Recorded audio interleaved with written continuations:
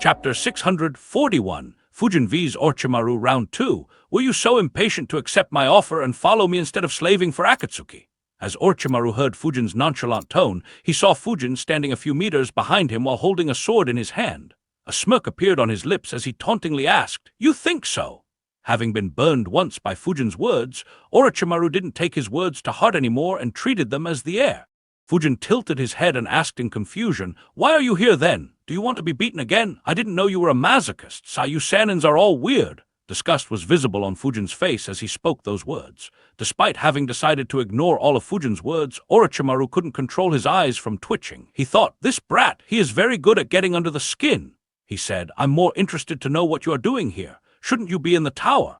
Fujin replied, "I was, but I felt like some snakes were crawling underground and came to check. And from the looks of it, I was right. For you to first put that seal on Sasuke and then watch him in this manner. Why are you so obsessed with that Uchiha kid?" Orochimaru replied, "Oh, you know how it is. Two guys have something and a third one's just got to get it."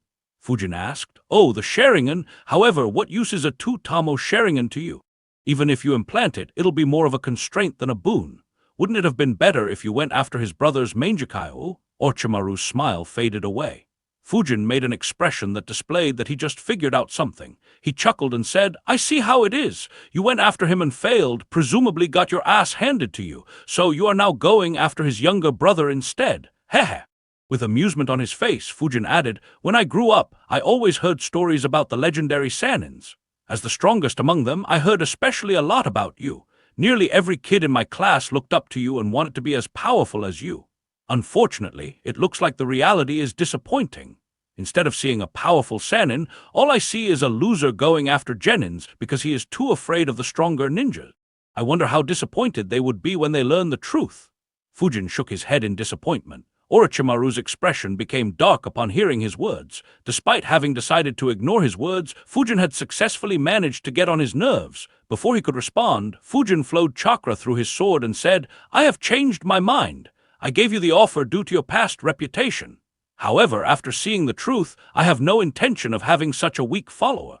Just let me kill you without any resistance so that others don't learn how disappointing you are and you maintain your reputation." Fujin disappeared and appeared in front of Orochimaru while swinging his sword. While Fujin and Orochimaru were in a face-off, another face-off was happening very close by. Inside the tower, Kakashi and Kabuto were looking at each other. The bodies of 4 dead Anbu ninjas were lying in the room, while Sasuke was sleeping in the center on a bed. Kakashi asked, "What do you want to do with Sasuke? Depending on the circumstances, I'll have to arrest and interrogate you." Kabuto smirked and asked in return, "I wonder if someone like you can." Kakashi replied, "Do you want to test someone like me?" The two talked for a bit more until Kakashi realized that talking with Kabuto would be pointless. However, before he could make a move, Kabuto held a kunai against the sleeping Sasuke's throat. Understanding the danger, Kakashi made a move instantly and restrained Kabuto. In the tower, Fujin's clone continued analyzing, "I haven't made any impact on the Odo Genins, so there's a good chance that Dasu would end up committing suicide. As for Sakura, the best thing for her is just to forfeit this match. I suspect that Kakashi might ask her to do the same as the danger is too high and he can't strengthen her in a month like he could with Sasuke. Even if she doesn't forfeit, as long as she isn't too injured, things will remain the same, so I don't need to interfere unless her life is in danger like how Lee's was." He was satisfied with the matchups. The Genins looked at their opponents. Naruto was happy to have Neji as his opponent while Shino and Kenkuro had a stare-down. Of course, there was one Genin who was terrified. That Genin was none other than Sakura. Her face became pale at the very instant she realized that her opponent was Gaara. Having seen his battle with Lee, she knew that she had no chance against Gaara. Naruto was looking at Neji when he sensed that something was off with Sakura. He said, "Sakura-chan, what's wrong? Why are you so pale?" Sakura didn't say a word. Instead, Shikamaru said, "Look who her opponent is, Naruto." Naruto looked again at the paper Ibiki was holding and realized, "Your opponent is Gaara." Sakura could only nod pitifully. She didn't know what she could do in a month that would give her a chance against a monster like Gaara. Seeing her depressed, Naruto said, "Don't worry, Sakura. I'm sure Kakashi-sensei will think of something." Once again, Sakura could only nod pitifully and hope that Naruto's words were true. Fujin's clone couldn't help but chuckle at their reaction. So did most of the other Jounins and Gaara's siblings. Temari commented in her mind, "Poor girl, Gaara won't even leave her bones behind." Outside the building where Sasuke was kept, Orochimaru dodged Fujin's vacuum slash and said, "Do you really think that this battle will go similar to the one in the forest?" Fujin continued attacking and said, "Of course it won't. We are in the village. You'll soon be surrounded by thousands of ninjas and be killed. Unlike the previous time, I won't allow you to escape." Dodging the barrage of wind and vacuum blades, Orochimaru jumped into the sky as he said with a smirk, "That's right. We are in the village. As long as we fight here, thousands of people will die in the aftermath of our battle." Fire release, majestic destroyer flame jutsu. A massive flood of flames appeared in the sky and fell towards the ground. The attack was so big and so intense that every civilian and ninja in the vicinity saw it and became alert. Fujin built up his chakra as well and took a deep breath while saying, "What about it? Did you forget that you are in a ninja village?" Wind release, infinite breakthrough jutsu. His move surprised Orochimaru as he wondered, "That's strange. Did he forget that his wind jutsus can't push back my flaw?" As the two jutsus clashed, Orochimaru saw that Fujin's winds were overpowering his jutsu. The flames were being sent back into the skies by the intense winds. A grin appeared on Orochimaru's face as he thought, "Impressive, very impressive. He added yin chakra to his jutsu to counter my yang chakra, and he has added it in enough quantity to be able to match me. To come up with this so quickly, his control over yin and yang chakra must be exceptional. As impressive as he is too big of a threat to be left alive. If he's allowed to mature completely, he might end up surpassing Minato. I need to eliminate him during the invasion, or Konoha will rally around him even if I kill Sensei." The massive waves of flames dispersed in the skies as a good portion of Konoha's population noticed a fiery sky and felt a heat wave. Several ninjas rushed towards their location. Just then, the sound of a glass window breaking was heard behind Fujin as Kabuto jumped out while being disguised as an Anbu ninja. Kakashi looked out of the window while thinking, "Darn it, he got away." His attention was quickly diverted towards Fujin and Orochimaru as he thought, "I sense their clash. Did Orochimaru also come here for Sasuke? And what is Fujin doing here?" Kabuto saw them as he fell from the building as well. However, he didn't stay and quickly escaped. Seeing Kabuto get away successfully, Orochimaru, who was standing in the center of a firestorm, said while weaving a hand seal, "This isn't the time for us to battle, but don't worry, it'll be very soon." Using reverse summoning jutsu, Orochimaru escaped from Konoha once again. Fujin didn't stop him from escaping as he thought, "Oh, it's good that he's escaping himself. Saves me a lot of trouble." In a quiet and dark corner inside Konoha, where there was no one nearby, Kabuto appeared. He sighed in relief and thought, "It's a good thing that Orochimaru-sama was keeping an eye. Otherwise, with both Kakashi and Fujin, I might not have been able to escape." Suddenly, Kabuto's eyes widened and his pupils dilated. He lowered his head and glanced towards his chest. An arm, covered in lightning, had pierced through his chest and was holding his heart. Chapter 642, Striking Preemptively. Suddenly, Kabuto's eyes widened and his pupils dilated. He lowered his head and glanced towards his chest. An arm, covered in lightning, had pierced through his chest and was holding his heart. In complete shock, he turned his head and saw Kakashi. He muttered, "Hade Kakashi, how did you follow me, and why didn't I detect you?" Kakashi's eyes widened as he thought, "This fellow is remarkable. Even without his heart, he is able to replicate blood circulation with just his chakra. Tusk, this troublesome fellow's expertise in medical ninjutsu is even better than I remember. Fortunately, I had a chance to make a move against him inside Konoha. Otherwise, killing him would have been troublesome. The fact that he will always stay around Orochimaru would make it even tougher." Needless to say, the attacker wasn't Kakashi. Instead, it was Fujin under disguise. The Fujin who confronted Orochimaru was his shadow clone. Unlike the shadow clone that he left in the tower and contained only 0.5% of his chakra, the clone fighting Orochimaru had 70% of his chakra. That is why Orochimaru didn't suspect anything. As for how Fujin snuck up on Kabuto, that was actually extremely simple. Back when Fujin was tasked to search for the culprit that killed the root ninjas, Fujin had marked nearly the entire village with his Flying Thunder God mark. Only some clan spaces and important buildings where he was closely watched were spared. If anyone else could see those marks, they would struggle to find a single square meter in any other place inside Konoha that didn't have one of those marks. Anyone who could see seals found Fujin's home terrifying and stayed as far from it as they could. What none of them knew was that the number of seals he inscribed on his house paled in comparison to the number of Flying Thunder God marks he had placed throughout the village. Even Hiruzen and Danzo were unaware of this. If they did, both would have been terrified. When Fujin's shadow clone was fighting against Orochimaru, Fujin's entire attention was on Kabuto and Kakashi's battle. Even though Kabuto escaped from Kakashi, Fujin never lost his track due to his space-time sensing technique. Once Kabuto entered an area where no one was around, Fujin just teleported to the closest flying thunder god mark behind Kabuto, which was just one step behind him, and stabbed his chest with Kakashi's Chidori before he had any time to react. It was the perfect assassination. Had it been any other place, Fujin would have had a hard time killing Kabuto despite being significantly stronger than him. However, inside Konoha, even someone as strong as Kabuto had no chance of resisting Fujin for a second. Kabuto didn't get any response to his question. Instead, Fujin clenched his fist and crushed Kabuto's heart while concentrating more lightning chakra on his arm. From his arm, lightning sparks flowed in all directions inside Kabuto's body except the top direction. As the lightning ripped through Kabuto's body, he felt pain that he had never experienced. His eyes widened and he let out a gut-wrenching scream. Under normal circumstances, people would have heard his scream for several hundred meters. Yet, not a single other person heard his scream due to the stealth battlefield Fujin deployed right after stabbing Kabuto. Despite several ninjas, who were rushing towards the spot where Fujin's clone and Orochimaru fought, passing by from very close to where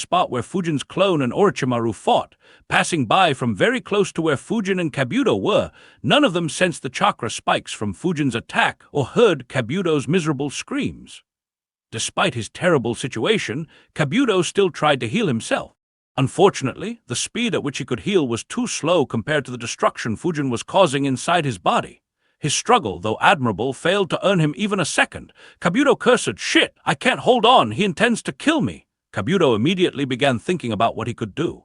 Unfortunately, he couldn't think of anything in that situation.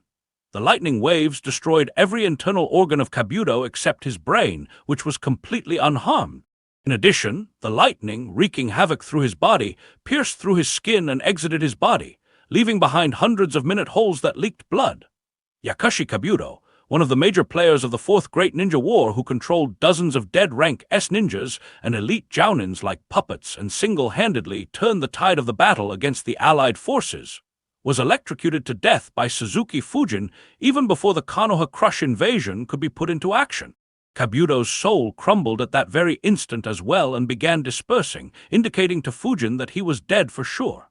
Fujin looked at his dead body and thought, so he couldn't survive the destruction of all his internal organs? A shame! That would have been a sight to see.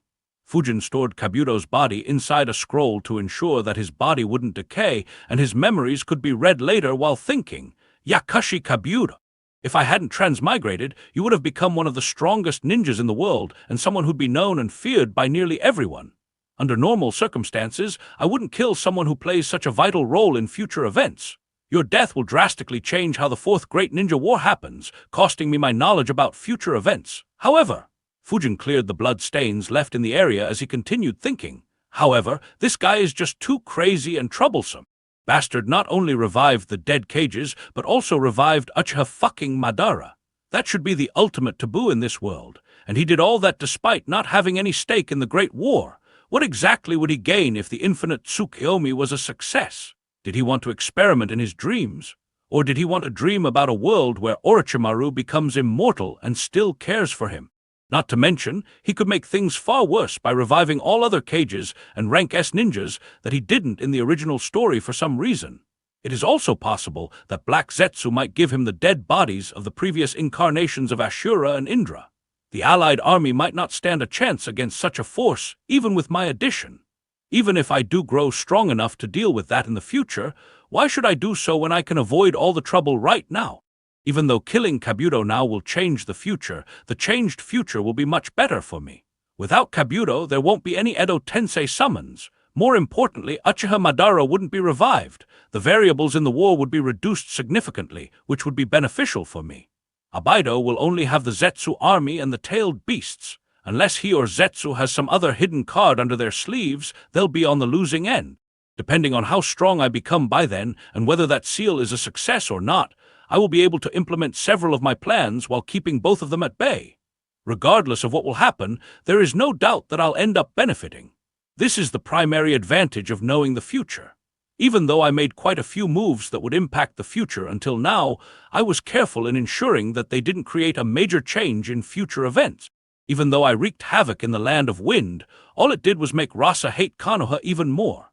Similarly, my clashes against Roshi and Kitsuchi didn't have an impact on the future. Killing Juzo didn't have much impact either, as he would have died sooner or later. I was very careful while training Naruto as well to ensure that he didn't become very strong. After all, he'll be involved in all the major events and things will be very different if he is overpowered. There are only two cases where I messed up or it wasn't in my hands. One is Sakura defeating Ino, and the other is my very existence. Anyway, the reason I was being so careful wasn't just so that everything happens exactly the same way. I did it so that I could take advantage of the moments that I know will occur as long as I don't cause any major changes. When I do something that would affect the future, the move I make has to change the future such that it becomes more advantageous for me.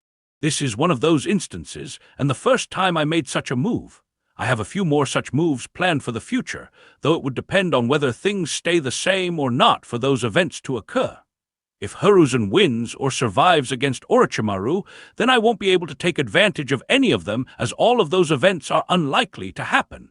That was also why I made a move against Kabuto now instead of later. If Hiruzen kills Orochimaru, then there is no saying what this psychotic brat would have done. He went from barely rank S to someone who controlled dozens of peak rank S ninjas in less than a year after Orochimaru's death.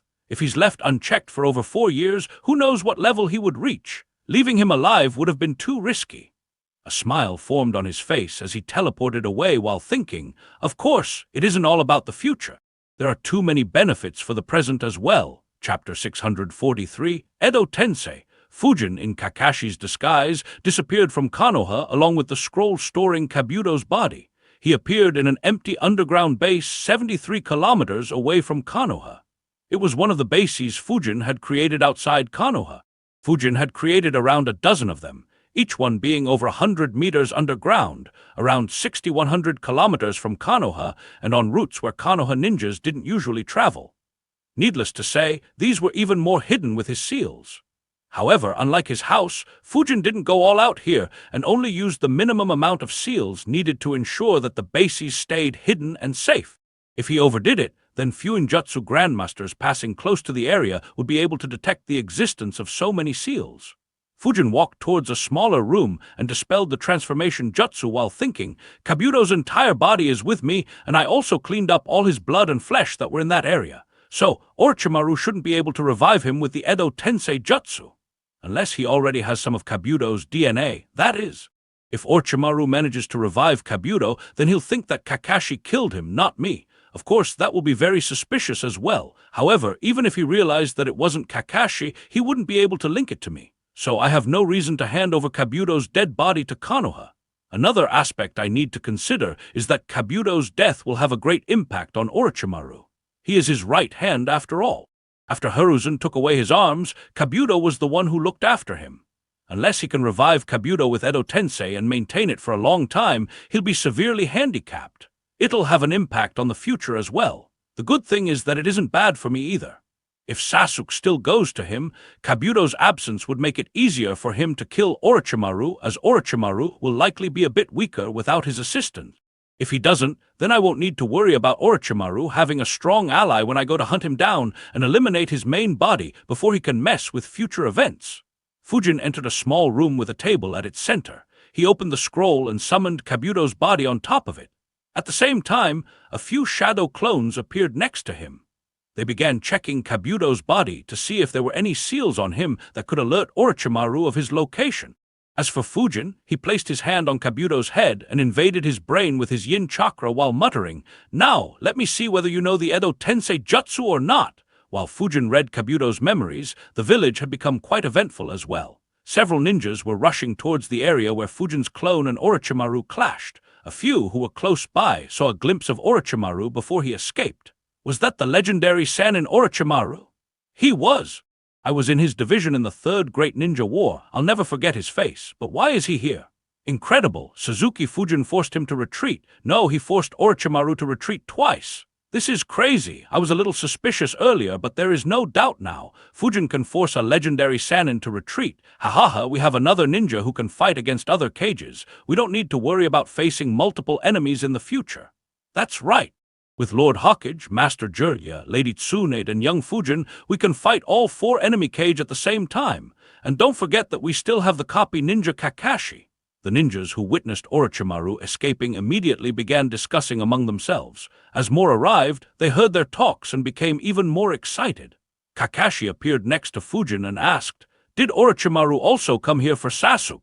Fujin's clone replied, "Yes, though I'm not sure whether he intended to make a move or not. I felt a bit odd after you left and followed your trail. When I reached here, I saw Orochimaru staring at Sasuke's room. Anyway, who were you fighting inside the room, and how did he manage to escape from you?" Kakashi answered, "It was Yakushi Kabuto." Fujin's clone eyes widened in surprise. He asked, "That genin who forfeited? He felt a bit suspicious, but is he that strong?" Kakashi nodded with a solemn expression and said, "Yeah, the kid is amazing. He killed the 4 Ambu I deployed to look after Sasuke. He surgically altered one of their faces to make it resemble his own and used the dead soul jutsu to temporarily restore his heartbeat and manipulate him. He even erased the dead body's odor so that I wouldn't suspect him. And he stilled his own heartbeat and disguised himself as one of the dead Ambu ninjas to allow his escape." Fujin's clone became serious and said, "Such skill! Seeing that Orochimaru was watching, it should mean that Kabuto is his subordinate, or more accurately, a spy placed by him. This is troublesome." Kakashi nodded while thinking. His skills would put any Ambu squad to shame. Even the Ambu guards wouldn't be his match. If such a talented person is working under Orochimaru, then, at this rate, I'll be obsolete soon. After Minato's death, Orochimaru's betrayal, and the Sanin's withdrawal from active duty, Kakashi was the one who became the ninja who took the most difficult missions for Konoha. Over the last decade, he had become the ninja everyone in Konoha looked at as their next leader. Yet in the last few days, his stature had decreased considerably. First Fujin, someone who was 10 years younger than him, defeated Orochimaru and forced him to retreat not just once, but twice. And then Kabuto displayed that he could compete against him. He thought, "I can't keep slacking. I need to pick up on my training once again." As they talked, a few other ninjas stepped closer to them. One of the senior ninjas asked, "Kakashi, Fujin, what happened here? Why did Orochimaru show up here?" Kakashi answered, "Hard to say for sure. We'll need to discuss it with Lord Hawkage." The senior ninja and the others nodded. One of them asked, "Should we establish a perimeter to see whether Orochimaru is still around?" Fujin's clone replied, "No, he has escaped far away. I doubt he'd return here. Instead, we need to focus on ensuring that our village walls are more secure. After all, this is the second time in less than a week that he has infiltrated our village." Everyone nodded solemnly. Someone like Orochimaru showing up so frequently posed a grave danger to the village. He could cause hundreds or even thousands of deaths with sudden attacks and could retreat before Fujin or Hiruzen could confront him.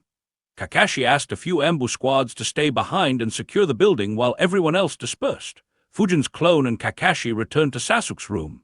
Fujin's clone looked at the dead bodies and sighed. He muttered, 4 Ambu ninjas died." Such a clone looked at the dead bodies and sighed. He muttered, 4 Ambu ninjas died. Such a terrible loss." Kakashi nodded and said, "Yeah, that's a pity." Fujin's clone checked the Ambu whose face had been surgically modified and asked, "What exactly was Kabuto doing here? Was he really here for Sasuke? Couldn't he have killed or kidnapped him in the time it took to do all this? Orochimaru said that he wanted Sasuke's Sharingans, so Kabuto could have even stolen them during that time." A frown appeared on Kakashi's face as he realized, "Yeah, that is strange. I didn't consider that earlier." He thought for a bit before answering, "I'm afraid I can't make any sense of what Orochimaru is planning. We need to report it to Lord Hawkage as he might have a better idea." Fujin's clone nodded and said, "That's true. His mind is so messed up that it is difficult for us to comprehend his thoughts." Kakashi involuntarily nodded when he suddenly realized something. He looked at Fujin's clone with a peculiar expression and wondered, is he implying that Hokage's mind is also messed up? Fujin's clone noticed his expression and asked, "What is it?" Kakashi thought, "I guess he only said so because Third taught Orochimaru." Kakashi replied, "I was wondering whether you'd be willing to guide Naruto for a month. All 3 of my students qualified for the finals." He turned his gaze towards the sleeping Sasuke and continued, "And considering Sasuke's situation, I'll have to put my entire focus on him. Otherwise, Orochimaru might end up digging his claws into him." Fujin's clone raised an eyebrow and asked, "You know 1,000 jutsus. Can't you teach the 3 of them by yourself?" Now that I think about it, Naruto only knows the great breakthrough jutsu, while Sakura didn't display any jutsu other than the basic academy jutsus. What exactly is your training plan with those 3? Chapter 644, just beat them up. What exactly is your training plan with those 3? Fujin asked Kakashi. He was truly curious about why Kakashi had trained them in such a manner. Kakashi answered, "I could normally, but the training I intend to put Sasuke through will require all my focus. I won't be able to guide Naruto or Sakura at the same time. As for my training plan, it's rather straightforward. I want their basics to be rock solid before they move up to more advanced stuff. Hence, my focus was more on teamwork and formations rather than their individual strength. A weird expression appeared on his face as he continued. To be honest, I didn't expect that all three of them would end up reaching the finals. I just wanted them to gain some experience, and I planned to start their ninjutsu and genjutsu training after the Chunin exams. However, this year's batch of genins was quite weak with a few exceptions, so they are a bit underprepared for the real event. Anyway, you don't need to keep that in mind. Just focus on raising Naruto's strength as much as you can without teaching him any new forbidden jutsus. So will you train him? Instead of answering him, Fujin's clone replied, Teamwork over individual strength, huh? Kakashi asked. You don't agree? Fujin's clone answered, Not entirely. Though teamwork is essential, how useful will the teamwork between three genins be against a jounin or even an elite chunin? I would have gone with personal strength as the main focus while ensuring that their teamwork stays acceptable. Kakashi shook his head and said, You are wrong. For any squad, teamwork is the most essential aspect. Without it, no matter how strong the squad is, it has no future. Fujin's clone raised an eyebrow and asked, It's true that without teamwork any squad is dead, but they are ninjas. They should understand its importance as well and would work together at least when circumstances demand so. If they can't even do that, then it's better to just make them quit as ninjas. Besides, why does individual strength have to be sacrificed for teamwork? On the contrary, stronger individuals would be able to work better together as they'll have more ways of cooperating and using combination jutsus. Not to mention, Fujin's clone paused, looked into his eyes, and added, A couple of your students have some amazing potential. Sasuke's talent is extraordinary, while Naruto's potential seems as limitless as his chakra. Had you focused on increasing their strength and jutsu arsenal, both would have likely already been strong enough to go up against any chunin. They might have even been able to resist a jounin for a short time. Once they faced off against stronger opponents, their teamwork would have automatically improved. His words made Kakashi think for a bit. However, he still shook his head and said, No, trying to make them improve their teamwork at that stage would have been too difficult. It's best to teach it to them when they are still genie.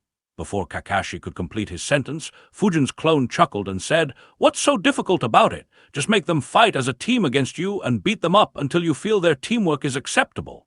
Even if they are complete blockheads, they would eventually figure it out. Kakashi was speechless as he looked at Fujin's clone.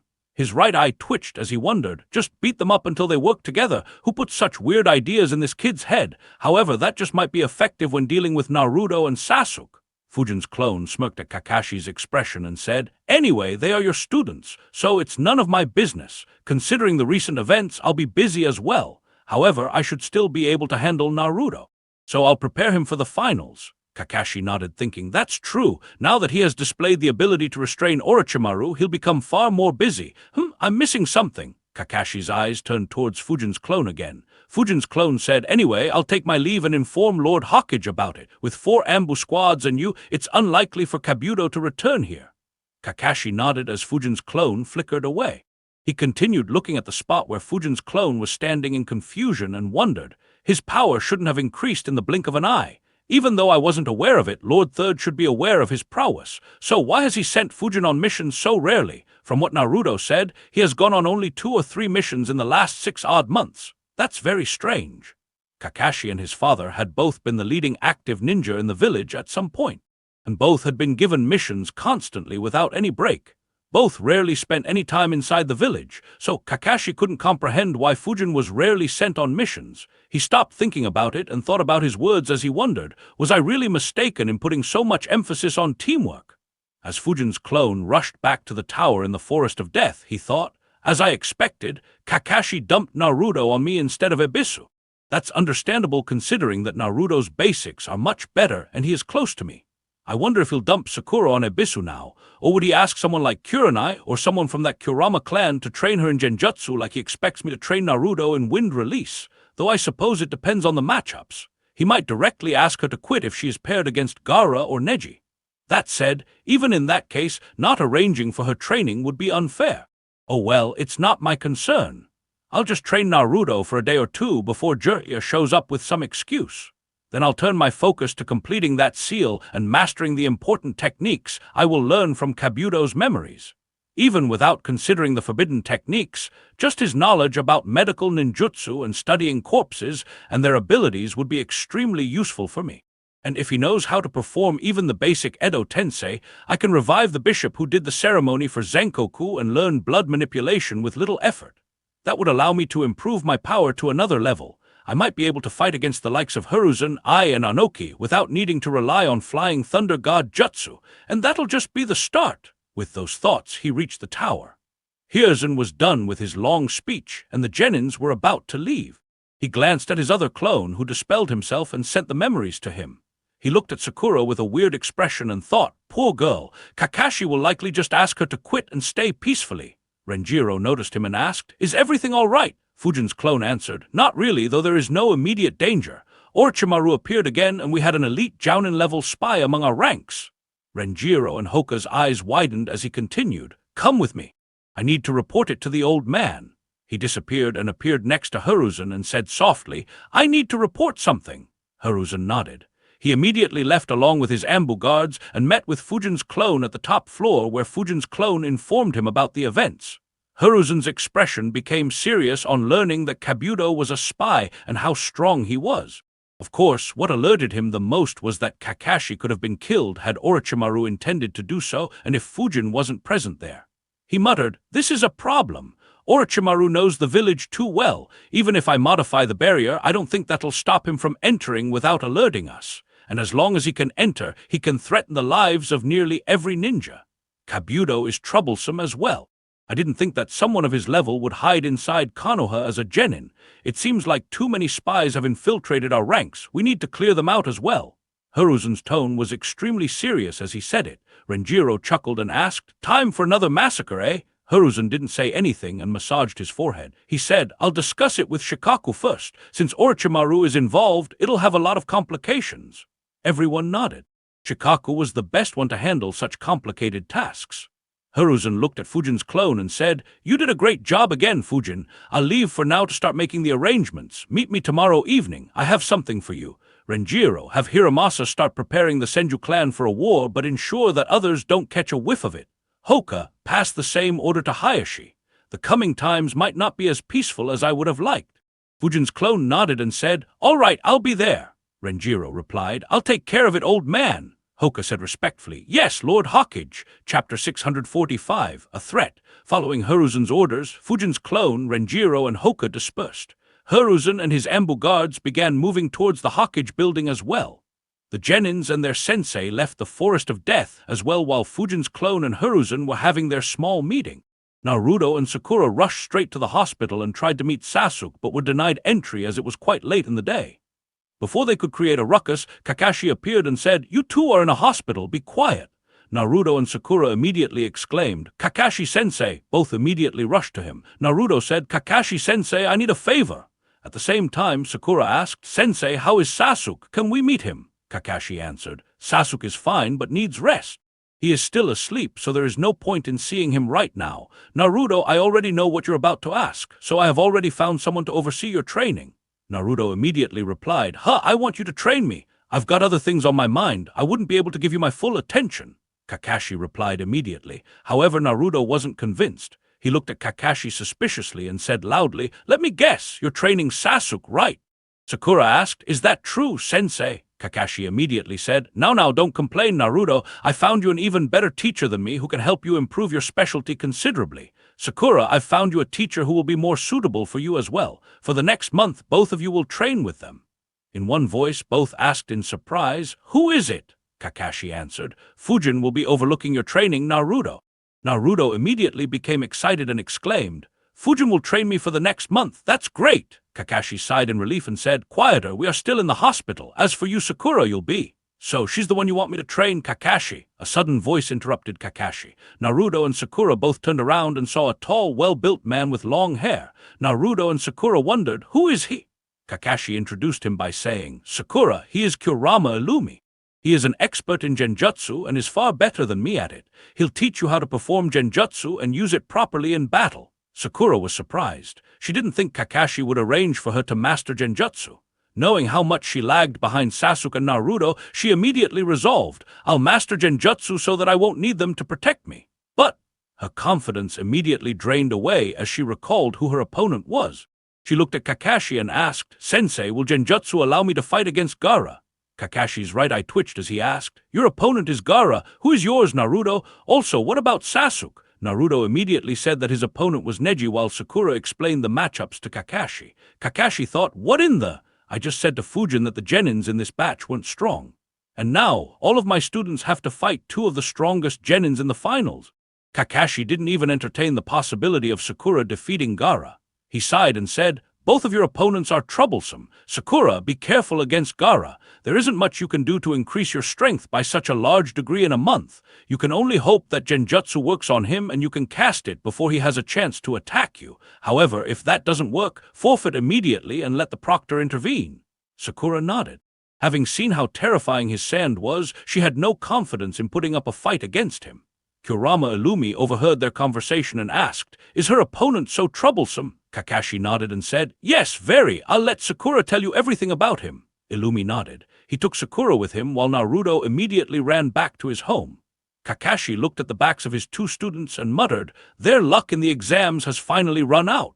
"The Senju clan compounds," Hiramasa asked with a serious expression. "Lord Third said that?" Renjiro nodded. Hiramasa sighed and said, "A war at this point in time can rapidly expand into a larger war. Our forces have just recovered and a large-scale war at this time won't be good. Luckily Kiri is still embroiled in a civil war. Otherwise, this could have been a trigger for the next great ninja war."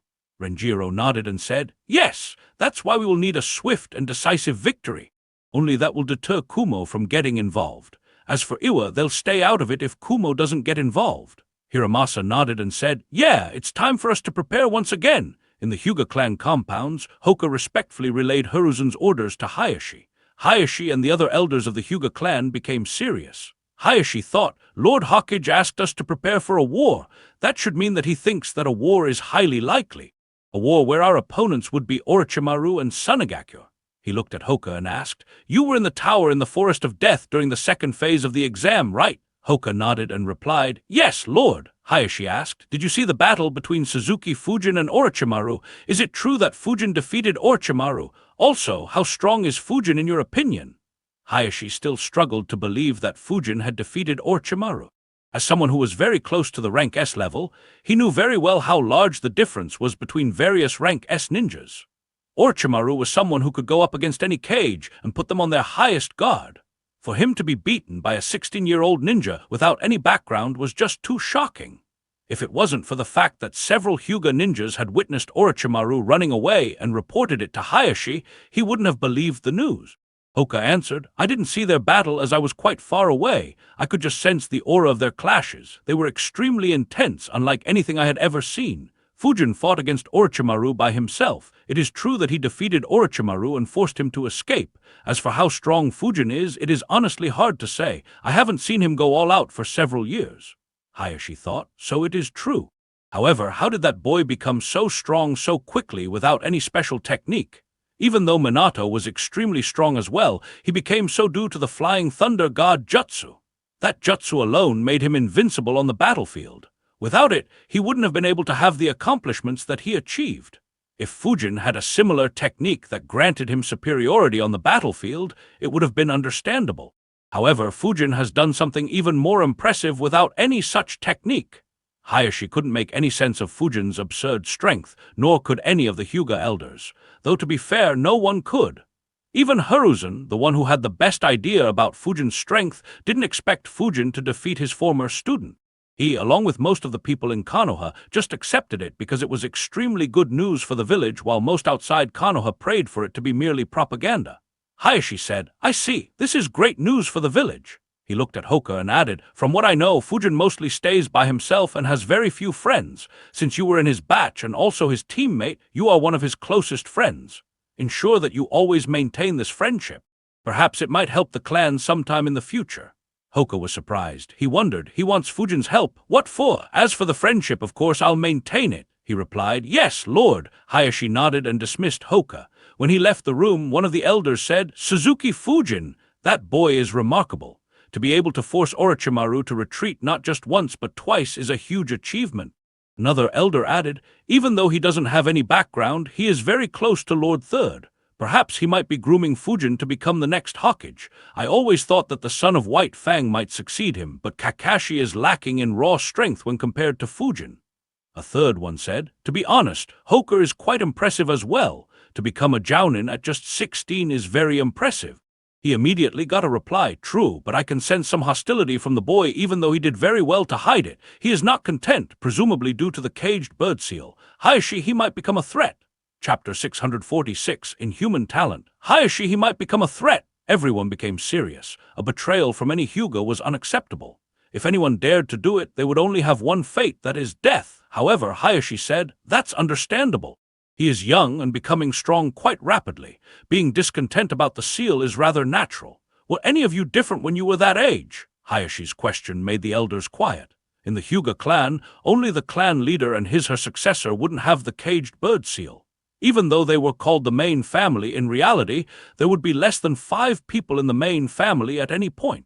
The only members would be the current clan leader, her children, and any previous clan leaders if they were still alive. Currently, Hayashi, Hinata, and Hanabi were the only members of the main family. Everyone else, including the elders, was from the branch family. Of course, the elders understood the importance of the seal and no longer hated the main family or viewed it with contempt. They trusted the clan leader completely and hence didn't mind the seal. However, it was true that they too hated having the seal in their youth. Hayashi added, he'll mature with age. If needed, we can include his father in the elder council. That would reduce and later eliminate any resentment he feels. None of the elders opposed Hayashi. However, if they knew that Hoka asked Fujin to find a way to remove the caged bird seal, their reaction would have been very different. Hayashi said, anyway, that's enough discussion. It's time to begin preparing for a war. Everyone nodded. Just like the Senju clan, the Hyuga clan began preparing. Neither Suna nor Orochimaru was aware that the 2 largest clans in Konoha had begun preparing. Of course, they weren't the only ones. Hiruzen met up with Shikaku and informed him about Fujin and Kakashi's clash against Kabuto and Orochimaru. In the end, he said, it's time to eliminate the spies inside the village. What do you think? Shikaku thought for a few minutes before sighing. He muttered, another troublesome matter. It never ends. He looked at Hiruzen and said, you're right, eliminating the spies would be helpful. We haven't done so for a while, not to mention we also have an excellent opportunity. Hiruzen replied, to verify Fujin's strength. The spies would go to investigate the location of Fujin and Orochimaru's battle even though the risk is high. Shikaku nodded and added, yes, we can lay a trap there and secretly restrain everyone who shows up to check that. Once we catch the spies, we can read their memories and then make every village pay dearly. Hiruzen nodded. Installing spies inside Konoha carried a severe risk. Decades ago, Tabarama had exploited it and made every village pay dearly for doing so after they tried to do so following Hashirama's death. It was why the other villages were extremely careful while doing so. It was only after Hiruzen took a step back during the Hyuga incident and displayed Konoha's weakness that the other villages dared to place more spies inside Konoha. Even though Konoha eliminated the spies they identified, Hiruzen didn't use the same tactic as Tabarama due to Konoha's weak situation, as that would have offended the other villages a lot and irked a response he didn't want to face. However, Konoha had now recovered. They had recruited thousands of young ninjas, however. Konoha had now recovered. They had recruited thousands of young ninjas to compensate for the huge number of deaths in the Third Great Ninja War. The power vacuum created due to the deaths of veteran Jounins during Kyubai's assault and the Uchiha massacre had been filled by hundreds of ninjas accepted by Hiruzen into the Anbu, advancing to Anbu captain rank. Even the top-level combat ability had recovered with the likes of Fujin, Gai, and Kakashi replacing Minato and Orochimaru. Konoha's lone Jinchuriki had become a ninja as well. Now that Konoha was no longer weak, Hiruzen was about to remind the other villages of how terrifying Konoha was for the spies. Hiruzen commanded, implement your plans quickly. This time no one shall be spared. Seeing Hiruzen's seriousness, Shikaku nodded and immediately got to work. Hiruzen also asked him to start preparing the Nara clan for war and passed the same message to Inoichi and Choza. Hiruzen passed the same instructions to the other clans in Konoha as well. Within the space of an hour, every major clan in Konoha began preparing in secret. The Anbu under Hiruzen's command began preparing as well, though they weren't told the reason for the same. As for the normal civilian ninjas, Hiruzen didn't inform any of them to prevent any spy from realizing that Konoha was preparing for a war. Unaware of any such developments, Naruto rushed to Fujin's house and met with Fujin's clone. He said, "Fujin, Kakashi-sensei said that you'll be overlooking my training for the next month." Fujin's clone replied, "Yes, Naruto, but you are worn out right now. Rest for the night. We'll begin your training tomorrow morning." Naruto was about to pester Fujin's clone to start right away when he noticed a smile on his face. Fujin's clone added, "Rest well, Naruto. The training we'll start tomorrow will make Kakashi's training seem like child's play." Naruto involuntarily shivered due to his tone. He thought, okay, maybe this wasn't such a good idea. Without bothering him anymore, Naruto left. As night fell, the clan ninjas intensified their preparations under the cover of darkness while others fell asleep. A long distance from Konoha, Fujin was still in his base, his hand resting on the head of Kabuto's corpse. Some distance away were 6 shadow clones who were writing in a scroll. On the table in front of them were 42 scrolls, each one completely filled. Fujin sighed and muttered, he didn't know how to perform the Edo Tensei Jutsu. Oh well, I should have expected it. He has been spying inside Konoha for 4 years. Meaning he was only 15 years old when Orochimaru placed him here. He wouldn't give Kabuto such a deadly jutsu back then. I guess he would have learnt it soon in the future and improved it after Orochimaru's death. Even though Fujin didn't get what he wanted the most, there wasn't any sadness on Fujin's face. On the contrary, a smile could be seen despite his earlier sigh. Why was he smiling? The reason was rather obvious. Fujin looked at Kabuto's dead body and muttered, "Even though I am an acceptable medical ninja with very good healing capabilities, I have to admit that I am nowhere near his league. His talent in medical ninjutsu and human biology was inhuman. If Tsunade had taken him along with her instead of Shizune, Konoha would have had a terrifying shinobi. To think that a talent of this level was forced to betray Konoha due to Danzo. For someone who claimed to only work for the well-being of the village, Danzo was the biggest threat to Konoha's rank S ninjas. His actions caused Shisui to commit suicide, forced Itachi to act as a rogue ninja, and made Kabuto into a terrifying enemy. Fujin thought, if Danzo didn't exist, or if Hiruzen had not been soft and eliminated him, then perhaps Konoha might have had 3 terrifying rank S ninjas among their ranks at this moment, and all 3 of them would have been fiercely loyal to the village. It's so absurd that Konoha would become the laughing stock if this information was spread around. Not to mention, this is just the information I am aware of, and after Minato's death. Who knows how many such promising ninjas were ruined by Danzo when he was at his peak? Fujin stored Kabuto's body back in the scroll while thinking, oh well, that's none of my business. If they were in Konoha, then it would have disturbed my plans. Regardless, time to focus on the main thing. Even though I didn't get Edo Tensei Jutsu, Kabuto was a treasure trove of information. His knowledge of medical ninjutsu is several times better than what Yoshi and others taught me. Though I need to practice, I'll be able to improve quite easily with time. As for his ability to study dead bodies, that might be comparable or even superior to Tsunade's. It might even allow me to study Zenkoku's body and get some hints about how those seals have fused with his body. So I might have some hope of learning it even without reviving that bishop. However, reaching Kabuto's level of mastery will need some time and a lot of practice. Perhaps several months or even a year with the help of my shadow clones. A better option would have been to recruit him into the Phantom Haven and put him in charge of the medical division or perhaps even the whole branch. A shame that he was so loyal to Orochimaru. Fujin created another 6 shadow clones who began writing down the information he obtained from Kabuto's memories. While they did so, he began removing all traces of him and Kabuto from the base. Elsewhere, a ninja was stealthily moving towards the Forest of Death using the cover of the night. Chapter 647, Trapping the Spies. In the darkness of the night, a ninja stealthily entered the Forest of Death while thinking, as I expected, the security around the Forest of Death is very low. Considering its massive size, Konoha would need to deploy a lot of manpower to properly keep an eye on this training ground. I can complete my mission with little obstacles. Still, I need to be careful in case someone from the Inuzuka, Hyuga, or Yamanaka clan is present here. The ninja continued moving stealthily while looking for something in the Forest of Death. After around an hour and a half, he finally found what he was looking for. He continued hiding among the trees while looking at the area burnt down by Fujin during his fight against Orochimaru. The destruction in front of him left the ninja shocked. With a solemn expression, he thought, there is no doubt about it. There was a massive battle here. Only rank S ninjas can leave behind the destruction of this scale. He quickly analyzed all the available information and even checked the canal left behind by Fujin's Wind Dragon Jutsu.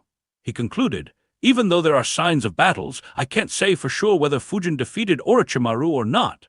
I can't say whether Fujin fought alone or whether Orochimaru was ganged up on either. However, considering what happened last evening, it is most likely true. I was lucky enough to be close to that spot. Though I didn't witness Orochimaru and Fujin clash, there is little doubt that Orochimaru ended up running away. Since it happened last evening, there is no reason that it might not have happened 5 days ago. I need to report all of this to Reikage-sama. He'll make the final call. He quickly moved away from that spot and found another hiding spot. He quickly wrote an encrypted message with all the details, attached it to a messenger bird he summoned, and sent it flying towards Kumagakyo.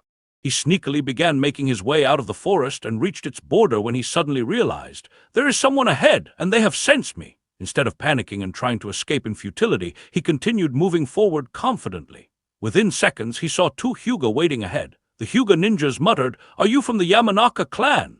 The spy had blonde hair like the Yamanaka clan members and the Yamanaka clan crest on his clothes. Even his appearance was quite similar to theirs. Of course, he looked like that because he had used transformation jutsu long before he decided to approach the Forest of Death. The spy smiled kindly and said in a friendly manner, "Our clan leader sent me here to take a look at the battlefield. I hope that it wasn't an issue." One of the Hyuga ninjas said, "Lord Hawkage has ordered this training ground to be sealed off and prevent others from entering. Please ask Lord Inoichi to not send any more ninjas here." The spy smiled and said, "Yes, of course, I'll be on my way." He walked past the Hyuga ninjas, happy that he had successfully managed to fool them. He had just taken a couple of steps when his instincts suddenly warned him. Unfortunately, before his body could move, 2 fingers jabbed into his back right behind his heart. He looked behind in disbelief and lost consciousness before he could say anything. At the same time, his transformation was dispelled and his real appearance could be seen. One of the Hyuga ninjas said, "He was very good at acting. If it wasn't for Lord Hawkage's trap, I might not have suspected him." The other replied, "Yeah, however, it's all over for him now. Ibiki will make him regret the day he decided to become a spy inside Konoha." The 2 restrained the spy and gave him to other Chunins who were responsible for transporting the spies to Konoha's torture and interrogation department. Some distance away, the messenger bird sent by the spy was intercepted and captured as well, and Konoha got the scroll he was sending. 15 such incidents happened during the night. 2 of the spies were from Kirigakyo, with 1 from each faction. 5 were from Iwagakyo and 8 were from Kumagakyo. As for Sunagakyo, they didn't deploy their spies since Baki had an official reason for going into the Forest of Death. On the other hand, the minor villages didn't dare to hurt Konoha by deploying spies there, so they were spared. Regardless, the number of spies inside Konoha was heavily cut down in a single night. Shikaku and Hiruzen had accurately predicted their reactions and took advantage of the opportunity provided by Fujin's display of strength. And this was just the first step. All the captured spies were brought to the T&I department stealthily using the cover of the night. No one was aware that Konoha had captured so many spies. Several seals were inscribed on each of their bodies to ensure that they wouldn't be able to resist or commit suicide.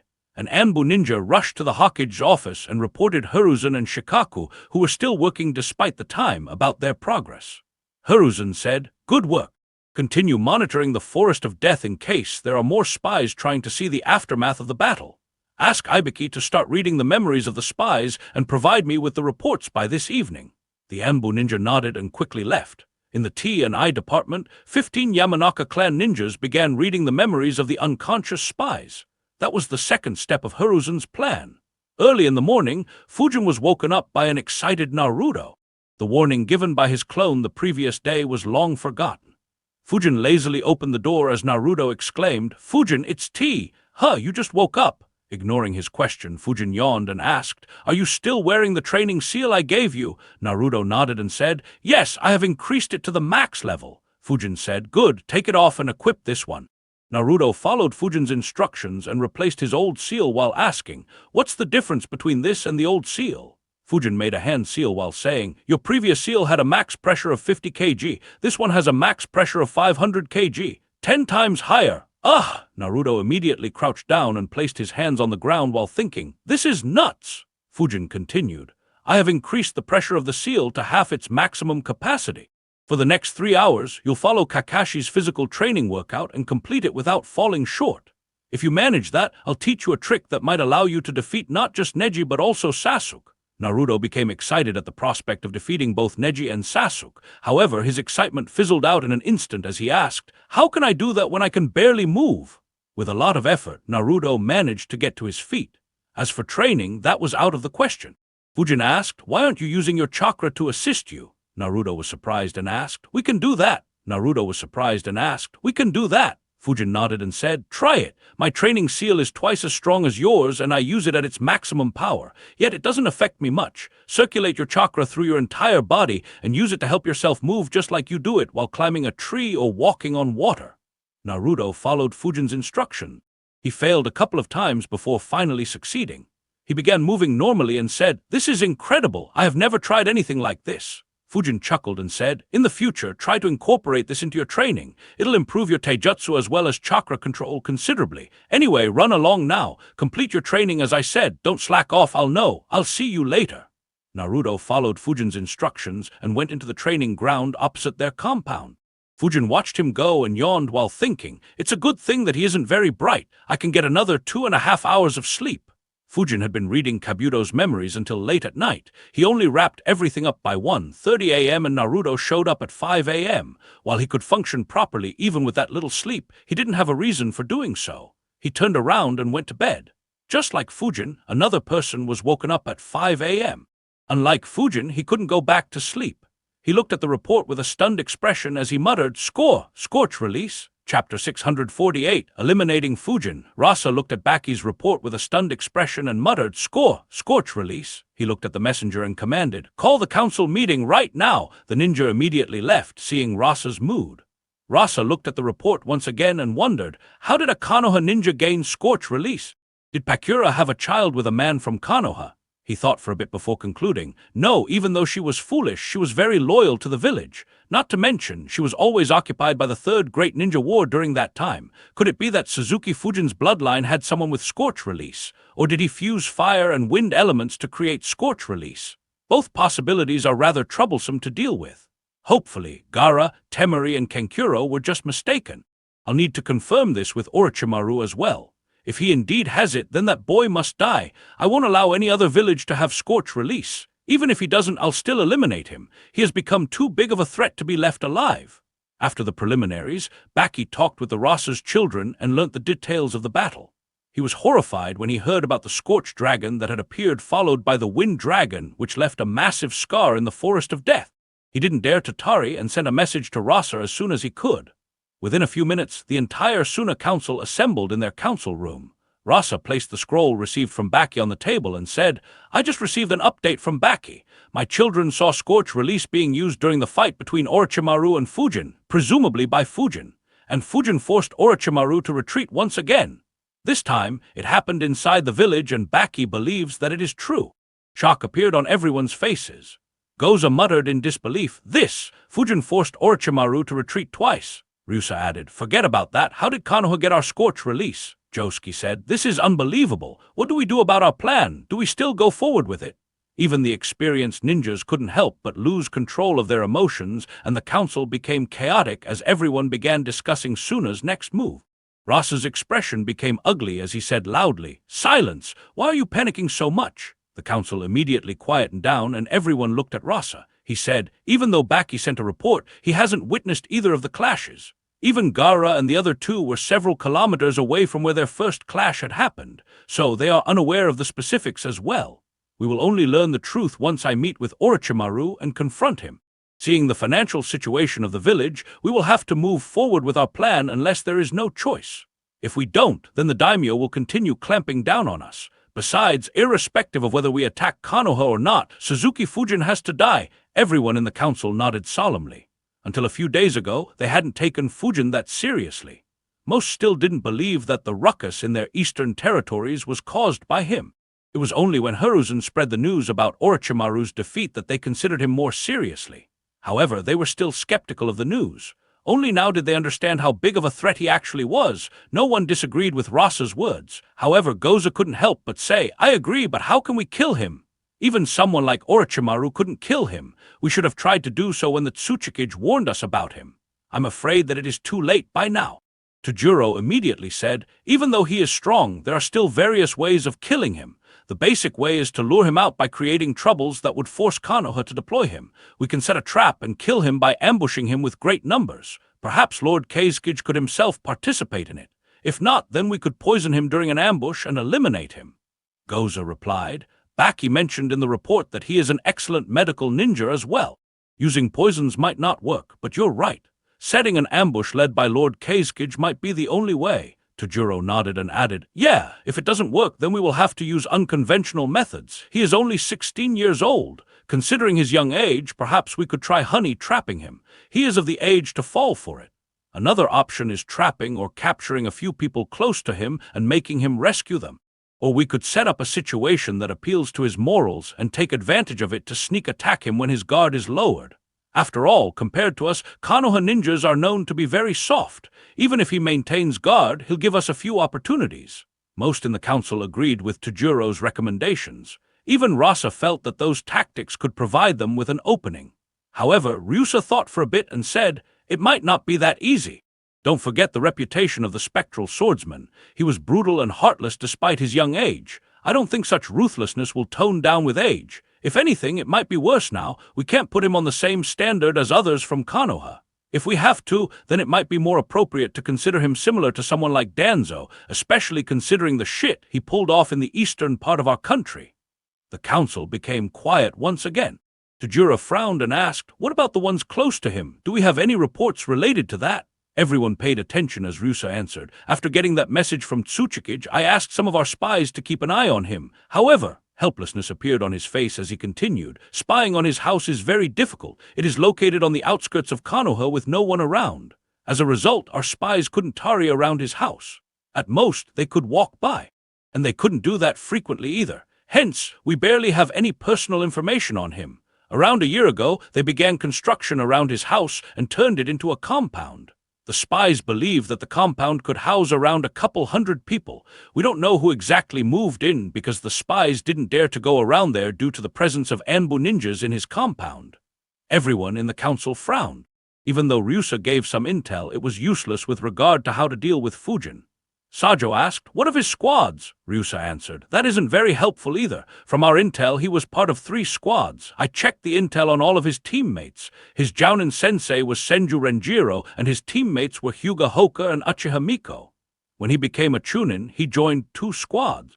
The first one was the same as his Genin squad, with his classmate Senju Teru replacing Renjiro. The other was a Chunin squad led by Sarutobi Tamatsu. After that, I believe he joined their Anbu, and we don't have any information about his teammates." Sajo interrupted him and asked, "That should be sufficient for us to target. Why did you say that it isn't helpful?" Ryusa answered, "Because of what I was going to say. From his Genin squad, the Uchiha girl died during the Uchiha massacre, and everyone from Tamatsu's squad except him died around 4 to 5 years ago. Even though Tamatsu is alive, he is retired and handicapped. The only ones who are still alive and active are Renjiro, Hoka, and Teru. However, Renjiro is an elite Jounin, so capturing him without killing him would be very difficult. Hoka is a Jounin, but since he is a Hyuga, capturing him is pointless. I haven't found much information on Teru, so I believe he is in their Anbu and hence almost impossible to track." Goza muttered, "No wonder you said that it isn't useful. There is almost nothing that we could exploit." Tajiro muttered, "His teammates are either dead or sufficiently strong. Is it a coincidence, or did someone in Konoha act in the dark to ensure that he doesn't have any weakness?" Ryusa shrugged and said, "Hard to say, knowing it wouldn't help us either. Regardless, hoping unconventional means work wouldn't be a good idea unless we can get more intel about him." Seeing that the morale of the council was low, Rasa said, "Even if there's no guarantee of success, we will still need to try as long as we have a chance. In fact, we need to make an attempt before we put our plans into action. Killing or critically injuring someone like him beforehand will decrease our losses considerably.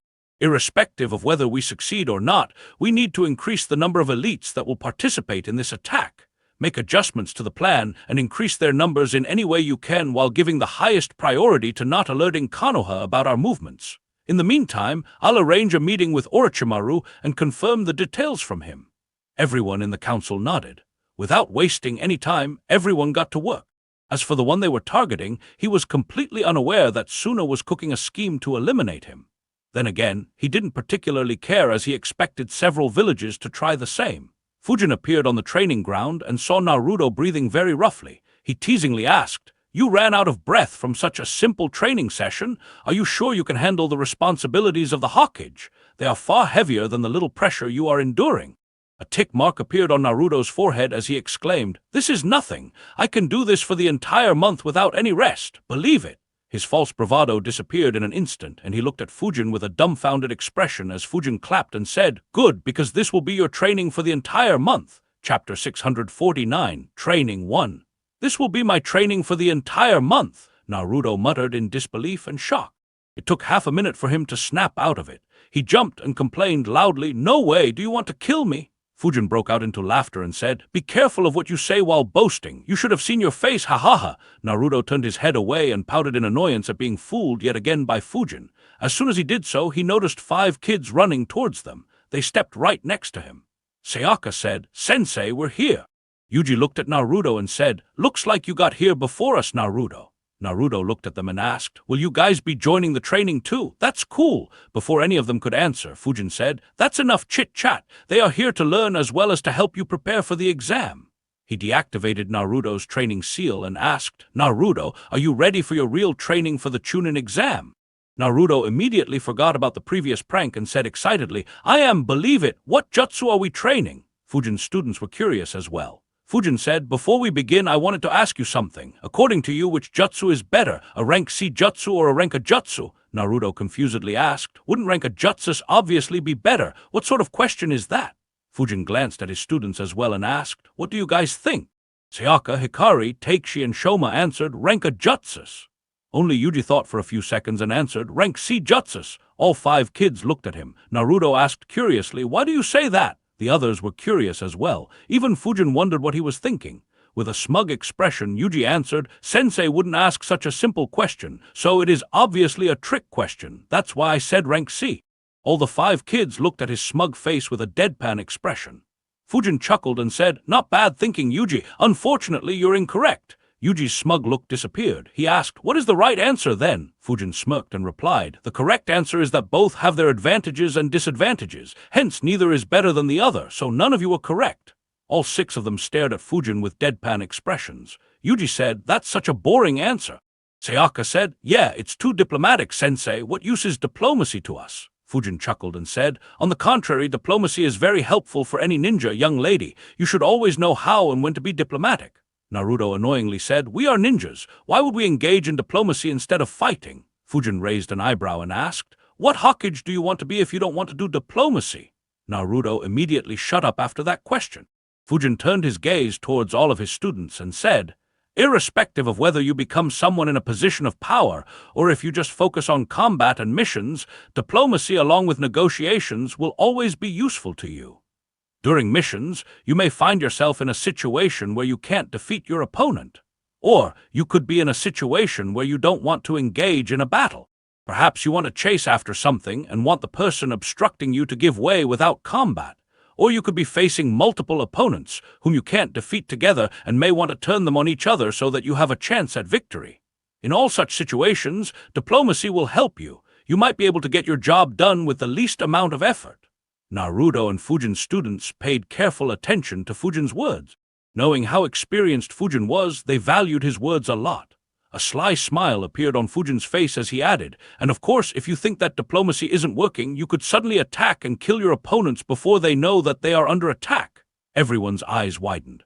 None of them expected Fujin to say something like that. Naruto muttered, "Isn't that unfair?" Fujin chuckled and said, "You're a ninja. Why do you want to play fair? Hit the enemy when they least expect it and win your battles while ensuring that no one does the same to you." Fujin's students thought for a bit and nodded. Naruto nodded as well, but he still wasn't entirely sure. Fujin said, "Anyway, we've gone off topic. Naruto, you can use the Great Breakthrough Jutsu, correct?" Naruto nodded. Fujin asked, "If another ninja can use the Great Breakthrough Jutsu as well, will both your jutsus be equally powerful?" Naruto instinctively answered, "They should be." Wait. As he was answering, he recalled his previous interactions with Fujin. He corrected his answer. "Normally they should be, but the wind jutsus you use are much stronger than mine. Why is that?" Fujin nodded and asked in return, "Good observation. Why do you think it is so?" Naruto immediately began thinking. After half a minute he answered, "I initially thought that it was just because you are good at it due to having practiced a long time.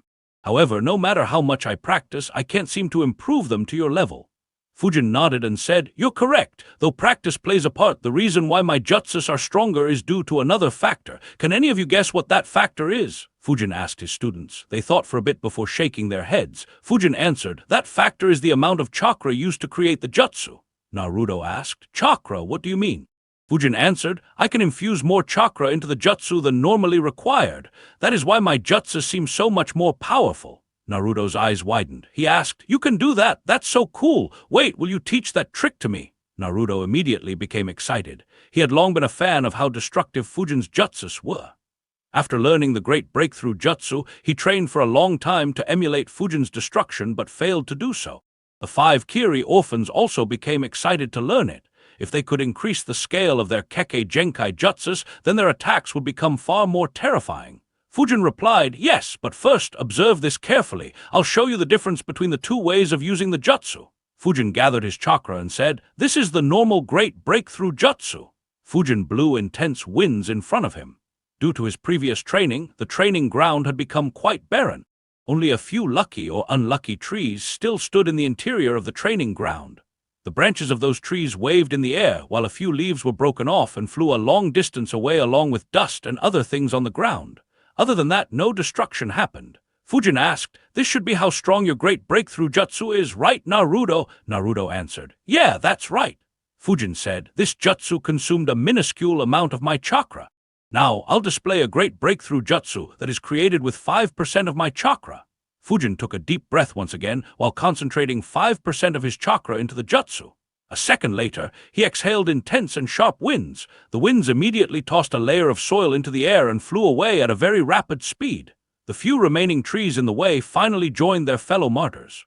Despite standing behind Fujin, all 6 of them felt the winds and covered themselves. Hikari muttered, "That's incredible." Takeshi said, "Yeah, if it was directed at us, we'd be dead." Sayaka agreed and said, "Yeah, I don't think my defenses would hold." Meanwhile, Naruto exclaimed, "That's only 5% of his chakra. This is nuts." Fujin ignored the commotion in front of him and said, "The technique of infusing more chakra into a jutsu is called supercharging a jutsu. Of course, not all supercharged jutsus are the same. Their effect will vary depending on how much chakra you infuse into the jutsu. There is another thing you need to consider. Even though the destruction and power are very high, it does have 2 drawbacks. The obvious one is that your chakra will run out faster if you use it repeatedly. During a battle, you'll only be able to use this a few times, so only use it when you know it can give you the best results, which is the second drawback. Chapter 650, Training 2. What is the second drawback? Fujin's students and Naruto thought for a bit. While they did so, the commotion created by Fujin's jutsu finally settled down. Sayaka glanced at it and her eyes widened. She said, "I understand. The scale and the power of the jutsu is a drawback in itself. We can target a normal jutsu at our enemies, but a supercharged jutsu might hit our allies or any other bystanders. There will be a lot of collateral damage." Fujin replied, "That's right. Due to the increased power, the supercharged jutsus will hit everything in its path. If your teammates or allies are nearby or your enemies have hostages who you want to rescue, then you'll have to be very careful while using this technique." Everyone nodded. They imagined themselves getting hit by Fujin's supercharged great breakthrough jutsu and shivered. None of them wanted to be in the way of such an attack or see their friends get hit by it. Fujin continued, "Of course, you'll be able to control even supercharged jutsus perfectly with training. However, that takes several years to master and your chakra control will have to be far better than your current levels. So remember these drawbacks for now. Anyway, we've talked plenty. It's time to learn it. Who all want to master this technique?" As Fujin was speaking, his eyes widened momentarily before going back to their normal size.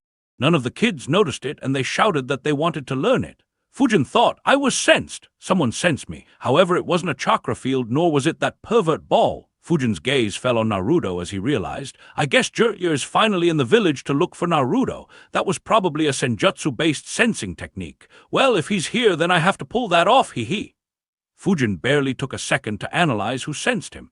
He chuckled at the reactions of the 6 kids in front of him and said, "Due to the nature of this technique, all of you can't train at the same place. This training ground is a bit too small for all 6 of you to practice at the same time." The 6 of them immediately looked at the training ground. Yuji muttered, "More than small, it is too sad." Hikari agreed with him. "Yeah, other than trees on the outskirts of the training ground, it is almost completely barren." Naruto looked around and said, "The training ground has become like this once again. Doesn't Grandpa Hawkage say anything? Also, how do the trees recover every time?" Fujin chuckled and said. On the contrary, he promotes using training grounds to their full extent so that we can train and become stronger.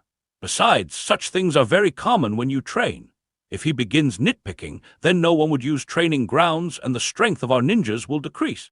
A bewildered expression appeared on Naruto's face as he wondered, is it really so common? Our training ground never once suffered so much even though we trained for so long. Fujin replied, anyway, no need to bother with this. I'll ask him to transplant trees here once again. He won't mind. Naruto and the rest nodded. They had frequently experienced the phenomenon of the training ground transforming from a barren wasteland to a lush green place filled with dense trees. Of course, they didn't know that a certain someone would be completely spent due to having to undertake such an arduous task. Fujin created 5 shadow clones and left them with his students to oversee their training in the training ground. Meanwhile, Fujin took Naruto to the river bank to train in the open space present there. Fujin thought, in the original story, he was perving around the hot springs. However, it's safe to say that it wasn't a coincidence. He must have sensed Naruto in the same way, but Ebisu couldn't detect it for obvious reasons. Oh well, I wonder if he'll approach me openly or whether he'll still perv around. Fujin's thought process was broken by Naruto, who asked, how do I supercharge my jutsu? Fujin looked at him and said, well, before I teach you that, I'll teach you a new jutsu. It's a rank B jutsu called Infinite Breakthrough Jutsu. It's the more advanced version of Great Breakthrough Jutsu and the jutsu I use most frequently. In the future, use this one instead. Naruto became puzzled and asked, didn't you just say that the rank of the jutsu doesn't matter? Why are you teaching me a higher rank jutsu then? Fujin raised an eyebrow and asked, when did I say that? I just said that both have their advantages and disadvantages. A higher ranked jutsu is generally more refined and doesn't have the shortcomings that lower ranked jutsu does. In return, they consume a higher amount of chakra. For instance, the winds generated by the Infinite Breakthrough Jutsu are a lot sharper and more intense as compared to the Great Breakthrough Jutsu. When you are facing too many enemies or an enemy who is quick on his feet, this jutsu will be much better. There is another thing you need to remember. Naruto paid attention as Fujin asked, did you notice that you're able to last much longer than others during training or fighting? Naruto immediately nodded and said, yes, I can train much longer than Sakura and even Sasuke. Fujin said, that's because your chakra reserves are huge. Despite your young age, your chakra reserves are one of the highest in the village. That's the reason why I decided to teach you this technique. Unlike others, you can infuse a high amount of chakra into the jutsu and increase its power beyond what should normally be possible. In addition, you won't run out of chakra as easily as others would. Naruto's eyes widened. He exclaimed, no way, how much chakra reserves do I have? How much higher is it than Sasuke's? Fujin smiled and answered, forget Sasuke, your chakra reserves are slightly larger than even mine. There aren't many ninjas with larger chakra reserves than mine in the village. And you're only 12. By the time you become 16, your chakra reserves will surpass everyone else in the village by a substantial level. Naruto immediately exclaimed in shock and happiness, holy crap, I'm awesome! Fujin chuckled and said, yeah, even though your talent in other aspects is quite bad, you beat others in terms of chakra by a large margin. Naruto's happiness decreased slightly as he dejectedly asked, did you have to put it in such a way? Fujin chuckled and replied, well, I have to ensure that you stay grounded. Besides, having a large amount of chakra isn't that useful if you don't know how to take advantage of it, so practice earnestly. The technique of supercharging jutsus will allow you to stand apart from your peers. Pay attention, I'll show you the hand seals of Infinite Breakthrough Jutsu. It's quite similar to the Great Breakthrough Jutsu, so you have to master it by the end of the day. Tomorrow, we will practice supercharging. Naruto nodded and observed Fujin carefully. Fujin explained to him the workings of the jutsu, displayed the hand seals, and showed how to perform them. Naruto immediately began practicing it. While Naruto began training, Jiraiya reached Fujin's compound while thinking, so this is the house of the boy Sensei told me so much about. Why does he live on the outskirts? There is nothing interesting here, A frown appeared on Jiraiya's face as he muttered, something feels weird. He concentrated chakra in his eyes as he focused on Fujin's house. His eyes widened and his jaw dropped. The book he was holding fell to the ground as his hands forgot to hold on to it. He shouted, which lunatic did this? The light coming from the seals was so intense that Jiraiya could see nothing but the seals. Forget Fujin's house, even the compound walls weren't visible. Jiraiya's throat became dry as he muttered in disbelief. This! How many seals are here? Thousands, tens of thousands, or hundreds of thousands, and Naruto lives here. Jirya gathered his thoughts and wondered, did Sensei order this, or was it that boy? So many seals! Did they want to hold the 9 tails here in case he ever broke out of Naruto, or does Sensei want to imprison all 9-tailed beasts here? No matter how Jirya tried to analyze, he couldn't make any sense of the sight in front of him. He thought, I'll have to discuss it with Sensei. Even though there weren't any passers-by near Fujin's compounds, Jirya's outburst attracted the attention of a few Anbu ninjas who flickered on the walls to see who it was. On realizing that it was Jirya, they respectfully greeted him before continuing their duties. Seeing that one of their sanins returned to the village, their morale increased. Jirya thought to himself, I need to meet with Naruto. He turned his head away from Fujin's compounds and looked towards the training ground on the opposite side of his house. He was about to take a step when his feet suddenly froze. He muttered, why does the training ground feel odd as well? His eyes glowed once again as he observed the training ground. The book that he had just picked fell down again as disbelief appeared on his face yet again. Chapter 651, Mysteries. Jirya once again picked up his book without taking his eyes off the training ground. He wondered, what has been happening in the village? I can understand someone protecting a compound, but why do the training grounds also have thousands of seals? If I hadn't used nature chakra to detect, I might not even have detected Naruto inside this dense network of seals. Let me see what he is doing inside. Jirya became completely still. Small amounts of nature chakra entered his body and mixed with his chakra. Around half a minute later, his eyes began transforming and started looking similar to that of the toads. However, since the amount of nature chakra he absorbed was so low, he didn't gain other features of the toads. Of course, this low amount of nature chakra wasn't sufficient for Jirya to enter sage mode. It wasn't very useful in combat either. Instead, it served just one purpose, that is, to sense. While sensing using nature chakra took a longer time and restricted his mobility temporarily, it had several advantages. For starters, other sensors wouldn't detect anyone sensing them. This made it perfect for undercover missions, which Jirya frequently undertook, be it for the village or himself. More importantly, traditional seals couldn't block nature chakra-based sensing techniques. Had Jirya used other means to sense Naruto, he would have never been able to sense him within that training ground, as it blocked everything other than Fujin's space-time sensing technique and senjutsu-based techniques, since Fujin didn't have the seals to negate them. Jirya was surprised that Naruto was no longer in the training ground. Instead, he sensed him some distance away near the river. He thought, so Naruto is training there now. He seems to be training some kind of wind jutsu. The one next to him must be Suzuki Fujin. Jirya's eyes returned to normal as he thought, I'll go there instead. That place is far better than either of these two. Jirya began walking towards it while thinking, still, I didn't expect to see such sights on returning to the village. People celebrating openly about a 16-year-old ninja defeating Orochimaru twice. A house hidden behind thousands of seals without anything suspicious inside it. And 5 kids practicing Kekkei Genkai that shouldn't be in Konoha. Life is full of mysteries. Perhaps I should use some of it for my next story. A young princess is imprisoned by her father in such a house, while her prince goes through hell to reunite with her. Yeah, that book should be a total hit. Jirya immediately noted down his ideas for his next book while planning a few more research trips. A couple of minutes after Jirya left, an Anbu guard entered the compound. He wanted to meet Fujin but discovered that Fujin wasn't there, so he quickly passed a message to Monkey before leaving. Monkey went to the training ground to inform Fujin about the message. At the river bank, Fujin was watching Naruto train when he received memories of his shadow clone. He thought, Hiruzen wants to see me. Is this in regards to what he said yesterday? Fujin created a shadow clone to watch over Naruto's training and flickered towards the Hokage building. Elsewhere, confusion could be seen on Orochimaru's face. If any of his subordinates were next to him, they would have been surprised to see such an expression on the face of their master. Orochimaru muttered, Where is Kabuto? Why haven't I heard from him yet? Orochimaru muttered, Where is Kabuto? Why haven't I heard from him yet?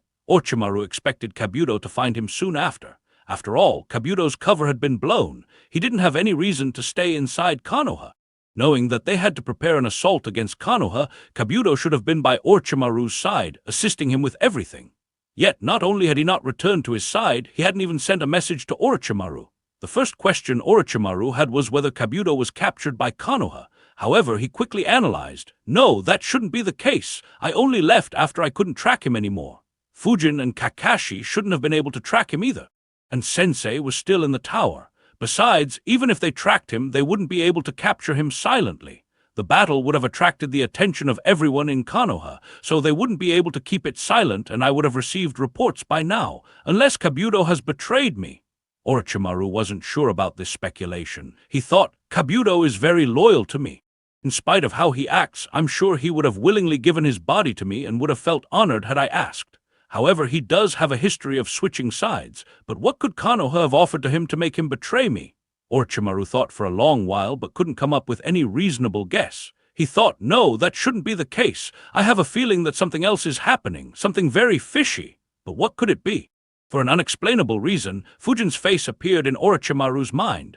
But he didn't have anything that could lead him to believe that Fujin was involved. After all, from Orochimaru's perspective, even though Fujin was strong, he was just an ordinary Konoha ninja who was influenced by Hiruzen like the rest. Unaware of Orochimaru's thoughts, Fujin reached Hiruzen's office.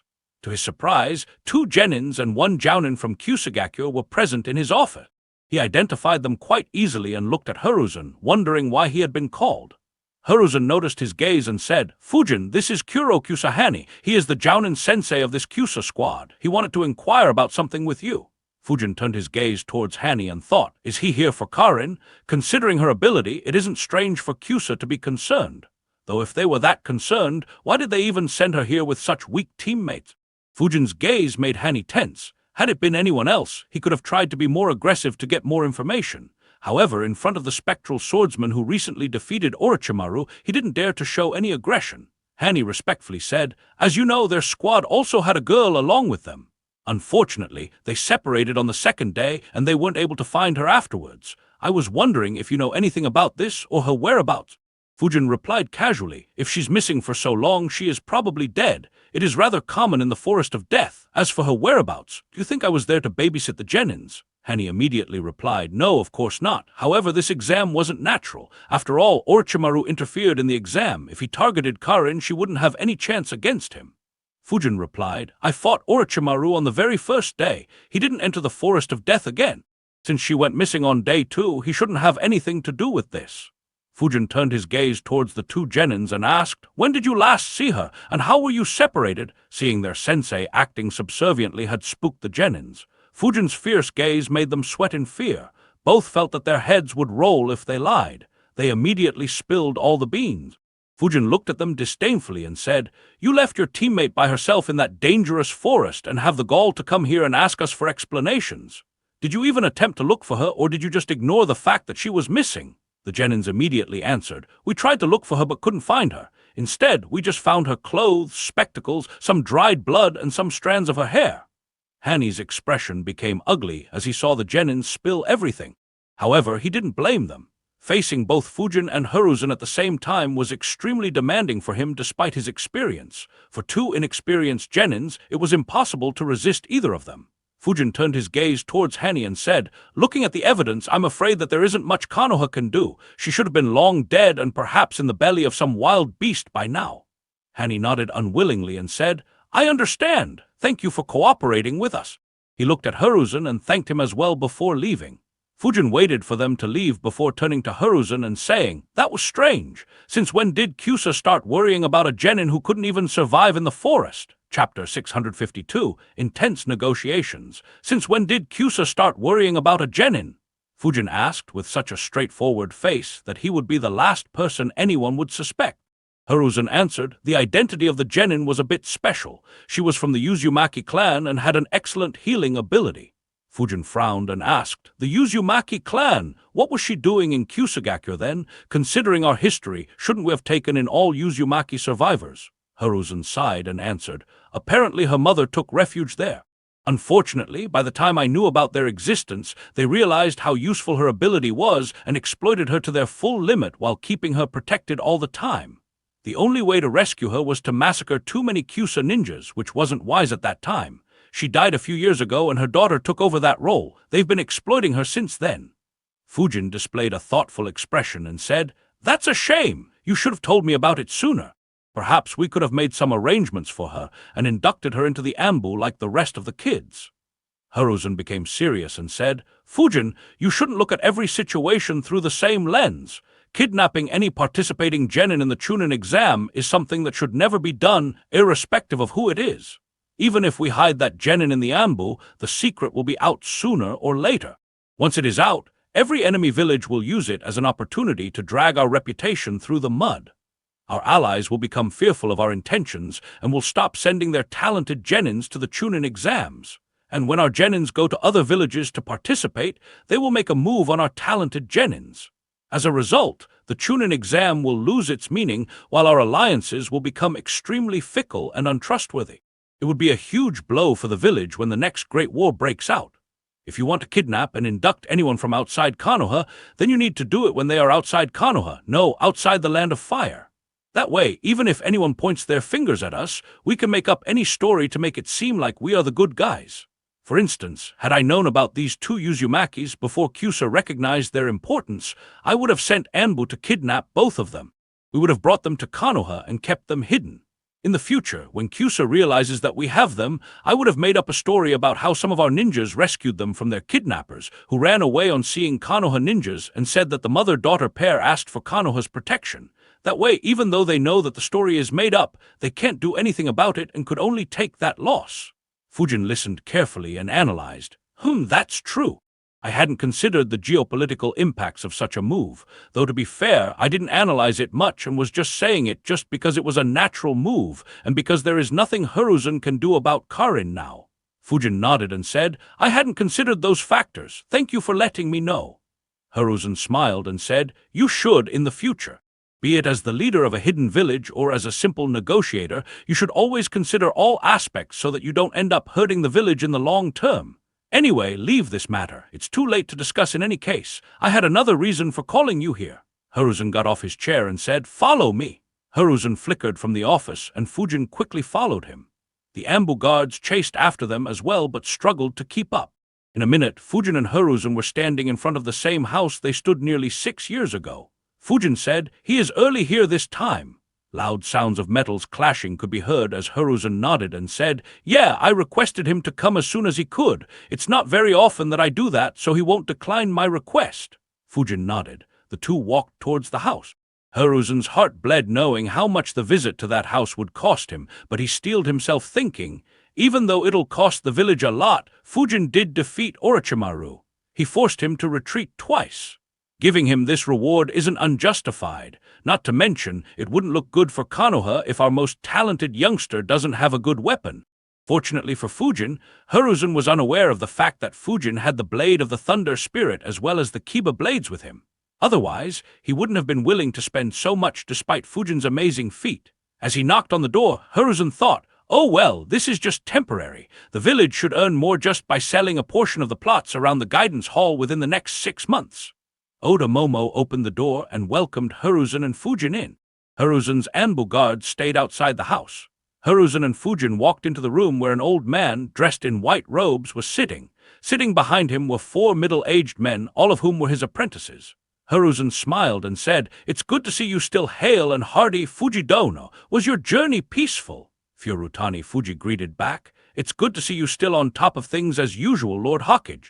The journey was peaceful thanks to the squad you sent to escort us, but my old bones are finding it hard to continue traveling so much. He looked at Fujin and asked, anyway, you called me here on such short notice to make another sword for him, right? Hiruzen just nodded. Fuji looked at Fujin and asked with a smile on his face, how do you want your sword to be made this time? Just like Jiraiya, Furutani Fuji had also heard people speaking about Fujin defeating Orochimaru, so he was far more respectful.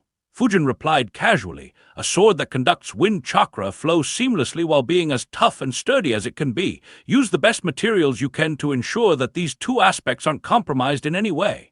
Furutani Fuji's eyes widened momentarily and he looked at Hiruzen. Seeing that Hiruzen didn't contradict Fujin, he thought, so, Konoha is going all out in creating a sword. The rumors must be true. This kid must have really defeated Orochimaru. He smiled and said, to create such a sword, making this journey was worth it after all. Let's discuss it in more detail. Fuji immediately informed Hiruzen and Fujin about what materials he could use, what the process would be, the blacksmiths that would be helping him, and other details. They discussed the length, width, and weight of the sword along with other specifications. After discussed the length, width, and weight of the sword along with other specifications. After everything had been discussed, they finally began talking about the most important aspect, at least from Hiruzen's perspective. Furutani Fuji analyzed everything and said, "Lord Hawkage, considering everything, the cost of the sword will be approximately 370 million ryo." Hiruzen had already expected it, considering the materials that were being used for creating the sword and the number of reputed blacksmiths who'd be working on it. However, that was no reason to agree with the price. A look of disbelief appeared on Hiruzen's face as soon as he heard the price. He said, "That's too expensive, Fujidono, reduce it." Fujin glanced at Hiruzen and thought, his acting is really good. Knowing him, he must have been aware of what the price would be even before we stepped into this house. While others would feel pressured to face Hiruzen, Furutani Fuji was no slouch. He had decades of experience in negotiating as well and easily saw through Hiruzen's act. However, considering Hiruzen's position, he didn't dare to point it out. Instead, he showed a difficult expression and replied, "Lord Hawkage, as you can see, the cost of the materials itself will be very high. Considering the high requirements of the sword and the fact that you require it in less than 3 weeks, I won't be able to do it without the help of other top-tier blacksmiths. Even if I agree to not include any crafting charges for myself, I'll need to pay them a considerable amount to get their help on such short notice." Hiruzen immediately shook his head and said, "On the contrary, considering the high level of sword you'll be crafting, others will be interested to work willingly. After all, it's not every day that you get to create a sword of this level. If they miss this opportunity, who knows when they'll get another one?" Fuji immediately replied, "Even in that case, I won't be able to reduce the price much. At most, I might be able to reduce it to 350 million ryo. Chapter 653, A Visit to the Land of Iron. At most, I might be able to reduce it to 350 million ryo, Fuji said while making an expression as if to indicate that he was giving his kidney away. Of course, the person he was negotiating with wouldn't budge even if someone actually did that. Hiruzen pointed out that the cost of the material would be only 225 million ryo and started negotiating from that point. For the next half an hour, Fuji's apprentices and Fujin got front row seats to two veterans negotiating. Fuji's apprentices thought, "Wow, I didn't know my master could negotiate so well. Even in front of someone like the Hawkage, he isn't budging back." Meanwhile, Fujin analyzed, "As expected, his negotiation skills are off the chart. Even though I had major success in Kyusa, my negotiation skills were based on the threat of using force. By comparison, Hiruzen hadn't threatened the use of force even once, and yet he has whittled Fuji down to 300 million ryo." While Hiruzen and Fuji were in an intense discussion, Naruto managed to use the infinite breakthrough jutsu correctly for the first time. He immediately came running towards Fujin's clone and said, "Fujin, did you see it? I got the jutsu down already." Fujin's clone was amused by his enthusiasm and replied, "Got the jutsu down already? You just managed to perform it successfully once. By the end of the day, I want to see you perform the jutsu successfully every time." Naruto immediately replied, "I'll get that done as well, believe it. Huh, where are you looking?" As Naruto was speaking, Fujin's clone turned his head and gazed behind him. Naruto followed his gaze and noticed what he was staring at. Suddenly, his eyes widened and he shouted, "Ah!" A pervert, Naruto saw a white-haired man hiding behind a bush and peeking through it at girls having fun near the waterfall. Fujin's clone muttered, "A pervert indeed." He turned his gaze towards Naruto and said, "Let me see how much you've learnt, Naruto. Use your infinite breakthrough jutsu to teach that pervert a lesson." Naruto was surprised. He asked, "Me? I won't be able to control it and might end up hitting everything." Fujin's clone said, "And that's why you need to keep training your jutsus until you have perfect control over them. Only then will you have any chance of becoming an exceptional ninja. Anyway, don't worry for now. I'll direct your jutsu. Observe it carefully. In the future, when your control over the wind improves, you can try doing something similar." Naruto nodded, weaved the hand seals, and shouted, "Infinite breakthrough jutsu." At the same time, Fujin's clone emitted a quarter of his chakra into the air and created a mini wind domain as his chakra was quite limited. Instead of forming a dome around him, his domain occupied the area in front of Naruto. Naruto blew the intense winds into the wind domain, allowing Fujin's clone to easily direct the intense winds. Jiraiya, who was doing his research, suddenly felt the chakra spike behind him and turned around. His eyes widened as he exclaimed, "What the hell?" In the blink of an eye, he slammed his hands on the ground and a mud wall rose in front of him. He cursed. Sensei said that he was peculiar, but he didn't say that he was a complete lunatic. Who the hell uses such an attack inside the village? To his shock, the intense winds moved around the mud wall, completely avoiding it. As if responding to the winds, the mud wall changed its shape too, protecting Jiraiya from all sides. Jiraiya analyzed. Sensei wasn't bluffing when he said that Fujin's control over the wind was ridiculously good. I don't think I have ever seen anyone remotely as good as him at manipulating wind. Not to mention, he is manipulating Naruto's jutsu and not his own. I wonder what his next move would be. Even though Jiraiya wasn't looking for a fight, Fujin's little display had intrigued him quite a bit. Unfortunately for him, Fujin's next move would be completely out of his expectations. In the last half hour in Oda house, Fuji had reduced his price to 300 million ryo, while Hiruzen had come up to 270 million ryo. They had been stuck on an impasse. Finally, Hiruzen turned his head towards Fujin and asked, "Fujin, would you like to make a trip to the land of iron? I'm sure the blacksmiths would be willing to reduce the prices considerably after meeting you." Fujin immediately became speechless. He thought, in the end, even he resorted to threatening violence. Fuji and his apprentice immediately became tense. They understood clearly what meeting meant. Fuji analyzed, if he has indeed defeated Orochimaru, then no one other than Lord Mifune would be able to stop him. However, that is assuming he fights Mifune head-on. The entire land of iron will be restless if he visits there. Even though it is unlikely that the Hokage would carry this threat, I need to tread carefully. To his relief, Fujin replied, "Visit the land of iron, would that be appropriate? Renjiro-sensei had learnt the samurai saber technique from Lord Mifune. Going in unannounced might not be a good thing." Hiruzen immediately replied, "Oh, who said about going unannounced? Since Mifune taught Renjiro, you can go to pay your respects to him. Perhaps you could even convince him to talk with the blacksmiths to waive off crafting charges." He thought, as expected of the one I selected to lead Konoha's negotiation team. He caught on to what I intended him to say. Fuji, who wanted a way out, immediately said, "Oh, I didn't know you were related to Lord Mifune in such a way. If I tell that to others, I might be able to reduce the price to 285 million. However, that is the absolute lowest I could go. I hope you can understand, Lord Hokage." Hiruzen didn't say anything and just looked at Fuji to increase the pressure. He thought, 285 million? That should be acceptable. I reduced the price by 85 million ryo. That is probably the most I could do. Unless... Seeing that Hiruzen wasn't saying anything, Fuji looked at Fujin and said, "Considering your talent and potential, everyone I know would have been excited to craft a sword for you. In fact, it is the only reason I will be able to convince others. However, Lord Hokage said that you broke your previous sword during your fight against Orochimaru." A smile formed on Hiruzen's face as he thought, he finally used this point. I was worried that he wouldn't. Fuji didn't notice his smile and continued, "I can understand that your opponent was very strong and the sword breaking might be inevitable. However, we blacksmiths feel humiliated when someone breaks our sword. That is why I'll need to work hard to convince others."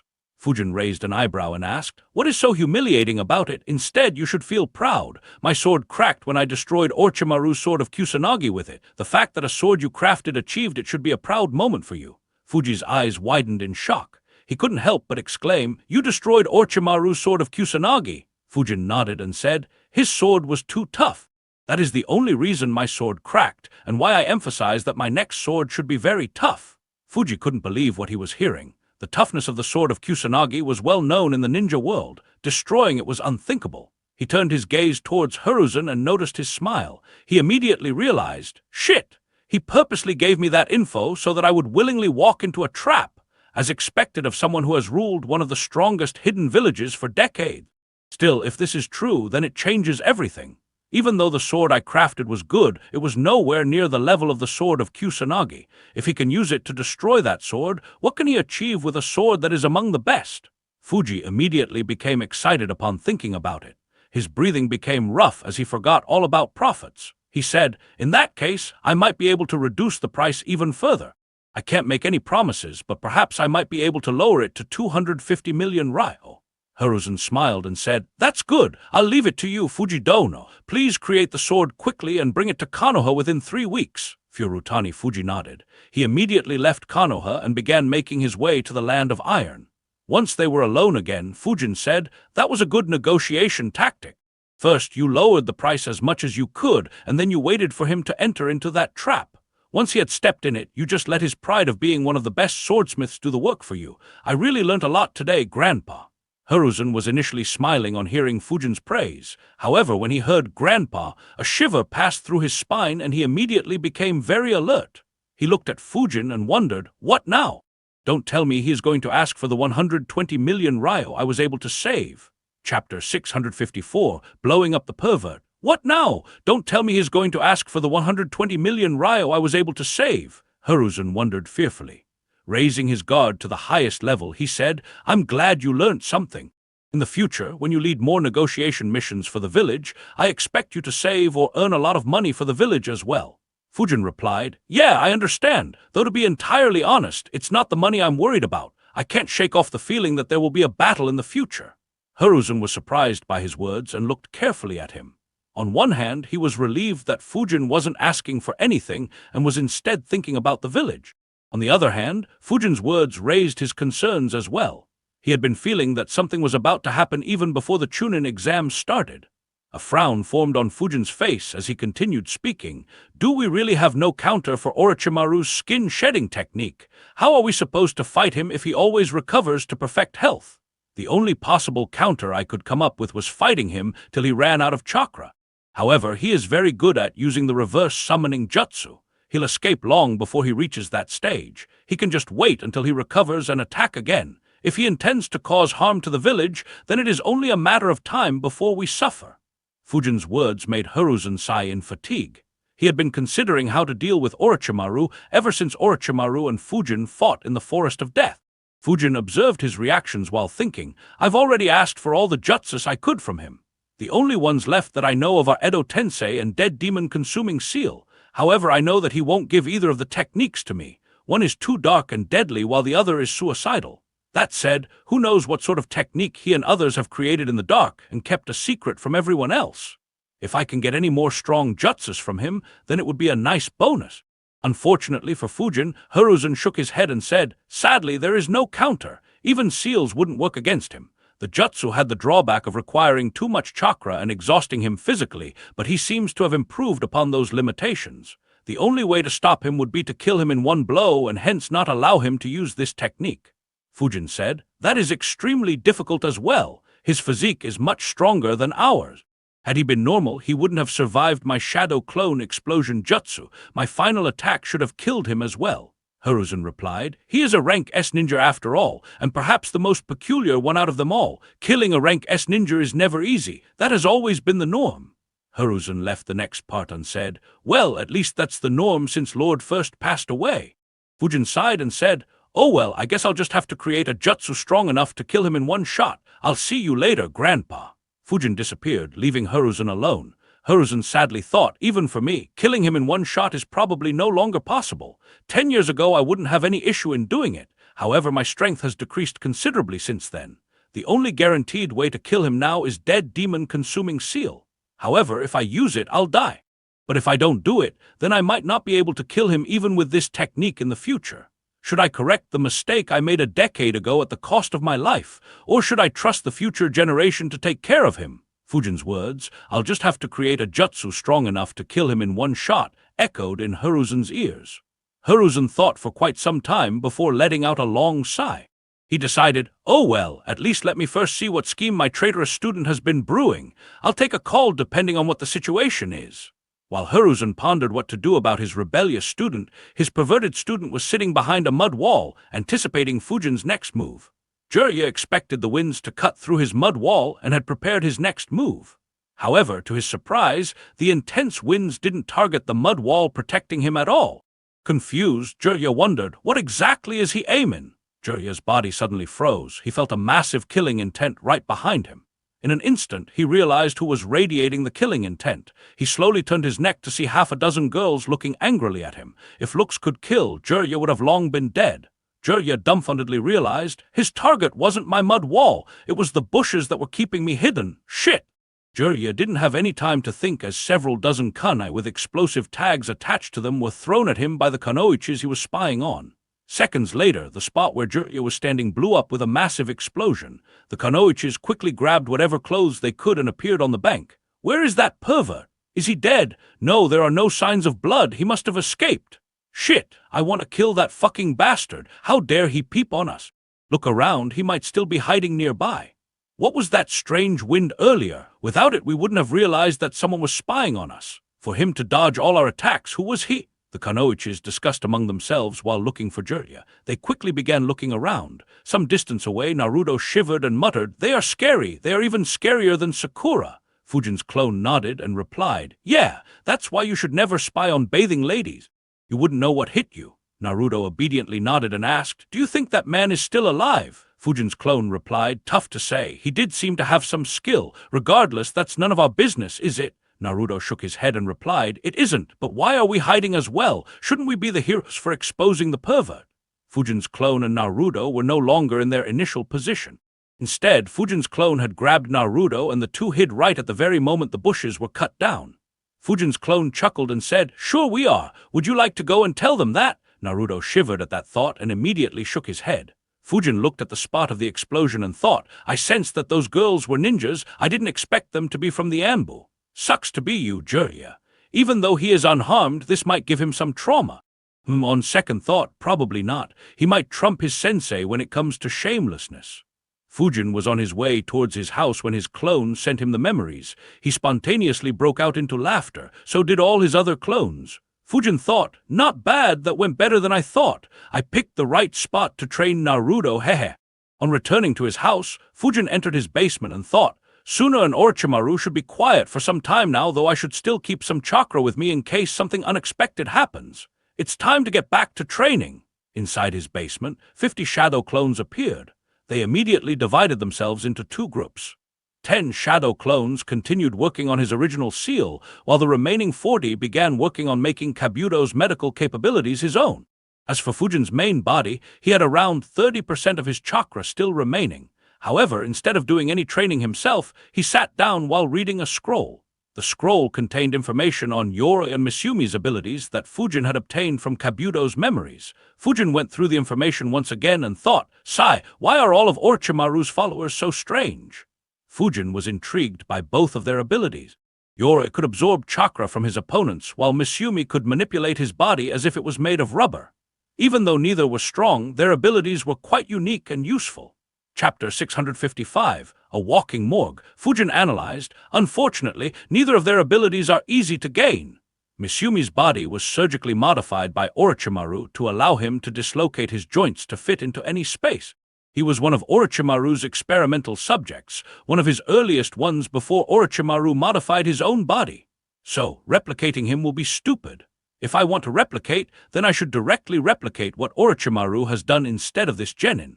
Unfortunately, even though Kabuto has quite extensive knowledge about body modifications, he doesn't have a lot of it considering how little time he spent with Orochimaru. Perhaps I should have just marked him and killed him after he spent some time with Orochimaru. Fujin sighed. Even though he had received a lot of useful knowledge from Kabuto's memories, he couldn't help but want more. However, he quickly shook his head and thought, no, my timing was accurate. If I had some guarantees that the future wouldn't change, I would have done that. However, who knows how Hiruzen and Orochimaru's battle will go here? Besides, I'm not too keen on body modifications in any case. At least not right now, so it isn't exactly a loss. If I feel a need later on, I'll just capture someone with Orochimaru's curse seal, extract Orochimaru from him or her, and read Orochimaru's memories directly. Regardless, the one whose ability intrigued me more was Yori, to be able to absorb the chakra of other people. If I can generalize it and make it usable in other circumstances, then his ability could be incredibly broken. It'd be like the difference between Kisame without Samehada and Kisame with Samehada. Unfortunately, his ability is even more difficult to replicate. Unlike Misumi, no experiments were conducted on him. Instead, the chakra points on his palms were naturally mutated such that he could absorb chakra from other ninjas on contact. However, there are various limits on his ability. The biggest limit is that he can only absorb chakra from someone's body. He can't absorb chakra from jutsu like how the Rinnegan and Samehada can. In addition, he can only absorb it from his palms since only those chakra points are mutated. To make matters worse, his speed of chakra absorption is very low. Against a rank S ninja, that ability is more or less a waste, and he can't absorb nature chakra with his ability. Fujin fell into deep thought. He analyzed, even though this ability seemed overpowered at first glance, it isn't that special after considering all the limitations. If I can get it, the only use of this ability would be that I could use other friendly or captured ninjas as chakra batteries in between fights or training. Handy for sure, but not too useful in the middle of a fight. If I can modify it to absorb the chakra from my wind domain back, then it could be game-changing for my wind domain. I could freely put more chakra into my wind domain without the fear of running out of chakra. As for nature chakra, I'll have to see it after Ryu teaches me senjutsu. Anyway, all that is if I can gain this ability, a natural mutation in chakra points, not something I can learn or copy. Thankfully, Kabuto did extensive research on him. Even though he didn't succeed in replicating it, he reached very close. If he could have opened up Yori's hands and studied them, he would have succeeded. Fujin let out a sigh and muttered, "I'll have to carry another dead body with me now." On the riverbank, the Ambukanoiches left after trying to look for the peeper on the riverbank. The Ambukanoiches left after trying to look for the peeper unsuccessfully for around half an hour. A couple of minutes after they left, Jirya climbed out of the ground. His face and clothes were covered in mud. He cursed, "What a devious brat! I nearly died." His first move made me think that he wanted to attack me directly. However, his real target was those bushes all along. Due to the suddenness of his attack, I wasn't able to anticipate that he wanted those ladies to attack me instead. Normally, that wouldn't have been an issue, but their attack was too quick and ruthless. Even though Jirya said so, there wasn't a single scratch on his body. He thought, "It looks like approaching him in an unconventional way wouldn't work. I'll have to talk with him directly." In the Hawkage's office, Ibiki arrived hurriedly and reported, "Lord Hawkage, we have finished reading the important parts of everyone's memories. We have the information we were looking for. The Yamanaka ninjas are still reading their memories to get the finer details, but that will take a while." Ibiki placed a few files on Hiruzen's desk. Hiruzen said, "Good work, Ibiki. Continue doing what you are." Ibiki nodded and quickly left. Hiruzen turned his gaze towards Shikaku and said, "It's time to start." Shikaku grabbed a file and immediately got to work. While he did, Hiruzen called Eagle and ordered him to keep as many Anbu squads on standby as he could. In the Land of Fire, 2 ninjas were running continuously. They were both wearing Konoha's headband and covering a majority of their faces with masks. One of them was wearing black sunglasses, while the other was wearing spectacles. The one with the sunglasses said, "Miss Yumi, why do you think Lord Orochimaru asked us to leave the village yesterday?" Miss Yumi thought for a bit and said, "It's difficult to understand Lord Orochimaru's thought process, but I have a feeling that it has something to do with Kabuto. Perhaps Lord Orochimaru no longer requires spies inside Konoha, or maybe our cover was about to be blown." Yor replied, "Yeah, that is probably the case. I wonder what our job will be in the Land of Sound now." Miss Yumi replied, "No matter what it is, we can't disappoint Lord Orochimaru." Yor smirked and said, "Of course we can't let Kabuto hog all the light. Sooner or later I'll replace him as Lord Orochimaru's right hand." "Oh, you'll replace him for sure, just not as Orochimaru's right hand." Yor and Miss Yumi froze as they felt a pat on their backs and heard a taunting voice. Both recognized the voice and thought, "Hate Kakashi." They wanted to turn around and face him, but their bodies didn't listen to their mind and stayed frozen. Both immediately realized that a self-cursing seal had been placed on them. Before they could think or realize something else, 2 lightning-charged senbon needles pierced through their hearts and killed them. Fujin stored their bodies while thinking, "I just wanted Yori's body, but there is no harm in studying Miss Yumi's body either." From Kabuto's memories, Fujin knew where the 2 of them stayed. He also knew that Orochimaru had instructed them to leave the village. So, he had sent a shadow clone to keep an eye on them and waited for both of them to be far away from Konoha so that Orochimaru would be confused even more about who was targeting his spies. And he disguised as Kakashi once again so that Orochimaru would suspect Kakashi in case he managed to reanimate them. After storing their bodies properly and eliminating all traces of their death at that location, Fujin teleported a few times to reach back to his house. Since he didn't have anything to do, Fujin let his clones continue their training and left to overlook Naruto's training personally while thinking with a smirk on his face. "I wonder if Jirya will show up normally or whether he'll still try any other shit." At around 7:30 in the evening, Naruto finally managed to use the infinite breakthrough jutsu successfully 10 times in a row. He looked at Fujin and said, "Fujin, I succeed." Before he could complete his words, his body ran out of energy and he fell to the ground while breathing heavily. Fujin smiled and thought, "So he does have a limit. I thought he might train through the night like he did while learning multi-shadow clone jutsu." Fujin walked towards him and said, "Good job, Naruto. Tomorrow I'll teach you how to supercharge this jutsu." Naruto smiled and said while breathing heavily, "I did it." Fujin chuckled and asked, "Want to go to Ikaraku?" If he had any energy, he would have jumped up in joy. Instead, he only nodded his head. Fujin picked him up and flickered to Ikaraku. At the same time, his clones asked his students to go to Ikaraku as well. Since they trained extremely hard, Fujin let his students and Naruto have a blast to end the day. As they walked back to Fujin's compound, Fujin suddenly stopped and said, "You guys go ahead, rest well tonight. Training will begin early tomorrow morning." The kids immediately rushed forward. Standing alone in an alley, Fujin said with a hint of amusement in his voice, "To what do I owe the pleasure, Jirya the Gallant?" Chapter 656. It's only 6.9%. Standing alone in an alley, Fujin said with a hint of amusement in his voice, "To what do I owe the pleasure, Jirya the gallant?" In the dark alley, a white-haired figure became visible behind Fujin. Stepping out of the darkness, Jirya said, "It's good to finally see the spectral swordsman in the flesh. I have to admit, I thought you'd look far scarier considering the rumors I kept hearing about you." Unlike others in Konoha, Jirya spent more time in nearby villages and countries than in Konoha. Hence, he was very well aware of the fearsome reputation Fujin had outside Konoha.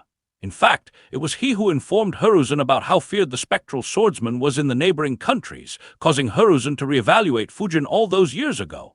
Along with Fujin's strength, this was the main factor behind letting Fujin take the Anbu captain promotion mission at a mere 13 years of age. Fujin chuckled and replied, "Looks can be deceiving. I'm sure someone like you would already know that." Jirya became slightly irritated as he realized that Fujin was hinting at the girls Jirya was spying on. He muttered, "Today's generation is really reckless. They don't even let poor old men do research in peace." Fujin chuckled again and said, "Luckily for you, you're neither poor nor old. You shouldn't have an issue in dealing with some turbulences." Jirya sighed and asked, "Did you have to be so heavy-handed? Had it been someone else, he could have died." Fujin shrugged and answered, "Naruto has a habit of pranking others. While I don't mind it, he doesn't always understand where the limits lie. Since you provided such a good opportunity to educate him, I couldn't say no." Jirya was surprised by Fujin's reasoning. However, he couldn't help but find it a bit suspicious. He thought, is what he said true? But why do I have a feeling that it isn't the case? It almost feels like he did it to mess with me rather than teaching Naruto a lesson. No, to be more accurate, it feels like it was a trap he had set for me to step into. Fujin continued, "Besides, if it was anyone else, I'd have just picked him up and thrown him in between those kunoichis." Jirya was left speechless by Fujin's honest admission. He thought, "Indeed, he is very peculiar. I now understand why Sensei used this word so many times in his reports. I thought it was just us, but it seems like everyone taught by Sensei becomes peculiar in a unique way." Fujin said, "Anyway, enough about me. Why have you been hovering around me?" Jirya scoffed internally. "Why would I be hovering around you? Not only aren't there any pretty girls around you, but your house is so far away from the village that there isn't a single soul around it," he replied. "I wasn't hovering around you. I was keeping an eye on Naruto." Jirya became serious and continued, "Since you're training Naruto, I can guess that Kakashi gave him to you to prepare him for the Chunin exam finals." Fujin nodded as Jirya became quiet for a few seconds. He continued, "Forgive me, but I want to take over Naruto's training from you." Fujin raised his eyebrow and muttered, "For you to say this, are you planning to teach Naruto how to harness Nine Tails chakra?" Jirya wasn't surprised that Fujin was able to guess it and nodded. Fujin replied, I don't have an issue with it, but I promised to teach Naruto something. If I don't, I'm afraid he'll bother me till the end of time." "Luckily, it shouldn't take a long while. You can have him after a few days." Jirya asked in surprise, "Didn't he already learn infinite breakthrough jutsu?" Fujin replied, "He did, but I just taught it to him so that he could use what I was planning to teach him better. I'll be teaching him how to supercharge a jutsu. To be honest, that would go well with harnessing Nine Tails chakra as well. Perhaps you could help him fine-tune it if he learns to harness Nine Tails chakra properly." A thoughtful expression appeared on Jirya's face as he muttered, "Naruto supercharging jutsus while using Nine Tails chakra. Now that would be a sight to see." Fujin chuckled and replied, "It sure would. Be sure to warn him several times about aiming it properly and making sure that nothing else is nearby. Otherwise, he might end up destroying the entire village." Jirya was about to defend Naruto when he noticed something very peculiar. He thought, "What the? He doesn't seem worried that Naruto might do that. Instead, I feel like he is looking forward to the mess that it would create. How exactly was this kid raised, and how did Sensei guide him?" Unable to keep up with Fujin's chaotic thoughts, Jirya could only say, "All right, I'll come pick up Naruto in a couple of days." His expression became curious as he asked, "By the way, is it true that you defeated Orochimaru twice?" Fujin answered, "The second time we fought can't really be considered a battle. He was only covering his subordinate's escape and retreated soon after. I did defeat him the first time, but I'm not sure I'd be able to repeat the same now that he has an idea about how I fight." A smile appeared on Fujin's face as he said, "Fortunately, with you and Grandpa here, I hopefully won't have to fight him, or at least not have to fight him by myself." Jirya nodded. He thought, "This kid is good." Being able to force Orochimaru to retreat twice, and still being humble enough to admit that he might not be able to win next time while being only 16. No wonder Sensei places so much importance on him. Be it his strength or humbleness, he is quite similar to Minato. However, Minato gained a lot of experience on the battlefield, and he had a technique that made him invincible and allowed him to escape safely whenever in danger. Fujin still lacks those. Knowing how dangerous Orochimaru was better than anyone, Jiraiya said, "It's a good thing you realize that. Orochimaru is too cunning and devious. Even though you forced him to retreat twice, don't underestimate him. The next time you fight, he'll already have appropriate counters for the techniques you used, and he won't show those counters directly and will wait for you to become overconfident or make a wrong move before using them and putting you in a difficult situation." Fujin nodded and said, "Thanks for the warning." At the same time, he thought, it's a shame that Orochimaru would likely be dead or severely weakened in a month's time. Otherwise, someone like him would have been a very good whetstone to help me refine my techniques and combat systems. And Konoha wouldn't have stopped me from trying to hunt him down, which would have given me several opportunities to clash with him. Even though there are others who are stronger than Orochimaru, their knowledge of ninjutsu is nowhere near his. Instead, they are stronger just because they have honed a particular technique or fighting style to the limit or have a broken Kekkei Genkai. They won't be able to help me in the same way as someone like Orochimaru can. Jiraiya didn't have a clue about what Fujin was thinking. Seeing his expression, he thought that Fujin was thinking about what he had said. Meanwhile, Fujin sighed internally, deciding, "Oh well, I'll just use my Akira identity to pick fights with the ones that can help me improve. I hope I and Anoki don't have any heart problems. I have a feeling that I'll be beating up too many Kumo and Iwa ninjas by the time Akatsuki becomes more active." Fujin snapped out of his thoughts when Jiraiya suddenly exclaimed, "I nearly forgot." Jiraiya stepped close to Fujin and softly asked, "Looking at your house, compound, and training ground, I couldn't help but be curious. Why do you have so many seals inscribed on your house? Did Sensei order it, or is there an issue that you noticed, or was it for the kids you were training?" Fujin raised an eyebrow and asked with a confused look, "What do you mean by so many seals?" Fujin's response stumped Jiraiya. Even though he had a lot of speculations, a confused look followed by that question wasn't one of them. Jiraiya said, "I mean the tens of thousands of seals on your house and compound."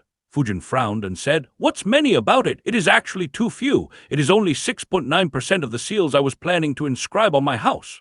Unfortunately, I ran out of space, so I inscribed a few seals on my compounds, though I'm still not satisfied." Chapter 657, The Key to World Peace. Jiraiya's eyes widened in shock and disbelief. Not in a million years would he have predicted such a response. Fujin didn't pay any attention to his expression and instead said with a thoughtful expression, "Once I have more free time, I'm planning to hire a few architects and builders to increase the area of the walls on my house. That could allow me to double or triple the number of seals on my house. But I still don't know how I should increase them any further to reach the number of seals I initially intended on." To say Jiraiya was shocked was an understatement.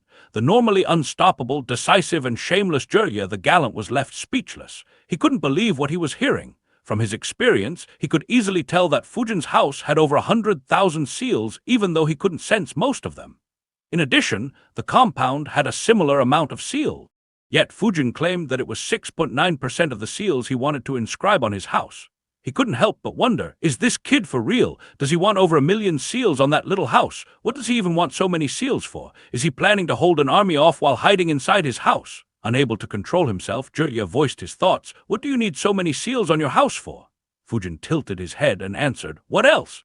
It is to ensure that my house stays safe. Why else would you inscribe seals on your house?" His response left Jiraiya speechless once again. Controlling himself, Jiraiya said as calmly as he could, "You can keep your house safe with just 100 seals. Why are you using 1 million seals? Even Konoha's wall doesn't have that many seals." Fujin looked scornfully at Jiraiya and said, "What protection does a mere 100 seals provide? I have killed hundreds of fools who felt that 100 seals would keep them protected in their house.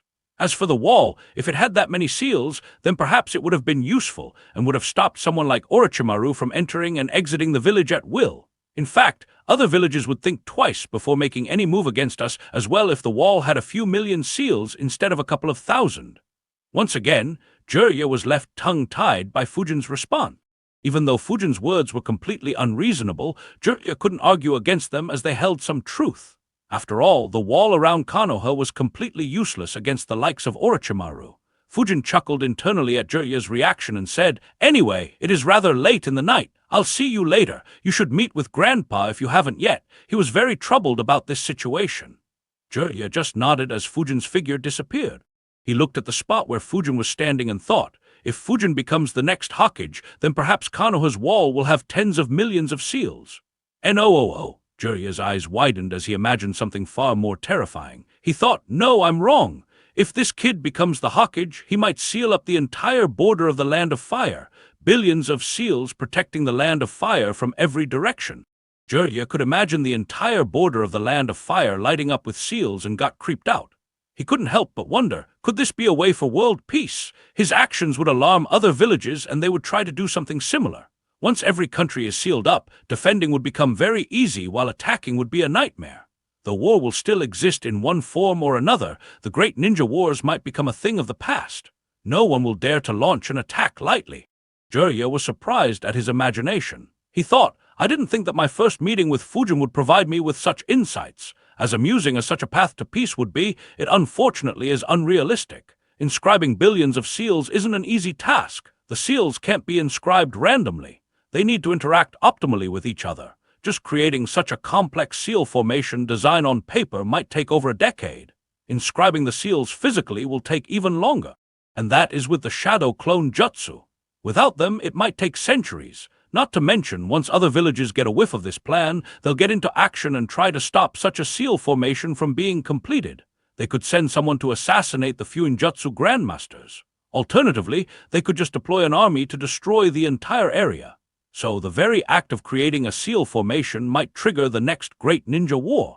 Jirya sighed, understanding what the consequences would be. He muttered, I guess there is no easy way after all. He chuckled helplessly and muttered, oh well, I just hope that he doesn't apply seals to any hot springs. That would be a real tra. Apply seals on the hot springs? That's an interesting idea, as expected of one of the great Sanins.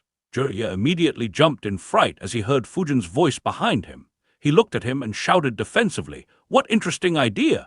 That's the dumbest idea. Don't you dare ruin the holy hot springs. Also, why are you still here? Fujin answered, I just remembered something that slipped my mind. However, I have to admit that I didn't expect to hear such a noble idea. Why do you say it is a dumb idea? Fujin asked in the most innocent tone. Jirya's expression became more and more annoyed. He cursed, you brat, what do you want? Fujin chuckled and said, oh well, help me out with this one thing and I'll forget what you said.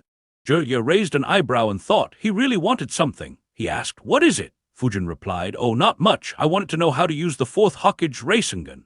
Jirya was surprised by the request. He thought, well, that's a surprise. I didn't think he had an eye on Minato's Rasengan or that he'd blackmail me to get it. Normally, I wouldn't have minded it, but this doesn't feel right. How could he threaten me with hot springs? Where will I conduct my research?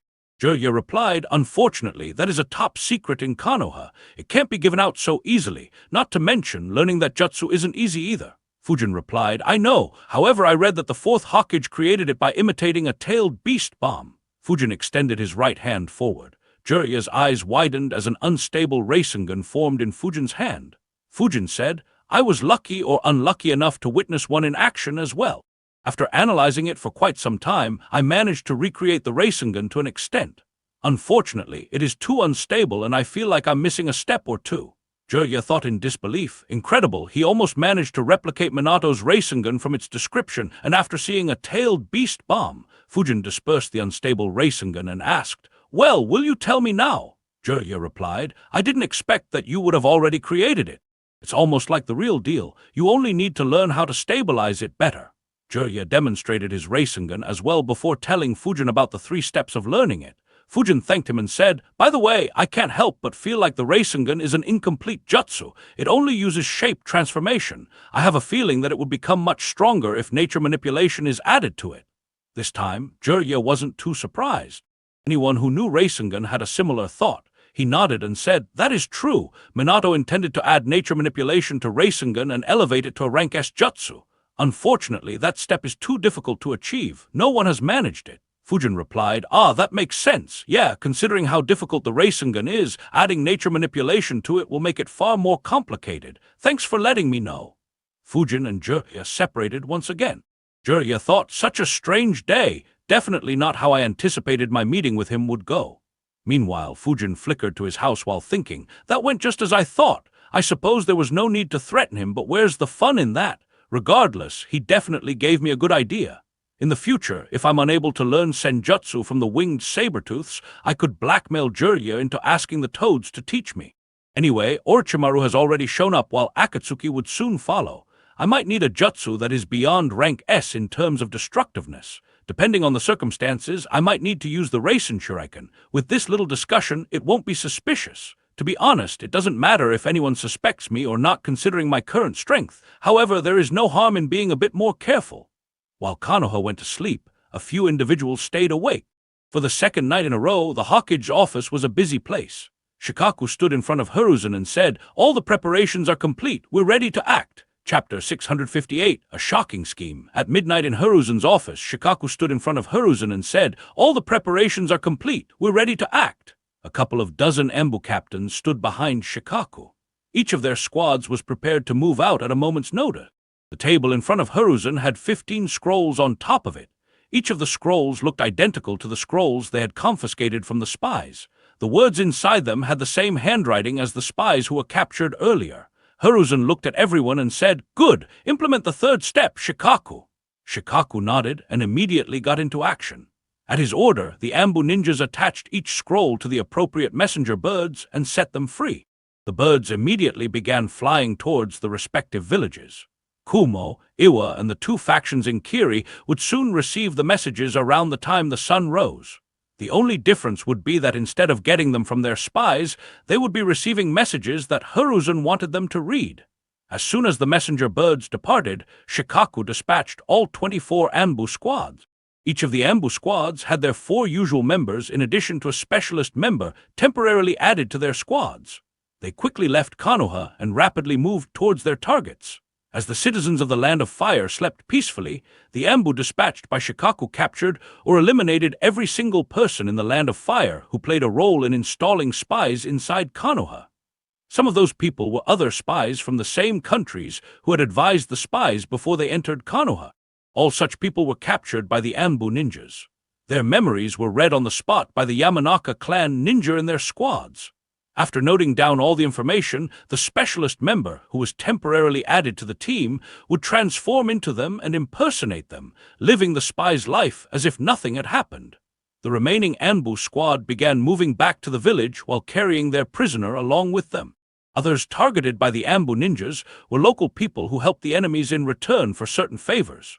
Every single one of them was eliminated without mercy.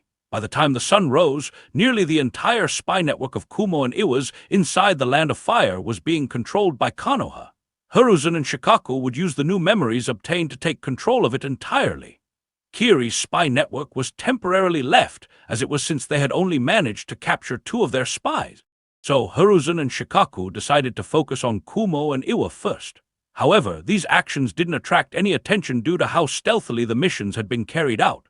What attracted attention was that several people had gone missing during the night, including some of the Fire Daimyo's family members. As a result, dozens of missions were issued to Konoha within hours. The Step 3 of Hiruzen's plan was a resounding success.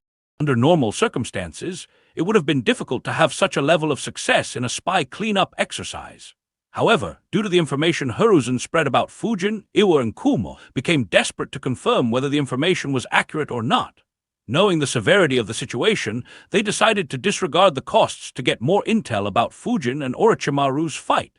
As a result, they provided Hiruzen with an opening that was ruthlessly exploited by Hiruzen. While Hiruzen was cleaning up his house, Anoki, Mei, and Yagura received the messages sent by their spies. Except for Yagura, the remaining began reading it immediately with some of their close aides nearby. In the Reikage office, there were 8 scrolls on his desk. I quickly opened them one by one and went through each one of them. Standing next to him, Mabui looked at the scrolls as well.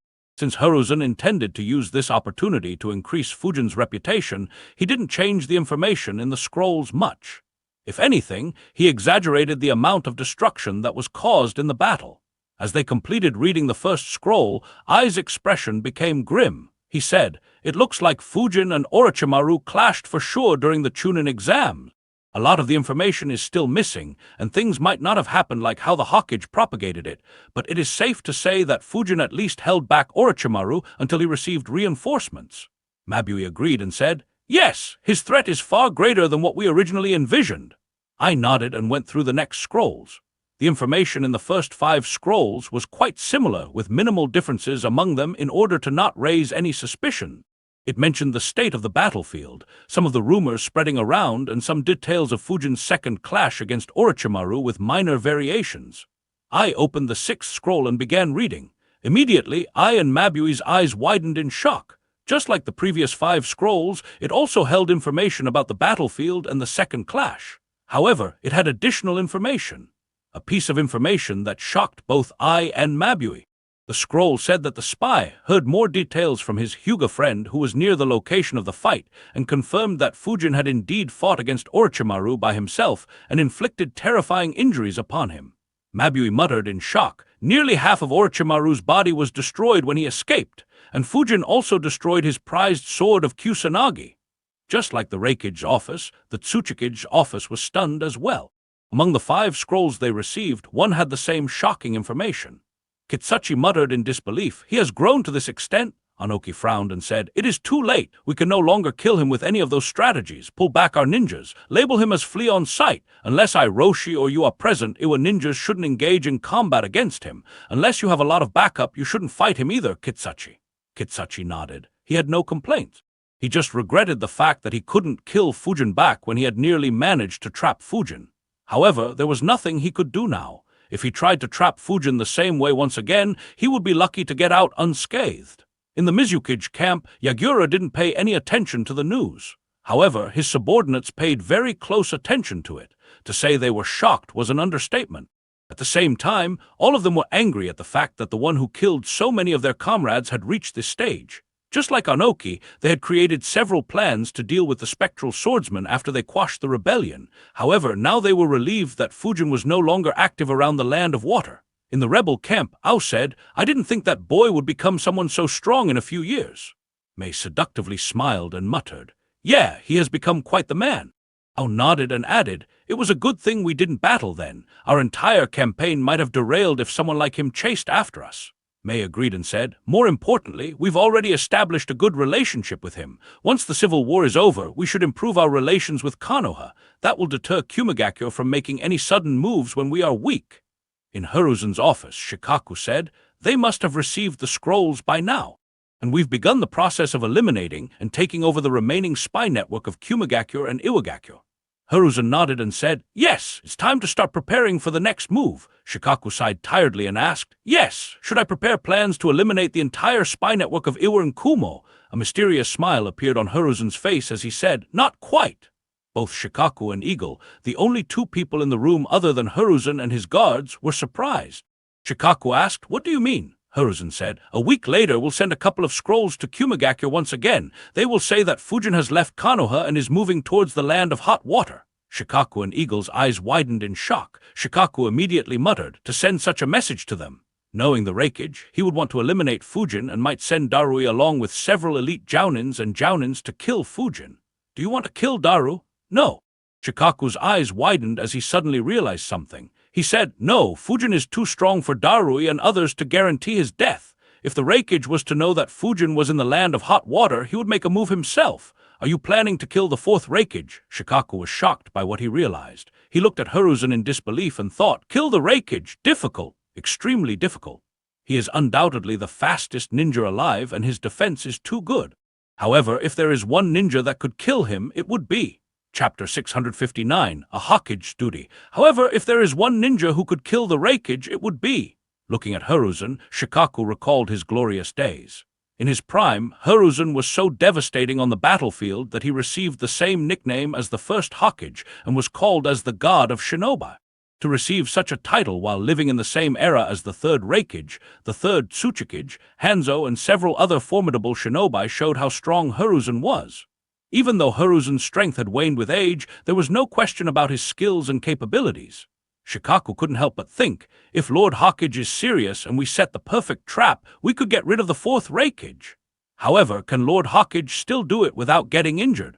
If he were to get critically injured, then it would be a massive blow to Konoha during these tumultuous times. Not to mention, if we failed to kill the Reikage and allowed him to escape, Konoha might have to go to war against Kumagakyo. It is too risky. Before Shikaku's thoughts wandered any further, Hiruzen said, "Kill the 4th Reikage. No, that is too risky and too troublesome. A battle against someone like him can't be hidden from others.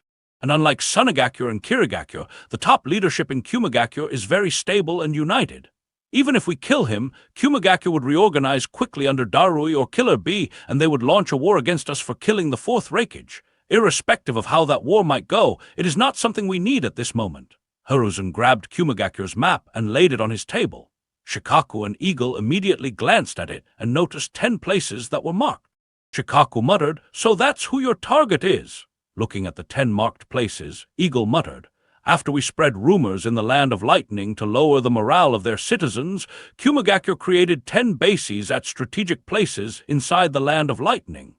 100 ninjas having at least the Chunin rank are stationed in each of those bases at any given time. Those bases make it very difficult and risky for our ambu to operate within the Land of Lightning, as they can react within an hour or two. That said, while their official reason for creating the bases was to quickly eliminate any foreign or rogue ninjas in their territory, their real reason was to prepare their ninjas for the next war. Everyone stationed their trains as if a war is on the horizon. Do you want to eliminate one of these bases?" Hiruzen replied, "Not just one, but as many as we can. Of course, everyone inside the destroyed bases will be killed as well." Eagle and Shikaku quickly analyzed Hiruzen's words. After a minute, Eagle asked, "Is this wise? By taking over the spy network of Iwagakyo and Kumagakyo, there is a lot we could do. We could cause them so much pain that they would regret ever sending spies to Konoha. Your plan would do just that to Kumagakyo. However, is this a good time? Orochimaru is hovering around our village, and Sunagakyo is most likely planning to backstab us. In such a situation, antagonizing 2 villages that are equal to us in strength is not a good idea. If they were to be offended and make a move after we deal with Orochimaru and Sunagakyo, we could be in a very difficult position." Hiruzen nodded and said, "Yes, if we antagonize them both, then we would be in a Hiruzen nodded and said, "Yes, if we antagonize them both, then we would be in a difficult position. That is why we will only target Kumagakyo. As for Iwagakyo, we will settle for dismantling their spy network in our neighboring countries and making the minor villages hate Iwagakyo even more. Anoki won't make a move against us for just this reason. Even if he wants to, he'll need to consider all the minor villages between us who would ally with us right away. As for Kumagakyo, we will put a massive dent in their war preparedness if we can eliminate just half of the bases. At the very least, they won't try to start a war in the next 2 or 3 years unless we somehow become very weak. However, they would do that regardless of whether we make a move or not." Hiruzen paused for a moment before continuing. "If possible, I would have liked to wait until we endure Orochimaru's and Sunagakyo's scheme before making a move against either of them. Unfortunately, they will realize soon that their spies have been compromised, and we will lose the opportunity we have right now. That would be a shame." Shikaku and Eagle nodded, agreeing with their leader. Hiruzen's expression became serious as he instructed, "Shikaku, analyze all the information we have and take over Kumo and Iwa's spy network in the Land of Fire by this evening. Analyze their arrangements in neighboring countries and make plans to eliminate the spy network of both Kumagakyo and Iwagakyo from the smaller countries. Once that is done, start making plans to lure the Reikage and Killer Bee out to the Land of Hot Water." Shikaku asked in surprise, "Killer Bee as well? That might be difficult to do." Hiruzen replied, "It won't be. Kumagakyo should know that Fujin has a flying summon. Even the fourth Reikage by himself wouldn't be able to kill him if Fujin managed to fly in the skies. So he will bring his brother along with him if he wants to kill Fujin for good. Once they are there, Fujin will make a move against those bases one by one. Create a proper route for him to take so that he can eliminate the highest number of bases before the Reikage and Killer Bee can return to the Land of Lightning. Focus on anonymity, as we won't be taking the credit for their deaths. Even though Kumo will suspect that it is us and will nearly be sure, we won't be giving them any evidence." Shikaku nodded and said, "I'll get it done." Understanding the importance of the situation, Shikaku didn't dare to be lazy or complain about how he wasn't getting any sleep.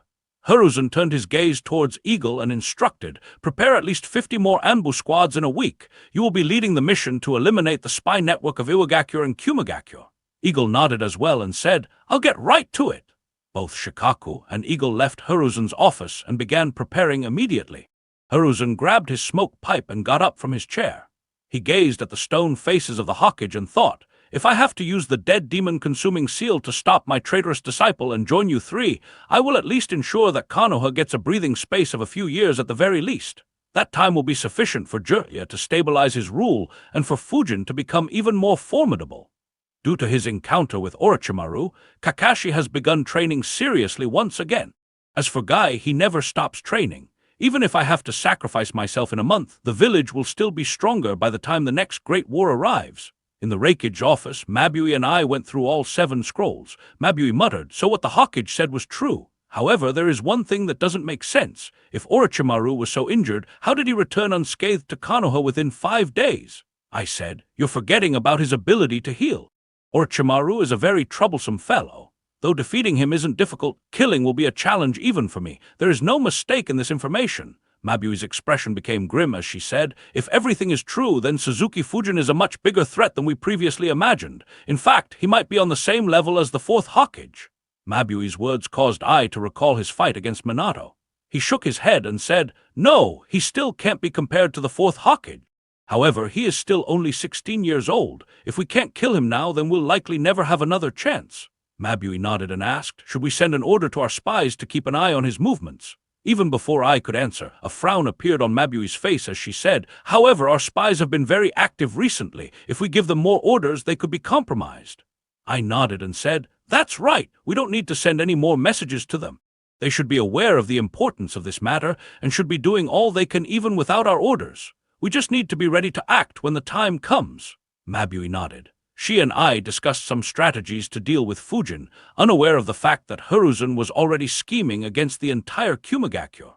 As for the one who was about to be the bait as well as the executioner, he was with Naruto on the river bank. Fujin looked at Naruto and asked, excited to learn how to supercharge your jutsus. Chapter 660, a weird combination. Of course I am, believe it, Naruto exclaimed excitedly. Fujin chuckled and replied, oh, let me see whether you'd still stay excited after a few hours. Naruto's smile immediately faded away as he thought, I have a bad feeling. Nothing good happens when he chuckles like this. Fujin said, let's start. First, use the infinite breakthrough jutsu as you normally do. Naruto nodded and weaved the hand seals while shouting, wind release, infinite breakthrough jutsu. He prepared the jutsu and blew intense winds along the river. Everything on the ground along its path was blown away for a few dozen meters. The flow of water in the river became faster as well. A minute later, everything calmed down. Fujin said, good, now observe carefully. Fujin weaved the hand seals just to give Naruto a better idea while saying, as you just experienced, you prepared the jutsu and exhaled it out immediately, right? Naruto nodded. Fujin continued, in order to supercharge, you should hold the jutsu for a few moments longer and infuse more chakra into it. Try to pour as much of your chakra as you can while still holding the jutsu's form. When you feel like you can't hold it anymore, exhale it out. Fujin took a deep breath, sucking in a lot of air. Naruto observed that Fujin didn't exhale immediately after completing his hand seals. Instead, he gathered chakra for a couple of seconds before exhaling the jutsu out. The winds Fujin exhaled left several scars on the ground for over 50 meters. The water in the river rushed ahead as if a dam had broken. However, the water behind stayed unmoving, making the river seem barren for over 100 meters. Naruto's eyes widened as he thought, man, no matter how many times I see it, it always looks even cooler than the previous time. He snapped out of his thoughts when Fujin said, even though it is much stronger than a normal infinite breakthrough jutsu, it has the drawback of needing more time. Be mindful of that, otherwise your enemy might kill you while you're supercharging your jutsu. It is better to use shadow clones to keep your enemy occupied while you supercharge your jutsu. If you want, you could have your clones hold down the enemy and hit the enemy as well as your clones with the supercharged jutsu. Do you understand, Naruto? Naruto immediately nodded. Fujin smiled and said, good, try it now. Naruto quickly weaved the hand seals and followed Fujin's instructions. He only managed to hold his form for a fraction of a second before exhaling the jutsu. Taking deep breaths, he said, that looked much easier when I was seeing you doing it. I barely managed to hold the jutsu without losing control over it. Fujin's left eyebrow twitched. Naruto had managed to hold his form for less than 1/10 of a second, and the amount of chakra he fused into the jutsu was just around 0.01% of the chakra he needed to actually create the jutsu. It was a minuscule amount of chakra. Fujin couldn't help but wonder, what a weird combination. How can someone have limitless potential and yet be this untalented at the same time? Is this nature's way of balancing things out? Realizing something off with Fujin's expression, Naruto asked, what, is something wrong? Fujin sighed and said, nothing, continue practicing. Naruto immediately started practicing what Fujin displayed. Fujin found a place to sit while thinking. It's no wonder no one thought much of him when he was young. If I didn't have the knowledge of the future, I probably wouldn't have thought much of him either. Though considering his chakra reserves, I might have still tried to take him under my wing and used the shadow clone trick to strengthen him if it suited my plans. Seeing Naruto practicing, Fujin sighed again and thought, leave it.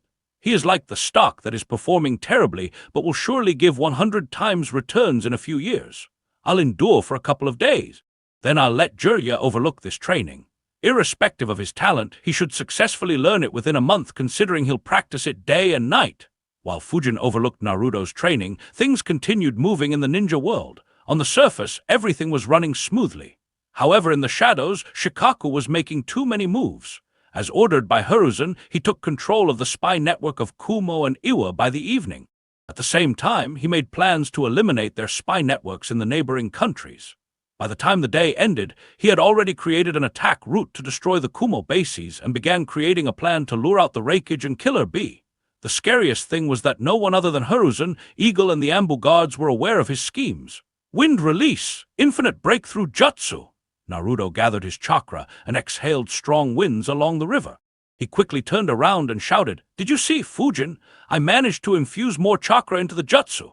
Fujin's left eyebrow twitched once again and thought, nearly 2 days, and he only managed to infuse around 0.02% of his chakra into the jutsu. Then again, I'm not sure I can completely blame him. That 0.02% will normally be 1% for most other genins his age. Fujin walked towards Naruto and said with a sigh, "Don't celebrate.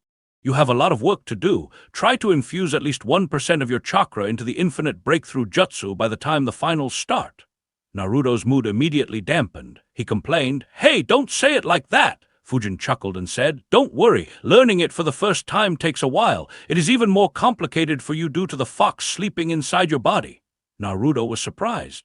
He asked, "You mean that I can't learn it quickly due to the 9-tailed fox in my body?" Fujin replied, "Sort of, but not in the way you think. The 4th Hokage seal is such that it allows small amounts of 9-tails chakra to flow into your chakra network." Naruto was surprised to learn that. At the same time, he was slightly scared. Fortunately, Fujin explained, "Objectively speaking, that is a good thing.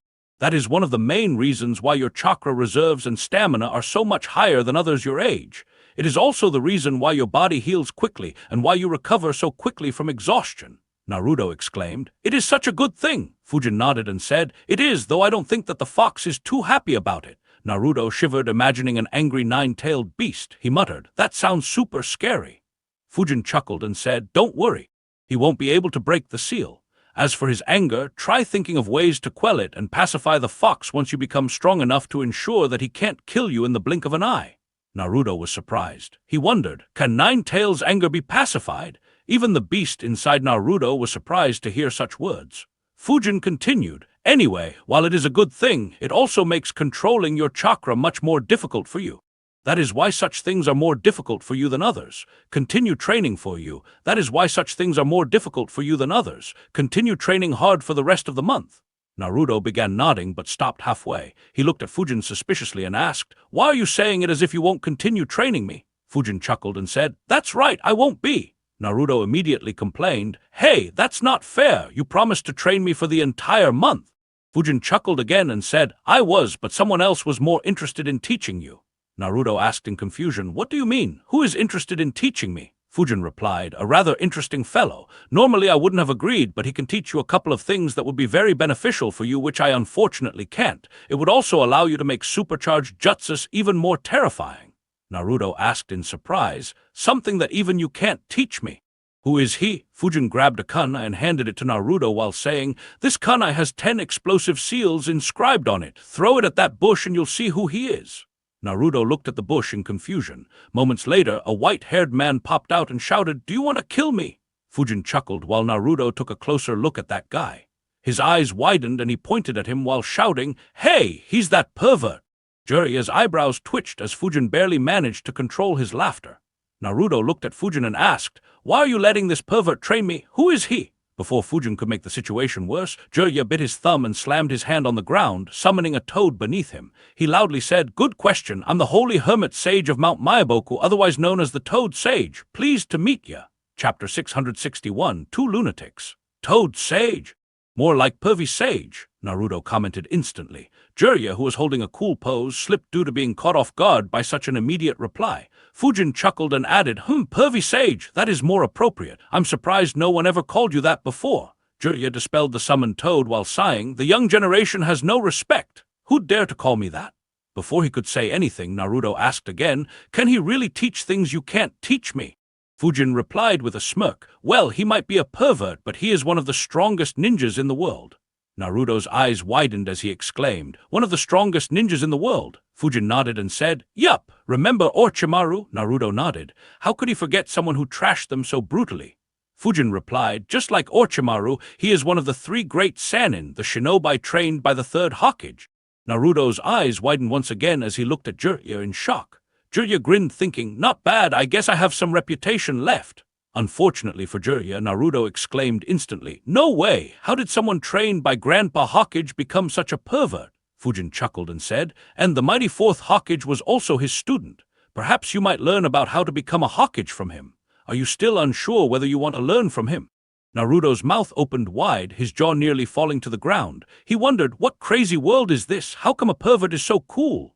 Jiraiya was finally satisfied with Naruto's reaction. He asked teasingly, so do you want to train under me or not? Maybe I should look for someone else to train. Wasting no time, Naruto smiled and said, Hehe, of course I want to train. I was just messing around earlier. I would love to learn from the great sage. Jiraiya's eyes twitched as he thought, such a shameless brat. He's more like me than Minato. Fujin smiled as well and said, good, I'll leave Naruto to you. Look after his training to supercharge jutsus as well. As you saw earlier, he'll need some time to master it. Jiraiya nodded and said, don't worry, I will. Fujin nodded in response and walked away as he said, good luck, Naruto. Naruto nodded when he realized that he was still holding the kunai. He asked, what about this kunai? Without turning around or stopping, Fujin replied, keep it, you might need it. Throw it at him if you see him peeping again. If you need more, feel free to ask. Jiraiya looked annoyingly at Fujin, but Fujin disappeared before he could say anything. He muttered internally, Sensei didn't say that he was so troublesome. At the same time, Naruto looked suspiciously at Jiraiya and wondered, he'll peep on girls while we are training, and I have to stop him with such powerful kana. Who did you leave me with, Fujin? Unfortunately for Naruto, it was too late for him to back out. Fortunately for him, Fujin was just messing around as he wanted some entertainment for himself. Fujin stepped in front of his door and was about to open it when his hand stopped. He glanced behind him. Moments later, an Anbu guard appeared behind him and said, Lord Hokage wants to see you right away. He disappeared as quickly as he appeared. Fujin thought, that's strange. Was he waiting for me to hand Naruto over to Jiraiya, or is it just a coincidence? Besides, why would he need me right now? The sword shouldn't have arrived yet. Fujin flickered a few times and reached Hiruzen's office. Hiruzen and Shikaku were the only ones there. As soon as Fujin entered, the Anbu guards left and sealed the room. Hiruzen smiled and said, Fujin, come here and sit. He pointed to the chair next to Shikaku's. Fujin sat down and said, the only time you tell me to sit is when something important has happened. What is it? Fujin still recalled the first time Hiruzen asked him to sit down. It was after his squad was trashed badly by Kumagakyo. That day, Hiruzen informed him about Jiraiya killing around 250 Kumo ninjas and the rumors circulating about him in the Land of Lightning. He tried recalling whether something major happened during this time but couldn't recall any such information from his memories. Hiruzen chuckled and said, nothing has happened until now. However, something will happen soon, and you'll be the one to do it. Fujin raised an eyebrow and asked, what do you mean? Shikaku answered, he means that you'll be going to the Land of Lightning to kill a few Kumagakyo ninjas. Fujin was stumped. He muttered, aren't we facing a threat from Orochimaru and possibly Sunagakyo? Why are we making a move against Kumagakyo? Fujin couldn't make any sense of it. He wondered, did Reikage make any weird moves during this time? No, that shouldn't be it. I would have remembered it. Is it something else, or did he make a move because of my existence? Before Fujin could make any more wild guesses, Shikaku explained to him how they baited and captured the spies, took over the spy networks of Kumo and Iwa, and were about to cause both Kumo and Iwa quite a bit of pain.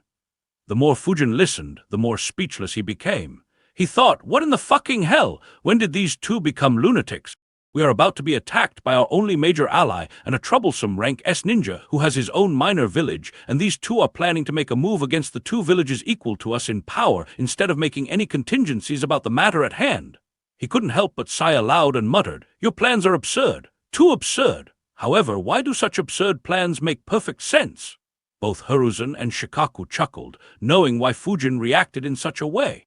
Wanting to understand how much Fujin figured out, Hiruzen asked, "Why don't you answer that question yourself?" Fujin answered, "Common sense says that we should focus on Suna and Orochimaru. As long as we endure their scheme without losing any strength while making them pay dearly, no other village will dare to attack us. However, if we suffer heavy damage, then Kumo will make a move and Iwa will follow even if we didn't do anything to offend them. With this move, Kumo's war readiness will suffer, and they will think several times before making a move even if we are weakened. Without Kumo, Iwa won't make a move either. Even if they end up making a move, Kumo's forces would be weaker and Iwa would lack intelligence and will have to face the armies of Kyusa and Taki before they reach us, giving us some room to maneuver. In the case where we don't suffer much against Orochimaru's plans, Kumo and Iwa won't try to make a move against us even if they are offended considering the losses they just suffered. No matter how the situation develops, this move will be beneficial for us." Hiruzen and Shikaku nodded, happy that Fujin was able to see their motives at a glance. However, even though Fujin recognized their strategy, he couldn't help but think, "These two are remarkable. I'd have never thought of a plan like this. To make use of the simple news of me defeating Orochimaru to destroy their intelligence network and kill hundreds of Kumo elites. I might vomit blood if he knew how badly he'll be played by Hiruzen. Not to mention, this is just Hiruzen and Shikaku scheming. Exactly what kind of shit did these guys pull when Danzo was assisting Hiruzen instead of hindering him?" Fujin now had a far better idea about why Konoha always came on top in the previous Great Wars. While having an array of rank S ninjas was definitely an important factor, it was these sorts of bizarre schemes that gave Konoha an upper hand even when outnumbered and surrounded from all sides. Snapping Fujin out of his thoughts, Shikaku said, "Once the decoy unit lures the 4th Raikage and Killer Bee, you'll follow this attack route to eliminate the bases one by one. We'll contact you once the Raikage reaches the intended spot using the chakra transmission communication device. You can make your move then." However, Shikaku paused for a couple of seconds before continuing. "While I and Lord Hawkage agree on nearly every aspect of this plan, there is one aspect where we have different opinions. Each base has at least 100 ninjas. You'll have to kill every single one without allowing even one to escape. While I don't doubt your strength, doing this alone is extremely difficult. I am of the opinion that you should lead a small force of 25, 50, or 100 ninjas to the Land of Lightning to assist you in this attack. However, Lord Hawkage believes that you'll be better off going there by yourself." Chapter 662, An Opportunity. Shikaku continued explaining his analysis. "If you lead a small force, you'll be able to delegate tasks to others. Some will ensure that no one runs away. The stronger ones will assist you in eliminating enemy ninjas, ensuring that you don't get overwhelmed or waste too much of your chakra. You can also assign one to specifically communicate with us. Since you still don't have much experience in leading a force, I'll assign Renjiro to join you. In addition, I'll also send Guy along with you to ensure that no one is able to put up a resistance. As for the remaining forces, if you choose 25 ninjas, every one of them will at least be a jounin. If you choose 50, then half will be special jounins. And if you choose 100, then the last 50 will be elite chunins. Considering the nature of this mission and the importance of stealth and rapid movement, a small force of 25 ninjas will be the most optimal. After all, you also have to return safely once the Raikage returns to the Land of Lightning." He turned his gaze towards Hiruzen and added, "While I do believe that is the best plan, Lord Hawkage believes that you'd be better off by yourself." Hiruzen nodded and thought, "Under normal circumstances, I would have liked to see how Fujin performs while leading a larger force. It would have been a good practice to improve his leadership skills. However, the Land of Lightning is too dangerous. A larger group moving together will have a higher chance of being detected. Once they are detected, I and others would turn around right away and head back.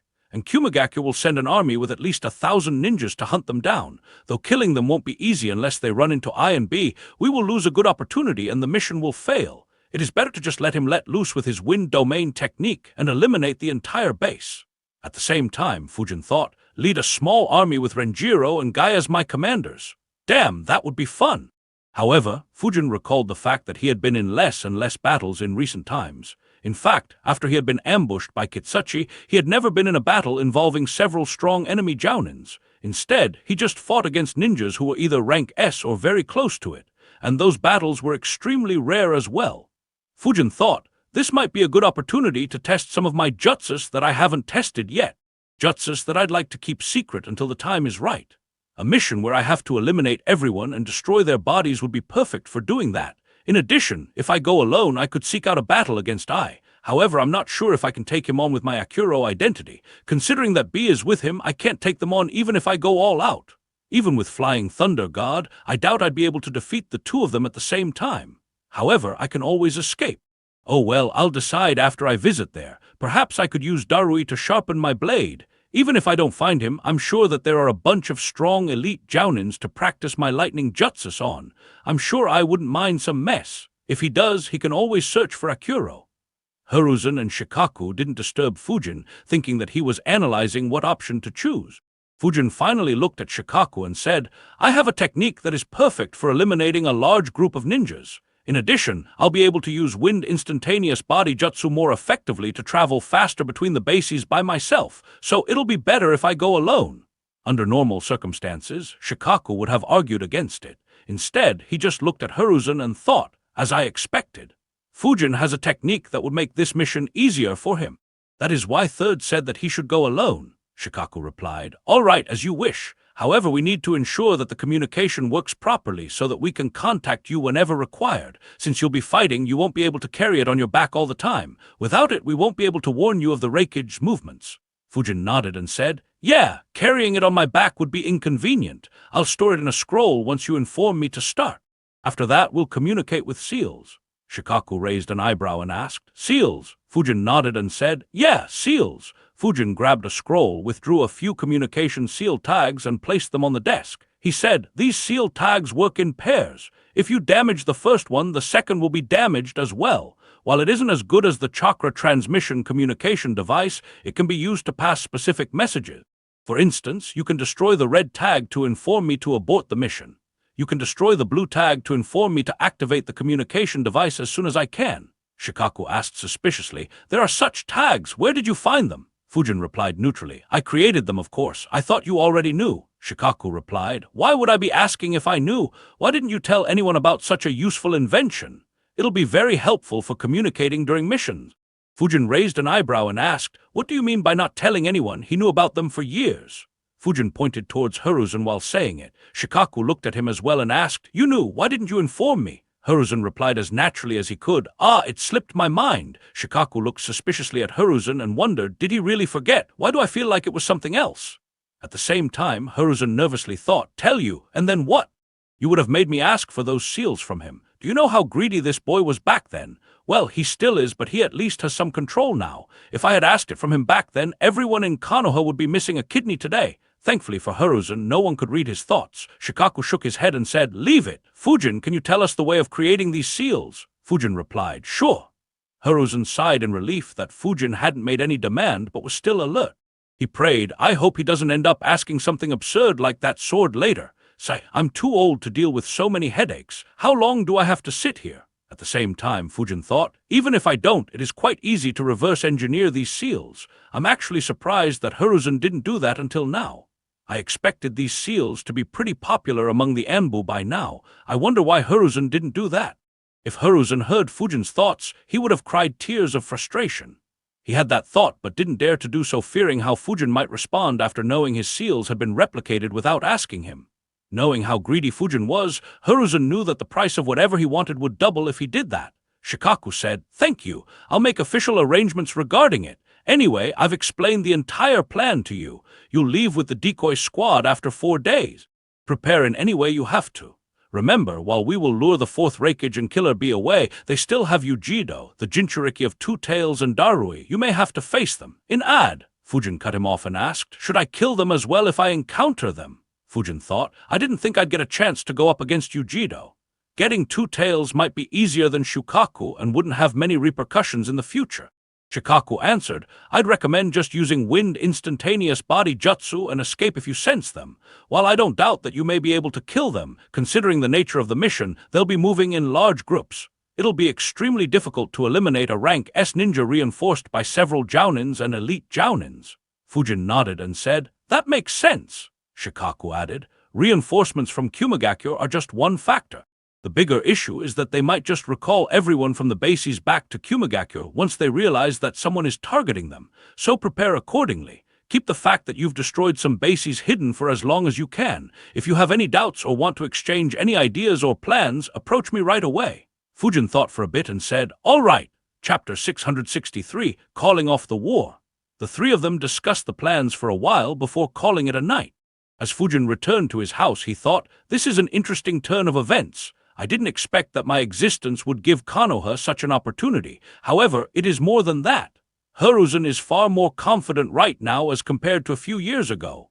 Earlier, he might not have taken this risk. If he had this confidence when I returned from my promotion mission, there might have been a new country on this continent.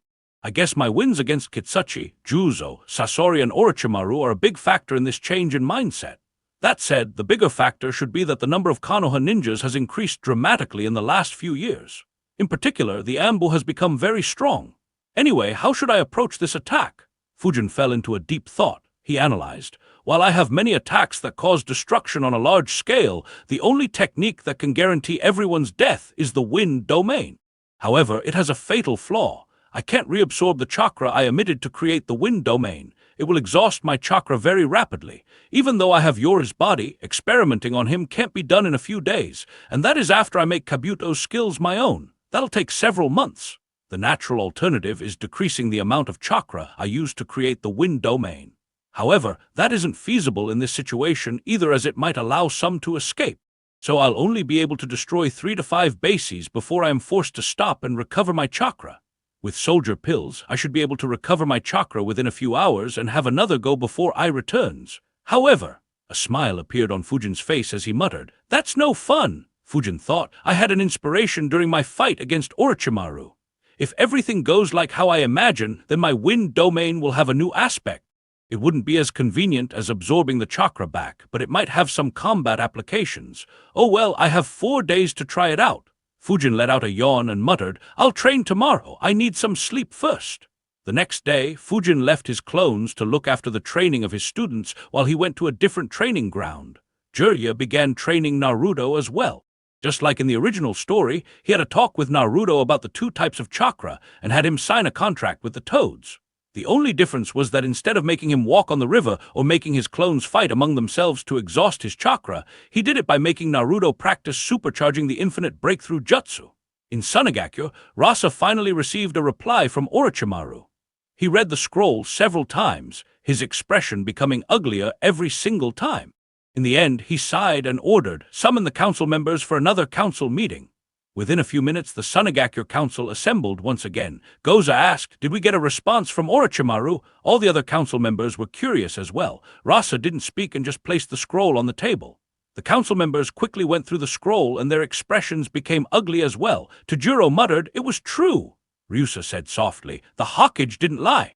Oza added, "Konoha has another ninja at the level of the Sannin." Goza added, "Konoha has another ninja at the level of the Sannin." Sajo said, "And this one might be even more troublesome. If the chaos in the East was truly caused by him at the age of 13, who knows what he could do when he becomes 23? Ryusa agreed, "Yeah, he might make Danzo look like a saint." Similar comments were passed in the council.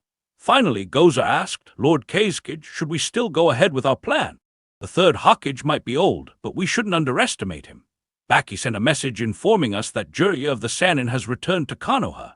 And now there is another one who is strong enough to defeat Orochimaru by himself. While Orochimaru said that Tsunade wouldn't return to the village, we don't know how true that is. Even though Orochimaru said in the scroll to not worry and that he'll make arrangements to deal with all of them, I don't think we should trust the snake. If the war goes south, he might ditch us and escape." Sajo added, "In addition, we shouldn't forget that he is a former Konoha ninja. Even though he has gone rogue, we don't know whether their relationship is as bad as Orochimaru says it is. This could also be a trap to lure our elites into Konoha and cause us massive losses." The addition of another strong rank S ninja made the council very wary of their plans. Even before Fujin's strength was known, their plan was very risky. If they lost, they would be completely at the mercy of Konoha. Now that they knew Fujin's strength, their plan was no longer just risky. Instead, it was almost suicidal. Another council member said, "I know that we are very angry at what Konoha did in the East and want revenge for the same. We also want to use this opportunity to improve our village's finances by putting the Wind Daimyo under pressure. However, all that will happen if we win the war. If we lose the war, then our situation will worsen in a terrifying manner. we will not only lose several of our elites, but the Wind Daimyo will also become closer to Konoha. With such high stakes, we shouldn't go into such a risky war. Except for Tajiro, who wanted to see chaos and become the next Kazekage, nearly every other council member advised Rasa to put a temporary hold on the plan. Rasa heard everyone's advice and said, "I understand your thoughts, I agree. This plan has become too risky to implement. We will stop it and make a new plan later at a more optimal time. However, we will need Orochimaru's help when we try to attack Konoha once again. We could also use his help when we try to lure Suzuki Fujin and eliminate him. So I won't be blowing him off like several of you suggested. Instead, I'll meet him and check out what arrangements he has. If they are truly as good as he claims they are, then we will continue with the attack. However, if they are inadequate, I'll call off the attack and we'll stay in touch for our next plan." The council thought about it and agreed. Goza said, for a plan to be adequate, he would need to have methods to restrain both Fujin and Jiraiya while the two of you fight against the Hokage. He also needs to have a contingency plan to deal with Tsunade if she shows up. In addition, we shouldn't forget about Hadake Kakashi and the several clan leaders in Konoha. Rasa replied, "Obviously, don't worry, I'll keep everything in mind." The Suna Council discussed a few more things before dispersing. 4 days later, Fujin walked into Hiruzen's office and saw quite a few familiar faces. He smiled and said, "It's been a while. Have you been doing well, Captain?" Akimichi Tsuyoshi chuckled and said, "Considering that you're a part of the council, it should be I who should call you respectfully." Fujin chuckled and said, That would sound awkward. Leave it, you know I've never been one for formalities." Teru smirked and said, "Looks like you haven't changed much, Fujin." Fujin replied, "Why would I change?" Teru laughed and said, "You've become quite a legend in the Anbu." "Well, you already were one, but it has reached a whole new level since you defeated Orochimaru. Even my subordinates can't stop talking about you." He faked a sigh and complained, "It was fun at the start, but now it has become very annoying." Fujin just chuckled without replying. He turned his gaze towards Fumido and Yugo, his former subordinates. Both greeted him saying, "It's great to work with you again, Captain." Fujin replied, "Well, we won't be working together much in this mission, but yeah, it's good to see you too."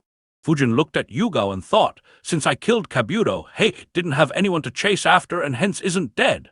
Not to mention, Orochimaru's defeat made Suna very apprehensive. Baki won't be as bold as he was in the original story. I guess she is the one who benefited the most after me due to my move." Seeing that they were done greeting each other, Hiruzen said, "It's good to see all of you. Are you ready to move?" Fujin and the others looked at Hiruzen and Shikaku and became serious knowing how critical their missions were. Everyone nodded. Hiruzen said, "Good, stick to the plan as much as you can. However, if you need to change it due to the situation, feel free to do so. Just try to convey the same to us as soon as you can."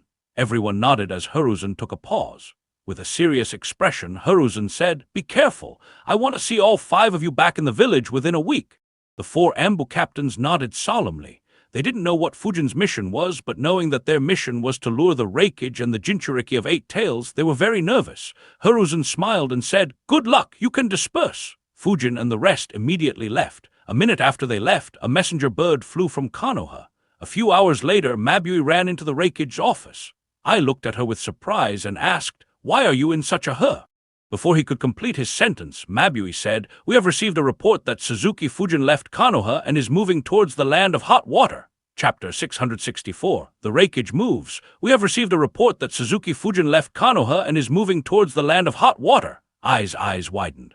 While he wanted to make a move against Fujin, he didn't think that he would get an opportunity so quickly. He couldn't help but smell something fishy. He asked, "Do we know where exactly he is heading?" Mabui shook her head and answered, "Unfortunately, no. We only know that he is moving towards the land of hot water. We don't even know whether that is his actual target or if he is heading elsewhere.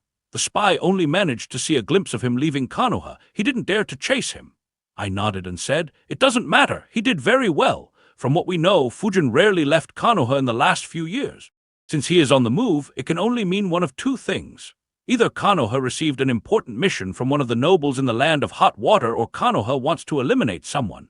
If it's the first case, then our spies will inform us about his movement. If it is the second, then his actions will attract attention and we'll know his approximate location. However, we can't wait until then." With a serious expression, I ordered, "Call B and the others. I'll be going myself." Despite his orders, Mabui didn't move and stood at the same spot.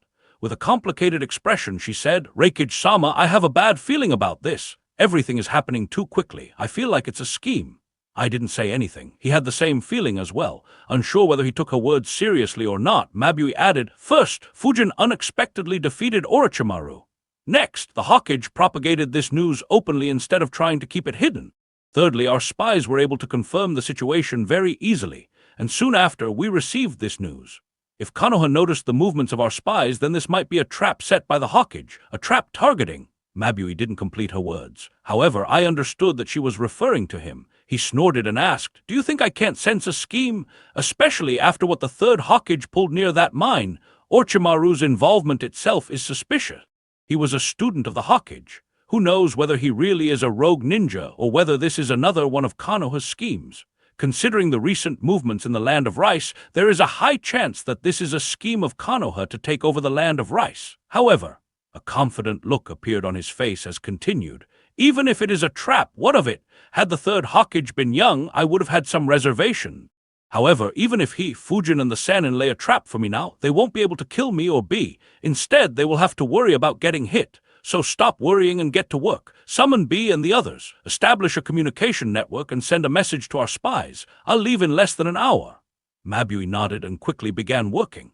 In less than half an hour, Kumo had set up their communication unit using chakra transmission communication devices just like Konoha. In the Raikage's office, 12 people gathered. They were I, B, Mabui, Darui, C, Samui, and 6 other elite jounins. C muttered, "So we are finally making a move against Suzuki Fujin." I replied, "I am. You 3 will stay in the village and help Mabui." He turned his gaze to Darui and said, "If something happens here in my absence, then you'll be responsible for handling it." Darui frowned and asked, "Wouldn't it be better if I came with you? If it really is a trap set by the Hawkage, then you might need my help to stall one of the Sannins." I replied, "I can handle them. What I am worried about is if this is a ploy to lure me away. While I don't think Konoha will dare to attack Kumagakyo, we shouldn't completely lower our guard. They might try to pull another sneak attack and escape. Without me and B here, you and Yujido will have to handle any major threats. With the help of other jounins in the village, you should be able to force their rank S ninjas to retreat or stall them long enough for us to return." Darui wasn't too sure about Ai's analysis. However, he replied, "All right." Killer Bee looked at him and said, "Darui, don't sweat it, no need to be wary. If it's a trap, I'll show 'em I'm scary. I'll drop the beat and the tailed beast bomb. They'll face the wrath of my beastly charm." The others in the room sighed at Bee's antics. They discussed some more things before I looked at Mabui and said, "We'll leave now. Inform us as soon as you receive any update about his location. Whether we can succeed or not will depend on the intel." Mabui nodded and said, "Yes, Raikage-sama." Wasting no time, I left Kumagakyo along with B and 6 elite jounins. They were headed straight to the Land of Hot Water. One of the elite jounins was carrying the communication device to receive the message immediately. Once they did, they would immediately make a move towards Fujin. While Raikage left Kumagakyo, Fujin's group left one of the border patrol camps after taking a short break. Minutes after they left, a Kumo spy sent a messenger bird to Kumagakyo to inform them about some details of Fujin's mission, which he coincidentally overheard. As they crossed into the Land of Hot Water, Tsuyoshi said, "Fujin will split from here onwards." Teru said solemnly, "Good luck with your mission, be careful." Considering that their mission was to lure the Raikage, they expected Fujin's mission to be far more dangerous. Fujin chuckled at their solemn expressions and said, "Don't worry, my mission isn't that dangerous. On the other hand, you guys need to be very careful." His expression became serious as he continued, "Under no circumstances must any of you come face to face against them. If you do, you'll have no chance of survival. Give the highest priority to your safety. If it gets too dangerous, don't hesitate to retreat or mix among the civilians. Your mission ends at luring them here. How long they stay here has nothing to do with you." All 4 Ambu captains nodded. Luckily, the major part of their mission would be over after they visited the noble they were supposed to meet. After that, they were allowed to retreat whenever they wanted to. The 4 of them finally split from Fujin and changed their direction. The town, in which the noble they were supposed to meet lived, was quite close to the border of the Land of Fire. It was done so that I would have to travel more distance while returning to Kumagakyo. As they moved, Teru created a shadow clone containing 80% of his chakra, who transformed into Fujin and moved alongside them. Since he had a high amount of chakra and had known Fujin for a long time, Shikaku had given him this important task. This way, no one would suspect that Fujin had split from the group and was moving alone. Shikaku knew that there were a few Kumo spies in the group and was moving alone. Shikaku knew that there were a few Kumo spies in the town they were heading in. He wanted them to see Fujin and inform Kumagakyo about the same. This served two purposes. Firstly, I and B would be lured all the way to the borders of the Land of Fire. They would also have to travel at a very high speed to ensure that Fujin doesn't complete the mission and return to Konoha. In such a state, returning to the Land of Lightning quickly would be tough for them. Secondly, it also created an alibi for Fujin. If Kumo tried to blame Fujin for the deaths of their elites and turn some hidden villages against Konoha, they would use this to prove that Kumo was lying and convince everyone that this was just Kumo's way of attempting to start the next great war. This would make everyone wary of Kumo instead. As for Fujin, his path went straight through the Land of Hot Water and the Land of Frost into the Land of Lightning. Even though I realized the possibility of a scheme, he never imagined that his target was heading straight towards his country. As he moved, a smile appeared on Fujin's face. He muttered to himself, "Now then, I hope that they can put up some fight. I don't want it to be too boring. Otherwise, I really might have to ambush Ai for some entertainment. Anyway, I hope that there are some marks along the path." Chapter 665, Shikaku's Mind Games. Anyway, I hope that there are some marks along the path. Fujin began sensing the flying thunder god marks he had left in the Land of Hot Water. There weren't many, as Fujin hadn't been to this country much after he had learnt that jutsu. The one time he did was to hunt down Hidden. However, he was accompanied by other Konoha ninjas, so he couldn't brazenly leave thousands of marks. Instead, he had just left a handful when no one was looking at him, each being over 50 km from the other. Fujin immediately disappeared, teleporting around 150 kilometers away. He teleported a few more times and reached into the Land of Frost. Fujin finally stopped and thought, this was the last mark I made while chasing Hidden. The place where I fought Kakuzu shouldn't be too far from here. Oh well, just another couple of 100 kilometers to reach the Land of Lightning.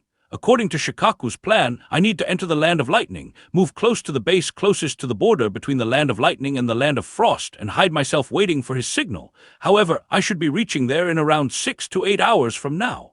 Fujin chuckled. The distance between the Kumigakure and Konoha was very large. Normal ninjas would require around 4 to 5 days to make such a long trip. Even an elite squad would still require around a couple of days if they consumed soldier pills. Since Fujin had a flying summon, Shikaku counted on Fujin to reach there in a quick time without exhausting himself. However, he couldn't have imagined that Fujin had mastered the flying thunder god jutsu. Fujin decided, I'll keep the communication device inside the scroll. Once I take it out and activate it, Inoichi will be able to sense my location. Since I have around 6 hours, it's time to do some setup. Fujin continued moving towards Kumigakure. As he ran, he left a flying thunder god mark on trees along his path every now and then. He stopped 50 km from the border. Fujin found a quiet spot, weaved a few hand seals, and slammed his hand on the ground. Earth Release Camp Jutsu. A massive underground camp was created around 50 meters under Fujin's feet. Fujin disappeared into the ground and entered into the base. He looked around the base and nodded while thinking, this should do. I'll make some changes here and apply some seals to keep this base hidden. Once done, I can use this base as a retreat point. If something goes wrong during the mission, or if I need to take a break to recover my chakra, I'll return here. And my clones can use this base for that purpose. Fujin made up his mind and got to work. A few hours later, Fujin frowned and opened his eyes. He was long done with setting up the base and was meditating. When he activated his space-time sensing technique, he noticed something odd. Fujin thought, what speed? All 8 of them are traveling at such a fast speed. A smirk appeared on Fujin's face as he chuckled. Looks like Ai is on the move. I wonder what expression he'll make when he returns to the Land of Lightning. He could imagine how sorrowful Kumigakure would be by the time he was done. Hiruzen and Shikaku's plans were too ruthless. Fujin thought, considering the future, there isn't a need for this attack. After all, Kumo would be our ally in the next great war. My actions would weaken the allied shinobi force. However, Fujin shook his head and muttered, who asked them to go after my head? The only reason why Kumigakure fell into this trap was because they wanted Fujin's head. So Fujin had no qualms in causing them pain, especially considering how much effort Shikaku had already put in. As for weakening the allied shinobi force, Fujin didn't particularly care much about it. After all, Kabuto was no longer alive. His dead body was in one of his scrolls. Without the Edo Tensei summons, the White Zetsu army wasn't that scary. Abido's forces would be weakened far more than the allied shinobi forces. Not to mention, Fujin had only made one move to alter the future. He still had a few more to make. A few minutes after Ai's group passed, Fujin exited the base. He transformed into a Kumagakure ninja and began moving towards the land of lightning. While Fujin and I were on the move, Mabui received another messenger bird. She read the information and thought, so Suzuki Fujin is heading into this town. However, a grim expression appeared on her face as she analyzed. Everything about this seems off. How are we able to get all the information so easily? Even though he didn't hear any specifics of the mission, would someone like Fujin openly say where he is going? Even though he is still young, it is highly unlikely that he is this careless. All the clues only point out that this is a trap.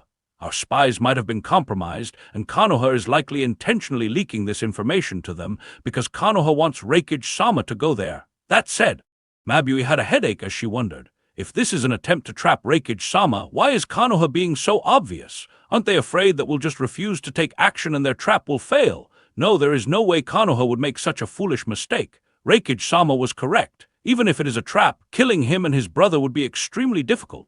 Even if Konoha defeats them, they won't be able to kill them. So Konoha's target is most likely not Reikage-sama. Instead, it is something else.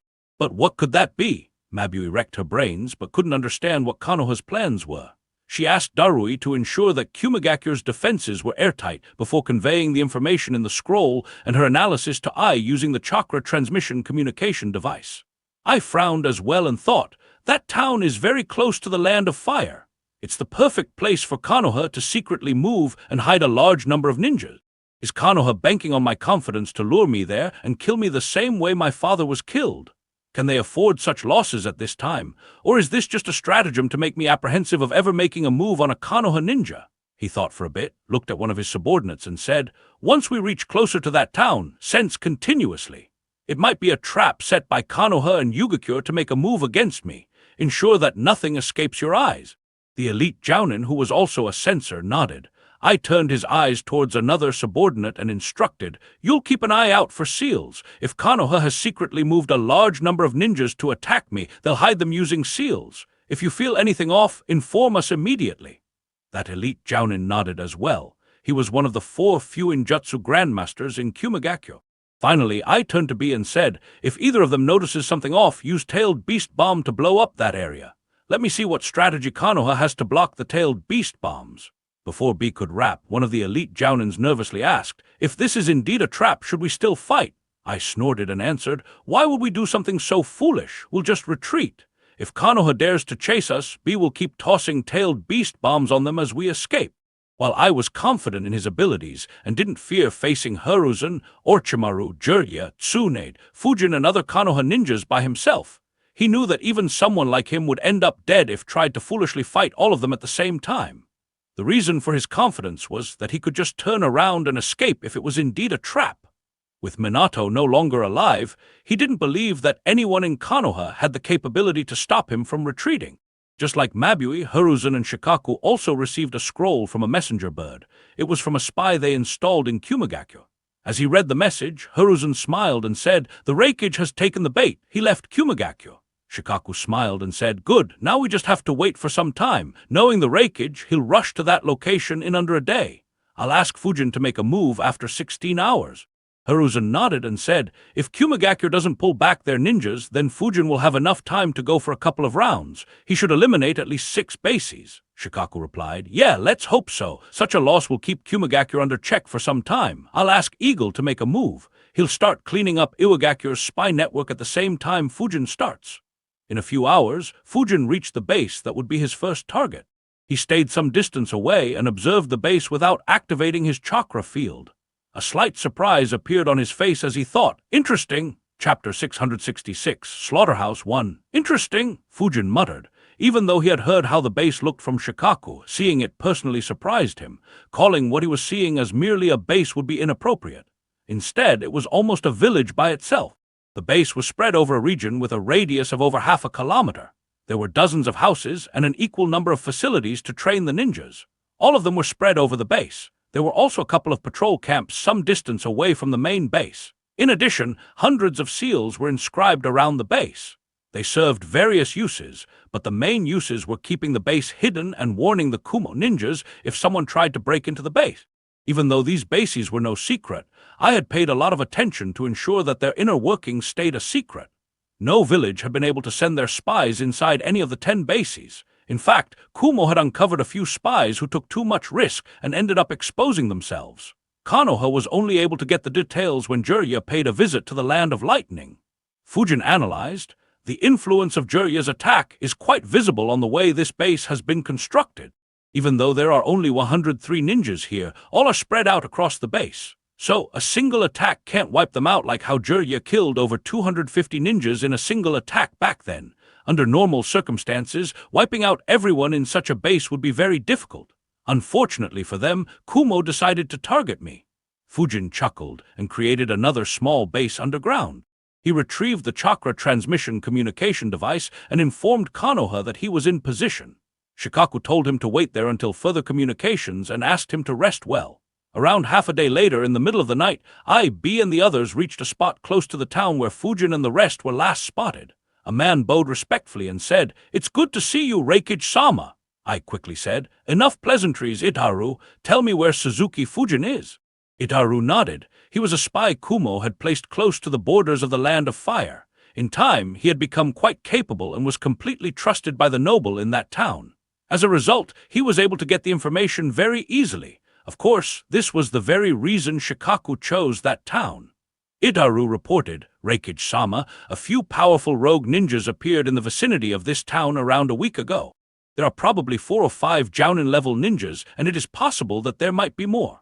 Since they used water jutsus, we suspect that they are rogue Kiri ninjas. Hence, a Rank S mission was issued to Konoha. Konoha sent Suzuki Fujin along with 4 other ninjas. I didn't find any information on them, so they might be from their Anbu. I believe all 4 are at the Jounin level. They headed out to eliminate the rogue ninjas around half a day ago. We haven't heard back from them yet." I frowned and asked, "If it's just some rogue ninjas, why did Konoha send more ninjas along with Fujin?" Itaru answered, "The rogue ninjas also destroyed a couple of villages. They also have to rehabilitate them. Suzuki Fujin might leave once the rogue ninjas are eliminated while his subordinates take care of rehabilitation." I nodded and said, "All right, tell me the location of those rogue ninjas." Itaru immediately handed I a map that had a marked location. I observed, I suspected that it would be close to the borders of the Land of Fire. However, this place is a couple of dozen kilometers away from their border. They don't want to be too obvious, huh? "Oh well, let me see what scheme you're cooking this time, Hawkage," he said. "Good work. Return and continue your work." Itaru nodded and immediately left.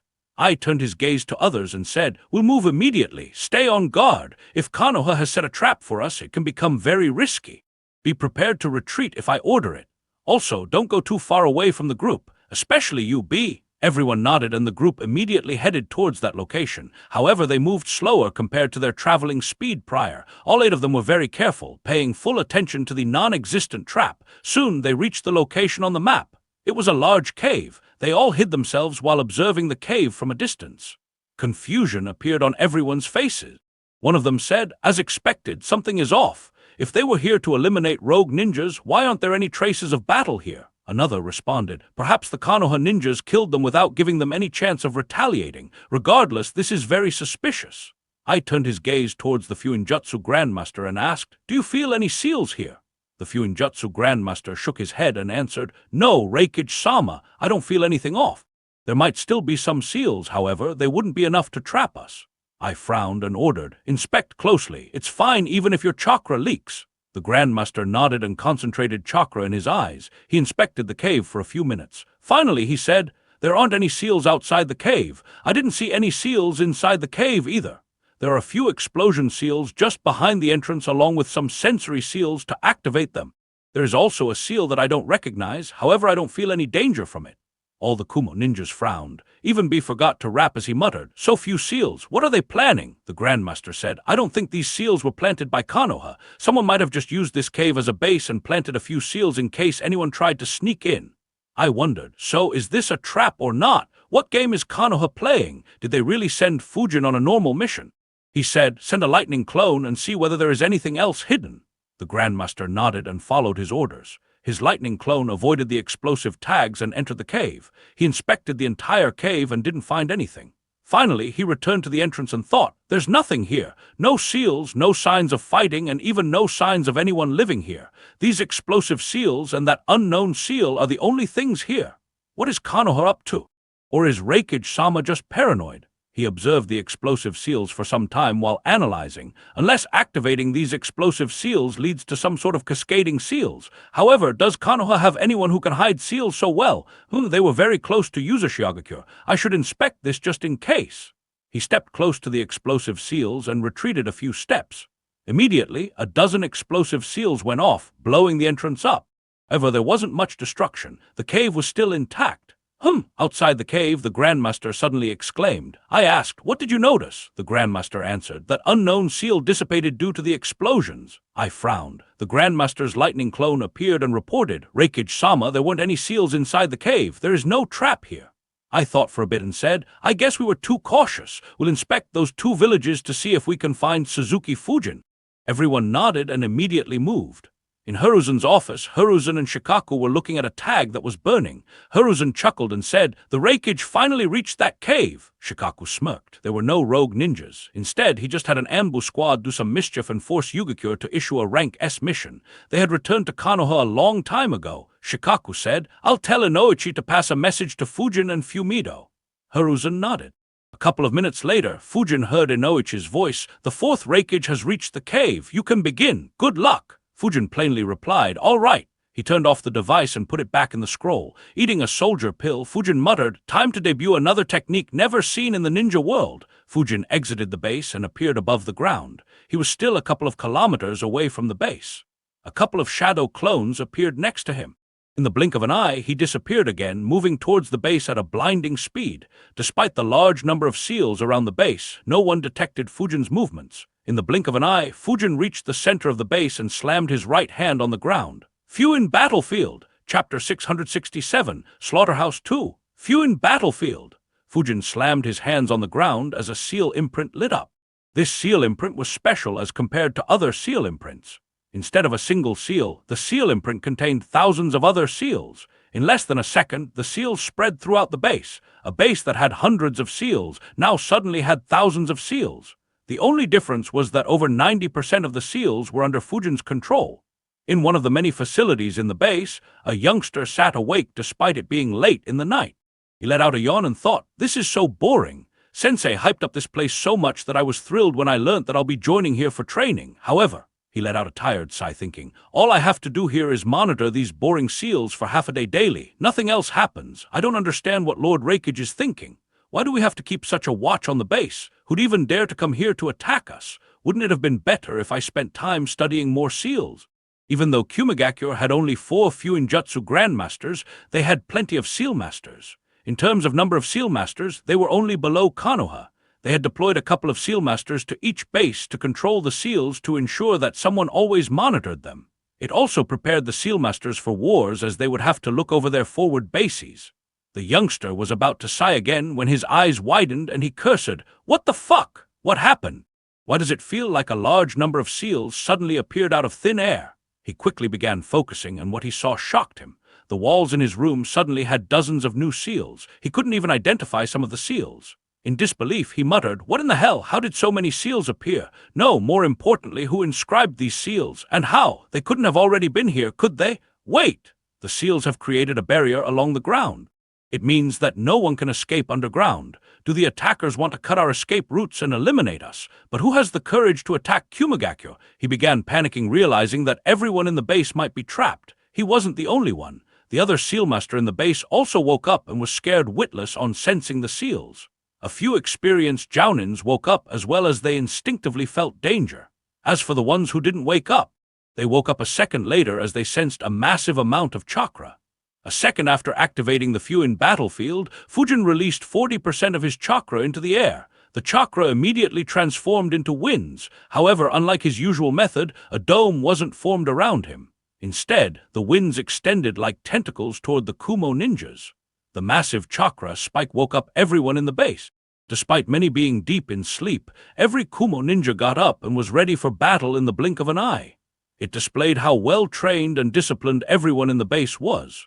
Even Fujin was surprised by such a quick reaction. He thought, not bad, or perhaps I should say, as expected from the elites trained by Kumigakure. Even though the Kumo ninjas reacted quickly, they were still confused about what was happening and began discussing among themselves while moving rapidly towards Fujin. What was the chakra spike? Are we under attack? Which fool has the courage to attack us? I don't know, but that chakra is scary. Don't be overconfident. If anyone dares to attack us, then they must at least have some strength to back up their courage. Such sort of attacks are very common during a war. Stronger ninjas and elite squads will try to eliminate weaker enemy ninjas. Also, look out for suicide bombers among the enemy. They might blow themselves up if they're about to die. Always keep your guard up. Several such discussions broke out within seconds. The overconfident youngsters were guided by their seniors. However, even they were puzzled as none of them actually expected such an attack. In fact, most veteran ninjas thought that it was likely a surprise training exercise to let the youngsters experience some danger. Suddenly, in just a few seconds, all the Kumo ninjas stopped running. The reason was the intense winds they were feeling. What are these winds? What is happening there? Why is there so much chakra in these winds? Who's wasting so much chakra? Og! While he was speaking, a cut appeared across his throat. In the blink of an eye, his neck had been sliced clean, beheading him. Similar scenes appeared throughout the base. Everyone saw a red line appearing on the necks of their comrades before they felt the pain themselves. In the blink of an eye, over 50 ninjas were slaughtered. The ninjas who were still a bit farther away were horrified by that sight. Had they seen an enemy, the brave Kumagakure ninjas might have rushed towards him despite the danger. However, they didn't see any enemy and instead just saw wind cutting up their comrades. The sight spooked them. Everyone, irrespective of how young or experienced they were, turned around and began escaping. Some flickered away, some ran, and some tried to escape underground but failed. They chased after their remaining comrades. However, every single one of them was terrified when they discovered a transparent barrier around the base. Why is there a barrier here? Shit, someone wants to kill every one of us. They're keeping us here so that we are killed by that demonic wind. Fuck! Destroy this fucking barrier! Everyone immediately weaved hand seals and bombarded the barrier with several jutsus. However, the barrier stood firm. They looked at it in disbelief and muttered, "Why is the barrier so strong?" In order to raise their morale, one of the veteran Jounins shouted, "It doesn't matter. Attack once again. We'll attack until the barrier breaks." Before he could complete his words, he was beheaded. Others looked at him in horror. Some turned around and muttered in fear, "That demonic wind has reached here." Luckily for them, they didn't have to suffer in terror for long. In just a couple of seconds, Fujin beheaded everyone else in the base. In under a minute, Fujin had eliminated 99 Kumo ninjas. At the same time, his clones eliminated the 4 ninjas who were outside the base in patrol camps. In all, Kumagakure lost 22 Jounins and 81 Chunins. It was a shocking loss. While it wasn't as bad as the wound Jirya had inflicted, it was just as painful. Even though this was less than 1% of the total number of ninjas in Kumagakure, everyone here could be considered elites. The higher-ups in Kumo valued every single one of their lives. In particular, I was very fond of the ninjas trained in these bases. Unbeknownst to him, he had just lost 103 of his elites while he was hunting for Fujin in the land of hot water. The worst part for Kumagakure was that this was just the start. Using his space-time sensing technique, Fujin observed, "So everyone is dead. That was a bit disappointing. They couldn't even see who the attacker was. Oh well, it was as I expected. Fortunately, there are at least some gains." Fujin glanced towards the barrier around the base. Even though it stood firm, Fujin could sense that it was badly damaged. A couple more rounds of jutsus would have caused it to crumble. Fujin analyzed, even though few in battlefield can create a barrier, this isn't a normal barrier. Normal barriers use the chakra of their users as the source. Until they can keep supplying chakra, the barrier will stand firm and heal. However, the barriers inside the few in battlefield are created solely by seals. How sturdy I can make them is limited by the number of seals I inscribe. I guess I'll have to find a way to inscribe more seals inside the few in battlefield. No, that would be difficult. Fujin recalled how much work he had to put into creating the few in battlefield. Dozens of shadow clones worked on it for months. He didn't have the time to repeat that process. In fact, he wasn't even sure whether that would be possible to do. Fujin thought, since that isn't an option, I'll have to find a way to make multiple few in battlefield seals work properly with each other. Probably in a similar way to how 2 4-symbol seal create the 8 trigrams divination seal. That would make it far more lethal. Anyway, it's time to go after my next target. Fujin stopped thinking about the few in battlefield. Though he got ideas to improve it further, its current level was sufficient for him for the time being. He turned his gaze towards the winds flowing inside the base. Chapter 668, Wind Cloak. Under normal circumstances, Fujin would use only around 10 to 20% of his chakra to create the wind domain. However, since the base was so huge, he used up 40% of his chakra to create it. Even though he had killed everyone in the base, not much chakra of the wind domain had been used because no one actually put up a fight. Fujin only had to create blades of wind to kill the Kumo ninjas. Under Fujin's control, the winds began flowing back towards him. Had anyone been alive to witness it, they would have been shocked to see all the winds inside the base suddenly moving back towards the center as if there was a black hole sucking everything. Fujin watched as the winds began revolving around him at a high speed, forming a hurricane with him at the center. Slowly, the speed of the winds decreased and they compressed together, occupying less and less space. In half a minute, a transparent cloak appeared around Fujin, a cloak made solely of wind.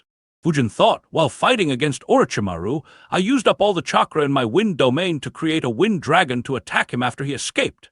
It made me realize that even though I can't absorb the chakra back into my body yet, I can at least transform the domain into something that I can carry along with myself. Though some chakra will still be lost to maintain this cloak, it is still far better than using it for a single jutsu. Not to mention... A grin appeared on Fujin's face. The wind cloak had some remarkable abilities. Though not as strong as the Raikage Lightning Chakra mode, it was still quite a remarkable feat. For any ninja specializing in wind manipulation, it would be a dream technique to have in their arsenal. Fujin dispelled his shadow clones, who were outside the barrier, and created a new shadow clone with 5% of his chakra. His clone nodded and flickered. Since he had Fujin's memories, Fujin did not need to give him any instruction. Fujin focused on his wind cloak. A second later, he began floating in the air. A wide smile could be seen on Fujin's face. As someone who once lived in a world without any superpowers, there was no way he wouldn't have wanted to fly by himself. Fujin thought, an unexpected gain from this technique I created is the ability to fly.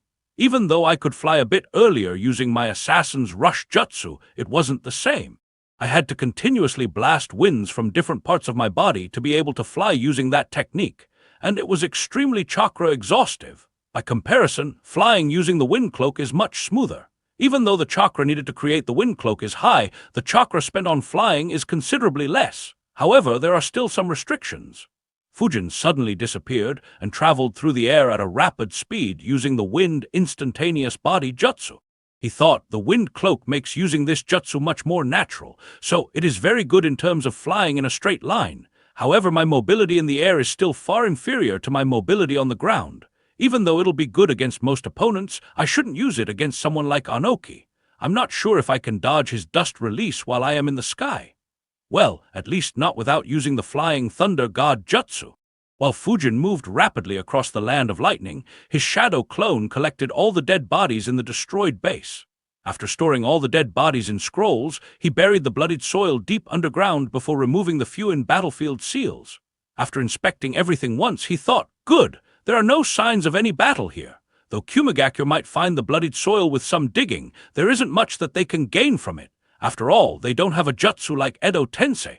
A peculiar expression appeared on the clone's face as he realized, actually, even if they revive them with Edo Tensei, they can't get much information. What would the revived ninjas say? Strange winds killed them. After all, they didn't even see me. Oh well, I'm done here. I wonder who'd be the one to come and discover this empty base. Fujin's clone disappeared from the base. After using the Flying Thunder God a few times, he returned to the base in the Land of Frost. He withdrew a couple of scrolls in which he had stored the bodies of the dead Jounins. He retrieved a head from the scroll, placed it on the table in front of him, and placed his right hand on the severed head. Inserting his yin chakra into the dead Jounin's brain, Fujin's clone thought, even though Konoha's collection of lightning jutsus is quite good, there is no question that Kumo is far better in this aspect, especially the lightning chakra mode. Though I don't expect any of them to know how to learn that technique, there might be some who know where that technique is stored in Kumo. I and B aren't in Kumagakure, and my actions should lure out Darui and Yujido, so I might as well pay a visit to Kumo to borrow a few scrolls. I'm sure they are kind-hearted enough to overlook my actions and entertain me as their guest. While Fujin's clone read the memories of the dead Jounins, Fujin traveled straight to the second base on his target list. He stopped around 5 kilometers from the base and created 3 shadow clones. He passed his wind cloak to one of the shadow clones while Fujin and the other 2 shadow clones moved towards the base. Just like during the previous attack, the 2 shadow clones split off from Fujin and targeted the patrol camps. Meanwhile, Fujin went straight to the center of the base and activated the few in battlefield. A second later, the clone wearing the wind cloak teleported next to Fujin. In an instant, the wind cloak lost its form and wind spread throughout the base. Fujin released some of his own chakra to make up for the chakra lost while killing the Kumo ninjas in the first base and while traveling. Just like the previous time, no Kumo ninja survived. It was a complete massacre. Once again, no one even saw who their killer was. Fujin once again formed the wind cloak and left a shadow clone to collect all their bodies before continuing towards the third base. In the land of hot water, the Reikage group tried looking for Fujin and other Konoha ninjas around the two villages for a couple of hours. Needless to say, they didn't even see a glimpse of them. Instead, what they had seen confused them even more. In the affected villages, the people had already been rehabilitated. The Kumo ninjas had transformed into Yugakure ninjas and questioned the villagers. They were shocked to learn that Fujin and the rest had already helped them and left before midnight. They left the village and began wondering what was going on. Killer Bee said, "Yo, what's this situation? It's causing some frustration. No trap found, just a cave. What's the explanation? Folks in the villages already rehabilitated. Konoha's got 'em fixed up, all situated. Did they finish up the mission, make it back to their land? Got us chasing shadows, man. I don't understand." All the 6 elite jounins had the same thought as B. Each of them experienced a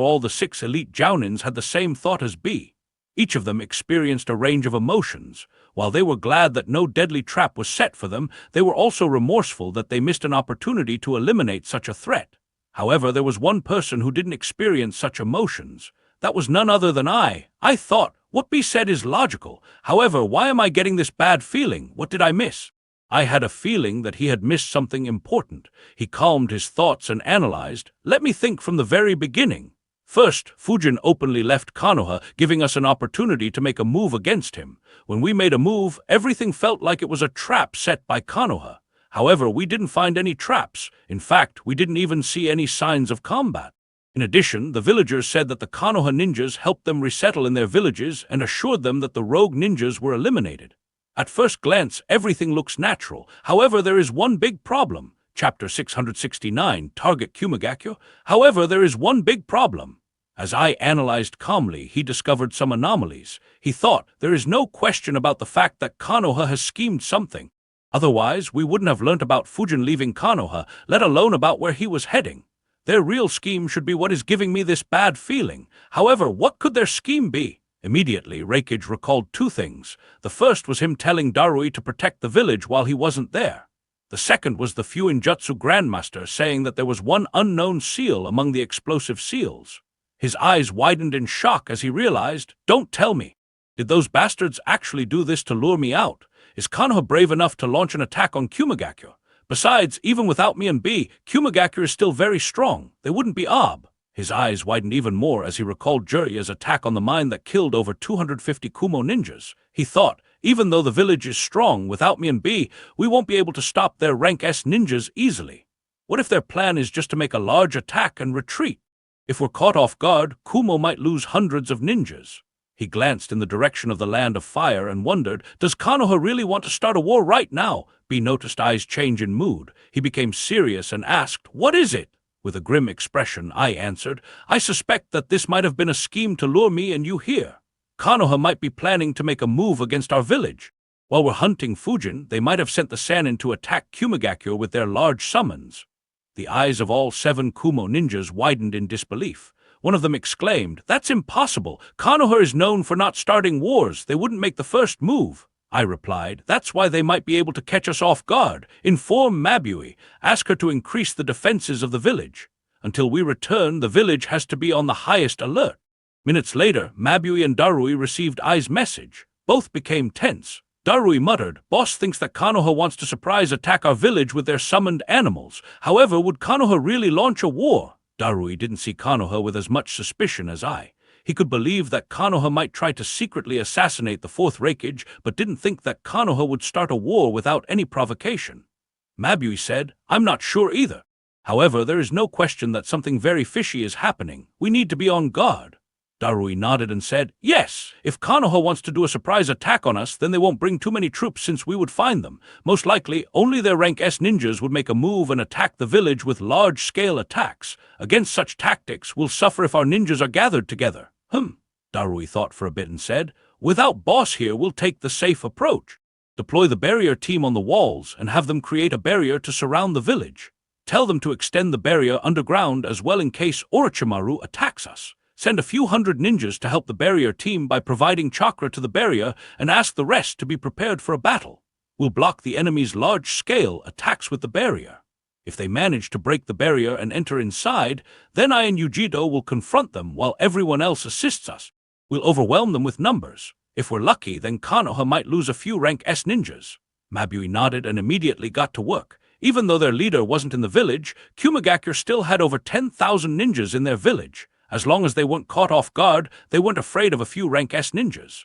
In one of the villages that were rehabilitated by the shadow clones of Fujin's teammates, one old man wiped the sweat off his forehead and thought, that was scary. Was the Reikage really among that group of ninjas, as Lord Shikaku said? As expected of Lord Shikaku, only he can make the Reikage move wherever he wants to. Anyway, there was a chakra spike just a minute ago. The Reikage must have retreated, as Lord Shikaku said. I'll send a messenger bird to inform him that the group has left. However, I'll wait for a couple of hours just in case they haven't and are still keeping an eye on here. I can't imagine what they would do to me if they caught me. That man was a spy Shikaku inserted in the village while the rogue ninjas were harassing them. When the Reikage group entered the village in disguise, he didn't even dare to look at them. He relaxed only after sensing the chakra spike. While Ai's group hurried back to the land of lightning and Mabui and Darui shored up Kumo's defenses, Fujin destroyed 3 more bases in an identical manner. Half of the bases had been destroyed. In all, 546 Kumagakure ninjas had died.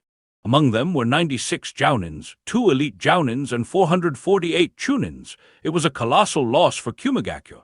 Yet not a single person in the land of lightning was aware of these losses. Standing at the center of the base, Fujin let out a deep breath. He looked at the wind cloak and analyzed. My chakra reserves are down to 40%. The wind cloak has 20% of my chakra. In order to wipe out everyone in the next base optimally, I'll need to charge it up to at least 35%. The chakra needed to travel will be compensated by the chakra I'll recover while traveling. However, I'll still be down to around 25% of my chakra reserves. I guess it's time to take a break. There is no need to exhaust my chakra to that level. After all, the mission can already be considered completed. I'll wait until my chakra recovers. Thanks to the soldier pill and the chakra in my shadow clones, I'll only need around 6 to 7 hours. Shikaku said that I began returning around 3 hours ago. Considering how long he took to reach there, I should have enough time for a second round if Kumagakure doesn't recall the remaining ninjas back to their village. Fujin stretched his body to alleviate the stiffness caused due to traveling continuously. He muttered, since the wind cloak still has some chakra that I can't absorb, I might as well have some fun. It's time to test that. Once again, Fujin began traveling at a high speed. His destination was the 6th base on his target. The 5 bases that Fujin targeted were between Kumagakure and the border between the land of lightning and the land of frost. However, the remaining 5 bases were on the other side of Kumagakure. Hence, the distance between them was much larger, with one base being all the way on the western coast of the land of lightning. Fujin would require a couple of hours to reach the 6th base. The scenery in that base was quite different from the other bases. Even though Fujin had noticed that the ninjas in the 4th and 5th bases were preparing for something, the ninjas in the 6th base had already prepared for war. Everyone was just awaiting orders to be dispatched. In the headquarters inside the base, Dadae sat calmly while recalling the message he received from Mabui. He thought, to think that Konoha might make a move against us. Their strength should have already recovered. As we suspected, they won't take the humiliation we inflicted upon them a decade ago too kindly. We might soon be in another great war. He turned his gaze outside the headquarters and activated his chakra field. He thought, fortunately, we're very well prepared. If Konoha thinks that they have any chance of a swift victory against us, they're badly mistaken. As Dadae was thinking that, Fujin reached the base. He looked at his wind cloak and thought, just 6% remaining. The wind cloak separated from him and began changing its shape once again. This time, instead of transforming into the wind domain, it took the form of a human and transformed into a wind clone. He chuckled and said, all right, I'll have some fun. This was the second method Fujin created to use the leftover chakra in the wind domain. Fujin could transform it into a wind clone and keep it with himself until he recovered his chakra. This way, if someone attacked him while he was still recovering his chakra, he could recreate the wind domain. Of course, there was no need for anyone to guard him now. So, Fujin just let his wind clone go to cause some havoc and leave a few nightmares in the land of lightning. As for Fujin, he continued looking at the base and muttered, here goes nothing. Chapter 670, Return of the Nightmare. Dada was just casually sensing everyone in his base to see how far everyone there had come along. He was about to deactivate his chakra field when he suddenly sensed a chakra that he didn't recognize rushing rapidly into the base. He muttered, "What the hell? Who entered the base? And what's with this speed?" He immediately got up while thinking, "Who is it? And how did that person enter the base without activating any of the seals? Wait, I can sense a couple more chakra signatures. They are heading towards the patrol camp. Shit, what's happening?" By the time he came out of the room, Fujin had already reached the center of the base and slammed his right hand on the ground. Fuin battlefield! In the blink of an eye, the entire base was covered with seals and was sealed by the Fuin battlefield. At the same time, a sword appeared in Fujin's left hand. Dada only saw a glimpse of Fujin's figure. Before he could take a better look, Fujin disappeared. Dada thought, "Fast, I couldn't even see his fac." His thoughts froze as shock appeared on his face. The shock soon changed into horror as he sensed Fujin's chakra signature disappearing and appearing in a different place instantly repeatedly. Every time his chakra signature disappeared, the chakra signature of one Kumo ninja disappeared. Dada muttered in horror and disbelief, "FL! Flying! Impossible! This is the fourth Hokage Flying Thunder God Jutsu. Another ninja in Konoha learnt this accursed jutsu." Despite the shock, his brain quickly realized, Konoha's target isn't Kumagakure, their target is our bases. "Dada, I didn't expect someone like you to be here." Dada heard a cold voice behind him. However, even before he could react, a sword entered his back, pierced through his heart, and appeared in front of his chest. There was nothing he could do except watch the bloody sword in horror as his eye closed permanently. Fujin stored his body properly before finishing off the remaining Kumo ninjas. After confirming that everyone was dead, Fujin created 3 shadow clones to collect their dead bodies and hide the evidence of a slaughter. While they collected the bodies, he thought, "I didn't think Dada would be in charge of one of the bases." Then again, it isn't too strange.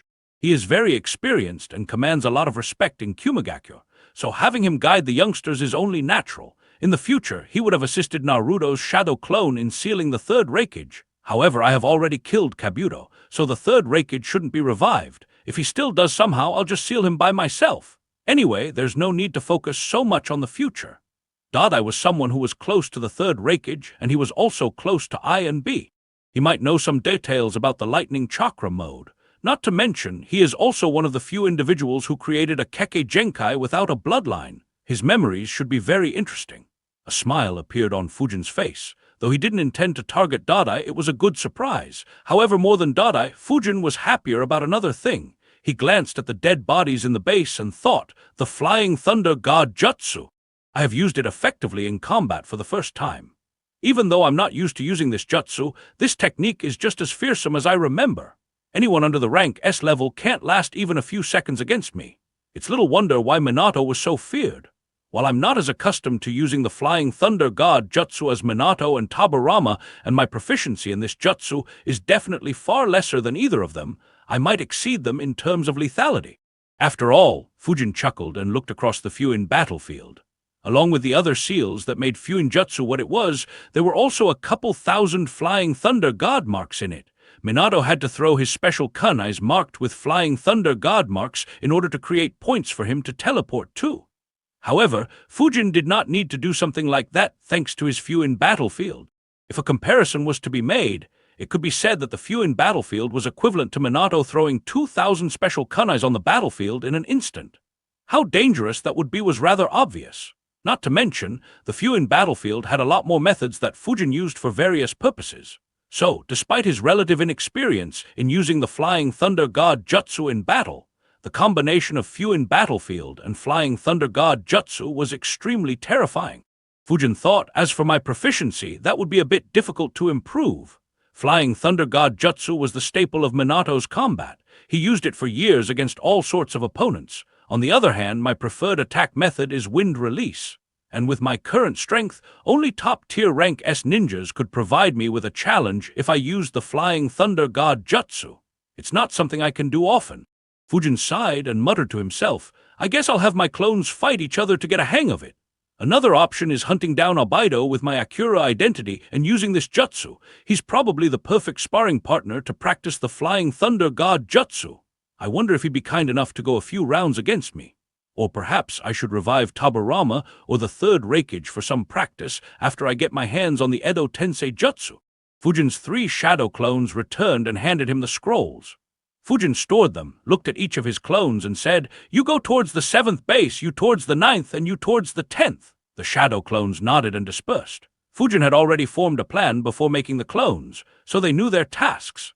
As the clones moved towards the respective bases, they left flying thunder god marks along the way so that Fujin could easily teleport towards their location. Fujin thought the easiest way to travel here would be flying on Kaido's back. However, I won't be able to mark the land of lightning if I do that. Right now, I have only marked the land of fire and the land of rivers properly. I have left a few marks in the lands of hot water, frost, and grass. I'll use this opportunity to properly mark the land of lightning so that I won't have to do it again in the future. Anyway, it's a good thing that few in Battlefield and Flying Thunder God Jutsu barely use any chakra. Only if I try to teleport a jutsu does the chakra consumption increase, so I didn't lose much chakra while clearing this base. In fact, I lost more chakra in creating those shadow clones than in the battle. Regardless, I should be back to full in around 5 hours, then I'll just teleport to their locations and continue forward. With such thoughts, Fujin disappeared. He teleported a few times and returned to the base in the land of frost. 5 of his shadow clones were already reading the memories of the dead Jounins. Fujin waited for them to be done reading the memories of the heads in front of them before dispelling them one by one. Fujin collated and analyzed every clone's memories and thought, as expected, they didn't know much about the lightning chakra mode. However, they did know a few interesting things. Oh well, let me see what Dardai knows. Fujin began reading Dardai's memories. While he did, Mabui felt uneasy. Yujido looked at her and asked, "Is everything all right? You've been uneasy for some time now." Darui became serious and asked, "Is there an issue?" Samui and C looked at her as well. Mabui explained, "After receiving Reikage-sama's message, I sent messenger birds to all our outer bases to prepare themselves. However, only 7 bases contacted me back using the chakra transmission communication devices.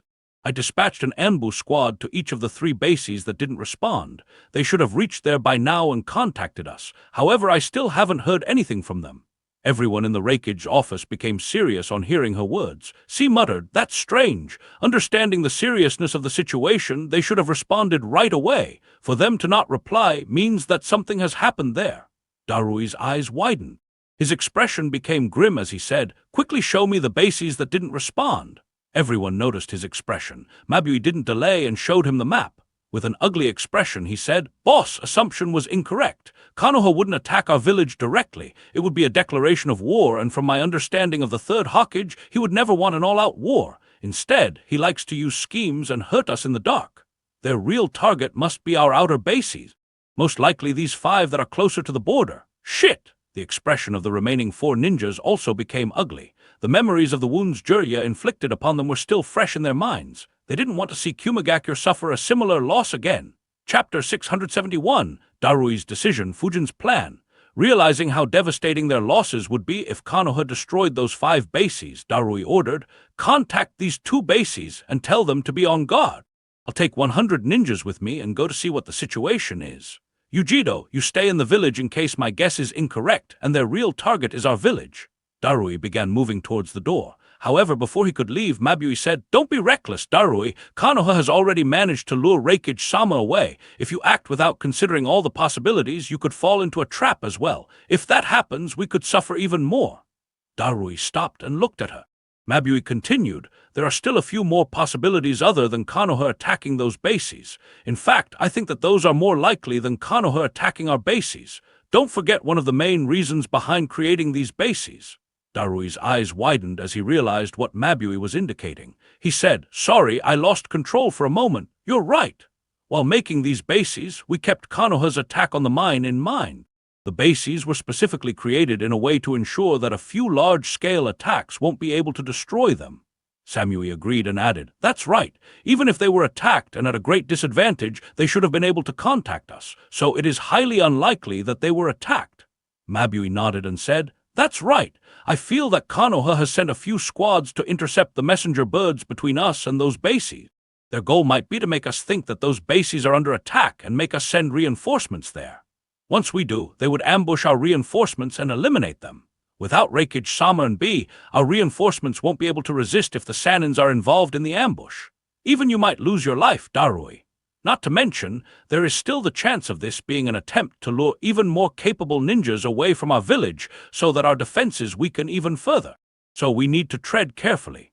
Darui and the rest analyzed Mabui's words and felt that they were reasonable. However, it left them in a dilemma. C sighed, "So, what do we do in this situation?" A helpless expression could be seen on C's face.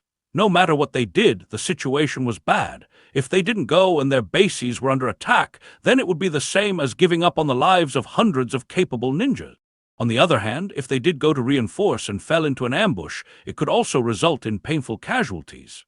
Mabui sighed as well and said, "There are only two things we could do. Either we stay holed up here until Reikage-sama returns, or we send a large group to check what is happening. However, there won't be any half-baked attempts. Either you all stay here, or all four of you head out leading an army of 500 ninjas. We can't risk sending a small group and losing someone like you, Darui." Everyone looked at Darui. As the leader in Ai's absence, he would have the final say. After thinking for some time, he said, "Even if Konoha attacked our village, they won't have an easy time getting inside the barrier. After all, even the eight-tailed beast bomb can't break the barrier. Besides, that isn't Konoha's way of doing things. I'll head out towards the closest base along with an army to see what is happening. If Konoha really wants to ambush us, let me see what they have brought to ambush us." Everyone nodded and got to work immediately. Samui, C, and a few others left to everyone nodded and got to work immediately. Samui, C, and a few others left to gather the army. Since everyone was already on guard, it wasn't a very difficult task. However, it would still require some time. 5 minutes after the two of them left the Reikage office, Mabui's expression became grim once again.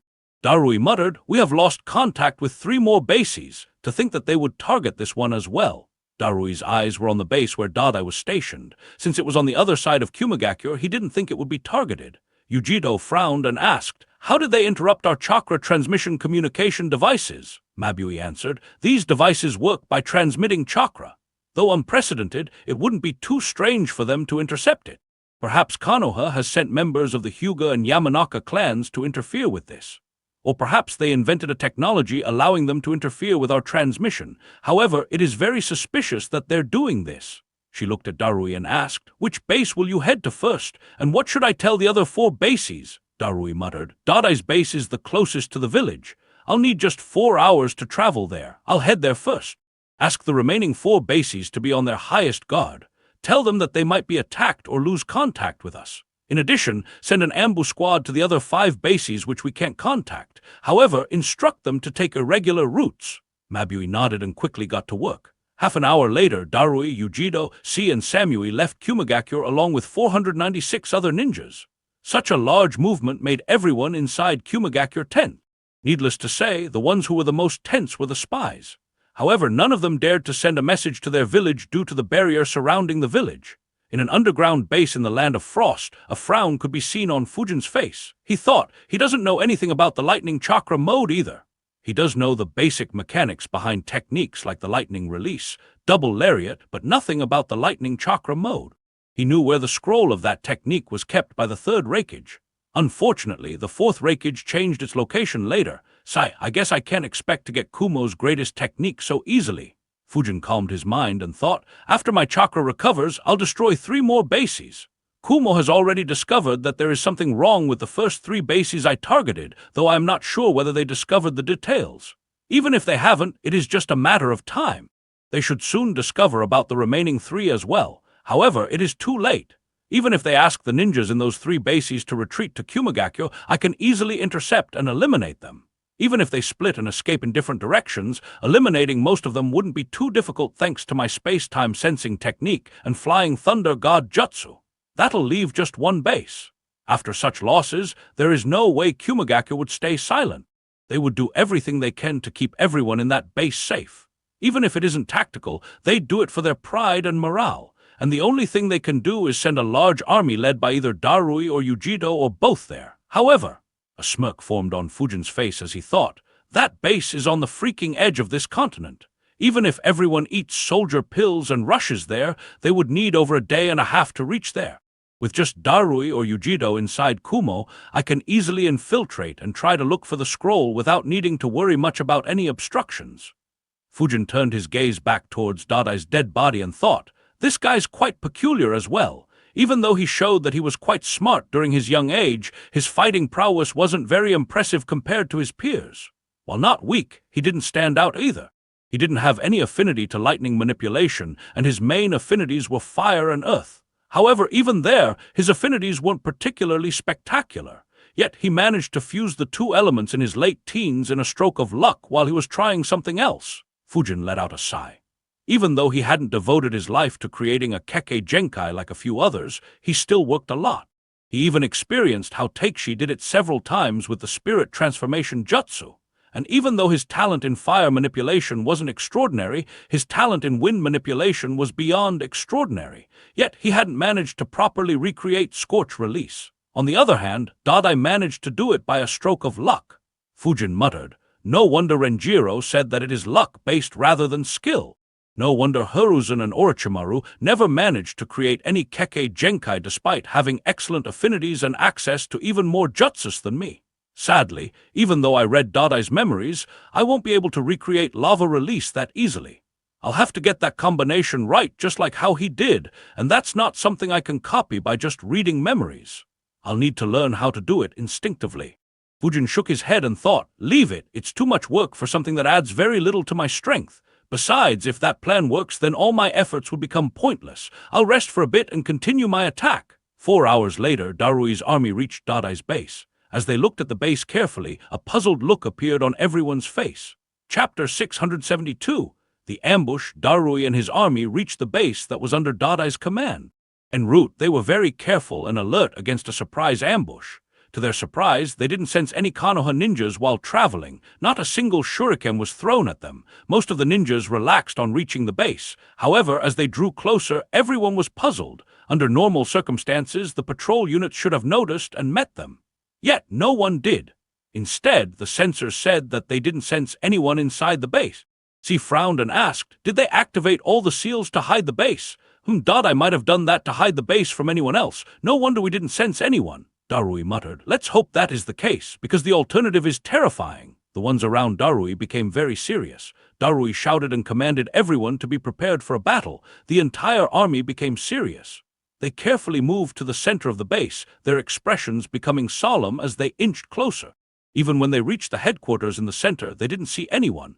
There wasn't even a single Kumagakure ninja inside the base. Everyone had vanished in thin air. C activated his chakra field and said, I can't sense anyone at all. Where is everyone? There are no signs of combat here either. I didn't even see a scratch on any building on the way here. Darui and the rest frowned as well. Darui wondered, did something happen to make Dardai take everyone here away and hide elsewhere? But what could have happened, and why didn't he inform us? Or did he try but fail as Konoha cut off our communications? Did something similar happen in the other bases as well? But why? Darui's eyes widened. He immediately looked under his feet and shouted in horror, fuck! Instinctively, he released a large amount of black lightning from his feet. The black lightning traveled through the surface of the ground. He wasn't the only one. Samui, C, and several others in the army did the same. Yujito instinctively unleashed Matatabi's chakra and covered herself and several others around her with her chakra. Why did all the Kumagakure ninjas react so drastically? It was rather simple. Innumerable explosive seals suddenly appeared under their feet. The ninjas Darui brought along were all very experienced. They sensed it right away and acted instinctively. A second later, the entire base blew up. Soil flew up hundreds of meters in the sky due to the force of the explosion. Every structure on the base was decimated by the explosions. Fujin, who was meditating, suddenly opened his eyes and looked at a few tags burning in front of him. He thought, every tag in the 6th base blew up. Did Kumo send an army there? I wonder if they discovered the explosions and set them off or stepped into the trap. If they stepped into it. Fujin shook his head. He had already inflicted heavy losses on Kumagakure. If another group blew up, he could imagine how miserable I would be once he returned. Fujin couldn't help but wonder, my actions in the Land of Wind should have made their higher-ups hate Konoha. I doubt even Gaara would be able to change that. And now Kumo will lose close to 1,000 well-trained ninjas due to me implementing Shikaku and Hiruzen's scheme. Would the allied shinobi force even be formed? Fujin wasn't too sure. On one hand, even if his actions weren't considered, all the major villages hated each other. Nearly everyone had lost someone close to them during the Great Wars, creating a cycle of hatred that Jiraiya and later Naruto tried to stop. That cycle of hatred was far greater than the wounds inflicted by Fujin. On the other hand, time was a crucial factor. When the allied shinobi forces formed, it had been nearly 18 years since the previous Great War. A lot of the scars had faded away with time. The large period of relative peace had also made the common ninjas reluctant to start another great war as fresh scars would appear once it began. Fujin's action meant that new scars would appear on Kumagakure. Even if they couldn't take any action right away, they would remember these wounds. He wasn't sure whether 4 years was enough time for them to fade away. Fujin thought, oh well, it doesn't matter. The allied shinobi force wasn't formed out of compassion. It was formed due to the threat of Uchiha Madara. As long as Abaido doesn't change his mind about openly announcing the start of the Fourth Great Ninja War, the alliance should still happen. Similarly, the alliance continued post-war because Naruto was too freaking strong. He had surpassed even Hashirama and Madara. Had he and Sasuke died in their final clash, the world would have become far more chaotic as everyone would have tried to take advantage of the critical situation and come on top. So it doesn't matter much whether the allied shinobi force is formed or not. Though it'll have an impact on the future if it isn't formed, it doesn't affect me much. Fujin didn't particularly care about world peace like how Naruto and Jiraiya did. He wasn't averse to wars either. Besides, even if the 5 great villages didn't form an alliance, a great war was very unlikely in the future. Fujin thought, even if there isn't an alliance, I doubt anyone would dare to start a war against Konoha in the future. There would be just too many powerhouses in Konoha for anyone to try that. The only major disadvantage would be that Kuma won't help Naruto to master Kurama's powers. However, that isn't a very big issue. With Naruto's personality, befriending Kurama is only a matter of time. Even if he fails, I could hijack that turtle island and guide Naruto if I require him to become that strong. Fujin finally got up and muttered, anyway, I'll leave those issues for the future. Now let me see who blew up all the explosive seals. Fujin disappeared from the base. In the Land of Lightning, one of their 10 bases was completely destroyed. The only thing visible was a thick dust cover in the area. The wild animals and birds were escaping away from it in a hurry. At the center of the base, a hand appeared out of the soil as a person crawled out of the loose soil covering him. He was covered by soil from head to toe. He wasn't the only one. Several other ninjas began crawling out the same way. Darui wiped his face and sighed, what a deadly trap! This brings back some memories. Next to him, she cursed, there is no doubt about it. It's that bastard. Samui recalled the scene she had seen several years ago.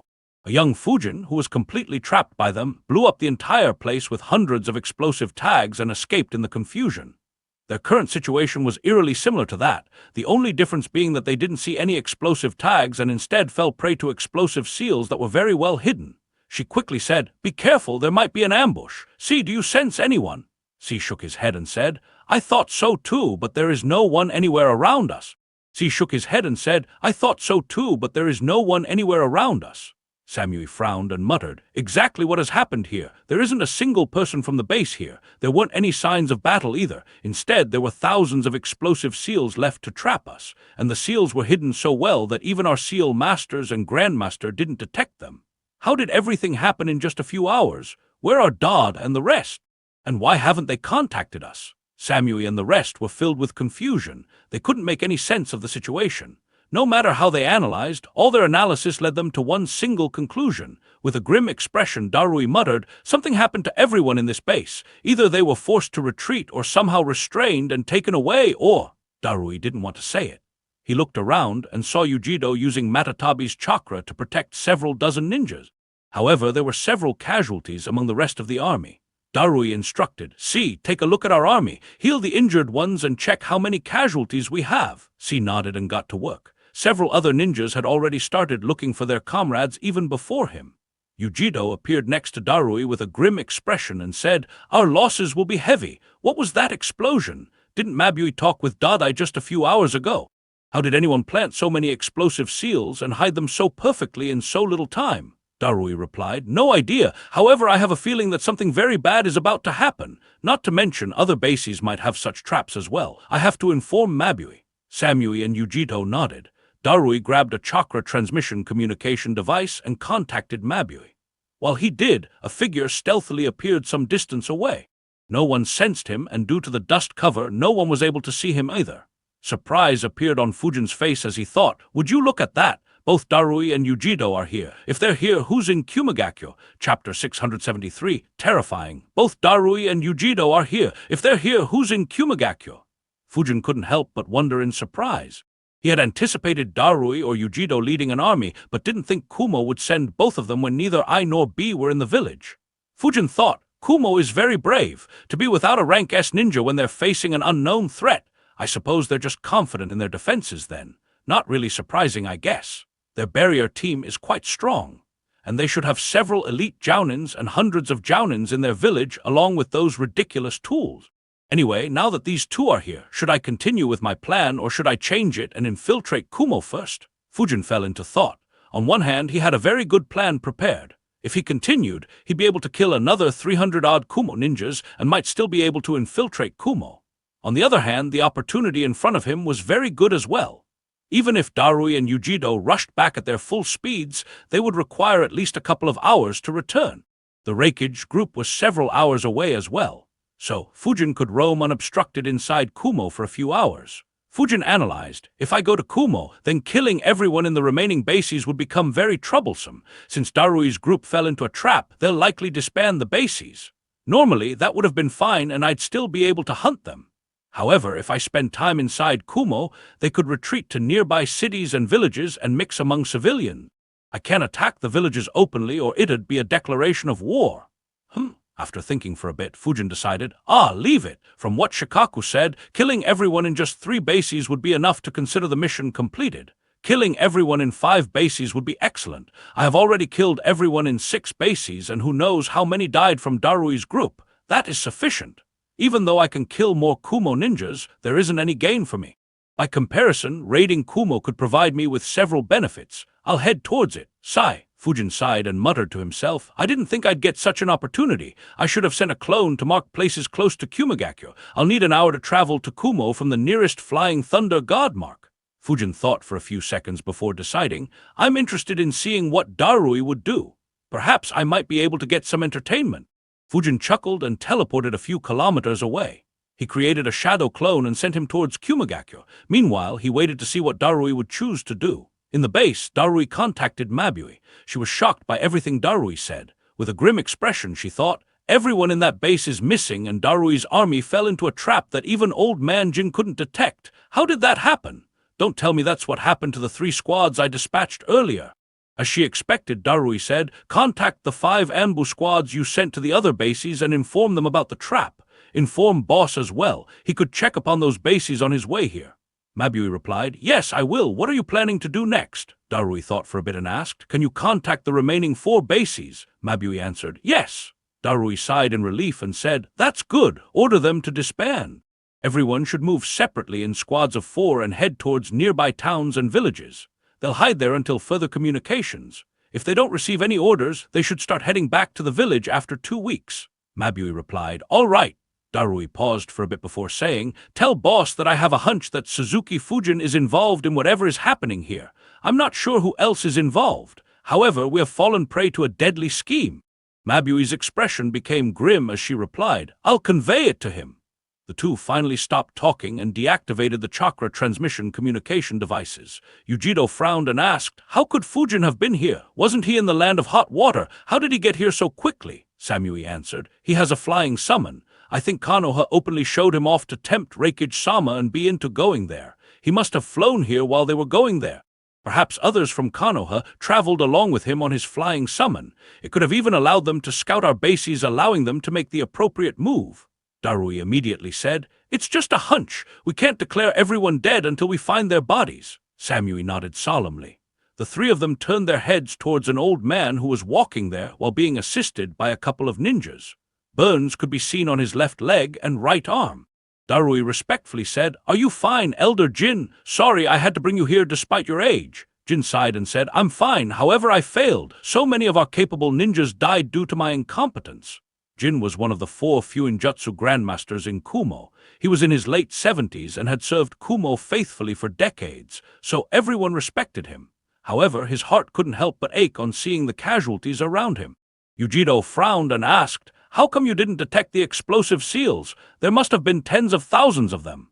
Yujido wasn't questioning Jin's ability or accusing him of being careless. Instead, she was genuinely confused. It was extremely difficult to trap a Fuinjutsu grandmaster with Fuinjutsu. They would always detect a vast concentration of seals instinctively, just like how Fujin discovered the trap Kitsuchi laid for him. Jin answered, the reason I failed is the seals we inscribed while making the base. The eyes of Darui, Samui, and Yujido widened as Jin continued.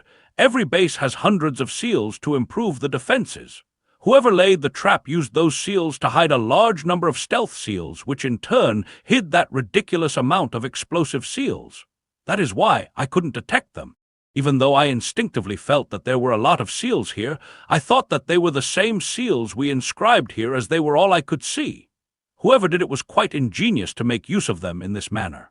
If it was done in just a few hours, then whoever did it is a terrifying genius at fuinjutsu. If it was indeed someone from Konoha, then we need to be very careful in any future conflicts with them. Otherwise, we could lose a large number of ninjas in a similar manner several times.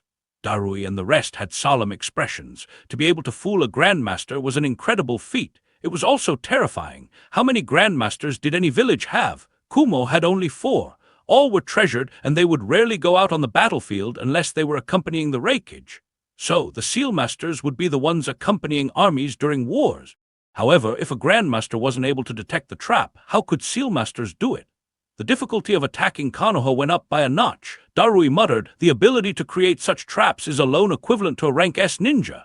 Others agreed with him. Samui said, "Didn't Iwagakyo's message say that Suzuki Fujin was very close to becoming a grandmaster several years ago? Do you think that this was set up by him?" Darui's eyes widened. He replied, "It could be possible. Not to mention, using so many explosive seals is consistent with his style." Jin shook his head and said, "From what I hear, he is only 16 years old. He might be involved in creating this trap, but it's unlikely that it was entirely his creation. However, if it was just him, then his threat is no lesser than the 4th Hokage." Everyone's expression became solemn on hearing it. As they were discussing, an elite jounin appeared and reported with a grim expression, "Darui, 43 ninjas have died, and 24 are still missing. Since we can't sense them, I'm afraid that they're dead as well and are buried somewhere here." The moods of Darui and the rest became heavy. It was a painful loss. Since they didn't know what exactly happened to the ninjas stationed in the bases, it piled upon their misery. Jin sighed and said, "The losses are still far lesser. Since the trap was dependent on our seals, they could only lay the explosive tags close to them. Not to mention, this army is an elite one with every squad being led by a jounin. Many of them were able to neutralize most of the explosive tags near them before they set off. The ones who couldn't do so jumped high up in the air to avoid getting directly hit by the explosion." The elite jounin nodded. "Yes, that is the case. Among the 43 dead, only 18 were blown up by the explosive seals. The rest died due to stones piercing through their vital organs at a high speed due to the explosions. A few also died due to suffocation caused by the large amount of soil entering their respiratory system. Of course, if Yujido hadn't acted quickly enough, then it would have been terrible. Not only did her chakra save a few dozen of our comrades, but it also shielded others by stopping the high-speed debris that could have hit others. Without her, our casualties might have tripled." Chapter 674, The Strangest Scene. "Without Yujido, our casualties might have tripled," the elite jounin said. Everyone agreed with him. Darui thought, "It's a good thing that Mabui stopped me from going alone. Otherwise, even I could have died, especially if they had any way to know what has happened here." The Kumo army continued treating their wounded, sealing the dead ones and finding the missing ones. While they did, Mabui contacted the 5 ambush squads she had dispatched earlier. Unfortunately, she lost contact with one of them. One of the other 4 squads reported that they had already reached close to the base and seen that a part of the base was blown up and 4 dead bodies lay nearby. Mabui solemnly thought, "I sent 3 squads to their death. The one squad that didn't respond was headed towards a base where I hadn't sent a squad previously. They must have fallen into the trap as well." Mabui's mood became heavy. Her orders had caused the deaths of 4 ambush squads. She quickly adjusted her mood and thought, "No, I can't let my emotions affect me. Even though it's not official, we're pretty much at war, a war that we're badly losing. I need to contact Raikage-sama." She quickly used the chakra transmission communication device to talk with Ai and informed him about the traps and the state of Darui's army. To say that Ai was shocked was an understatement. He nearly burst out in rage, but controlled himself, understanding how serious the situation was. I asked, "What about the remaining 4 bases?" Mabui answered, "I have given them the orders to disband. They should mix among common civilians very soon." I replied, "Good, ask Darui's group to return as well. I'll check the 5 bases while returning. Once they analyze the situation, get the details of the trap from them and inform me." Mabui replied, "Yes, Raikage-sama." Seeing Ai's solemn expression and feeling the rage he was controlling, B seriously asked, "What is the situation there, brother?" I replied. "Their target wasn't our village. They targeted our bases. Everyone in the base dot I was looking over is missing. Darui led an army to check but fell into a trap. He's fine, but several of our ninjas are dead. Not to mention, we aren't able to contact 5 more bases, and they likely have similar traps." B and others were shocked to hear that. None of them expected Konoha to make such a move. I roared, "Increase your speed, everyone! I'll crush every Konoha ninja still on our lands. They're mistaken if they think they can get away with this." Half an hour later, C returned to Darui's side and said with a tired expression, "We have healed everyone to our best abilities. Unfortunately, 12 have serious injuries. We will need to take them back to the village to properly treat them." Darui sighed and said, "What a mess." Mabui said that the remaining 4 bases have successfully disbanded. "We'll head back to the village and plan what to do next." Everyone was distraught on hearing that. Even though everyone in the army was slightly fearful of the unknown enemy, they wanted to fight for their village and earn pride for Kumagakyo. However, they didn't run into any enemies. Instead, they fell into a trap and lost 67 capable comrades. Hundreds were injured to varying degrees. Everyone felt terrible. Darui sighed, understanding everyone's thoughts. However, there was nothing else he could do. If they fell into another trap, their entire group might be wiped out. With the 4 bases disbanded, they didn't have any reason to head there. As for the remaining 5 bases, the Reikage group would reach there faster than them, so Darui had no reason to head there. He could only mutter, "I'm sorry, I led us all into this trap." C shook his head and said, "There was nothing you could do. We were completely outplayed. We can only get stronger and more capable so that this doesn't repeat." Everyone nodded, agreeing with C. The Kumagakyo army finally began their retreat. Needless to say, the morale of the army was quite low. With hundreds of ninjas having minor injuries, they no longer moved at the same speed at which they marched there. 15 minutes after they began their retreat, a censor in their vanguard frowned and said, "There is someone up ahead." The ninjas around him frowned as well. The jounin next to him asked, "Just one, do you recognize the chakra signature?" The censor shook his head and said, "No, and his chakra is very erratic. I can't get an estimate of his strength." The jounin frowned and ordered another ninja, "Inform Darui-sama about it." Darui and others quickly learnt about it and looked at C, who activated his chakra field. He frowned and said, "The chakra signature is indeed very erratic. Whoever it is, that person isn't moving and might not be aware of us." Yujido said, "Since it's just one person, it couldn't be an ambush. However, we still need to be careful in case another Fuinjutsu trap is laid for us." Jin said, "Don't worry, I'll take every precaution. We won't fall for such a trap again." Darui nodded and said, "Good, let's go check out who that person is." Darui led Samui, C, Yujido, Jin, and a couple of other elite jounins forward. They carefully traveled for around half a kilometer while checking for any traps en route. To their relief, there were no seals. The rest of the army followed them. However, when they finally lay their eyes on the individual sitting in their path, every single one of them was dumbfounded. For a while, none of them knew what to make of the situation in front of them. "Who's that? What's he doing there? Why is he roasting chicken here? Is he deaf and blind? He hasn't even looked at us." The Kumagakyo ninjas began questioning doubtfully, for they had seen the strangest thing in their entire life. In front of them was an individual wearing a long black cloak with a demon mask covering his face. He was sitting without a care in the world while roasting a chicken. Despite the presence of over 400 Kumo ninjas so close to him, he didn't even glance at them and continued roasting the chicken.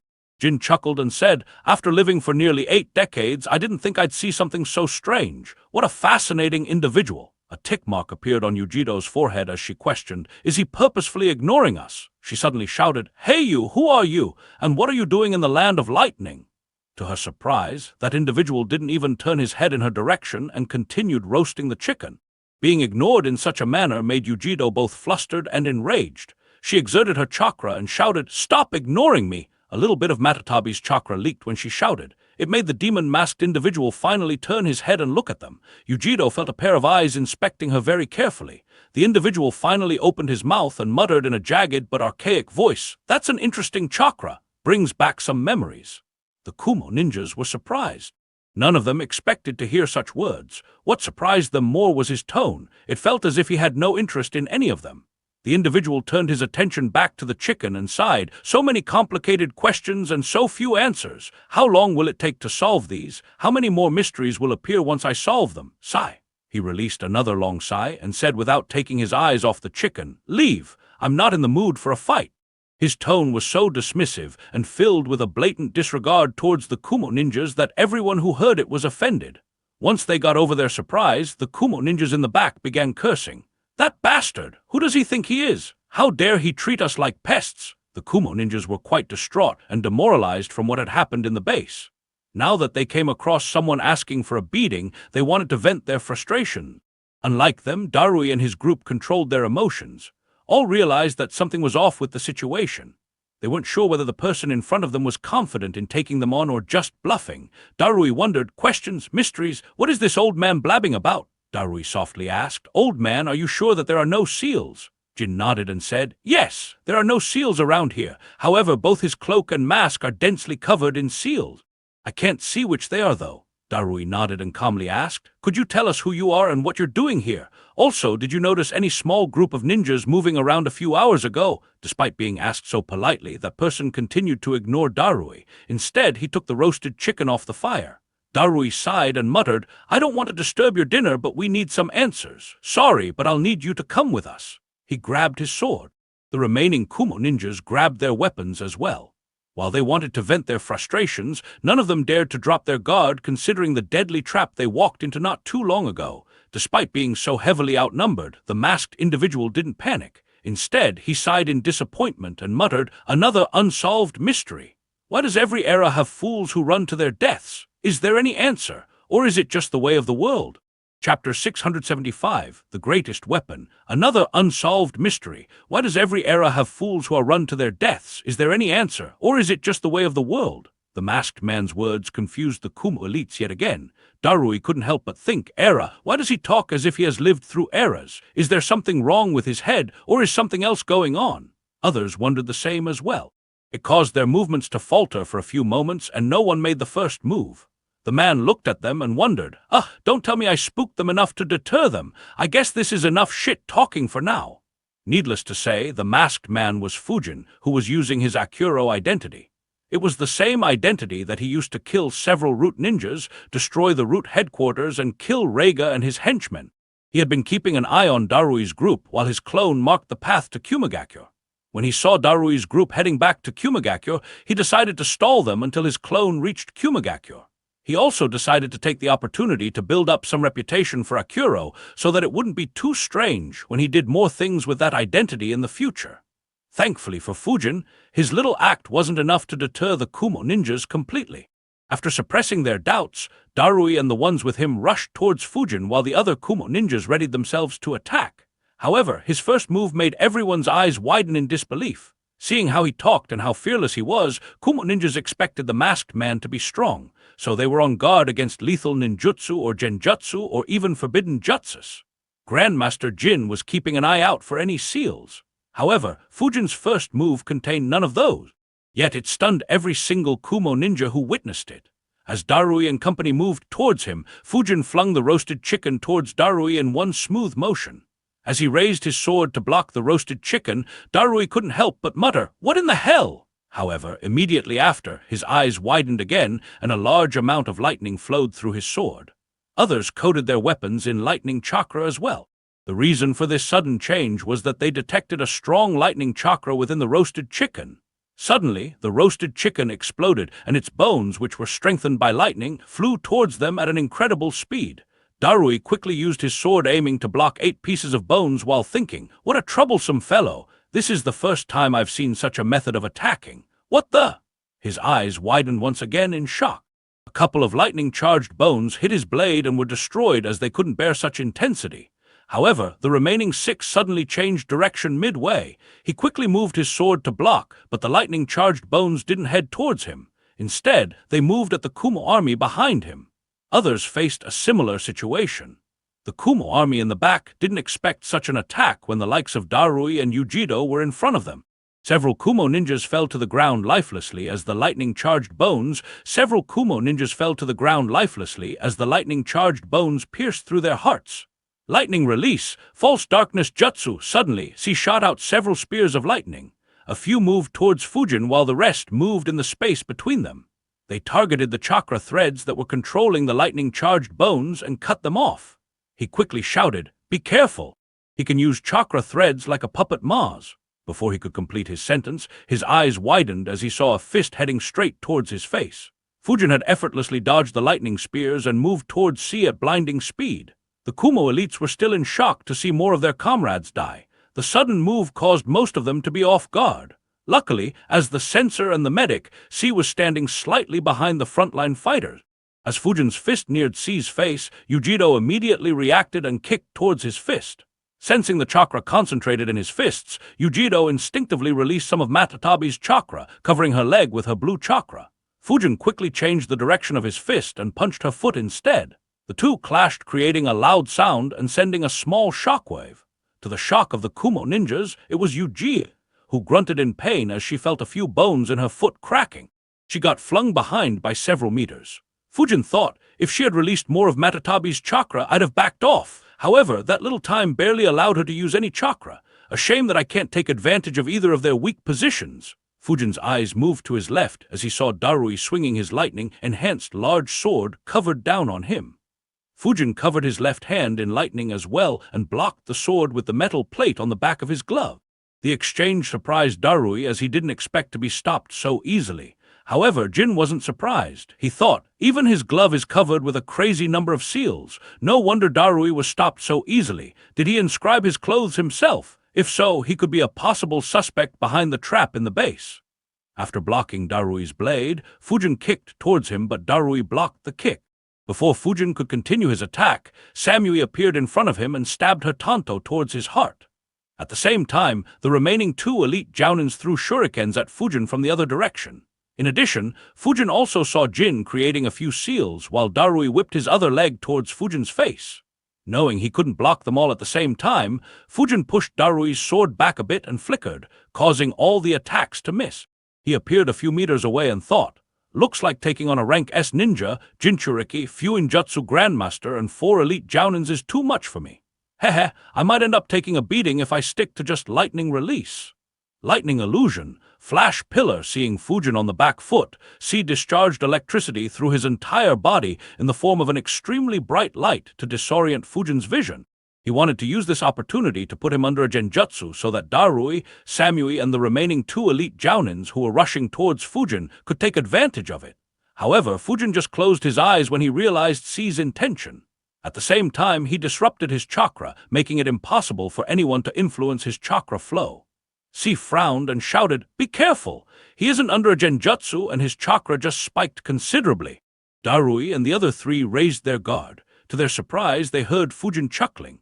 He broke out into laughter and said, "Ha ha ha! Not bad at all. It looks like this era has some capable ninjas after all. I should be entertained, at least until I recover all my powers. Now then, please don't disappoint me and die too early, ha ha ha." Despite not being censors, the 4 of them sensed the immense chakra Fujin was building up. Even someone like Darui became tense and wondered, what in the world? What's this chakra? How did it appear so quickly? Lightning release, lightning flood jutsu. Fujin pointed his left palm towards the Kumo ninjas and unleashed a massive amount of lightning towards the Kumo ninjas. Needless to say, that jutsu had been amplified by the blade of the thunder spirit. Fujin had concentrated 2% of his chakra into that jutsu, while the blade amplified it by 10 times. That is why C felt Fujin's chakra suddenly increasing by around 18%. Despite facing the devastating jutsu, the Kumagakure elites didn't panic and immediately responded with their own jutsus. Storm release, laser circus jutsu, lightning release, false darkness jutsu, lightning release, lightning beam jutsu, lightning release, spinning lightning shot jutsu. The 4 ninjas immediately counterattacked. The 4 lightning jutsus clashed with the lightning flood, stopping it momentarily. However, they knew that it wouldn't be enough to stop the attack as they couldn't supercharge their jutsus to that extent.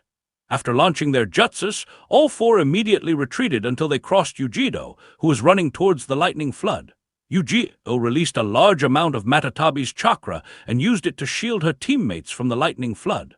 Fujin saw as she almost created Matatabi's form with her chakra cloak. Before it could take the complete form, the lightning flood bombarded her, creating several openings in her cloak.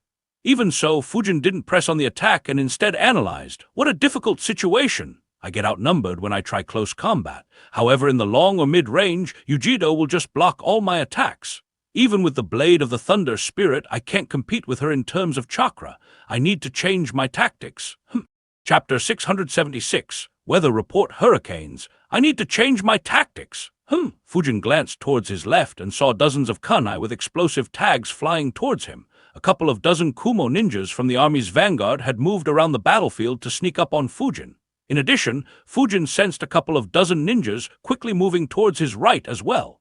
Lightning appeared in his left hand again as Fujin flung it towards the incoming kunai. The lightning transformed into a net, deflecting every kunai and disabling all the explosive tags. A moment later, he jumped and appeared on a branch behind him as the ground under him turned into spikes. His new position was immediately bombarded by water and lightning combination jutsus as more Kumo ninjas jumped into the battle. Finally getting a breather, Darui said, "That guy is intense. Are you guys all right?" Everyone nodded. Even though the fight was intense, no one was injured. Well, no one but one. Darui looked at Yujido and asked, "Yujido, how's your leg?" Yujido replied, "I think his punch cracked some of my bones. However, Two Tails' chakra has healed most of it. I can fight normally. That said, be careful in a frontal battle against him. His strength is phenomenal." Darui said, "Yeah, there's no doubt about it. He was able to stop my blade with just his fist." Suddenly, Jin said, "Darui, all his clothes are densely inscribed in seals. That is why your blade was stopped so easily. You guys need to be more careful in close combat. Those seals raise his defenses by several levels. Your attacks might not have as much effect on him as you think. In addition, I'm not sure whether those seals have any offensive features." While Darui and the rest were having a quick discussion, Fujin was standing in the forest surrounded by electrified water. However, he wasn't worried. On the contrary, it made it difficult for the Kumo ninjas to make any follow-up attacks. Fujin analyzed, "A frontal assault against the 7 of them will only result in a loss. The only real way I can change the tide of the battle is by using Kirin." However, a helpless smile appeared on Fujin's face. As good as Kirin was, it was just too strong. He didn't want to risk killing either Darui or Yujido. That would have far-reaching repercussions. Darui was Ai's right hand. Among everyone in Kumo, he was the only acceptable successor to Ai. Losing someone like him could force Ai to take drastic measures, such as targeting the young ninjas of Konoha and perhaps even other villages.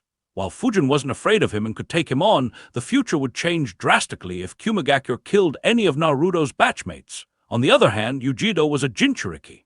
If she died, Matatabi would die as well and revive somewhere a few years later. Even though Fujin had created the Phantom Haven, his ability to gather information was still nowhere near Zetsu's level. And unlike the Three Tails, Fujin didn't have a clue about where it would resurrect. Hence, Fujin didn't want to kill her for the time being. Fujin analyzed, "I guess there is just one option then, the most basic tactic. Let's see how they respond." In Kumagakure, Mabui was still swamped with work. She sent a new Anbu squad to the base where the Anbu squad who didn't respond was headed. In addition, the remaining Anbu squads had reached their respective bases. Not daring to get close to the base, they observed the bases from a safe distance and reported the situation to Mabui.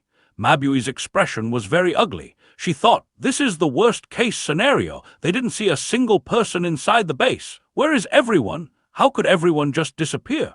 Even if I assume Konoha sent their best ninjas, how could they neutralize everyone in every base so clinically that no one was able to contact us?" Mabui was disturbed by the information. She was barely hanging by a thread when a few old people walked into the Reikage office. They were led by Inazuma, who used to be an advisor to the third Reikage. Needless to say, the people with him were the remaining council members. Mabui frowned on seeing them entering in such a way. She asked, "Why are all of you here?" One of the council members snorted and asked, "Why don't you tell us that?" Another said calmly, "The whole village has been restless the entire day. You guys have even put up a barrier. Lord Reikage is nowhere to be seen, and Darui led a huge army away deeper into the country a few hours ago. How long are you going to keep us in the dark about what is happening?" Mabui plainly replied, "You can ask Reikage-sama when he returns. For now, I'd appreciate it if you don't disturb me." The events of the last 24 hours had made her weary. She was in no mood to pretend to be polite and entertain the ones who obviously came to create trouble. Seeing her reaction, Inazuma sighed and asked, "Why are you treating us with such hostility? Even the civilians can see that something is wrong. Instead of asking for our aid, you're trying to do everything by yourself. Here, read these." Inazuma handed Mabui a few scrolls. Puzzled, Mabui opened and went through them immediately. A frown appeared on her face as she muttered, "Several towns and other places in the country are experiencing unexplained hurricanes. How are there hurricanes in this climate?" Inazuma replied, "Obviously someone or something is causing it. Luckily, there haven't been any casualties due to it yet, but such hurricanes will gravely affect our economy and trade. Even if no new hurricane is formed, a good portion of traders and merchants won't travel within our country for a few months. We can't take it lightly and need to get to the bottom of this." Mabui's frown got deeper.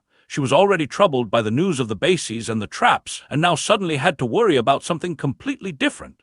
She decided, even though it is important, it is not as important as figuring out what is happening in those bases. However, it can't be ignored either. I'll use this to keep them busy until Reikage-sama returns. Fujin was almost done deciding when he suddenly flickered. Moments later, a black lightning spear passed through his previous location. After their little discussion, Darui and the rest quickly rushed towards Fujin. Knowing how dangerous he was, they didn't dare to let normal ninjas fight him for too long. Sensing Fujin dodge rather easily, C grumbled, "So sensing isn't his weakness." Darui muttered, "It doesn't matter. It's time to end this. Storm release, laser circus." A halo of bright light spread around Darui's hands and encircled them. Dozens of a halo of bright light spread around Darui's hands and encircled them. Dozens of lightning beams fired from it towards Fujin. Unlike his previous attack, Darui had taken time to supercharge this attack properly. He had poured almost 10% of his chakra into a single attack. Sensing the immense chakra, the other Kumo ninjas retreated.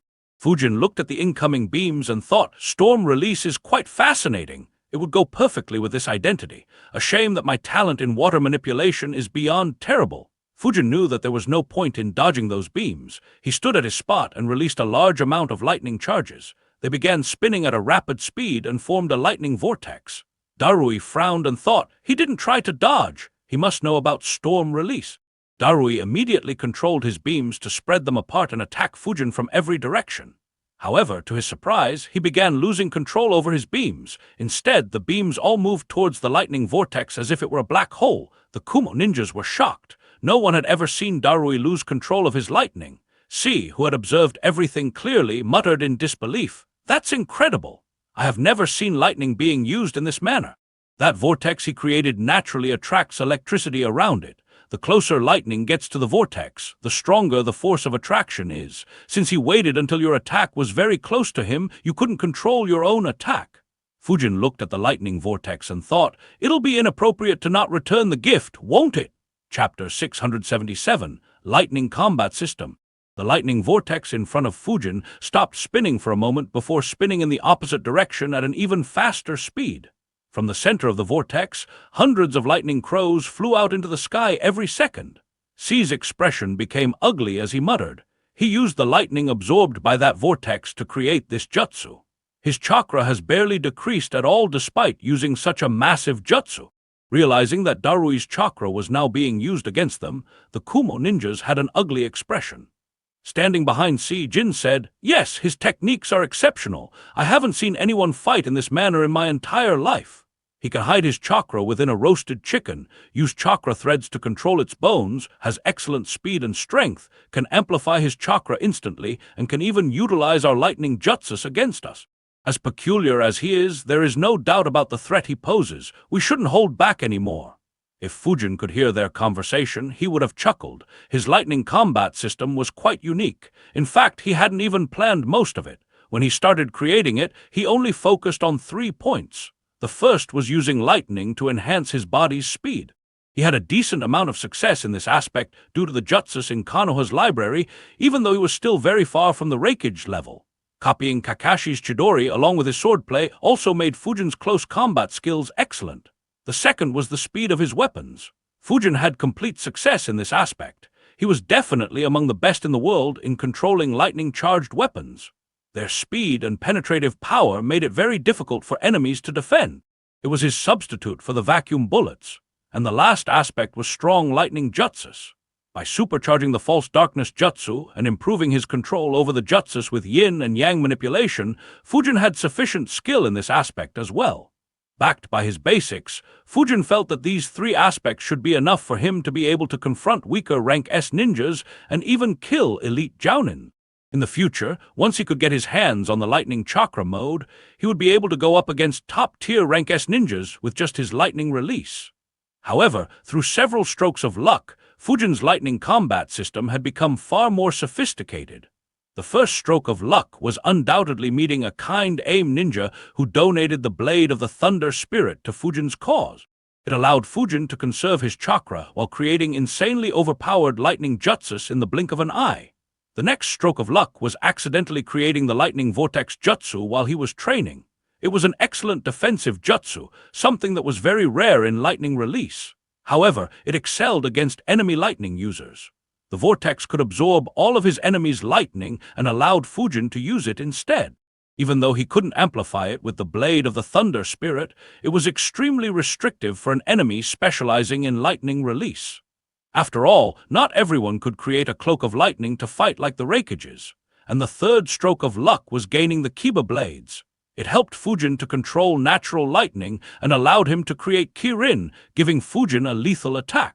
In addition, since the Kiba blades also had an amplification aspect, Kirin didn't leave him completely drained.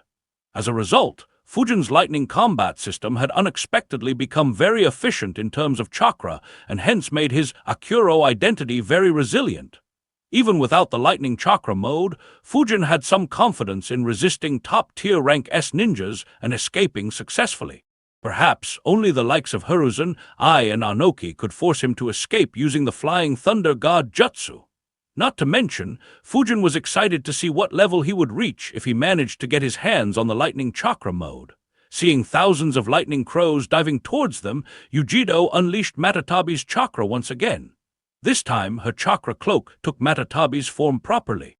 The lightning crows hit the gigantic fire cat with full force. However, the fire in her chakra cloak destroyed all the lightning crows with ease. Not even a single lightning spark reached Yujido or the ninjas behind her. Fujin sighed and muttered to himself, "As expected, even an attack of this scale won't work." He looked as Matatabi's right paw covered the skies above him and moved down to crush him while thinking, "I guess it's time to use that tactic, otherwise I really might get pummeled by her." The massive paw hit the ground, crushing all the trees under it and destroying the ground and nearby trees for several meters.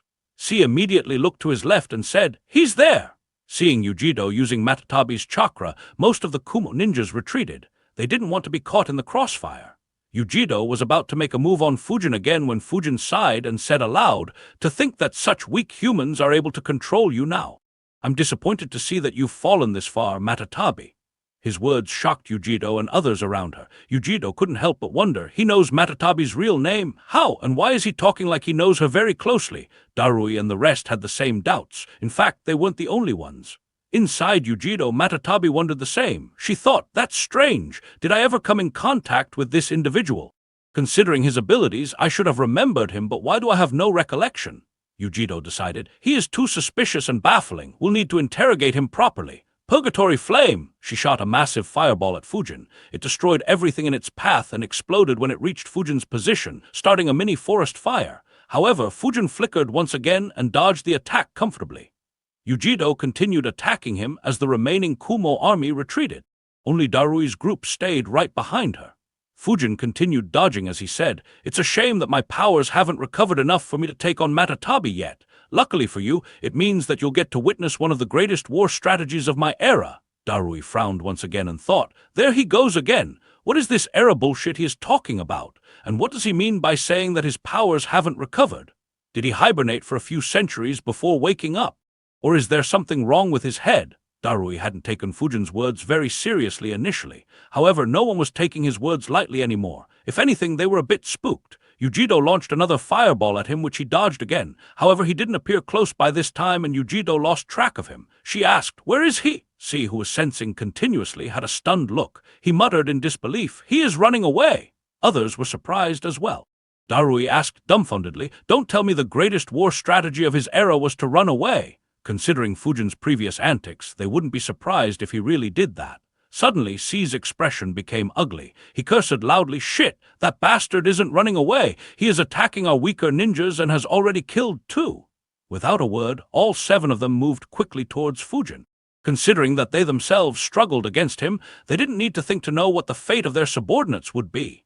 They quickly caught up with him, but Fujin had already killed 7 Kumo ninjas. The sight of their dead comrades enraged them. They were about to attack Fujin when he moved away rapidly without even glancing at their group. Instead, he used his superior speed to target the weaker Kumo ninjas. Darui could no longer bear it and immediately increased his speed to go after Fujin. Yujido wanted to do the same, but the presence of weaker allies restricted her. She could no longer attack indiscriminately. Fujin glanced behind and thought, "While I don't particularly care about the lives of these Kumo ninjas, they certainly do. With these weaker ninjas around, Yujido will be restrained. Even though Jinchurikis are treated slightly better in Kumo, in truth, it's just due to the Reikage taking every precaution. The common people and even most ninjas still fear them, they just don't dare to say anything openly. If she injures any Kumo ninja, the ones who find I an eyesore will take the opportunity to make her life harder. So, with Yujido restrained, I'll have some room to breathe. I can use these weaker ninjas as meat shields and distractions to restrict their teamwork as well. Even though Fujin killed over 700 Kumo ninjas, he didn't really hate them. For him, it was a simple mission. Their deaths were neither beneficial nor detrimental to him. The only ones with whom he had a reason to be hostile were Darui's squad. After all, they killed his previous teammates and nearly killed him as well. However, Fujin didn't particularly hate them either. He fell into that situation only because he wasn't strong enough. Over the course of his career as a ninja, he himself had put thousands of other ninjas in the same position. At the end of the day, it was only a matter of who was strong and who was weak. Fujin didn't see any point in fostering hatred over things that were completely normal in the ninja world. So, the only reason why he made a move against the weaker ninjas was to distract the stronger ninjas. In fact, considering the situation, they were actually more useful to him alive than dead. He only killed a few to send a message to the Kumo elites. Chapter 678, Repeating Lies Until Everyone Believes It. Seeing Darui splitting off from his group and charging ahead, Fujin wasted a few seconds toying with the two Kumo ninjas facing him. Right when he killed them, Darui caught up with Fujin and swung his blade at Fujin. He shouted, "Shameless old man, stop targeting them and fight us!" A sword appeared in Fujin's hand. Lightning flowed through it as he slashed it at Darui's sword while replying with a chuckle, "There is nothing shameless about it. What you're seeing is one of the greatest war strategies since ancient times." His words infuriated Darui even more. However, he didn't drop his guard and notice something off. Instead of clashing their swords, Darui stopped and stepped to his right. 3 lightning-charged senbon passed through his previous position, barely missing him by a few centimeters. Darui immediately realized, "Shit, I nearly fell for his tactic. He is targeting them so that we would be restrained and might make a mistake." Fujin threw a few more lightning-charged senbon at him before attacking him with his sword. Their blades clashed several times in a few seconds as Fujin said, "Always finish off the weaker enemies before targeting the stronger ones." A simple tactic that reduces several complications and uncertainties. However, if it is done right, it can have a devastating effect on the battlefield. Hehe! Darui's eyes widened as he heard Fujin claim absurdly, "During my era, several kingdoms locked their armies in their pretty castles due to the fear of me using this tactic against them. Eventually, that became unsustainable, and many had to disband their armies." Darui recalled all of Fujin's previous words and concluded, "There has never been any such incident for the past few decades. And considering how he speaks, he has no doubts in his words. Could he really be some ancient ninja who somehow still survived? But how? How can one live for so long? And how strong was he at his peak? Regardless, since he isn't at his peak, this might be the best time to capture him. We could gain a lot of information from him." As their swords clashed yet again, Darui said, "Even if you put it in such a fancy way, there is no doubt that you are acting shamelessly and cowardly by picking on the weaker ones." Lightning release. Black Panther Black Lightning appeared on Darui's left hand and pounced on Fujin while taking the form of a panther. Lightning appeared in Fujin's hand as well as he waved his hand in front of him, creating a small electric field. The Black Panther changed its direction and discharged into the ground. Darui used this distraction to swing his sword at Fujin with full strength once again, but Fujin blocked his attack with his sword with ease. At the same time, he launched several lightning spears behind Darui to stall his teammates and asked, "Cowardly!" He chuckled and continued, "Have you forgotten that you fellows are the ones who attacked me? More than 400 ninjas attacking someone who wasn't in the mood. Not to mention, those weaklings tried to sneak attack as well not too long ago. Instead of regretting and accusing pointlessly, pick your opponents more wisely if you survive today." Using the force of Darui's sword, Fujin moved a few steps behind before flickering away. At the same time, Yujido and the rest appeared next to Darui. Even though the lightning spears didn't do any damage, they were stalled just long enough for Fujin to retreat easily. The Kumo ninjas chased after Fujin again as C cursed.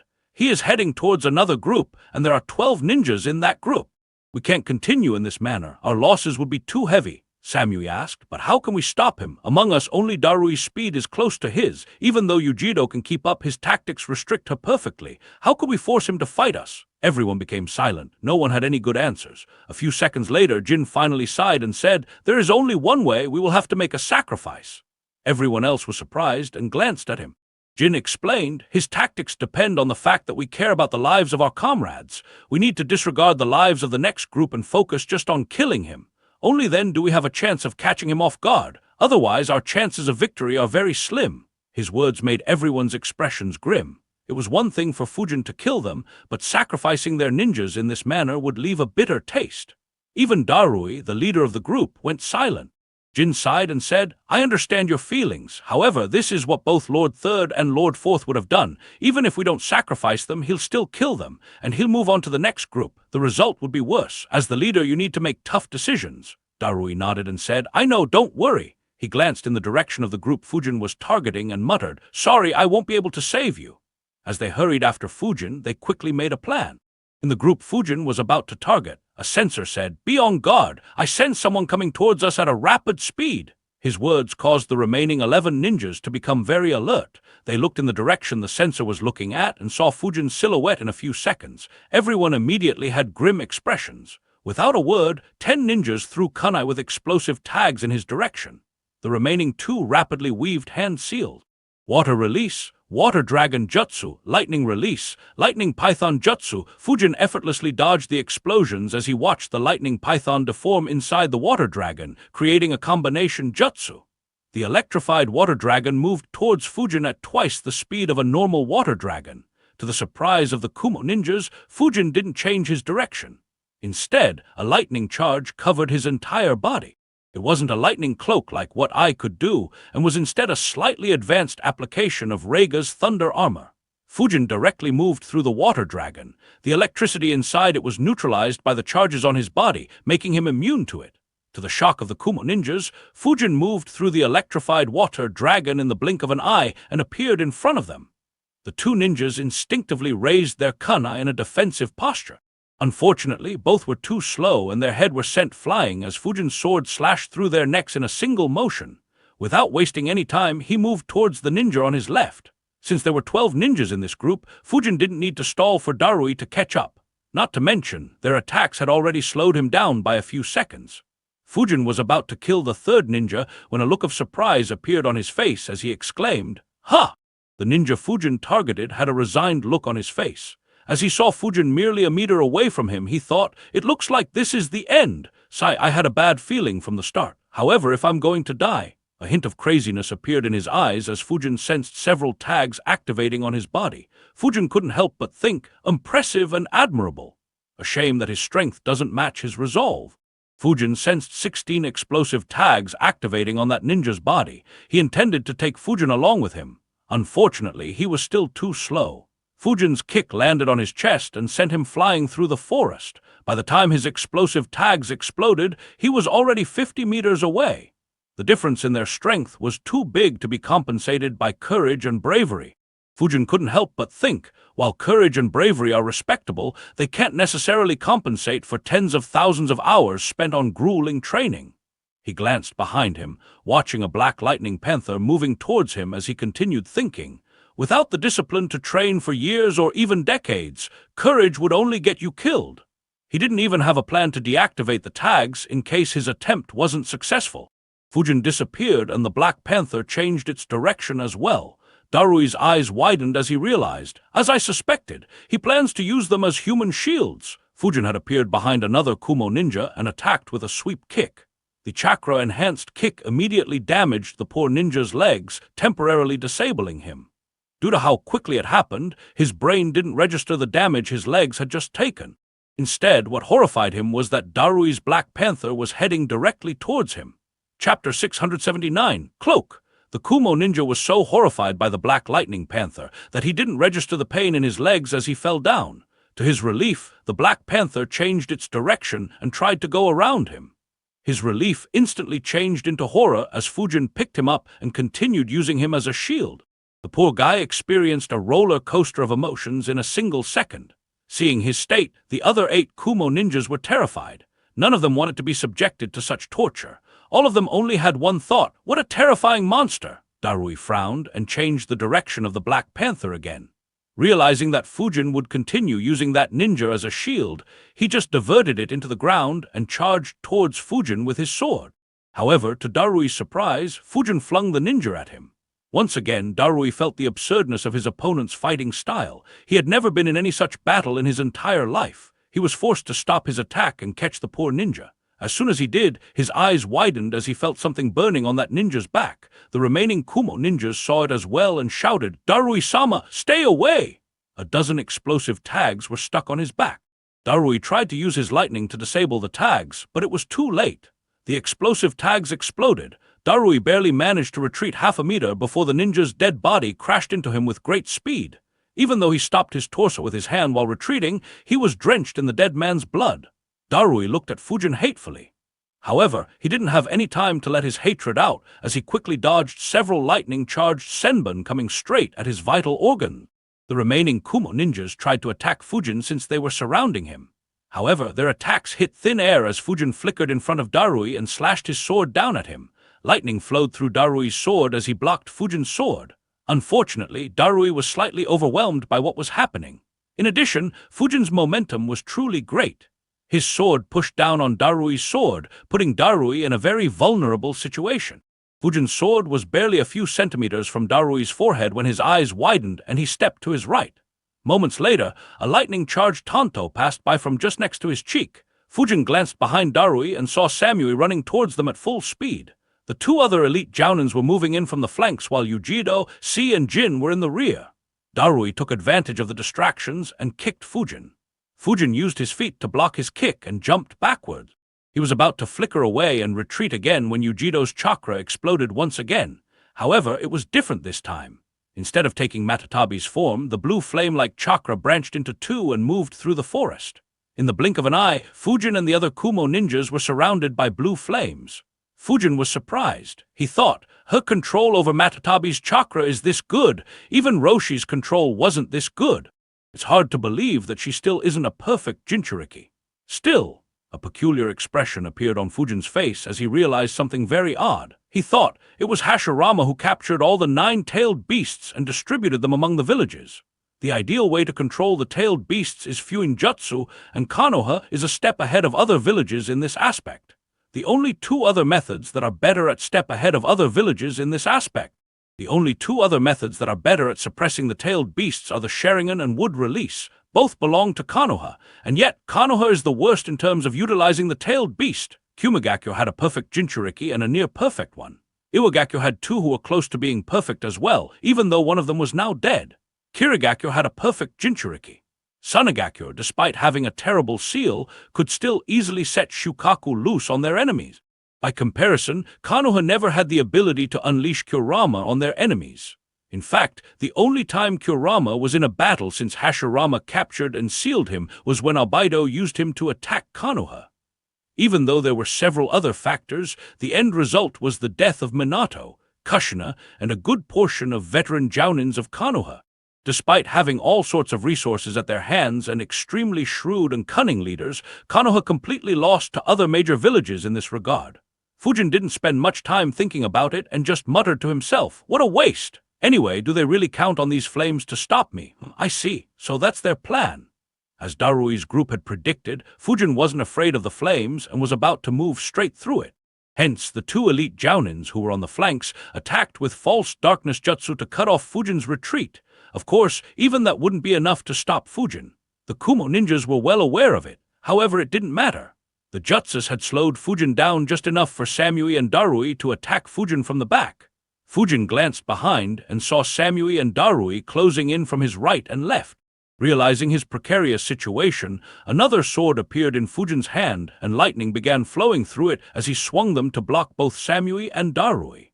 In the blink of an eye, their swords clashed several times as Fujin managed to keep both of them at bay.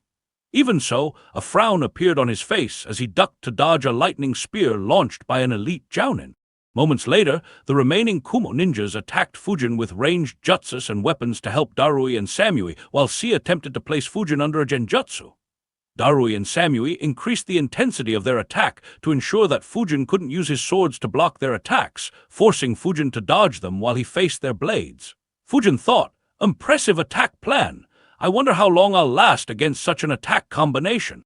One of the main reasons why Fujin attacked Darui's group was to get fighting practice with his lightning combat system. In fact, it was an even greater reason for Fujin than stalling their retreat to Kumagakure. After all, even if he didn't stall, he'd still have a lead of at least a couple of hours over them. Even though Fujin's lightning combat system was very good, it had a major drawback. Fujin hadn't used it much in combat. For any combat system to improve, it had to undergo several intense battles. Only then could Fujin realize any weaknesses he might have overlooked and the improvements he needed to make. Hence, Fujin didn't do anything to get out of this clutch position and continued battling. As they battled, a frown appeared on Jin's face as he wondered, what's going on now? Why is he fighting directly and in such a disadvantageous position? They had a plan for when Fujin acted unscrupulously again. However, the Kumo ninjas were caught off guard by the change in Fujin's fighting style. Since the situation was advantageous to them, they continued attacking. Fujin hung on for 2 whole minutes in such an intense situation before he finally made a mistake. A shuriken hit his mask very close to his left eye before bouncing off. Thanks to the seals on the mask, he wasn't harmed, but Darui's kick landed on his chest at the same time, sending him flying backwards. Fujin quickly flipped in the air and landed on his feet, but the 2 elite Jounins used false darkness yet again while C backed them up with lightning release, flash pillar. Excitement appeared in the eyes of several Kumo ninjas as they were finally about to land a critical blow. What they couldn't see was that there was a smile behind Fujin's mask. He thought, not bad, now that was a good fight, maybe I should visit the land of lightning frequently in the future. I'll improve rapidly with such battles. Just before the attacks could land on him, Fujin's cloak moved and formed a dome around him. The 3 attacks landed on the cloak. The eyes of Kumo ninjas widened. Even Darui couldn't help but mutter, what in the hell? Chapter 680, A Deadly Plot. What in the hell? The attacks landed on Fujin's dome-shaped cloak. As everyone expected, C's attack was easily blocked since light couldn't travel through an opaque object. However, what shocked everyone was that the dome tanked the other 2 jutsus as well without budging even an inch. There wasn't even a single scratch on the cloak. Jin couldn't help but wonder, how many seals has he inscribed on that cloak? How in the world could it block 2 false darkness jutsu with such ease? Taking advantage of his temporary safety, and the fact that he couldn't be seen or sensed by anyone, the blade of the thunder spirit appeared in Fujin's right hand. A wide grin appeared on Fujin's face as he decided, enough defense, now let me see how you guys react when I go on the offensive. Lightning release. Lightning Roots Jutsu, Fujin unleashed a massive amount of lightning using the blade as a medium to amplify his jutsu. The lightning pierced the ground, forming a root-like network as it traveled in every direction. While the Kumo ninjas couldn't sense anything inside the dome due to the large concentration of seals on Fujin's cloak, everyone felt a large amount of lightning moving underground. Darui immediately jumped while shouting, "Everyone be careful!" Others jumped in the same manner as everyone felt lightning moving towards them. As their feet left the ground, lightning drilled out of the ground under everyone's feet and moved towards them. Instinctively, everyone used jutsus to defend themselves. Only 4 Chunins failed to do so and were zapped. Luckily, the lightning wasn't strong enough to critically injure them. Even so, everyone's expression was ugly as they looked at C. Darui thought, not good, his real target is C. The attacks on the rest of us were just a distraction. Wind release. Great breakthrough. Sensing the strong lightning jutsu approaching him, C immediately realized that he wouldn't be able to counter it with a lightning jutsu. Hence, he supercharged the great breakthrough jutsu as much as he could until the lightning was very close to him before exhaling strong winds. The winds ripped through the lightning, dispersing most of it. A few charges still hit C, but they weren't strong enough to injure him. Only the hair on his body stood due to the electric charge. Unfortunately, he still wasn't out of danger. Even before he used the wind jutsu, the barrier around Fujin disappeared and the cloak went back around his body. Taking advantage of the fact that everyone was still in the air, he rapidly moved towards C. Shit, Darui cursed. He was about to use a jutsu to intercept Fujin, but he suddenly stopped and used his sword to block the incoming lightning-charged Senbon. Samui met the same fate as well. In the blink of an eye, Fujin reached C and his sword was right in front of him. C had a grim expression. He grabbed a kunai but had no confidence in being able to defend himself. Luckily for him, Fujin suddenly changed the direction of his sword to hit another sword. It was Yujido who appeared to help him. She was the only one who wasn't very afraid of the underground attack, and her position was very close to C as well as they both were in the rear. Of course, Fujin had anticipated her making a move. Instead of blocking her sword, Fujin parried it. Yujido's eyes widened as she couldn't control her momentum and continued moving towards Fujin.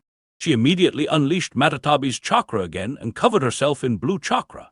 At the same time, she tried to kick Fujin. Fujin kicked her knee to block her kick and slashed his sword towards her neck. Yujido concentrated as much chakra as she could in her right hand and grabbed the lightning-enhanced sword with her bare hand. A deep cut appeared on her hand, but Matatabi's intense chakra neutralized most of the lightning flowing through his sword, ensuring that her hand wouldn't be cut off. Fujin wasn't very surprised and continued his attack as his knee hit her abdomen. He followed it up with another kick, sending her crashing into the ground. Taking advantage of their clash, C threw his kana at Fujin, but Fujin easily diverted it with the back of his glove. The two of them finally landed on the ground. C immediately took a step backwards. Fujin was about to continue his assault when he suddenly flickered to his left. 3 black lightning panthers appeared in his previous position. They quickly changed their direction and chased after Fujin, forcing him to dodge again. Fujin frowned and analyzed. I can't freely attack when others can attack me from every direction.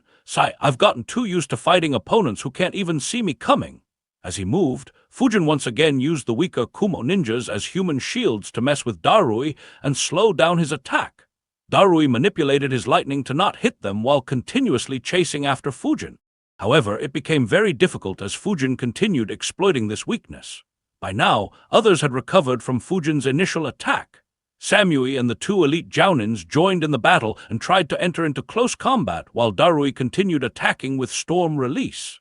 At the same time, Yujido got back on her feet and unleashed the full strength of Matatabi, recreating her form. Fujin sensed it and wondered, interesting, but how is she supposed to fight in this state without injuring her allies? As he continuously moved, Fujin finally got between 3 Kumo Chunins. The expressions of Darui, Samui, and the elite Jounins became ugly.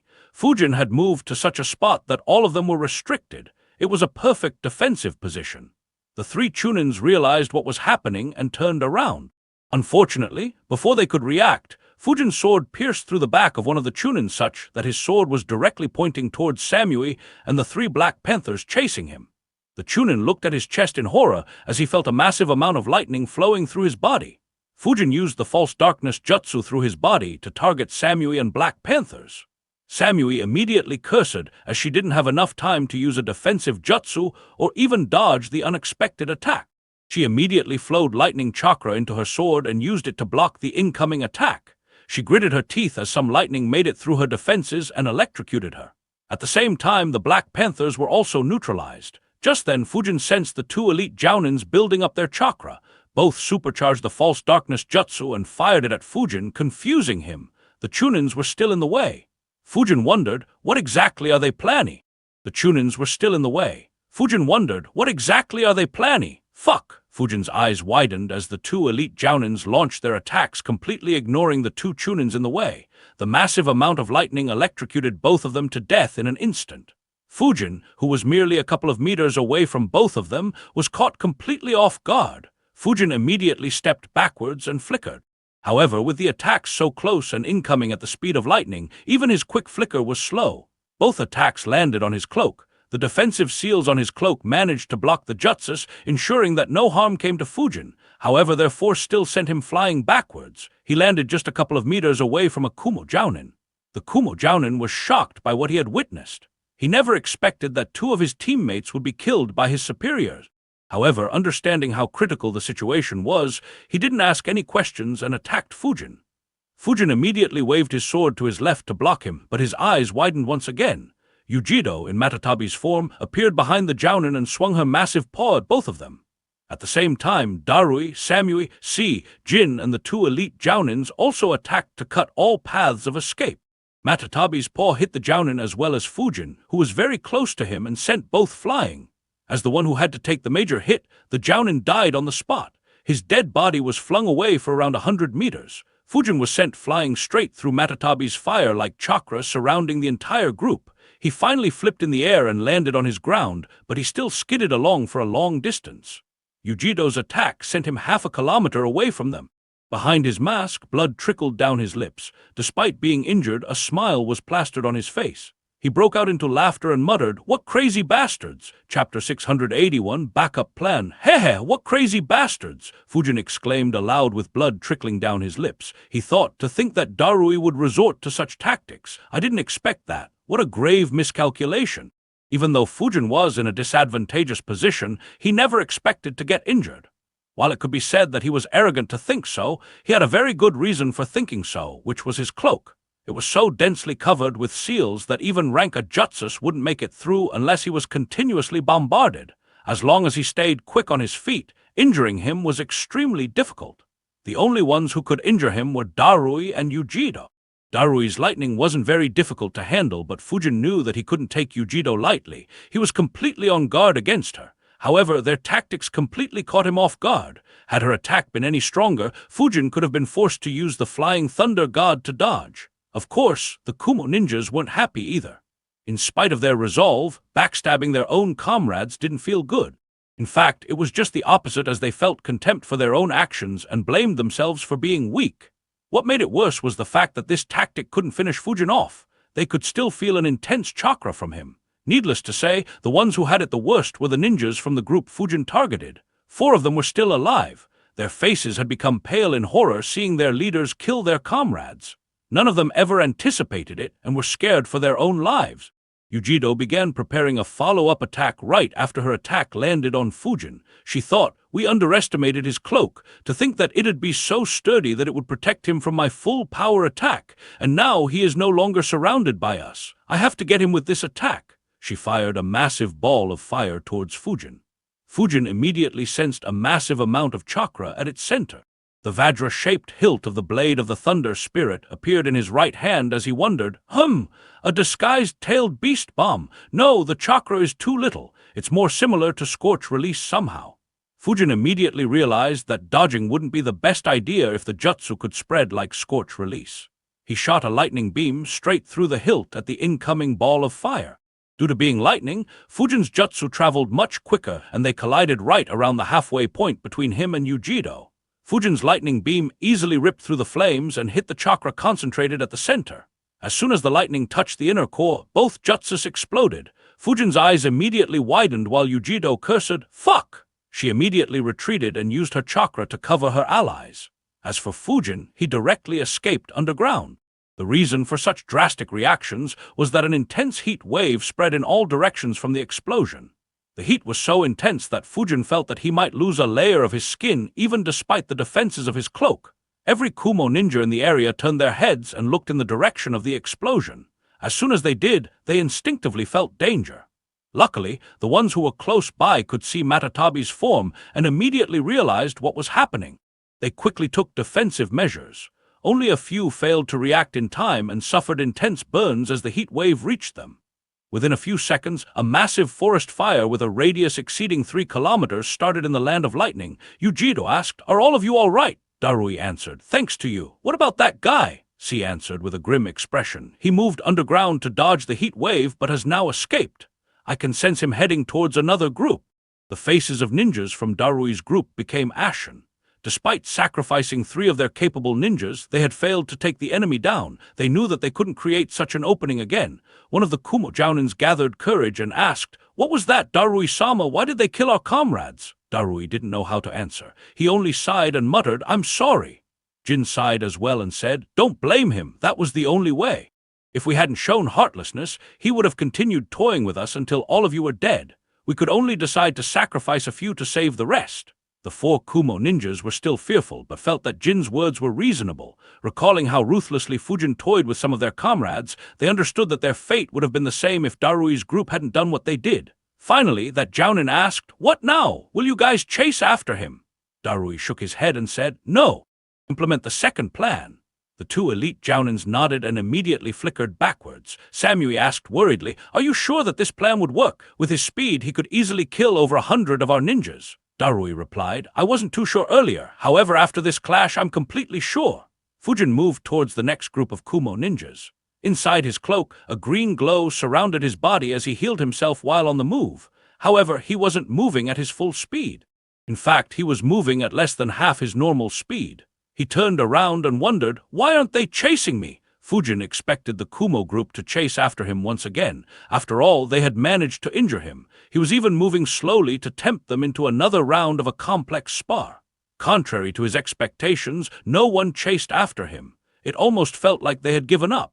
Fujin thought even though they sacrificed those 3 ninjas, I could see that neither of them liked doing it, so I don't think they'd let me slaughter everyone else without any obstacles. What are they plotting now? Fujin noticed 2 blue signals being fired in the sky. Every Kumo ninja saw it as well. They immediately began running towards the signals. Fujin immediately sensed this change and stopped. He looked in that direction puzzled and wondered, they are summoning everyone there, but why? If too many people are gathered together, Yujido will be restrained. Not to mention, I could easily kill over 100 ninjas before they reach that place. Fujin couldn't understand Darui's thoughts. No matter how he analyzed it, he could only reach one conclusion. He thought, do they have a trap set for me there? Is this movement just to lure me there? However, what trap would work against me without the presence of the likes of I and B here? What do you mean by you're completely sure? Samui asked in confusion. Others looked at Darui curiously as well. Darui answered, it's the way he battled. I have a feeling that he has no interest in killing any of us. What? Several Kumo ninjas exclaimed loudly in unison. Fujin had cut down Kumo ninjas like crops without a shred of mercy. He also toyed with several of them. Yet Darui claimed something so absurd. Darui explained, the feeling I get from him is how the boss felt about the 4th Hokage. He just wanted a good fight and compete with him in terms of speed. This guy too is fighting like he's sparring. Since he can't take on all of us at the same time, he resorted to such tactics to restrain us so that he can battle to his heart's content. The eyes of other Kumo ninjas widened. They still couldn't believe Darui's words. Yujido muttered, why would he seek out such a spar? Hell, didn't he claim that he had no interest in fighting us? C immediately recalled all the events up to that point. Shock appeared on his face as he exclaimed, do you mean to say that his words are true? Darui nodded and answered, yes, that's the only explanation. If he is indeed an ancient expert who somehow lived until now and hasn't recovered his real strength, then he is likely treating this battle as a spar to get back in shape. That is why he hasn't used his full speed to eliminate the weaker ones. Otherwise, our death toll would have been much higher. As everyone analyzed Darui's words, they felt like his words made more and more sense. Suddenly, C said, you might be right, he hasn't killed any more of our comrades. Fujin became curious about what Kumo was planning. He didn't see much point in killing as much as he could as there wasn't much to gain. He decided, I'll leave them alive for now. Perhaps they might be able to put up a fight the next time. Anyway, let me see what they are planning. Every Kumo ninja, including the injured ones, rushed towards the signal sent by the elite Jounins. Within a couple of minutes, 381 Kumo ninjas gathered at that spot. The only ones who were slightly away were Darui, C, Yujido, Samui, and Jin. To Fujin's surprise, a barrier formed around the 381 Kumo ninjas. Fujin's left eye twitched at that sight as he wondered, are they tempting me to kill them all? Chapter 682, Wild and Unpredictable. When he left Kumagakyo, Darui led an army of 500 ninjas along with C, Samui, Yujido, and Jin. Due to Fujin's trap in the battle, 119 ninjas had already died. The remaining 381 gathered together and hid behind a dome-shaped barrier. Needless to say, the barrier was very strong. It could even stop Yujido. C sighed in relief and muttered, luckily your speculations were on point. He didn't kill anyone. We can finally take him on without any worry. What Darui and the rest couldn't calculate was that Fujin was almost tempted to kill all 381 ninjas within the barrier. Since he had been waiting here for Darui and his army, he had long left countless flying thunder god marks around.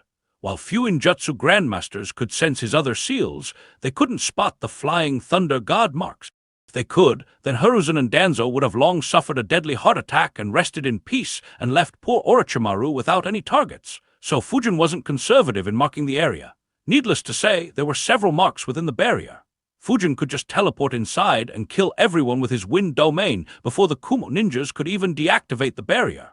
Due to how close they were standing to each other, doing so was considerably easier than killing everyone in the base. Fujin muttered to himself, they're lucky that killing others doesn't increase a person's strength in any way. Otherwise, I might have had a mental breakdown. Anyway, with all of them sealed within the barrier, I won't face any sneak attacks while fighting them. However, taking on both Darui and Yujido with just lightning release is still too tough for me. I guess I'll have a final round before leaving my name behind and setting up conditions for more such battles in the future. With the army safe, Darui's group quickly moved towards Fujin. They promptly reached Fujin, who was casually standing while resting his back against a burning tree, patiently waiting for them. Darui said, I didn't expect you to be waiting for us. Fujin sighed and muttered, well, chasing and killing those weaklings is rather boring. Sai, did you really have to disturb my meal? The Kumo ninjas were left speechless by his casual disregard for the lives of their comrades. At the same time, they felt anger. Before they could respond, Fujin said, "Oh well, the two of you did provide me with some entertainment. State your names. If you manage to make it out alive, then perhaps I'd pay this country more visits." Fujin casually ignored Samui, Si, and Jin and asked Darui and Yujido. Needless to say, it sent their anger through the roof. Yujido once again transformed into Matatabi and shouted while swinging her massive paw down at him, "Now that I no longer have to worry about others, prepare to pay with your life." Fujin just chuckled. He released several lightning rays through the tip of the fingers of his right hand into the ground in front of him. The Kumo ninjas became alert for an underground lightning attack. However, no lightning bolts moved towards them. Instead, Fujin moved his hand as if he were digging his hand into the ground and taking out some soil. Matatabi's massive paw was just a dozen meters above Fujin's head when the entire ground under their feet moved. The lightning underground turned the entire ground upside down, forming an intense soil current sending even Yujido in her Matatabi form backwards. The rest of the Kumo ninjas struggled as well. Matatabi's paw fell a dozen meters in front of Fujin, but hit nothing but soft soil as she slid backwards. A sword appeared in Fujin's hand as he flickered and appeared in front of Darui. Due to the large amount of soil, Darui couldn't open his eyes properly. He sensed Fujin's movement and swung his sword in front of him with his full strength. However, Fujin's sword hit his sword before he could completely swing it and gain momentum, putting Darui at a disadvantage.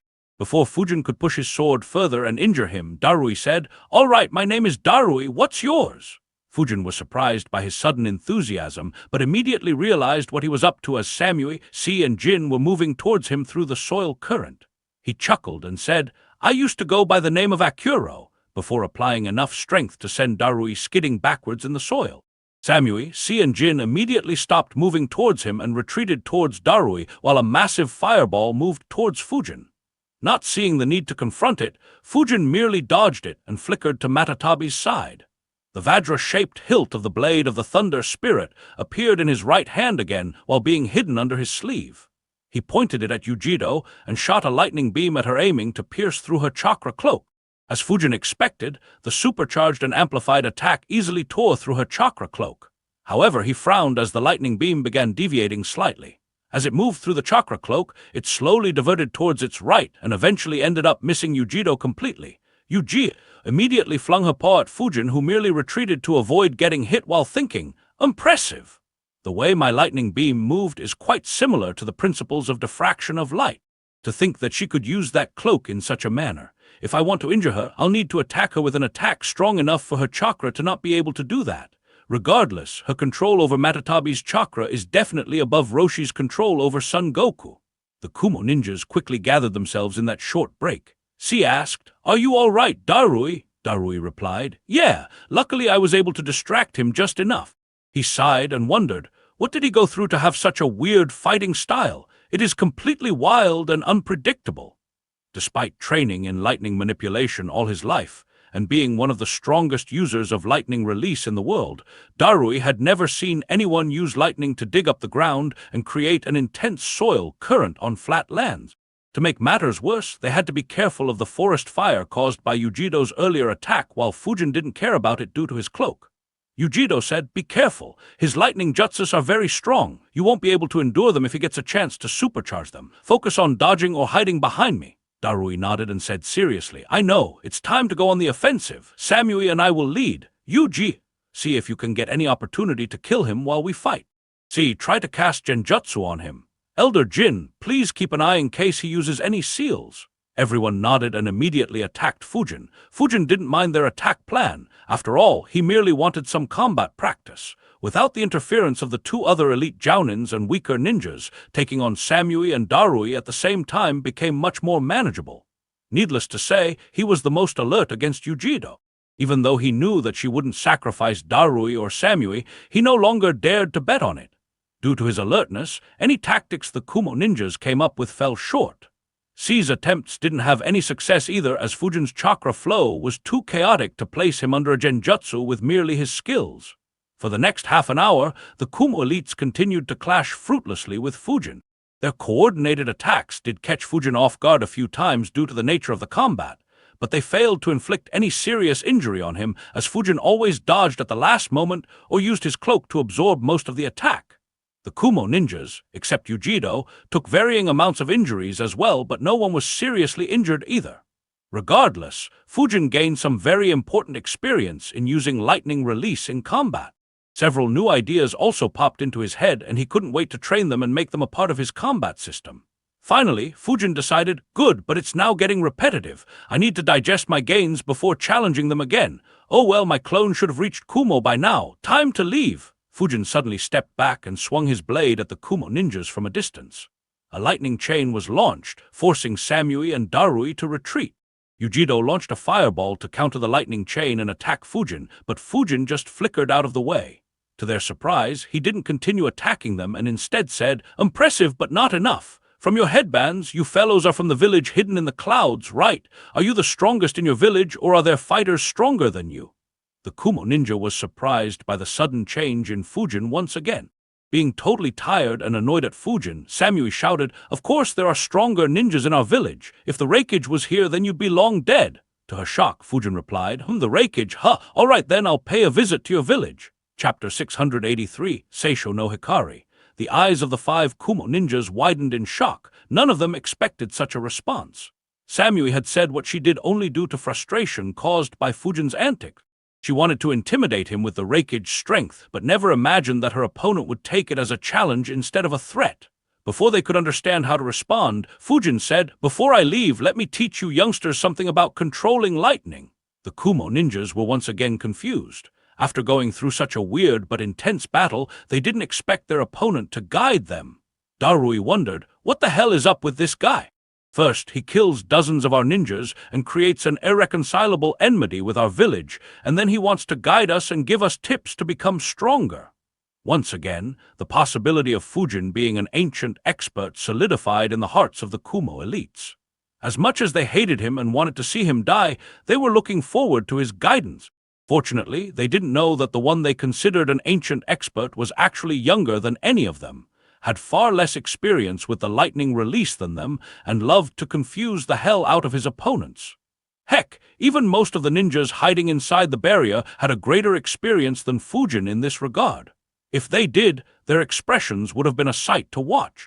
Fujin continued, "No matter how good your control over lightning is, there are only 2 factors that matter when using lightning. How effective you are depends on how wild and unpredictable your lightning is. If you lack in either of these 2 aspects, then it doesn't matter how strong you are. You'll never be able to use lightning as it should be." Suddenly, a lightning charge appeared around Fujin and he disappeared. Samui raised her guard and asked while looking around, "Where is he?" She looked up in the sky and shouted, "Above us!" Everyone looked above and saw Fujin nearly a couple hundred meters in the sky. Their eyes widened in horror as they saw a sight too familiar to them. Impossible! There's no way! How can he use that technique? Even the elites of one of the strongest hidden villages couldn't keep their cool. However, they couldn't really be blamed as what they were seeing was truly shocking. In the sky, Fujin's body was covered in armor made of lightning. For the first time, both Yujido and Darui were scared. As strong as they were, they had no confidence in facing someone who might be at the same level as their leader. Needless to say, what Fujin was using wasn't the Raikage lightning chakra mode. Instead, it was Reiga's thunder armor. The difference between the 2 techniques was like heaven and earth, but they were very similar in appearance. Hence, just like Fujin, the Kumo ninjas also mistook it for the Raikage technique. Floating 200 meters up in the sky, Fujin brought his 2 hands together, quite similar to how Anoki did when he prepared his atomic dismantling jutsu. In between his hands, a dense chakra began rotating rapidly, looking like a deformed sphere. Before it could stabilize, the armor around Fujin's body began infusing lightning into that deformed chakra construct as it slowly began stabilizing. In a few seconds, the lightning armor disappeared and all the lightning merged in a few seconds. The lightning armor disappeared and all the lightning merged perfectly with the dense chakra and formed a perfect sphere. If one were to take a glance at it, they'd see merely a sphere of light, which was what the Kumo ninjas saw from the ground. However, if one were to take a closer look, they'd notice small lightning sparks occasionally escaping the sphere. Even though those charges didn't look very threatening, in reality, they contained horrible destructive power and could annihilate anyone who dared to touch it. On the ground, the Kumo ninjas became very tense. Even though all they could see was a sphere of light, the intense chakra emitted from the sphere made them nervous. Their instincts were screaming to stay away from that sphere. C wondered aloud, what is that white sphere in his hands? Nervousness could be heard in his voice. Jin answered, "I don't know, but whatever it is, we can't let it hit us," Darui said. He was talking about how lightning needs to be wild and unpredictable. "This is likely a demonstration, however, a very dangerous one. Keep your guard up, everyone. Yujido, be careful." Sensing the intense chakra fluctuations, Yujido began preparing her own attack. A massive fireball began forming in front of her. She thought, whatever his attack is, I'll hit it with my attack and force it to explode high up in the air. Fujin looked at the sphere in front of his chest with a smile on his face. Even though the Kumo ninjas couldn't see it, excitement was visible in his eyes. Even though jutsu hadn't been perfected and had several flaws, he couldn't wait to introduce his jutsu to the world. Seisho no Hikari Fujin finally launched the lightning sphere at the Kumo ninjas. The Kumo ninjas immediately became very tense and raised their guards to the maximum. However, their expressions immediately became very peculiar. Samui thought, "That is indeed very unpredictable. What is he scheming?" Even though the sphere was radiating intense chakra fluctuations, it moved too slowly. It took a couple of seconds to descend merely 3 meters. Yujido decided to take advantage of the slowness of the attack and launched a massive fireball at the lightning sphere, aiming to explode it close to Fujin. However, the expressions on the faces of all Kumo ninjas froze. The lightning sphere suddenly disappeared from the sky. Their eyes moved in terror as they sensed the same intense fluctuations just a few meters from them. From the corner of their eyes, they saw the dreadful sphere floating just a few inches off the ground a few meters in front of them. At that very instant, the sphere exploded. An intense light was emitted in every direction from the explosion. Even the ninjas hiding inside the barrier noticed it despite the distance and the forest fire, making them wonder what was happening. While a few of them had colorful imaginations, none of them could imagine the horror their leaders were facing. The light, which looked harmless from far away, was nothing but lightning which had been strengthened several times due to the process of infusing it into a Rasengan.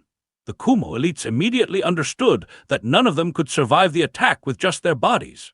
Except for Yujido, all 4 flickered without weaving any hand seals to take cover behind Matatabi's chakra. Unfortunately, even the body flicker jutsu was simply too slow in this critical situation. Luckily, Yujido acted solely by her instincts and sent a large portion of Matatabi's chakra to act as a shield for her comrades. Due to how concentrated it was, the lightning still pierced through Matatabi's chakra and hit the Kumo elites. Even Yujido wasn't spared. Fortunately, Matatabi's chakra weakened the lightning considerably. Darui, Si, Samui, and Jin were in the middle of body flicker when they were hit by the lightning. They instantly lost control of their jutsus as well as their bodies. They fell to the ground and rolled for several dozen meters due to their momentum. Each of them had varying degrees of injuries on their bodies. Among the 4 of them, the one who was the least hurt was Si, as he had been the first to retreat. His left cheek, chest, and abdomen had some burns caused by the lightning. His internal organs were injured as well due to the lightning shock. He bit his tongue and thought, "I have to control myself. Who will heal everyone if I can't?" Through amazing grit and determination, he managed to get up to his knees. Darui and Samui barely managed to do it as well. They didn't dare to lie down when the enemy could close in for a kill at any moment. On the other hand, Jin was the one who had it the worst among the 4 of them. His left arm had been completely burnt by the lightning, and so was the lower half of his left leg. His chest and abdomen both were covered in blood. He was the only one who continued lying on the ground as his body uncontrollably spasmed. Yujido wasn't spared either. Since she went all out to save her comrades, her defenses fell short. The lightning ripped through her cloak, tearing it down in several places before hitting her body. Despite being weakened considerably, the lightning ripped through her body and covered her in blood as she fell to her knees and vomited some more blood. Even then, she continued looking at the sky to see what had happened to Fujin. She desperately hoped that her attack got him.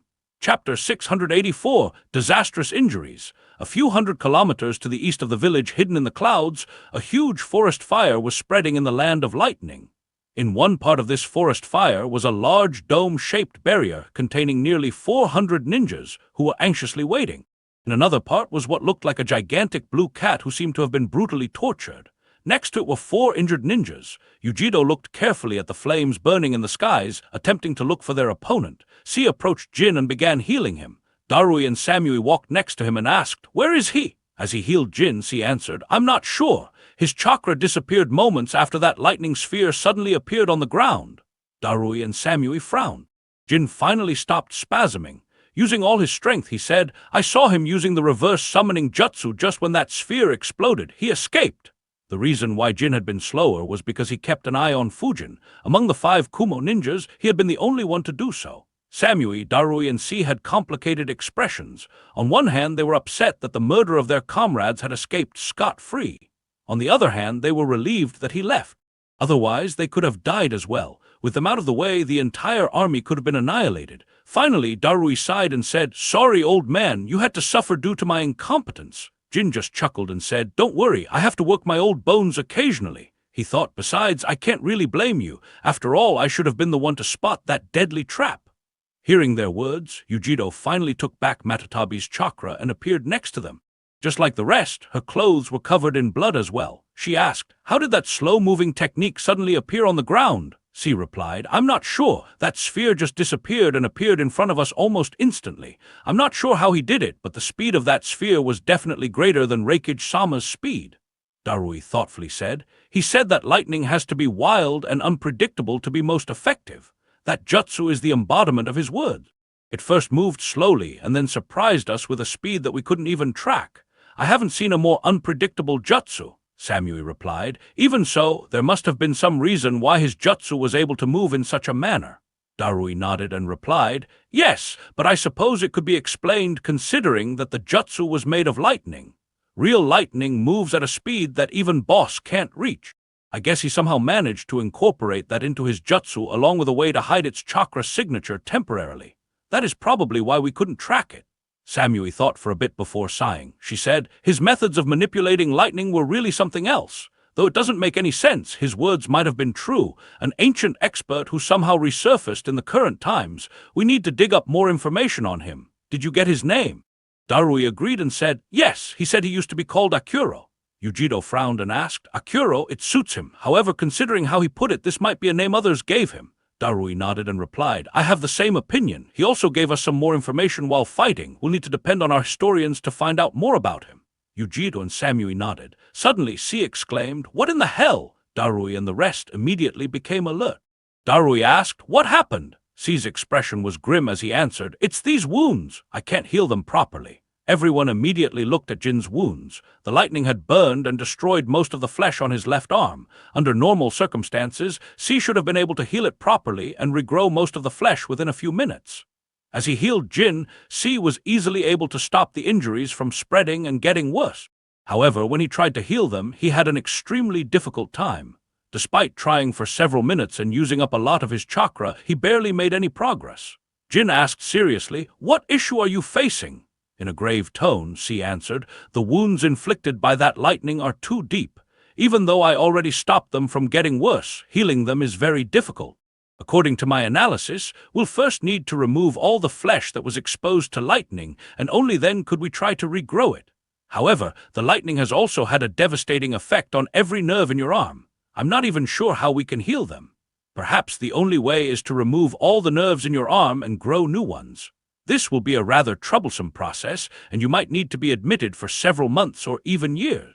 The only good thing is that the lightning didn't damage your bones. If it did, C didn't complete his sentence as everyone understood what the consequences would have been. Jin had an ashen expression. He didn't think that the injuries would be so troublesome. C turned his gaze towards the wounds on his own chest and said, The injuries on our bodies are similar in nature. We'll need to remove all the affected flesh and nerves before treating them. Since our injuries aren't as bad as Elder Jin's, we may need to spend just a month or two in the hospital for a full recovery. All of them were shocked. None of them expected the injuries to be so serious. Yujiro would still be fine due to the tailed beast within her, but the rest of them would require a long rehabilitation process. The 4 Kumo elites looked at Jin with sorrow in their faces and eyes. While they were still young enough to make a complete recovery, Jin's age was very advanced and his wounds were the worst.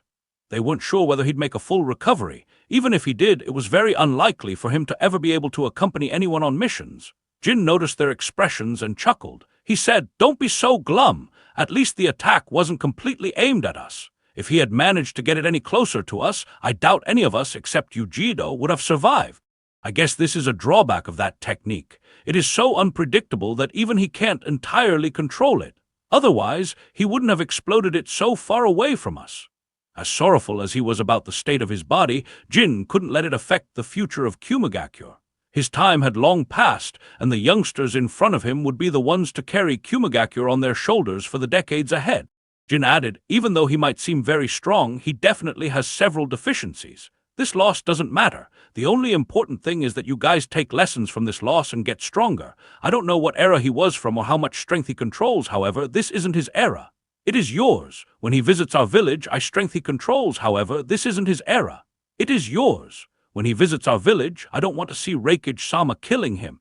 Instead, I want to see you killing him, Darui. Darui and the rest nodded solemnly. C continued healing them to the best of his abilities. A couple of kilometers from Kumagakure, Fujin stood next to a small hill while looking at a massive barrier. He thought, Seisho no Hikari. It's the result of my attempts to infuse lightning chakra into the Rasengan. Just like the Rasen Shuriken, this jutsu has some devastating effects as well. The Rasen Shuriken consists of countless microscopic wind blades. They're so dense that every cell in the victim's body is pierced several times and destroys their chakra network as a result. Though different, the devastation caused by Seisho no Hikari is just as crazy. When the jutsu explodes, it unleashes a bright light in every direction. This light is nothing but highly concentrated lightning. If it falls on anyone, it'll destroy the flesh and nerves at and around the area of impact, effectively handicapping them. Even though the wounds are treatable, it'll be a long process and the pain will likely stay for decades. Not to mention, if lightning penetrates up to the bone, then that body part will forever be unusable. Therefore, if anyone takes the entire blow of the jutsu, then surviving is pretty much impossible. I believe that even Orochimaru would fall. The only one who might have a good chance of survival is I. However, even if anyone dodges the jutsu, completely avoiding it is extremely difficult as lightning is discharged in every direction. This is an edge this jutsu has over Rasen Shuriken. Kakuzu wouldn't be able to interfere with it like he did against Naruto, and Pain's bodies wouldn't be able to dodge it entirely. However, a wry smile appeared behind Fujin's mask. The advantage itself was a lethal disadvantage. The jutsu was less of an attacking jutsu and more of a suicidal jutsu. Chapter 685, Fujin's Righteousness. A wry smile appeared behind Fujin's mask. The advantage that the jutsu had was itself a lethal disadvantage. The jutsu was less of an attacking jutsu and more of a suicidal jutsu. Fujin continued thinking, due to the high chakra density, the jutsu can't be thrown at a great speed. Instead, it moves at a snail's pace, and I can't even use winds to speed it up like I can with a normal Rasengan. Whoever uses this jutsu will definitely be hit and die along with his or her enemies. The only way to feasibly use this jutsu is by teleporting it through flying thunder god marks.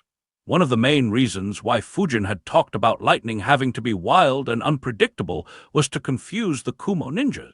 Due to his words, they felt what he did was an application of lightning manipulation, when in fact it was a space-time technique. Even though Darui and the rest had doubts, they suppressed them due to Fujin's words and convinced themselves that what they saw was a pure application of lightning manipulation. After creating the jutsu, Fujin merely teleported the sphere at a flying thunder god mark, which wasn't neither too close to the Kumo ninjas nor too far away from them. This ensured that they wouldn't die but would be injured enough to make them take his threat very seriously and make several preparations to deal with Akuro the next time. Fujin thought, hence, that jutsu is still incomplete. It's even worse than Rasen Shuriken in this regard. Even though it doesn't hurt the arm like Rasen Shuriken does, the user will be hurt way more than the target. That is why even Sage mode won't be a help to overcome this drawback. Perhaps the lightning chakra mode might help, though I'll need to test this jutsu on I in order to be sure. The other option is to learn how to control the direction in which the lightning is launched after the sphere explodes. Currently, only a fraction of the actual attack hits the enemy due to the omnidirectional nature of the jutsu. If I could control the direction of the lightning after it explodes, it would not only remove the drawback, but also increase the effective power of the jutsu by at least 2 times without having to spend any additional chakra. However, this is also very difficult because I'll need to modify the jutsu considerably. Another issue, which I may not be able to fix, is that I can't amplify this jutsu with either the blade of the thunder spirit or the Kiba blades like other lightning jutsus, because this jutsu isn't like other lightning jutsus. The presence of Rasengan is too big of an interference for normal amplification to work. The only help I can get is with the lightning that I infuse into the Rasengan. that can be amplified by the blade, saving me a considerable amount of chakra, even though the amount of lightning chakra lost during the process of fusing it into the Rasengan increases. So, the chakra I need to create Seisho no Hikari is around half what I need for Rasen Shuriken. Fujin thought about the issues with the jutsu for some time before taking a deep breath. He turned his attention towards the barrier and muttered, "I'll continue working on this jutsu later. If I can modify it, it'll be a much more lethal weapon in my arsenal. Even if I can't, that's not a worry since I can still use it along with the Flying Thunder God jutsu. Not to mention I still have Kirin. Anyway, why are these lunatics maintaining such a massive barrier?" The barrier surrounding Kumagakyo was truly ridiculous. Fujin could sense its immense power. He believed that even Kurama would fail to tear it down. Fujin wondered, did anyone else threaten them as well? Or did they do it just because Darui and Yujido were out of the village? But that doesn't make much sense. Even without them, there should be thousands of capable ninjas here. Who'd dare to attack them openly? Had Shikaku seen the barrier, he'd have chuckled. While planning to destroy the bases, he had to consider a lot of variables. I and B were the two biggest variables, but the large number of ninjas in Kumagakyo was a big variable as well. Hence, he planned his moves in such a way that Kumagakyo would be vulnerable to being attacked for some time. It had forced them to stay holed up inside the village, giving Fujin a free hand for a few hours until they could realize Konoha's real target. According to his initial calculations, Fujin would have been able to destroy just 3 bases before being forced to retreat. That wasn't enough for him and Hiruzen. However, this little threat would have given Fujin enough time to eliminate the 5 closest bases before Kumo could react. Of course, Shikaku underestimated Fujin's capabilities big time due to not having the complete information. Fujin was able to eliminate 6 bases instead of 3 in the very first round. However, Shikaku's genius still showed. If Fujin had stayed focused on eliminating the bases, instead of spending his efforts on reading memories of the dead ninjas and changing his target to Kumagakyo, he'd have had enough time to completely eliminate 8 to 9 bases before Darui gave the order to disband. After thinking for a bit, Fujin got an idea about why Kumagakyo was feeling so threatened and what Shikaku's plans were. A smirk appeared on his face as he muttered to himself, "As expected of Shikaku. I didn't even consider this aspect. Oh well, let me go and see how prepared they truly are. I still don't understand how Akatsuki was able to sneak inside their village and target the 2 Jinchuriki so easily. A hidden village becoming so careless and irresponsible is disappointing. Even more so considering that this is the village that has given the highest priority to its military when compared to other major villages. The 3 former Reikage might have rolled in their grave in the future. Even though Kumagakyo is an enemy, for the time being, that is still too painful for me to see. To ensure that the dead can continue resting peacefully, I can only act now and get them on the right path." With such righteousness in his heart, Fujin moved towards one of the strongest hidden villages by himself despite having just around half of his chakra reserves. He quickly snuck close to the barrier and observed it carefully. He analyzed, yeah, I can't break through as expected. Luckily, the barrier can't stop seals. Fujin placed his hand on the ground, and a Flying Thunder God mark appeared just a few inches away from the barrier. The mark moved by itself inside the barrier. As good as the barrier was, it couldn't sense a space-time seal moving through it. After all, the barrier was specialized to handle powerful beings like the tailed beasts and enemy armies. As soon as that seal was a few inches inside the barrier, Fujin teleported and appeared inside the barrier. He transformed into a random face and flickered a few times to reach the inner areas of the village while hiding his chakra. The Reikage building finally appeared in his sight. As he looked at it, Fujin observed, the ninjas here are very alert. The normal civilians look on edge too. I suppose that's to be expected considering the barrier. Oh well. With a chuckle, he casually strolled down the streets of Kumagakyo. As he observed, Fujin thought, now that I think about it, this is the first time I'm visiting any other major hidden village. I heard that yaki here is especially delicious. Unfortunately, all the restaurants are closed. What a shame. I wanted to take a few parcels to eat later. Oh well, I suppose there's always a next time. Fujin continued strolling until he reached the Reikage building. Initially, no one found him suspicious as there were a few civilians moving around. However, seeing a civilian approach the Reikage building, a few ninjas immediately approached him. One of them shouted, "Hey you, what are you doing here?" His and the eyes of other Kumo ninjas widened as the civilian disappeared in front of their eyes. Not one of them saw his movements. They couldn't help but exclaim, "What was that?" More importantly, who was that and where did he go? Shit, we need to inform Lady Mabui. Hurry, he might be an enemy. We need to take care of him immediately. That small group of ninjas immediately rushed inside the building and reported to their superior, who immediately rushed to report to Mabui. Chapter 686, Uninvited Guest. In Kumagakure, two jounins rushed into the rakeage office at their full speed and saw Mabui and Elder Inazuma. Seeing the panic on their faces, both Mabui and Inazuma became serious and asked, "What's the matter?" One of the jounins answered, "Some of my subordinates spotted a civilian walking towards here. However, when they tried to stop him, he disappeared. I'm afraid that one of the spies has decided to take action." Inazuma frowned and questioned, "Which stupid spy would act when we are so alert? It must be something else. Did your subordinates see where he went?" The jounin shook his head and answered, "No, they said that it was almost as if he disappeared in thin air. Either it was some kind of genjutsu or his speed is very ridiculous." Mabui and Inazuma became serious. Mabui muttered, "If it's the former, then it shouldn't be an issue. However, if it is the latter, then things can get troublesome. Someone who can move at that speed should at least be an elite jounin." Inazuma nodded, agreeing with her. While they discussed the intruder, a pair of eyes opened up in a room just under the rakeage building. The pair of eyes belonged to an old man in his early 60s. Surprise could be seen in his eyes as he wondered, "Someone infiltrated this building? Who's so courageous? And how did he or she do it?" Even though the old man wasn't a grandmaster, he was a sealmaster who wasn't too far away from the grandmaster rank. He was currently on duty to monitor the seals on the rakeage building. As soon as Fujin entered the building, it was picked up by the seals in the building and hence alerted him. He was about to take action and inform Mabui when the surprise in his eyes suddenly changed into horror. He muttered, "What in the world? How can this happen? No, this is impossible. What is happening? Who is it?" He got up in panic as he sensed thousands of foreign seals appearing inside the building. As more and more seals appeared, he began losing control over the seals already present in the building. No matter what he tried, he couldn't control it. In panic, he shouted at the top of his lungs, "Takahiro, quickly contact Mabu."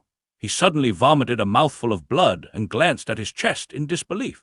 He saw a bloody arm poking out of his chest. The poor man died on the spot. Following his shout, 4 Ambu ninjas rushed into the room. Unfortunately, each was welcomed by a lightning-charged senbon to their hearts. They collapsed right after entering the room and joined the old man in the afterlife.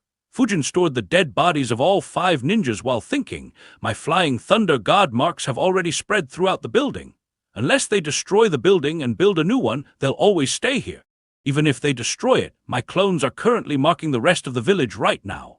With those seals inside the village, I can infiltrate Kumo at will in the future. Perhaps I could use Akuro's identity to lure I out, and then look here again in case I don't find what I want. Now then, I wonder where he has kept the scroll containing the secrets of the lightning chakra mode and Kohaku no Johei." Fujin's first target was undoubtedly the lightning chakra mode. Unfortunately, its scroll wasn't easy to find. From Dadai's memories, Fujin knew that Kumagakure maintained 2 scrolls that had the information he wanted. The reason for this was in case all masters of that jutsu ended up dying on the battlefield, the jutsu wouldn't be lost. In addition, the rakeage never carried the scrolls while on missions in case he lost them due to circumstances. However, even with those conditions, finding the scroll wasn't easy. Kumo had taken the highest level of precautions to ensure that the scrolls would never fall into enemy hands. If Fujin hadn't been taking advantage of the circumstances created by Shikaku's plans, he would never have had such an easy time infiltrating into the building. Fujin thought, "One scroll is hidden in a secret location that was only known to I and B. No one else in the world knows about its location. Looking for it is pointless. The other scroll is also kept in a secret location. But I tells one random elder about its location. He frequently changes its location and tells another elder about it without informing the previous elder about it.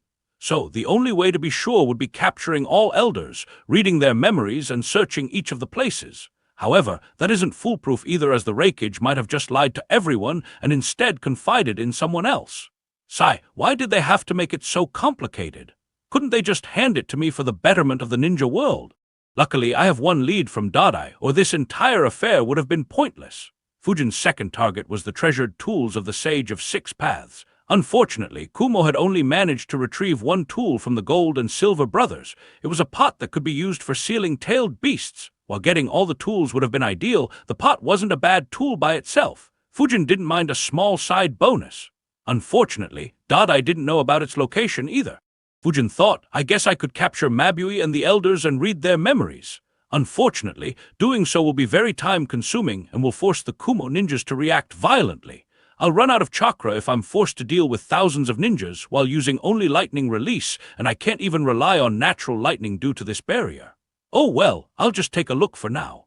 If I want any radical paths, I can take them in the future as well." While Fujin was eliminating the old man, Mabui's eyes widened in shock. She suddenly shouted, "Everyone out of the building right now!" Without waiting for anyone, she jumped out of the window. Others were confused but followed her out immediately. Mabui wasn't the only one. A few other sealmasters in the building shouted the same. The loud shouts made everyone from Kumigakure leave their most important building and gather outside. Inazuma asked, "What's the situation? Why are you in such panic?" Mabui said, "I felt a large number of unknown seals suddenly appear inside the building. We were about to be trapped inside the building." Inazuma's eyes widened in shock as he exclaimed, "That's impossible!" He had been living in the village ever since its formation and never had heard about something so ludicrous. The seals on the building were all inscribed by Fuinjutsu grandmasters from several generations. Someone using seals to take over the building was just too outrageous to think of. Inside the building, Fujin sensed, "So everyone's left, huh? I guess expecting to catch them off guard with this move was too much. Oh well, this is fine too. It saves me quite some time." The seals continued spreading slowly throughout the building. Due to the high concentration of seals in the building, he had to be careful in order to not trigger them, which is why his seals were spreading so slowly. Even then, the entire building was covered in his seals in a few minutes. The Reikage building was now under Fujin's control. Several shadow clones appeared next to Fujin and dispersed in an instant. Outside the building, Mabui muttered in a grim tone, "The seals are now covering the entire building. Someone has made a move against us. Call Lady Nanako here immediately." Mabui quickly barked orders. She summoned a Fuinjutsu grandmaster to take a look at the seals on the building. In addition, she called on the other Kumigakure ninjas in the village. Within a couple of minutes, the building was surrounded by more than a couple thousand ninjas. The remaining council members had arrived as well. Understanding the severity of the situation, Mabui didn't dare slack off. Someone had just taken over their leader's building. It was a matter of great humiliation for Kumigakure. As the one in charge of Kumigakure in the absence of other leaders, Mabui felt even more responsible. The deaths of the ambush squads were still weighing on her, and now she was in yet another crisis. As soon as Grandmaster Nanako arrived, she began inspecting the seals on the building. The more she inspected, the grimmer her expression became. Inazuma asked, "Well, Nanako, what is it? How was the building taken over by seals so suddenly? And can we break in?" Nanako replied, "I have never seen anything like this in my entire life. There are hundreds, probably thousands of new seals on the building. These seals have skillfully avoided clashing with the older seals and are coexisting with them, but their existence makes it very difficult for us to control our seals. If we make a mistake, then we could end up triggering the explosive tags, and I'm not sure what the result will be. Still, I don't understand how so many seals could appear so suddenly. We regularly check the seals, so they couldn't have been hidden in this building, could they?" Mabui was suspicious as well. She asked, "Do you think that this is an inside job?" "Huh!" All of a sudden, all the Kumo ninjas looked up. They saw a figure wearing a black cloak and a demon mask leaning against the window and looking down at them. Chapter 687, A Great Shame. Kumigakure had been experiencing a strange day. When the people in the village woke up, they saw a massive barrier surrounding the village, and every single ninja in the village was ordered to be alert. A few hours later, Darui led a huge army outside the village. The people wanted to hear from their Reikage, but he was nowhere to be found. And now, a couple of thousand ninjas had placed the Reikage building under siege. It immediately caused panic among the common people and even some ninjas. Discussions immediately broke out. "Why have they sieged the Reikage building? Do you think those ninjas are committing mutiny? No way! As if those ninjas have any chance against Reikage-sama. Is there an enemy inside the village? But how could they have infiltrated into the Reikage building? Have the other villages declared war on us? Will the fourth great ninja war break out soon?" The people in Kumigakure immediately started making conspiracy theories. After all, there was nothing people loved more than gossiping. Of course, the spies in the village also took note of it. They were very curious about what was happening. They wanted to go closer to take a better look, but didn't dare to do so in case it was a trap. Around the Reikage building, hundreds of Kumo ninjas, along with people in power like Mabui, Inazuma, Nanako, and the council members, looked at the building to see an unfamiliar figure casually leaning against the window and looking down at them. Immediately, several discussions broke out wondering what the identity of that person was. Mabui and the rest frowned as well. They had never seen or heard about anyone using such a disguise.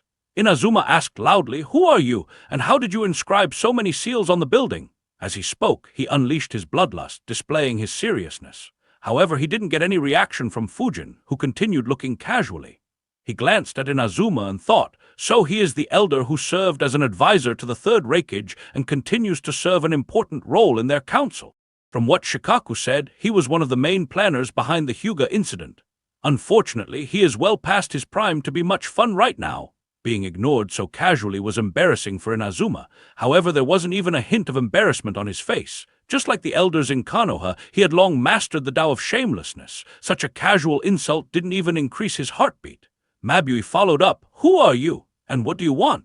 Finally, Fujin sighed and asked softly, "What are you doing? Your headquarters is taken over by someone and you are just standing outside obediently." He let out another long sigh and muttered, "Those brats scammed me." Fujin's response left the Kumo ninjas too stunned to speak. Their eyes twitched as they wondered, "What the hell? You've taken over our most important building and are disappointed that we haven't attacked yet. And then you complain about being scammed. What the fuck is he talking about?" Even the experienced council members didn't know how to reply. Despite having experienced a lot, what they witnessed was undoubtedly the strangest situation they were ever a part of. Mabui became increasingly annoyed. She shouted, "Bastard, what do you mean by?" Mabui became increasingly annoyed. She shouted, "Bastard, what do you mean by scam? Stop messing around and answer our questions." To her surprise, Fujin actually answered her. "That blondie with the kid called Darui said that the Reikage in her village is very strong. She promised that he'd be able to kill me with ease. Unfortunately, I don't sense anyone strong among you. I'll give you 4 hours. Summon whoever that guy is and ask him to fight me. If you fail to do so, I shall wipe this village off the face of the planet. Of course, if you want to try and enter this building, be my guest. However, seeing your pitiful strength, I'd advise against doing so."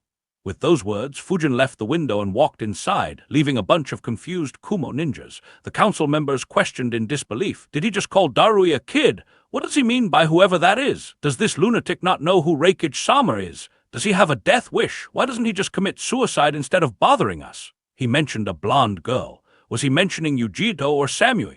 Inazuma said, "That isn't important. What's important is that he mentioned Darui. Contact Darui immediately and get this guy's information. Then contact Reikage Sama and inform him of this situation. Nanako, continue inspecting the seals on the building and check whether it's safe to enter inside."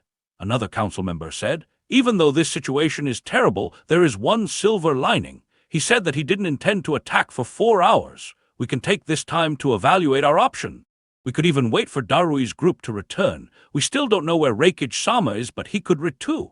He was harshly cut off by Inazuma, who shouted, "Don't forget what this building is. All our documents are inside the building. There is no way we can wait for hours without doing anything. His words might just be a ruse to scare us and buy him some time to do what he wants. So don't lower your guard. Not to mention, our reputation will be dragged through the mud once this matter leaks."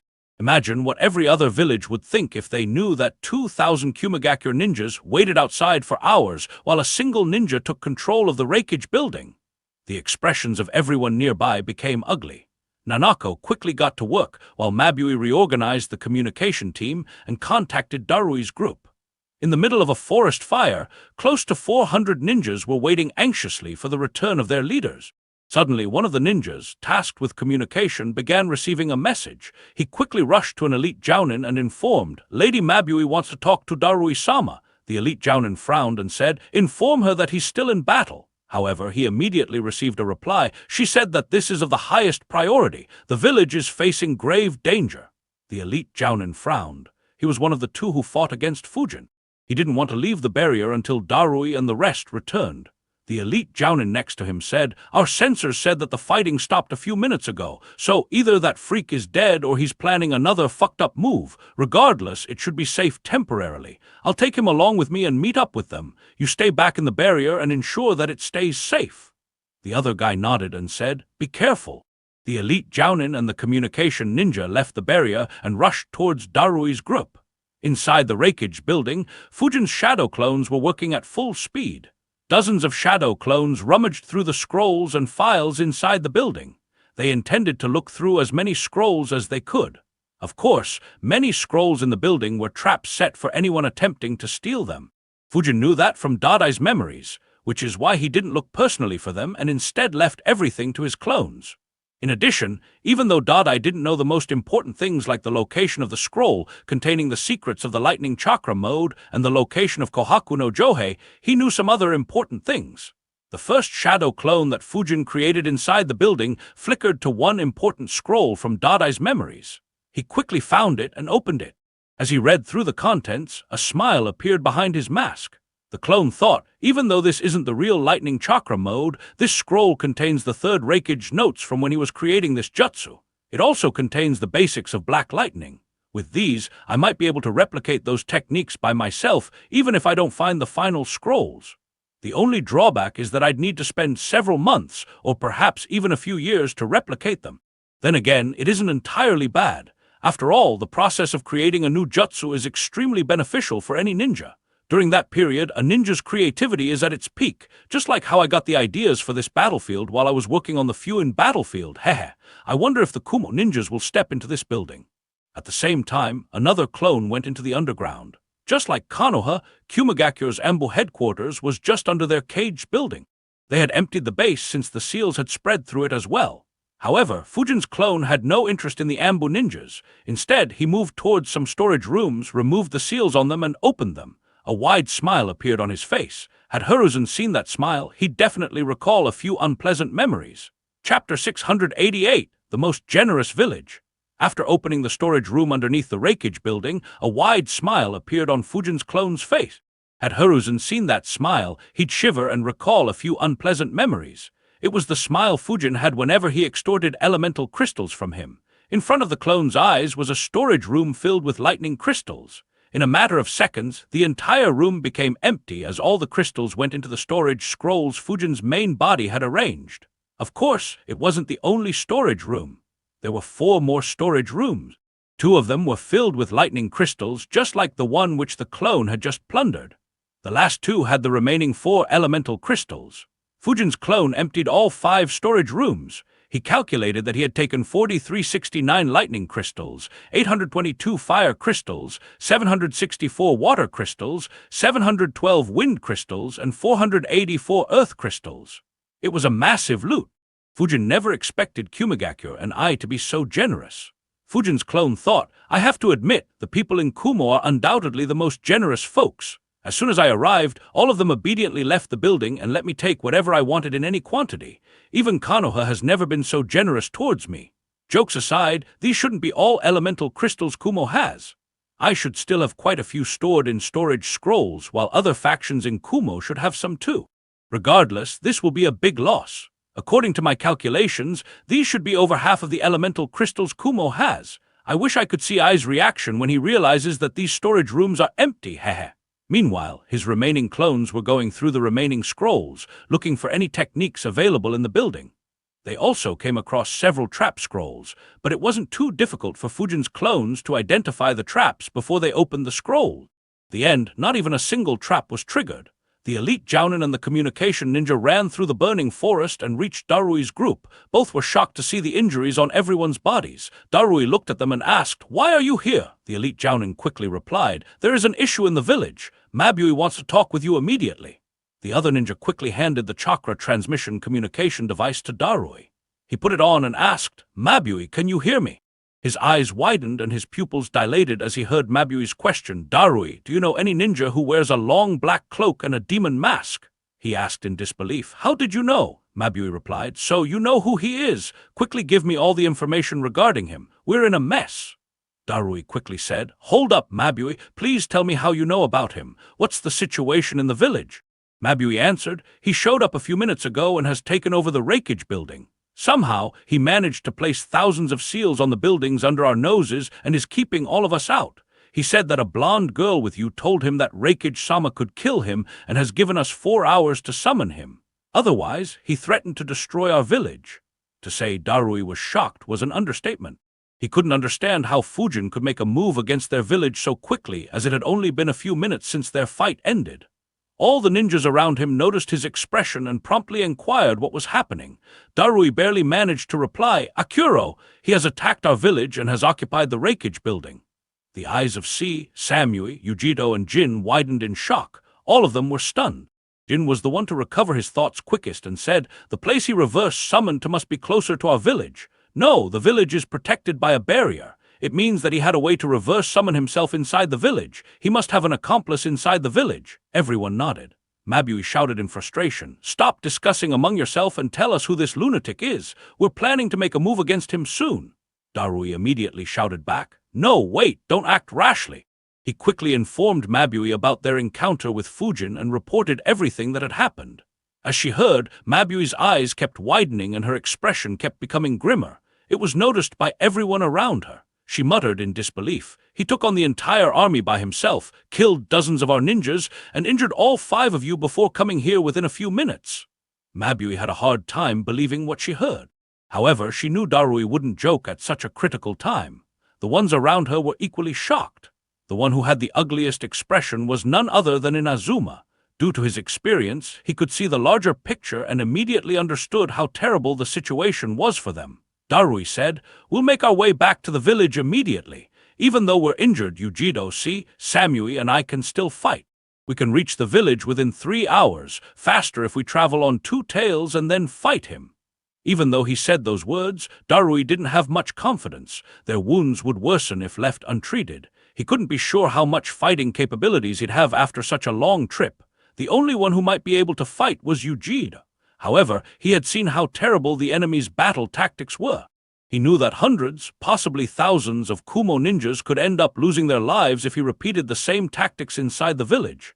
As for the civilian casualty, he didn't even dare to estimate it. Mabui replied, "No, take care of your wounds first. I'll contact Reikage-sama and check where he has reached." Darui replied, "All right, keep me updated." Mabui quickly contacted Ai's group and asked for the chakra transmission communication device to be given to Ai. She quickly informed him about the events related to Akuro. Ai's expression was a sight to see. When he left the village to hunt Fujin down, he never imagined that the village would become such a mess. Despite his stubborn nature, he couldn't help but regret his decision to go after Fujin even after knowing that it could be a trap.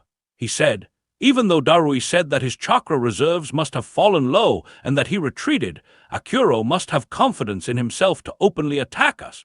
Be careful and don't do anything hastily. I'll make my way to the village within 4 hours. Tell Darui to stay put. With those injuries, he'll just be in the way." Mabui sighed in relief and replied, "All right, Reikage-sama." Seeing that I had stopped speaking and his grim face, Be asked, "What do you mean return within 4 hours? We're at least 10 hours from the village if we continue moving at this speed." A lightning cloak suddenly appeared around Ai as he said, "The village is a mess." A lightning cloak suddenly appeared around Ai as he said, "The village is a mess. I'm heading ahead. B, come with me. The rest of you follow our original plan. Inspect the 5 bases, but be careful and don't trigger any traps. You've already heard from Jin how well hidden the traps are, so take every precaution and give your safety the highest priority." The 6 Kumo elite Jounins nodded. A red chakra cloak appeared around B as he and I left the others behind. B said seriously, "Brother, you can't sustain your chakra long enough to run all the way to the village in this manner. What is happening in the village?" I replied, "Don't worry, I'm well aware. I'll slow down at times to conserve my chakra. As for the village," I informed him about Akuro's actions. "In the village," Mabui said that he'll return to the village within 4 hours. We'll be safe." Everyone around her sighed in relief. After hearing what he had done against Darui, none of them wanted to confront Akuro. Everything they heard about Akuro was bad news, be it his disgusting fighting tactic, his terrifying strength, or his jutsu leaving wounds that couldn't be healed. Needless to say, what horrified them the most was the possibility that Akuro might know the lightning chakra mode. They knew very well how overwhelming and mighty that technique was and wanted nothing to do with him even if he was low on chakra. If they could stay outside for a few hours without fighting, they'd be glad. They just prayed that their enemy wouldn't suddenly change his mind and attack them before I returned. However, there was one exception. Inazuma said in a grim tone, "No, we can't wait for the 4th to return. We have to make a move."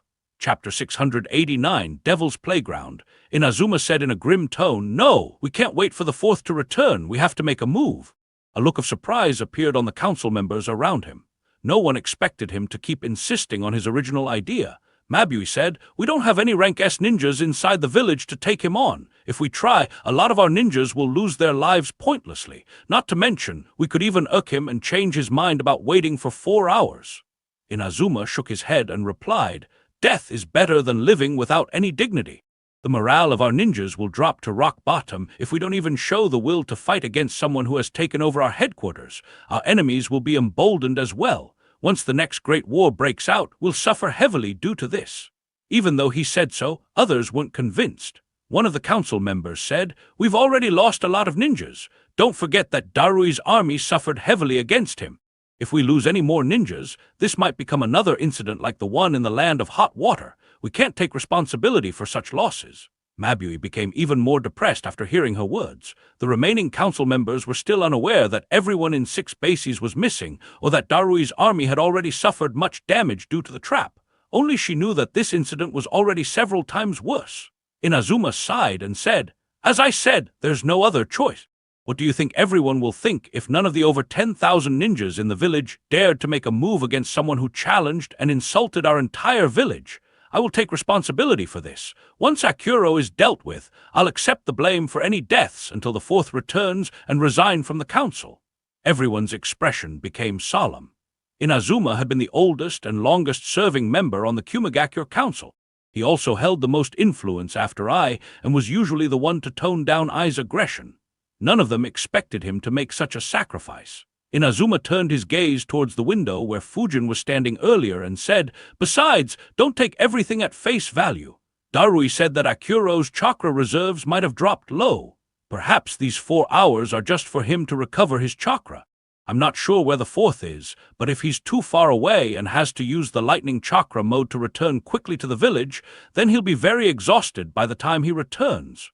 He might be at a disadvantage against a fully rested Akuro. If he falls or is seriously injured like Jin, then our village will be in grave danger. In addition, all our official documents are in the building as well. He may say that he's from an ancient era, but if that is a lie and he is from one of the other villages, then he will take this opportunity to get all our secrets. I don't need to tell you guys what the consequences would be if those secrets leaked." Everyone followed Inazuma's gaze with an ugly expression. In truth, they knew this in their hearts as well. However, none of them wanted to accept it as the cost would be too heavy. Since Inazuma took initiative and responsibility, no one could oppose him. Under Inazuma's orders, the Kumo ninjas immediately got into action while Mabui informed Darui about Ai's orders. Inside the building, Fujin was inside the Reikage office when a couple of clones teleported next to him. They handed him a couple of scrolls and dispelled themselves to transfer the memories to him. A smile appeared on Fujin's face as he looked at the scrolls and thought, "Good! Everything in that scroll is copied in this one, and this scroll has all the elemental crystals. What a good loot! I can finally use lightning crystals to improve my lightning affinity a bit.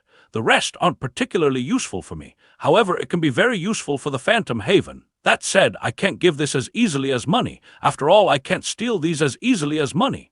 Fujin thought for a couple of minutes before deciding, "Even though these seem plenty, they'll run out in no time if everyone in Phantom Haven begins using them liberally. It wouldn't have much effect either. The best way of using them is to keep them with me and secretly give them to the ones who show exceptional talent. As of right now, only Karin and Ranmaru have displayed such talent. If I consider just the 2 of them, then these crystals will be more than enough, especially considering that neither needs to focus much on nature manipulation. All right, I'll do this. If I eventually run low on them, I'll try to see if any other village is feeling generous." Fujin stored the scrolls and created 2 new shadow clones to join the rest. Fujin had a lot of plans regarding his Akuro identity. The reason why he created an aura of an ancient expert around Akuro was due to those plans. It would allow Fujin to break loose without worrying about the consequences of his actions. So, even though he wanted the jutsus from Kumigakure, he didn't want to give up the aura he had created around Akuro. Hence, instead of just stealing the scrolls, his clones copied down all the important details into his scrolls and handed them to Fujin once they were done. All the original scrolls were placed back into their original spots, ensuring that Kumigakure wouldn't suspect that their techniques had been copied. This was also the reason why Fujin gave the impression that Akuro could use the lightning chakra mode. Darui and I wouldn't suspect him of having stolen this technique since they'd believe that he already knew that technique. Half an hour passed as Fujin's clones continued working diligently while Fujin sat in the Reikage office and recovered his chakra. Suddenly his eyes snapped open and he glanced outside the window. A smile appeared on his face as he thought, "Would you look at that? I guess they have some courage after all. It would have been disappointing otherwise." To lose the most important and iconic building in your village should have boiled the blood of several hot-headed fellows. A massive barrier had appeared outside the rakeage building and completely encased it. The strength of the barrier was the same as the one surrounding the village. Outside the barrier, Inazuma, Mabui, Nanako, and the council members stood with serious expressions. Nanako said, "The seals are quite remarkable. The first remarkable thing is that someone was able to keep these seals hidden on the building. Even if I assume that a high-level seal master or a grandmaster was a traitor, this is still very impressive. What is even more impressive is that the seals form an intricate network, complementing each other perfectly. It's almost like the battlefields the Uchiha and Uzumaki clans could construct, but this is far more sophisticated. Are you sure you still want to proceed? I have a bad feeling about this." Inazuma nodded and said, "I am. However, it depends on whether you can find any vulnerabilities in the seal network or not." "So did you?" Nanako answered. "I'm not sure if it is a vulnerability, but I found 8 pathways into the building. Unlike the battlefields, which were completely closed off, this seems more like a lair to lure prey inside. I believe that he has traps inside to deal with the intruders." Inazuma frowned and asked, "What if we don't take the pathways and create a new opening?" Nanako answered, "As I said earlier, the seals are interconnected. Any attack will be distributed along the entire network. We could destroy it with enough attacks, but that would cause the building to collapse as well. In addition, there are several explosive seals in the seal network. They'll be triggered, and everything inside the building will be destroyed, except Akuro, of course. I doubt he'd be foolish enough to leave himself vulnerable." Inazuma immediately rejected that option. Ever since Kumagakure was established, there had never been an instance where the rakeage building had fallen. He didn't intend to be the one to do it. Not to mention, the loss of all the important documents would create a lot of work, and he knew that I would give that task to him since he'd take the responsibility. Inazuma sighed and said, "This is even more dangerous than I imagined. Summon the ninjas who can use elemental clones. Send 8 clones through each pathway.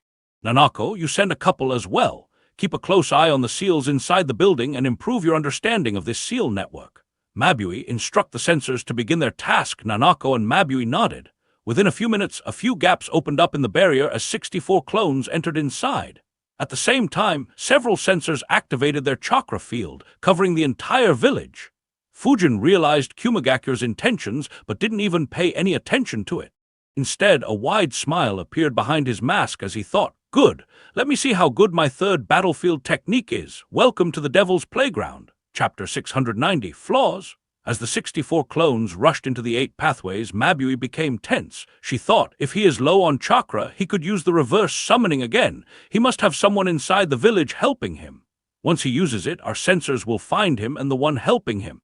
However, this will likely result in a heavy loss of civilian lives. All 64 clones entered the building, while everyone outside the building paid close attention. Suddenly, their eyes widened. Nanako stuttered, "This! How are we supposed to know what is happening inside?" When Fujin decided to create the Fuin battlefield, his goal was to create a battlefield that would trap anyone who was already inside the battlefield and kill them before they could get or even ask for any reinforcements. However, while he was creating it, one of his shadow clones had a different idea. If the Fuin battlefield was similar to an invisible fort, his clone wanted to create a battlefield similar to a labyrinth. Instead of trapping the ones inside, it would be laid at a location the enemy wanted to attack or pass through. Entering inside it would be easy, however, that was when it would show its fangs.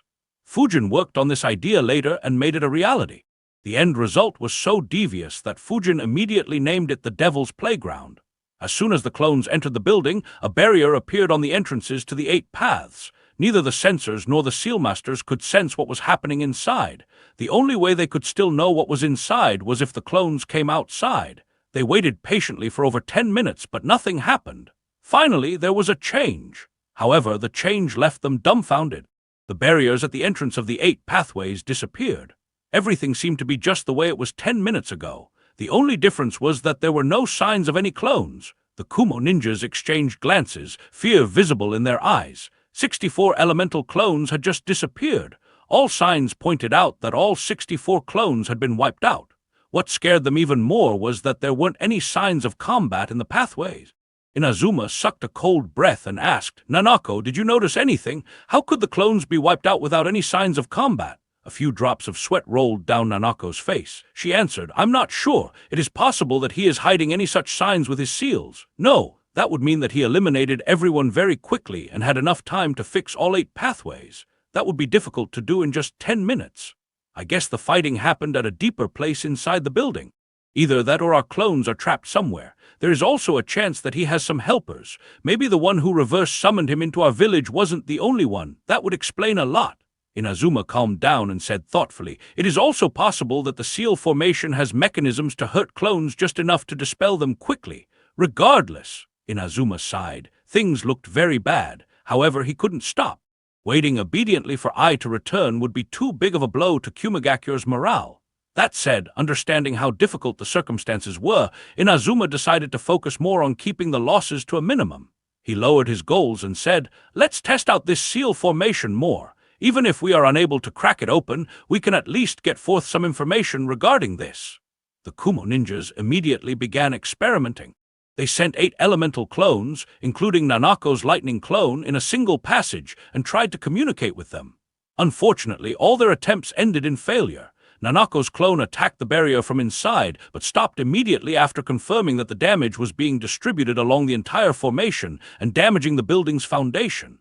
Outside the building, the Kumo ninjas kept a watchful eye. To their surprise, the barrier disappeared much more quickly this time. Nanako muttered, "The barrier disappeared in just 2 minutes and 30 seconds. Just like earlier, there are no signs of our clones or combat. Does it mean that how quickly the barrier opens depends on the number of pathways we enter into?"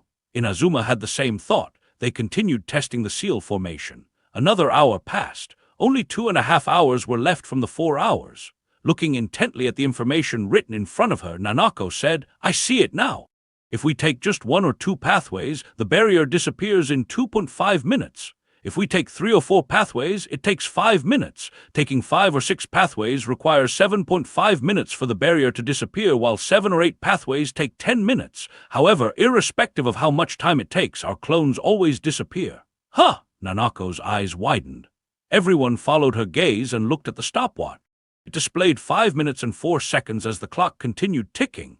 Mabui immediately asked, "Wait a minute, we only sent clones through 4 pathways this time. Why hasn't the barrier disappeared yet?" Everyone's minds quickly began analyzing. Slowly, nearly every Kumo ninja had the same thought. One of the council members muttered, "Is he slowing down? Yes, that must be it." Elder Inazuma was correct. Our enemy is low on chakra. He must be dealing with all the clones by himself. Even if he has allies, they might be getting exhausted too.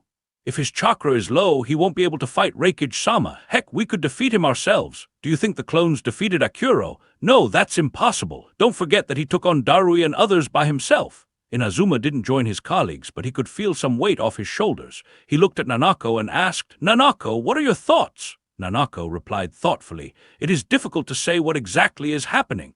However, it shows that there is an issue, either with Akuro, the seal formation, or his allies. We need to wait and see when the barrier opens up and what happens when it does. It'd be the best if one of our clones could return." Inazuma nodded. He had the same thought. They waited patiently as the stopwatch kept clicking. A couple of dozen kilometers from the border between the land of lightning and the land of frost, a Hyuga was standing with his back against a tree. He made a hand seal and activated his Byakugan to inspect his surroundings. However, he immediately deactivated his Byakugan. In the blink of an eye, his back was drenched in sweat and fear was visible on his face. He took a few deep breaths to compose himself, but the fear didn't reduce. He waited for a couple of minutes before opening a scroll and took out a chakra transmission communication device. In Konoha, Shikaku was sitting patiently in the communication room. Even Hiruzen's clone was present as Yamanaka Fumido sat with a large device around his head. Hiruzen's clone and Shikaku suddenly looked at him. A couple of minutes later, Yamanaka Fumido reported, "We have a report. Hyuga Hisao spotted the 4th Reikage and Killer Bee in the land of frost. Both are moving towards the land of lightning in a hurry. He said that he saw a lightning cloak on the 4th Reikage and 8 tails chakra cloak on Killer Bee. No one else was spotted with them." Hiruzen's clone and Shikaku were surprised. Shikaku muttered, "I didn't expect them to hurry in such a rush. The situation inside the land of lightning must be very serious for them to leave their comrades behind." Hiruzen's clone sighed and said, "We had calculated for 8 more hours. However, if he continues moving using that technique, they'll reach Kumagakure within a couple of hours. It's time to end the operation." Shikaku sighed as well and muttered, "A shame. Then again, I suppose this is the best we'll get without having to pay a terrifying price."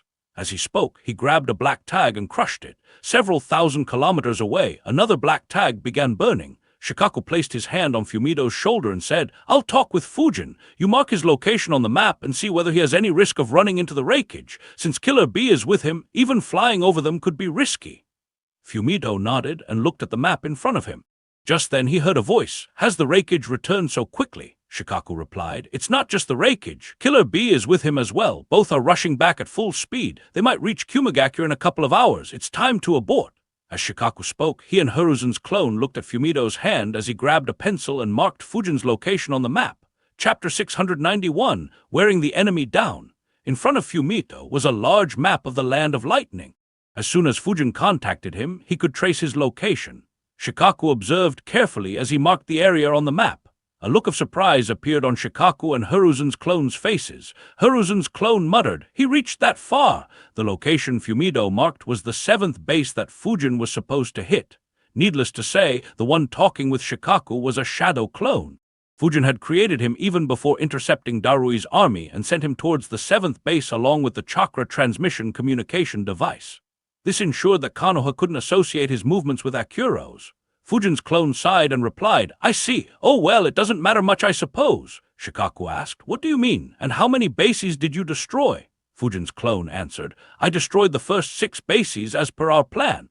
I just reached the 7th one a few minutes ago. However, it is empty. They have abandoned the base and the ninjas here seem to have gone into hiding. They haven't left any traces behind for me to track. I guess the situation might be similar in the remaining 3 bases." Surprise flashed in Shikaku's eyes as he thought, "He destroyed 6 bases so quickly. This is excellent. However, Kumagakure acted very quickly. I didn't anticipate that they'd take this step on the very first day." Fujin's clone continued, "I left some traps in the bases I destroyed. Some of my tags burned around an hour ago, indicating that nearly all the traps in the 6th base were triggered. Kumagakure caught on quickly. Even if the wreckage didn't return, continuing this mission would be pointless." Shikaku replied, "That does seem to be the case. Regardless, you've done an excellent job. Return back to the village, but be careful. I'd recommend going around the Land of Lightning and flying over the seas. If you accidentally fly above the 2 of them and they notice you, they'll attack. In addition, dispose of all the bodies. If they have any means to track them, the bodies could lure Kumagakure to us." Fujin's clone replied, "All right, I'll take care of it." Shikaku replied, "Good, meet us as soon as you return." Fujin's clone replied in affirmative before terminating the connection and putting the device back in the scroll. He thought, "I'll wait here until my main body is done. If Shikaku tries to contact me again for some reason, I'll just teleport some distance away to show that I'm on the move." Fujin's clone created a shadow clone and dispersed it to send the message back to Fujin. In Konoha, Hiruzen's clone asked, "How many did he get?" Shikaku answered, 6. The 7th base disbanded. Hiruzen's clone replied with a smile, "Good, this is more than what I hoped for. This will cripple Kumagakure for quite some time and buy us a sufficient amount of time." Shikaku nodded and added, "Fujin also left traps in the bases, so their losses might increase. Even if they don't, he has done an excellent job." Hiruzen's clone and Shikaku were relieved. The threat of Sunagakure and Orochimaru, Hiruzen's clone and Shikaku were relieved. The threat of Sunagakure and Orochimaru had given the 2 of them several headaches and a few sleepless nights. While both were confident in coming out on top, what worried them was what would follow. If Konoha took heavy losses, both knew that Kumagakure would jump in and start a new war. If a wounded Konoha got occupied with Kumagakure, it would give Iwagakure an opening which would force Konoha into a 2-front war. Neither wanted to see Konoha falling in such a situation, as Konoha's losses would be catastrophic. Even if they survived, Konoha would become more vulnerable than they were after Minato's death. Thankfully, Fujin had implemented Hiruzen's idea and Shikaku's plan excellently. It bought them the time they needed to recover from any losses Konoha might suffer.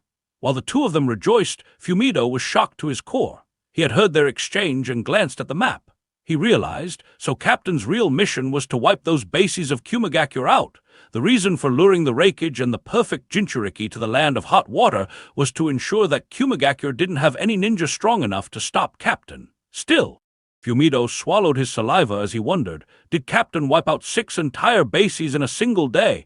That's more than 600 elite ninjas. This is crazy. In addition, he sounded completely fine. Despite such odds, this is just like the old times. Despite having seen the exploits of the spectral swordsman firsthand, Fumido still had a hard time digesting what he had heard. Hiruzen's clone and Shikaku noticed his expression. Even though several ninjas were involved in this plan, Fumido was only the 5th person to know what their real plan was. He snapped out of his thoughts when Hiruzen's clone called him Fumido. He looked at the clone and immediately said, "I understand, Lord Hawkage." Hiruzen's clone nodded. The fact that he was the only one other than Inoichi to be given such an important task showed Hiruzen's trust in him. He would never speak a word about this to anyone. In Kumagakure, Mabui and the rest were fully concentrated. Just when the timer reached 20 minutes, the barrier disappeared. Once again, there were no signs of the clones or any combat. Even so, the morale of the Kumo ninjas increased. Nanako analyzed. It took 4 times as long. Even though everything is the same, this shows that there's an issue. He can't continue this way. This might be the best time to strike. Everyone looked at Inazuma. Inazuma thought for a while before saying, "We still need more information. Send another 8 clones through one pathway." His orders were immediately followed. This time the barrier took 4 minutes to disappear. The Kumo ninjas frowned. Nanako said, "I had analyzed that it would either take the usual 2.5 minutes or 10 minutes since he slowed down. What does this mean?" One of the council members confidently replied, "He is panicking. He failed to eliminate the clones and fix the seals within 2 minutes and 30 seconds, but still hurried to show us that he isn't exhausted yet. Unfortunately for him, this just shows that he is getting desperate. It's time to go all out. Inazuma-san, we need to push into the building and eliminate him. Let us send 8 squads through each pathway to get the job done." Unlike others, Inazuma was still deep in thought. He shook his head and said, "Don't get overconfident. Our enemy is someone who could go up against an entire army led by Darui and Yujido. He isn't someone we can afford to underestimate. Not to mention, sending a large number of ninjas into the building will be too big of a loss." His words confused others. Nanako's eyes widened and she muttered, "The explosive seals." Inazuma nodded and said, "That's right. Even if he loses, he might be able to blow up the building. Even if we kill him, the ninjas we send inside will be gravely injured, if not dead." Everyone agreed. Sending ninjas into a building that could blow up was suicidal. However, not sending any was also not a good solution. The council member frowned and said, "But clones might not work, especially if he has the means to dispel our clones." Inazuma nodded and replied, "Of course, I have considered it. Send 2 jounins through every pathway. At least one of them in every pair has to be an expert at the water prison jutsu. If the building blows up, they'll try their best to survive. As for the main attack, it'll be carried out by clones. Order everyone who can to make elemental clones. Only the Anbu and elite jounins won't do so. We'll attack ceaselessly until the enemy is dead. Nanako, create 8 lightning clones and send 1 to every pathway along with them. It'll be your task to analyze the seal. Mabui, he could use reverse summoning to escape once he is about to lose. Order the sensors to be on a high alert. As soon as we sense his movements, the Anbu will hone in on his new location. Kill whoever is summoning him before attacking Akuro. If he doesn't have a way to reverse summon himself outside our village, then we'll kill him here too. We'll show what happens to the fools who dare to attack Kumagakure." His speech immediately raised the morale of the Kumagakure ninjas. They couldn't wait to see the death of the one who dared to humiliate their great village. The Kumagakure ninjas began preparing with full force. Within a few minutes, everyone was prepared. The barrier around the building opened up as 16 jounins and thousands of elemental clones entered. They divided into 8 groups and dived towards the Rakage building. Even though the Rakage building was quite huge, it wasn't large enough to house thousands of elemental clones. To complicate matters further, the pathways inside the Devil's Playground were quite narrow since Fujin wanted to limit the movements of his enemies. As such, there was no way they could handle such huge numbers. Thousands of clones gathered at the entrance to the pathways, while around a dozen entered the building every second. Chapter 692, Kumagakure's Massive Attack. Watching from outside, the morale of the Kumagakure ninjas soared ceaselessly. The sight of thousands of clones rushing into the building was just too powerful. It displayed Kumagakure's indomitable strength. Smiles appeared on the faces of the council members as well. Mabui muttered, "Incredible! Every time we entered with low numbers, a barrier appeared after everyone had entered. However, what can he do this time? The clones can continue rushing in for several minutes in this manner. That much time is enough for them to search through the entire building." Nanako replied, "He could still close the barriers and keep the clones out. We won't be able to attack unless we decide to destroy the building. Not to mention, my clones will need some time to analyze the seals." To her surprise, Inazuma said, "No, it is very unlikely for him to do that. Don't forget that he is attacking an entire hidden village by himself. And just a couple of hours ago, he looked down on us. His pride won't allow him to back down from a challenge. At least not until he is at a risk of dying. We should be able to take this building back. I just pray that he doesn't blow it up." As they entered, the Jounins asked Nanako's clone, Lady Nanako, how do we proceed ahead? Unlike other elemental clones who were there as sacrificial pawns, Nanako's clones were protected by the Jounins. They knew that she was critical to take down the seal formation. Nanako's clone said, there is no danger here. We'll continue moving forward. Let the clones rush in ahead. It'll let me observe the seals more carefully. Everyone followed her words and continued moving forward. As the clones rushed forward, they met the first obstacle. The path in front of them was blocked by a barrier. Nanako's clones immediately began analyzing the barriers. They wondered, this is strange. Why would he keep barriers here? What difference would there be from just keeping the entrance closed? This is. They immediately noticed an anomaly. Her clones realized, wait a minute, these barriers are different. Even though seals are complicated, I can crack them without resorting to brute force. Actually, even a seal master might be able to do so. Nanako's clones confirmed whether the entrances to the pathways were still open and ordered a message to be passed outside to inform her main body about their findings. As 8 clones rushed out, Nanako's clones began working on cracking the barrier open. For someone at her level, it wasn't difficult. All the clones neutralized the seals in half a minute and the barriers blocking them disappeared. Before the Kumo ninjas could rejoice, a look of surprise appeared on their faces. One of the Jounins muttered, this path separates into 4 different paths. How did this guy even manage to make such a mess of the Reikage building and the Anbu headquarters? Which path do we take now? Nanako's clones weren't sure either. After thinking for a bit, they said, send the clones ahead to inspect. He isn't closing the entrance to the pathways this time. We can take some time to inspect. Each of her clones stopped talking mid-sentence as their eyes widened in horror. Nanako's clones weren't the only ones shocked. Every clone and ninja inside the building saw a blue light with horror on their face. Before even a word could escape their mouths, all of them were engulfed by a massive lightning flood. It didn't matter who was in the way, whether it was a clone or a real ninja, no one stood a chance. In the blink of an eye, the entire building was cleared up. Thousands of clones were still waiting outside the building when they saw the blue light as well. Due to the seals on the battlefield, no one outside could sense the massive jutsu. The lightning flooded out and engulfed all the clones waiting there. All of them, including the clones who had rushed out to pass the message, were dispelled before the lightning continued moving forward and hit the barrier raised by the Kumo ninjas. A horrified expression appeared on the face of every Kumagakure ninja as they could finally sense the horrifying jutsu. Hundreds of ninjas gulped nervously while several others dropped their weapons. The lightning continued bombarding the barrier for a few seconds before dispersing. In the Reikage office, a helpless smile appeared on Fujin's face. He thought, I underestimated Kumagakure. Oh well, I should have anticipated this. After all, these are the same guys who made Hiruzen buckle. The light around the Vajra-shaped hilt in his right hand finally faded away. Fujin thought there were only 16 ninjas among them. Everyone else was a clone. The losses are far less than I anticipated. Oh well, it doesn't matter. It's time to leave.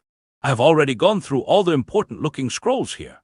Unfortunately, I didn't find the scroll containing the completed lightning chakra mode technique, nor did I find any traces of Kohaku no Johei. I didn't find any plans related to the chakra cannon either. I wonder whether it even exists. If it does, it could be a troublesome tool. Even though it can't kill me, it can change this world considerably. It could have a similar impact as the nuclear weapons from my previous world. Anyway, even in terms of jutsus, I didn't find anything exceptional. Though I found a few good lightning jutsus, I already knew about them from the memories I read. I suppose I should have expected this as well. Fujin was slightly disappointed. Even though he didn't have very high hopes, he expected to gain more from raiding Kumagakure's most important building. However, after the gains he made in the initial few minutes, he didn't gain anything important. While his clones did go through several important scrolls and gained a lot of information about Kumagakure, it wasn't something he was particularly interested in. He had already read the memories of dozens of Jounins and could freely teleport inside Kumagakure. So, even though other villages, including Konoha, would be willing to risk several lives to get their hands on that information, it was almost useless for Fujin. Fujin shook his head and thought, I guess Kumo's generosity has its limits too. Oh well, even though this is the Reikage building, they won't leave things like that lying around. Getting the elemental crystals and the third Reikage notes is quite good. Expecting anything more was unrealistic. He gazed outside the window once again as his lips curled up. He wondered, would they still dare to approach the building before I and B return? I wish I could wait and watch, heh. Unfortunately, there's no point in waiting any longer. Fighting I and B with just my lightning release is just asking for a trashing. I'll target them at a more appropriate time. For now, I need to improve my lightning combat system and take it to the next level.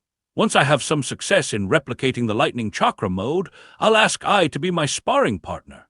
In addition, I also need to create a few hidden cards that aren't related to sparring partner. I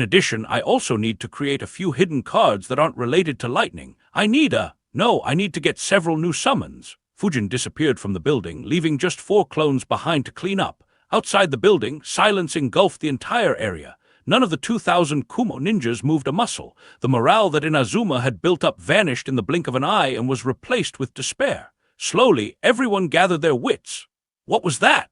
I have never seen such a strong lightning. How do we even fight this? We're lucky that Elder Inazuma ordered the barrier to be raised first. Otherwise, we'd be dead too. Where's Reikage-sama? What about the guys who entered the building? There's no way they would have survived. We just lost 16 jounins. Fuck, why are the leaders so restless? Couldn't we just wait for Reikage-sama to show up? Where even is he when the village is in such trouble? Can Reikage-sama defeat that? Of course he can.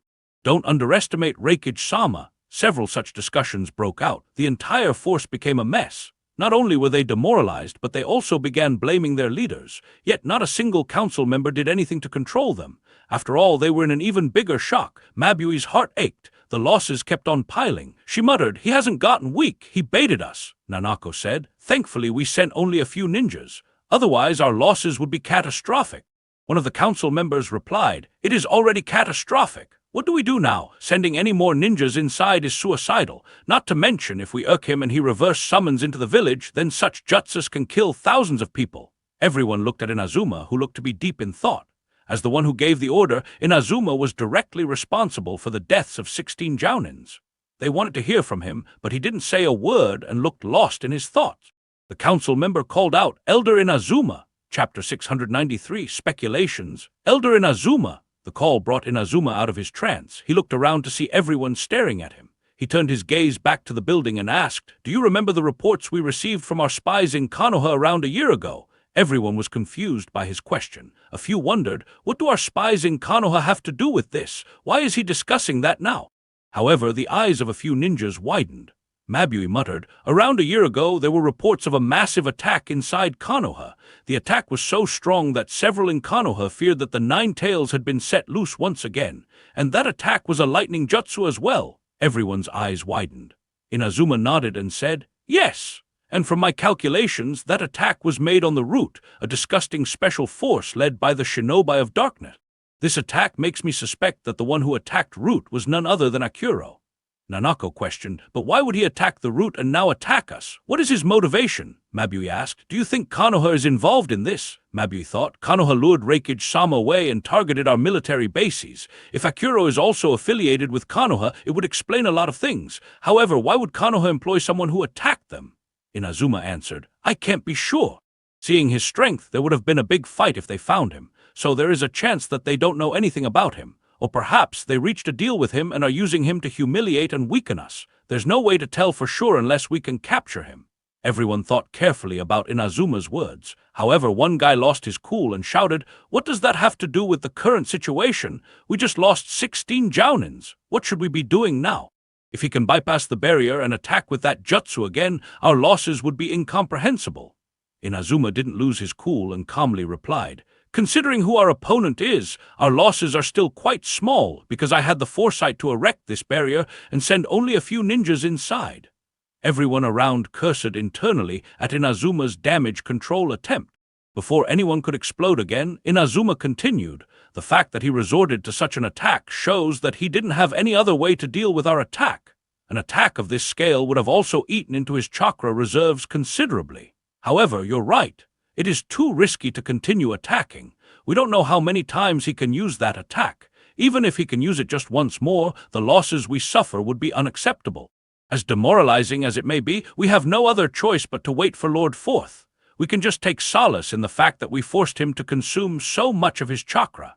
Everyone around nodded. Being unable to do anything when the most important building was taken over by an enemy was too insulting.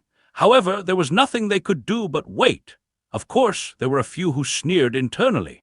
After decades of advising two Reikage, Inazuma had made an error and they didn't intend to let him off easily. Unfortunately, none of them knew how big the issue had truly gotten. While others were feeling helpless, Inazuma said another shocking thing. There is another odd thing. According to Darui, Akuro claimed that he was from an ancient era. I have never heard of anyone living for centuries, but there is a jutsu that can summon dead people back to life. It's the Edo Tensei Jutsu, which was created by the second Hokage. However, the ones revived by that technique don't have the combat strength they had when they were alive. So, it is possible that Konoha was experimenting to remove that weakness of the jutsu and something went wrong, causing him to attack Konoha after being revived. Perhaps Akuro broke free from their control and is now roaming free. Or they managed to get him under control and are using him now.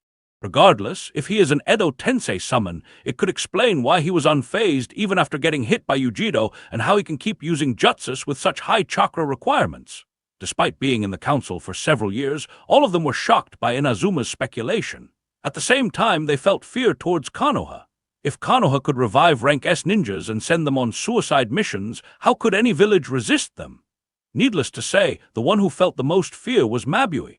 She wondered, could Konoha have sent revived ninjas to attack the bases? Only that could explain how so many bases were neutralized in so little time.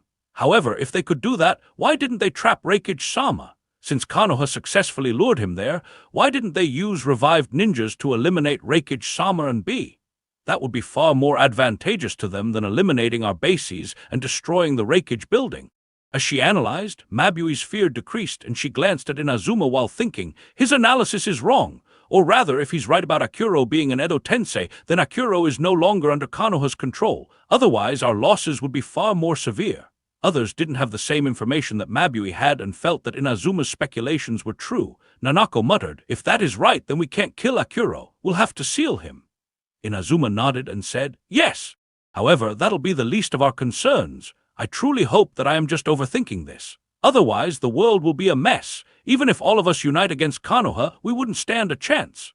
Everyone had solemn expressions and hoped the same. While the Kumagakure ninjas waited, Fujin returned to the base he had created in the Land of Frost. He had already collected the scroll containing the chakra transmission communication device before returning here. Fujin continued analyzing, I need a few new summons so that I can use summons with Akuro and Shiden identities. Luckily, I know just the ones that would suit me perfectly. Unfortunately.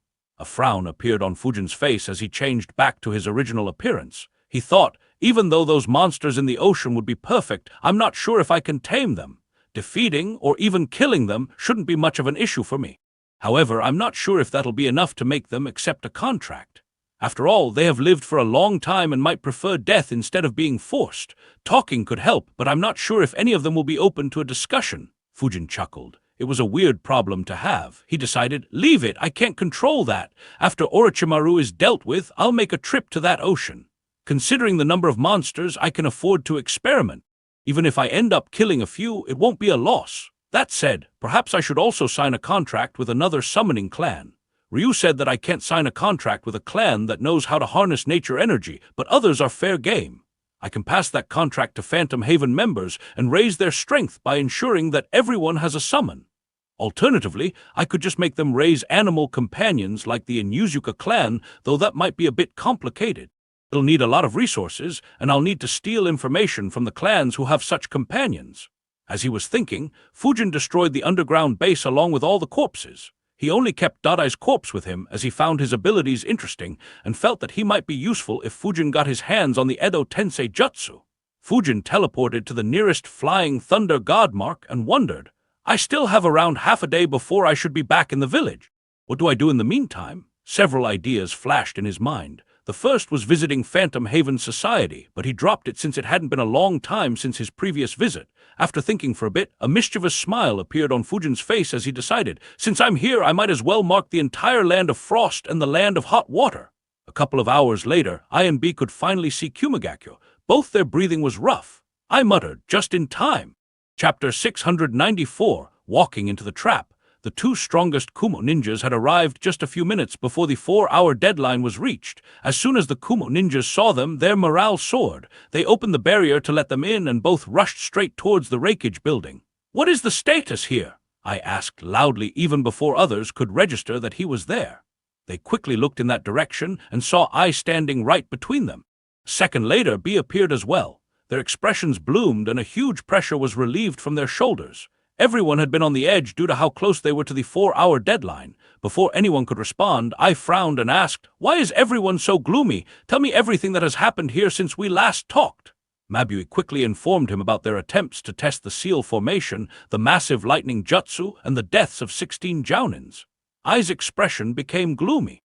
He said, "I can understand your thoughts, old man. However, don't risk everyone's lives again. Even if I'm low on chakra, I can handle my battles." Inazuma replied, "I'm sure you can, Lord Fourth. However, we gained some critical information." Inazuma informed him about the similarity with the attack on Root and the possibility of Akuro being an Edo Tensei. Just like others, I was surprised as well. However, he quickly shook his head and said, "That's not possible. Don't underestimate Darui. He would have realized it if his opponent was not alive." Unlike Mabui, who thought rationally, I simply dismissed the idea due to his trust in a ninja's instincts. For him, Darui being unable to realize something so basic was too absurd. Inazuma frowned, but before he could say anything, I asked, "Nanako, have you cracked the seal formation?" Nanako answered, "Unfortunately no, Reikage-sama. None of my clones were able to send a message outside to inform me about the structure inside." I frowned and asked, "How confident are you of cracking it from the inside?" Nanako confidently replied, "I'm not sure about cracking the entire formation, but I can definitely make a path for you. However, there are hundreds of explosive seals in the formation. We need to be careful in case he decides to blow up the building." I thought for a bit and said, "Explosive seals won't have much effect on elite jounins. Let's head inside. I'll kill that bastard right here." Everyone nodded. Within a couple of minutes, Nanako, and 4 elite jounins entered the barrier and stepped into the pathway closest to the Reikage office since Akuro was seen in the window of the highest floor.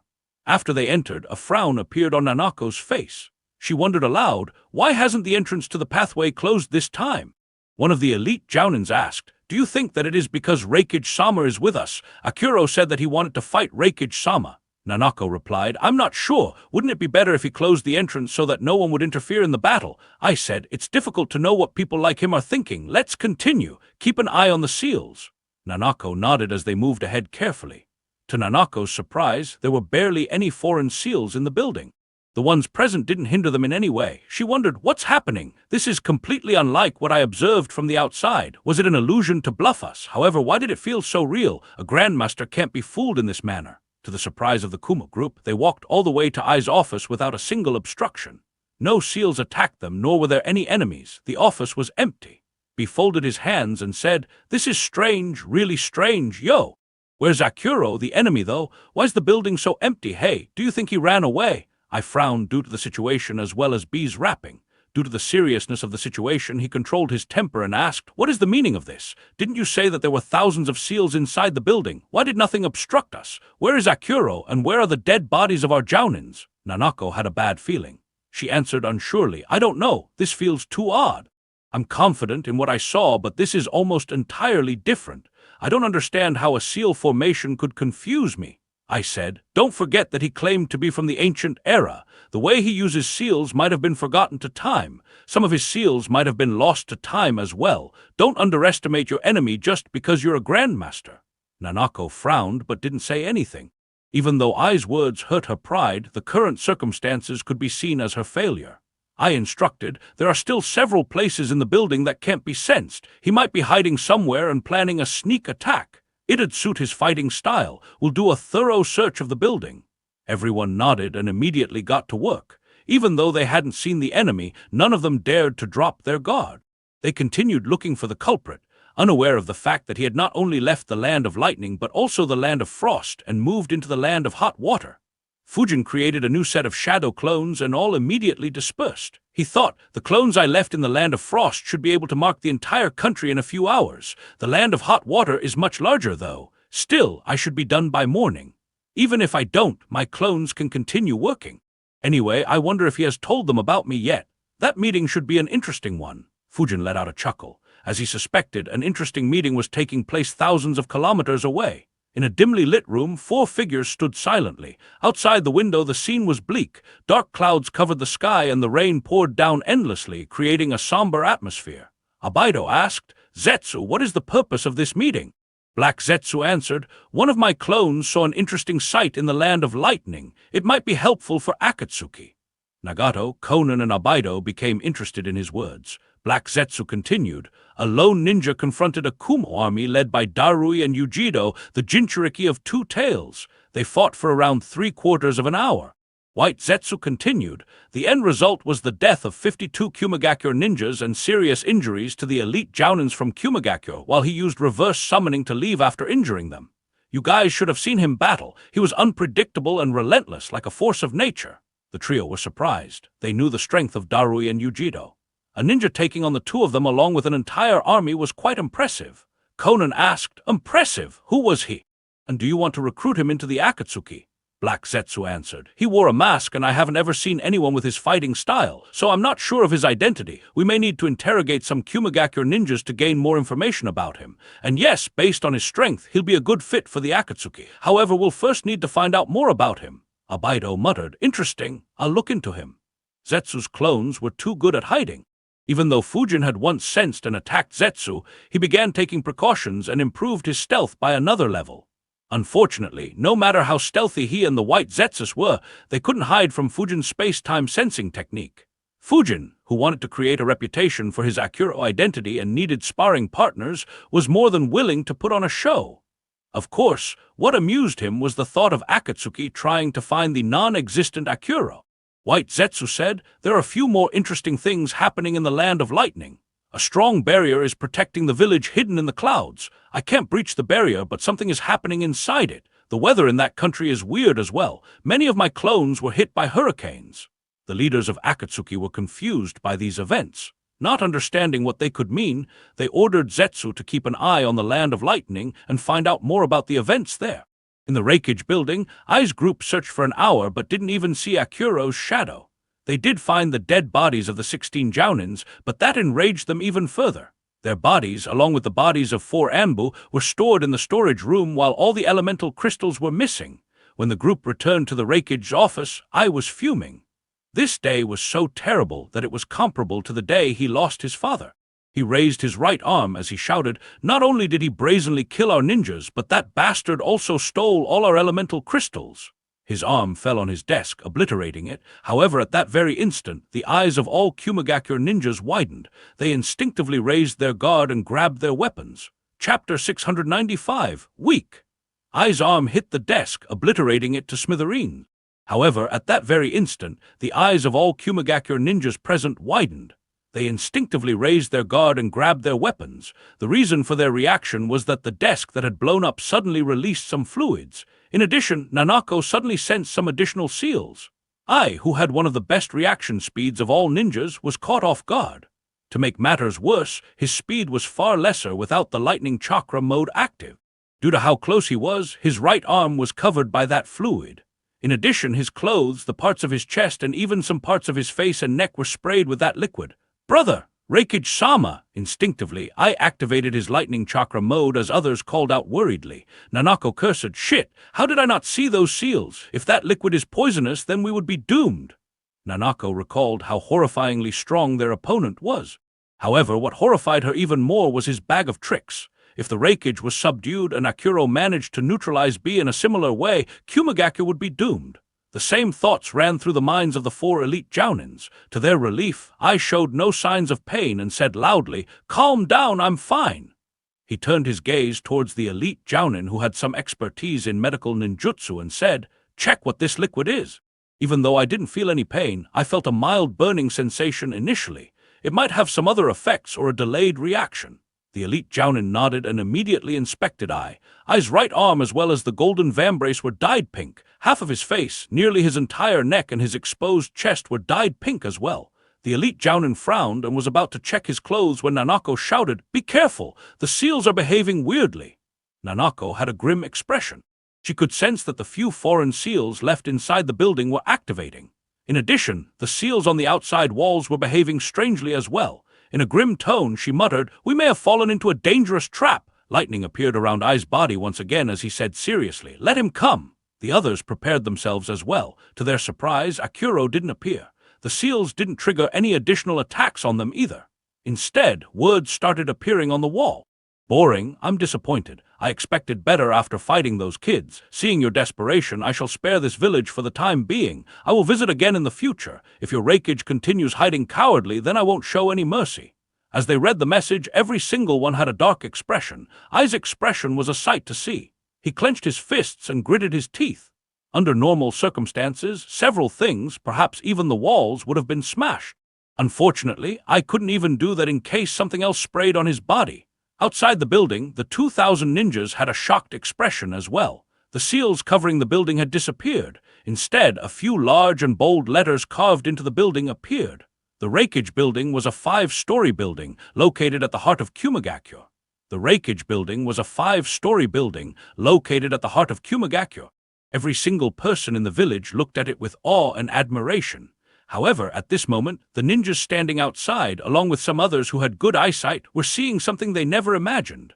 A large W was carved on the 4 walls of the top floor. Right underneath it on the next floor was an E. These 2 letters were followed by A and K on the floors below them. Due to how they were written, they were visible from almost every direction.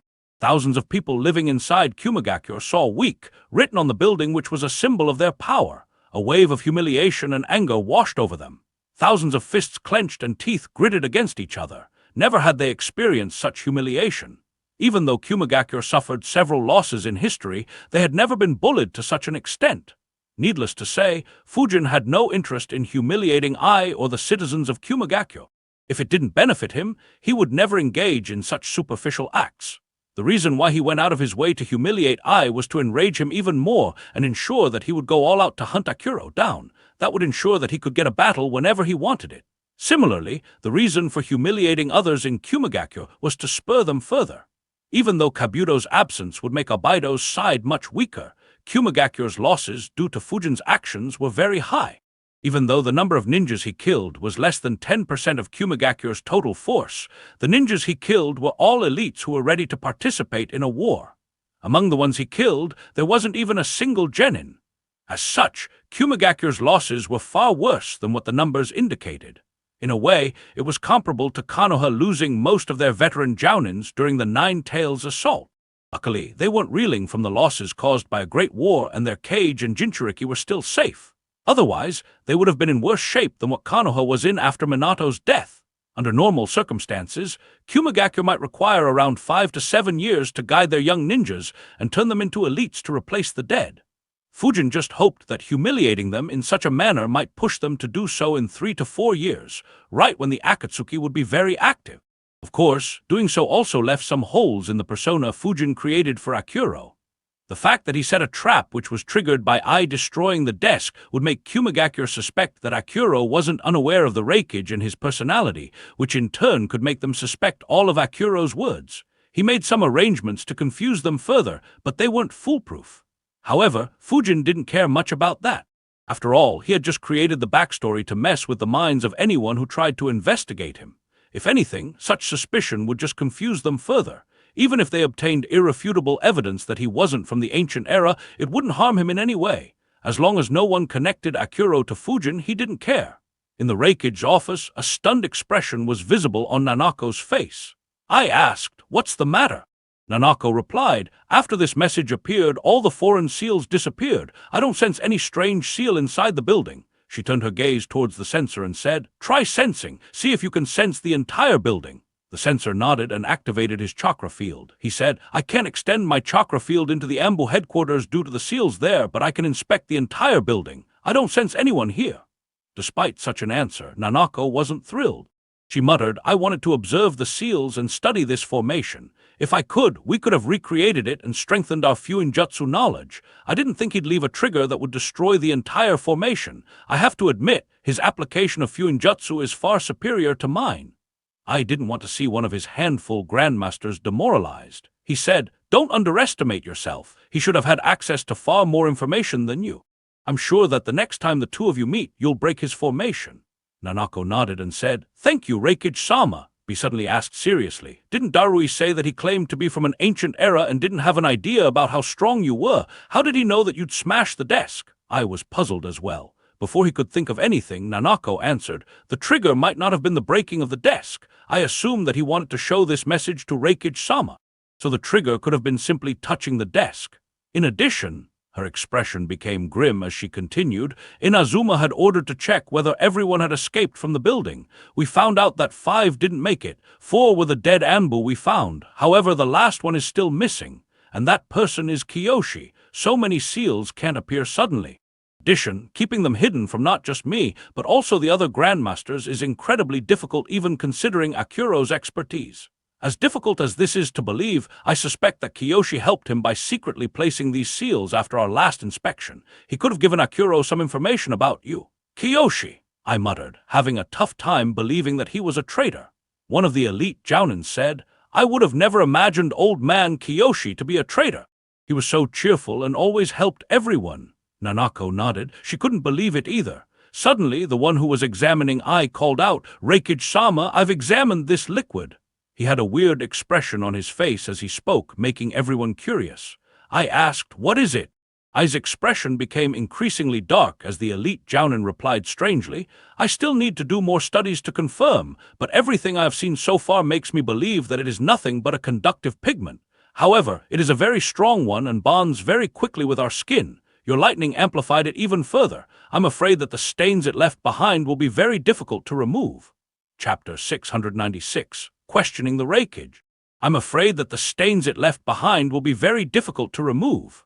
I stared at the ninja with a dumbfounded expression. The eyes of other Kumigakure ninjas widened as well. While they were relieved that it wasn't harmful, seeing their leader dyed pink felt extremely weird and strange. Had the circumstances been better, they'd have struggled to stifle a chuckle. However, one person wanted to uplift the depressing mood in the room. He smirked, looking at Ai, and rapped, Yo bro, you lookin' like a pink parade. Did you join a new ninja masquerade? Half your face and neck in a rosy hue. Pink's your color, bro. Who knew? I roared. Shut it, B. What do you mean that this dye won't be easy to remove? How can I remove it? The elite Jounin thought for a few seconds and answered, I can't remove it. We'll need to check with our chemists on what we can do to remove it. However, as I said earlier, your lightning assisted the pigment to react with your skin very rapidly. Even if we have something that can clear it, it'll take a long time. The only alternative that could get rid of it quickly is if we remove the flesh that was affected by the dye and use mystical palm jutsu to heal you and grow new flesh. I frowned and gazed at his palm. His gaze immediately made everyone nervous. It looked like he was planning to rip off his skin on the stop. He called out loudly, Brother, you. Nanako loudly spoke at the same time. Reikage-sama, I'd recommend waiting for some time. This Akuro fellow is too devious. I wouldn't be surprised if he did all this to drop our guard and make you inflict injuries on yourself. We should wait until things calm down. I snorted and replied, Of course, I know. Inspect the building once again and inspect the Anbu headquarters as well. If everything's clear, call Inazuma's group inside and ask others to disperse. No need to maintain the barrier anymore. Nanako, create a few squads of seal masters and inspect the building thoroughly. Also, order someone to look into Kiyoshi's friends and family. I want to know why he betrayed us after serving the village for over 5 decades. Nanako nodded, and everyone other than B left his office. B asked teasingly, Are you planning to appear like this in front of everyone, brother? I snorted and a cloud of smoke appeared. As it faded away, I looked to have reverted to his original appearance. He said, It's a cheap trick just to infuriate me, as if I'll fall for it. Needless to say, he used the transformation jutsu to hide the embarrassment. He stopped thinking about it and instead said, That said, I won't spare Akuro. I can ignore this prank, but the losses he caused are too high. In addition, the missing ninjas from the camps. Ai's expression became grim. B became serious as well. Outside the building, one of the sealmasters said, Elder Inazuma, the seals have disappeared. Should we enter inside and tell Reikage-sama about these words? Inazuma shook his head and said, No, our opponent is too devious. This could be another devious scheme. We'll wait until they return by themselves. The sealmaster nodded, and everyone waited patiently. Half an hour later, Nanako and the 4 elite Jounins appeared outside the building and passed the orders. Inazuma asked, Did Lord Fourth kill Akuro? Nanako shook her head and answered, Unfortunately, he had already left before we entered. Inazuma replied, That's strange. How did he do this then? Nanako and others followed his gaze. Their eyes widened and their jaws dropped slightly, seeing weak written on the Reikage building. A few seconds later, Nanako and a few others rushed into the Reikage office and informed him about it. Once again, I barely managed to resist the urge to smash a few walls. He cursed, That bastard is very good at making our blood boil. Fix it immediately. We have been humiliated enough. The elite Jounins nodded and left, leaving just the council members and Nanako inside the office. A strange silence developed in the room. It was broken by Inazuma, who asked, "Lord Fourth, I'm afraid that we need some answers. Today's events were just too bizarre. We can't make any sense of it." He paused for a few seconds before asking, "Why were you outside the village? What was so important that you couldn't be here when the village needed you?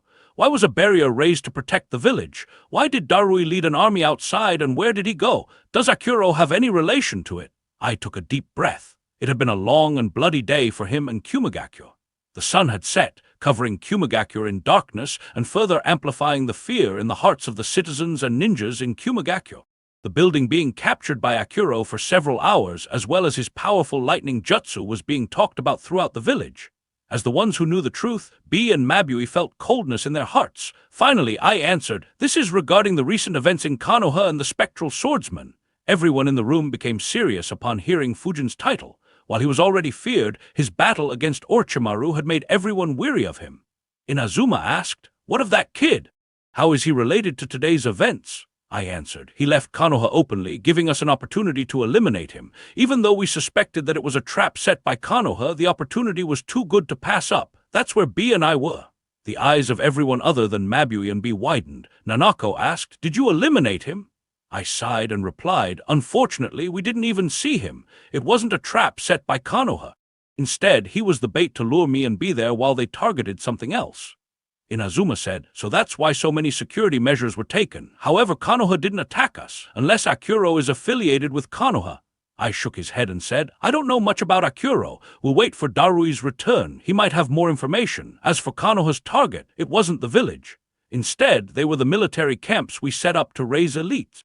As of right now, everyone in 6 camps is missing." Shock and horror appeared in their eyes as they heard I's solemn tone. "That's impossible. Everyone is missing. How can they go missing in a single day? How can they go missing in a single day? No, this can't be. My daughter was in one of the camps too. Which camps were targeted?" Even the experienced ninjas panicked. Only Inazuma maintained his cool. He asked, "Only missing and not dead. Do we have any more information or any leads?" Mabui answered, "Yes, they're missing. We haven't found even a single dead body, nor have any idea where they could be. However, things aren't very hopeful. Darui led an army to the base watched over by Dadae. He didn't find anyone there, and instead, the entire camp was filled with explosive seals that were hidden so ingeniously that even Elder Jin failed to sense them. They fell into the trap and suffered heavy losses. Darui believes that Suzuki Fujin might have been involved in laying the traps, but we don't have any proof." The leaders of Kumagakyo hadn't recovered from the earlier shock when they received even more shocking news. Nanako muttered in disbelief, "Jin was fooled." Inazuma sighed tiredly and asked, "What are our losses so far, and what were their ranks?" I glanced at Mabui, and everyone followed his gaze. Mabui reported, 658 ninjas are missing from the military camp. They include 3 elite jounins, 111 jounins, and 544 chunins. In the trap, Darui's army lost 67 ninjas, among which 8 were jounins and 59 were chunins. 52 more died when fighting against Akuro. 6 of them were jounins, while 46 were chunins. In addition, we have lost 5 ambush squads and 16 jounins. Old man Kiyoshi is missing as well, though he is suspected of betraying the village. Silence engulfed the room once again as stunned expressions appeared on everyone's faces. Even I, B, and Mabui had ashen expressions. In the span of 24 hours, Kumagakyo had lost 814 ninjas. More than a sixth were jounins while the rest were chunins. The loss was just too huge. Not too long ago, the council members were shaken by the deaths of 16 ninjas. When they learned that the real losses could be more than 50 times that number, they were too stunned to even think. Not a single person in the room even dared to assume the 658 missing ninjas as dead. For several minutes, not a single word escaped anyone's lips. Finally, Inazuma asked softly, his voice quivering, How could you have fallen into such a trap? Why didn't you consult me before making a move?" Chapter 697, Sacrifice. Inazuma's voice quivered as he questioned I. Others in the room could feel the pain he was feeling due to the losses Kumagakyo had just suffered. Everyone else was feeling the same. As the leaders of Kumagakyo, most were well connected and had someone close to them in the camps. Even if they didn't, the loss was just too painful for Kumagakyo. I didn't reply and just stayed quiet. The opportunity had come suddenly when he least expected it. He didn't have the time to consult others, as any opposition would have resulted in the opportunity slipping away. In addition, the manner in which the military camps were cleared by Fujin meant that even if he had involved others, it wouldn't have made much of a difference. In fact, had Shikaku and Hiruzen known about Fujin's few in battlefield, they would have changed their plans drastically. There was no need to lure Ai and be out. Fujin could have silently eliminated all 10 bases over a couple of days before Kumigakyo realized what was happening, because they wouldn't have been nearly as alert as they were. Their losses would have been even higher in that case. Of course, no one knew how the camps were eliminated. Even if they did, it didn't take the blame away from Ai. After all, he was the leader of Kumigakyo. He was the one responsible for the village's protection, and he had failed miserably at his job. One of the council members muttered, "This will cause a great upheaval in the village. The family members of the dead will grieve. The family members of the missing ninjas will be troubled until we can find them. And," she paused for a moment before continuing grimly, "and if we can't find them, then this would be one of the greatest tragedies that the village has suffered since the foundation. The longer we go without finding them, the more unstable the village will become." Everyone stared at Ai as the council member shared her thoughts. Even though she painted a solemn picture, there was another hidden message in her words which was caught by everyone. B's expression became serious, and Mabui barely managed to restrain herself. She asked as calmly as she could, "What are you implying?" An underlying threat could be perceived from her words. It made the council members nervous, but all of them stood their ground. Suddenly, I said, "Mabui, calm down. As the Reikage, I have to accept responsibility for this matter." The loss of close to 1,000 elite ninjas was something that threatened Ai's seat. The fact that he carelessly left to hunt Fujin without consulting anyone made it even worse. Needless to say, this was one of Shikaku's goals as well. While he didn't believe Ai would lose his seat, any instability in Kumigakyo was good news for Konoha. The more Ai would be caught up in internal politics, the less energy he would have to create trouble for Konoha. What Shikaku didn't anticipate was how thorough Fujin would be, and that he would amplify the matter several times with Akuro's identity. Despite being as strong as he was, I was feeling the heat at that instant. Both he and B were out of the village when they needed them the most. Even Darui and Yujido suffered a defeat at the hands of Akuro, while Mabui sent several ambush squads to their death. As such, all the top leaders in his faction had messed up. Political instability inside Kumigakyo was inevitable. Luckily, the few rank S ninjas in Kumigakyo were all loyal to him and all shared the blame to a certain degree, so there wasn't anyone to replace him. Everyone in the council understood that, and hence no one openly dared to tell him to resign. To everyone's surprise, Inazuma suddenly asked, "Accept responsibility. What are you going to do? Retire?" I frowned. Inazuma's words had a mocking undertone. Mabui couldn't endure that and lashed out, "Elder!" However, Inazuma raised a palm to stop her. He continued speaking, "You're underestimating the gravity of this situation.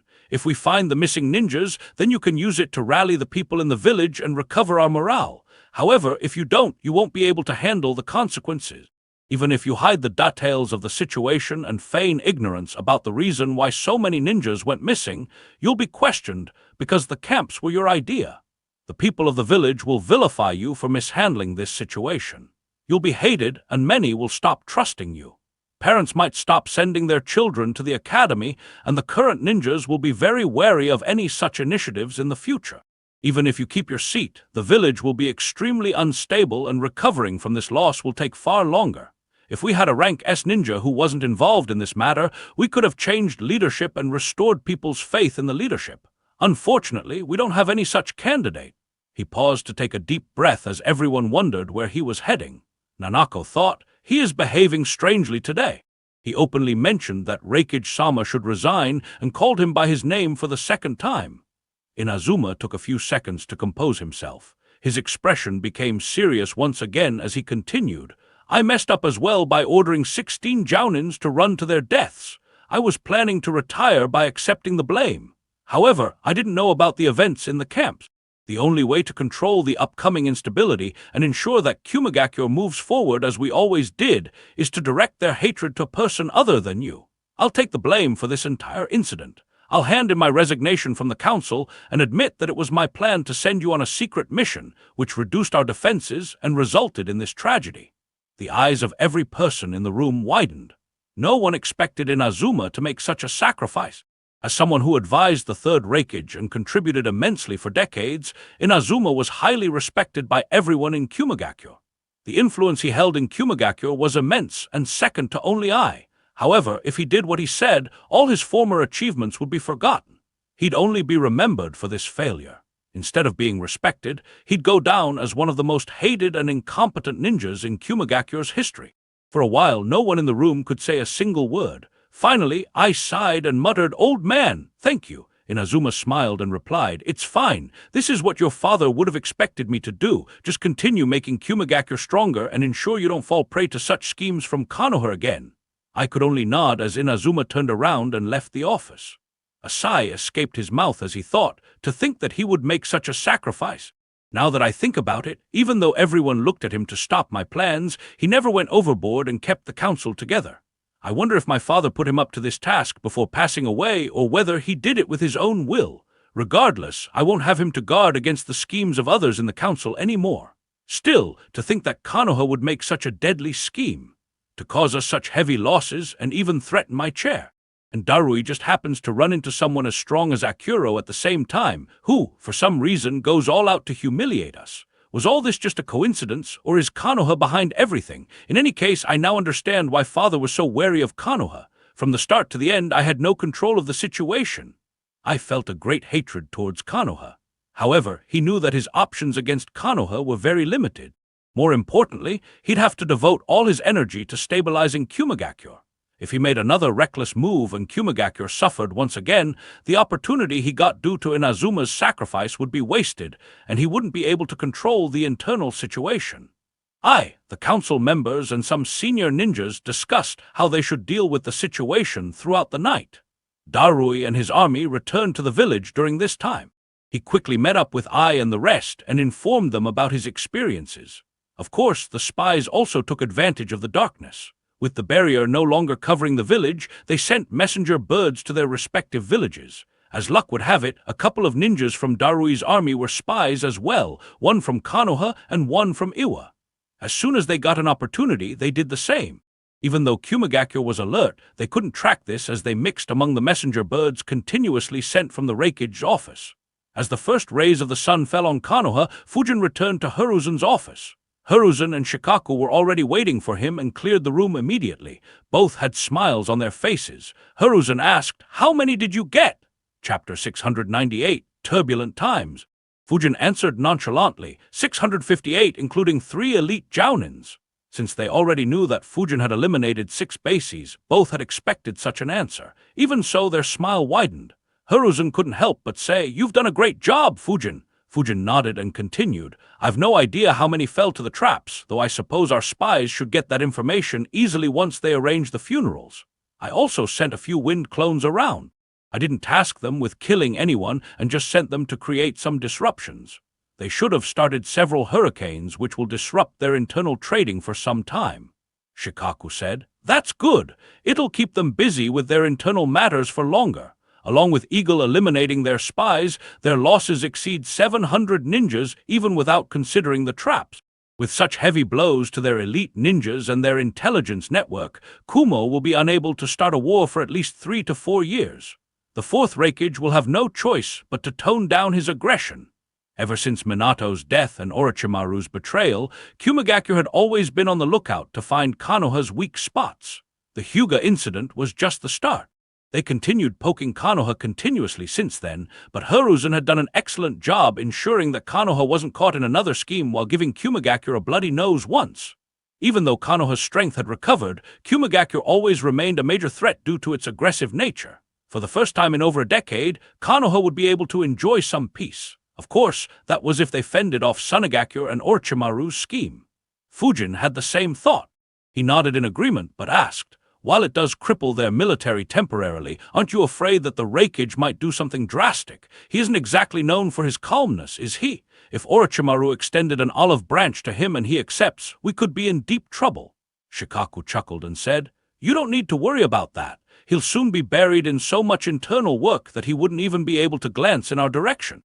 I'm sure he would want revenge on us for this maneuver, but he is on thin ice. If he tries something and Kumagakure suffers once again, he'll have a very difficult time keeping his chair. Any alliance with Orochimaru has the potential of being backstabbed. The circumstances won't allow him to take this risk." Hiruzen agreed and added, "The 4th Raikage decisiveness is quite troublesome to deal with in difficult situations.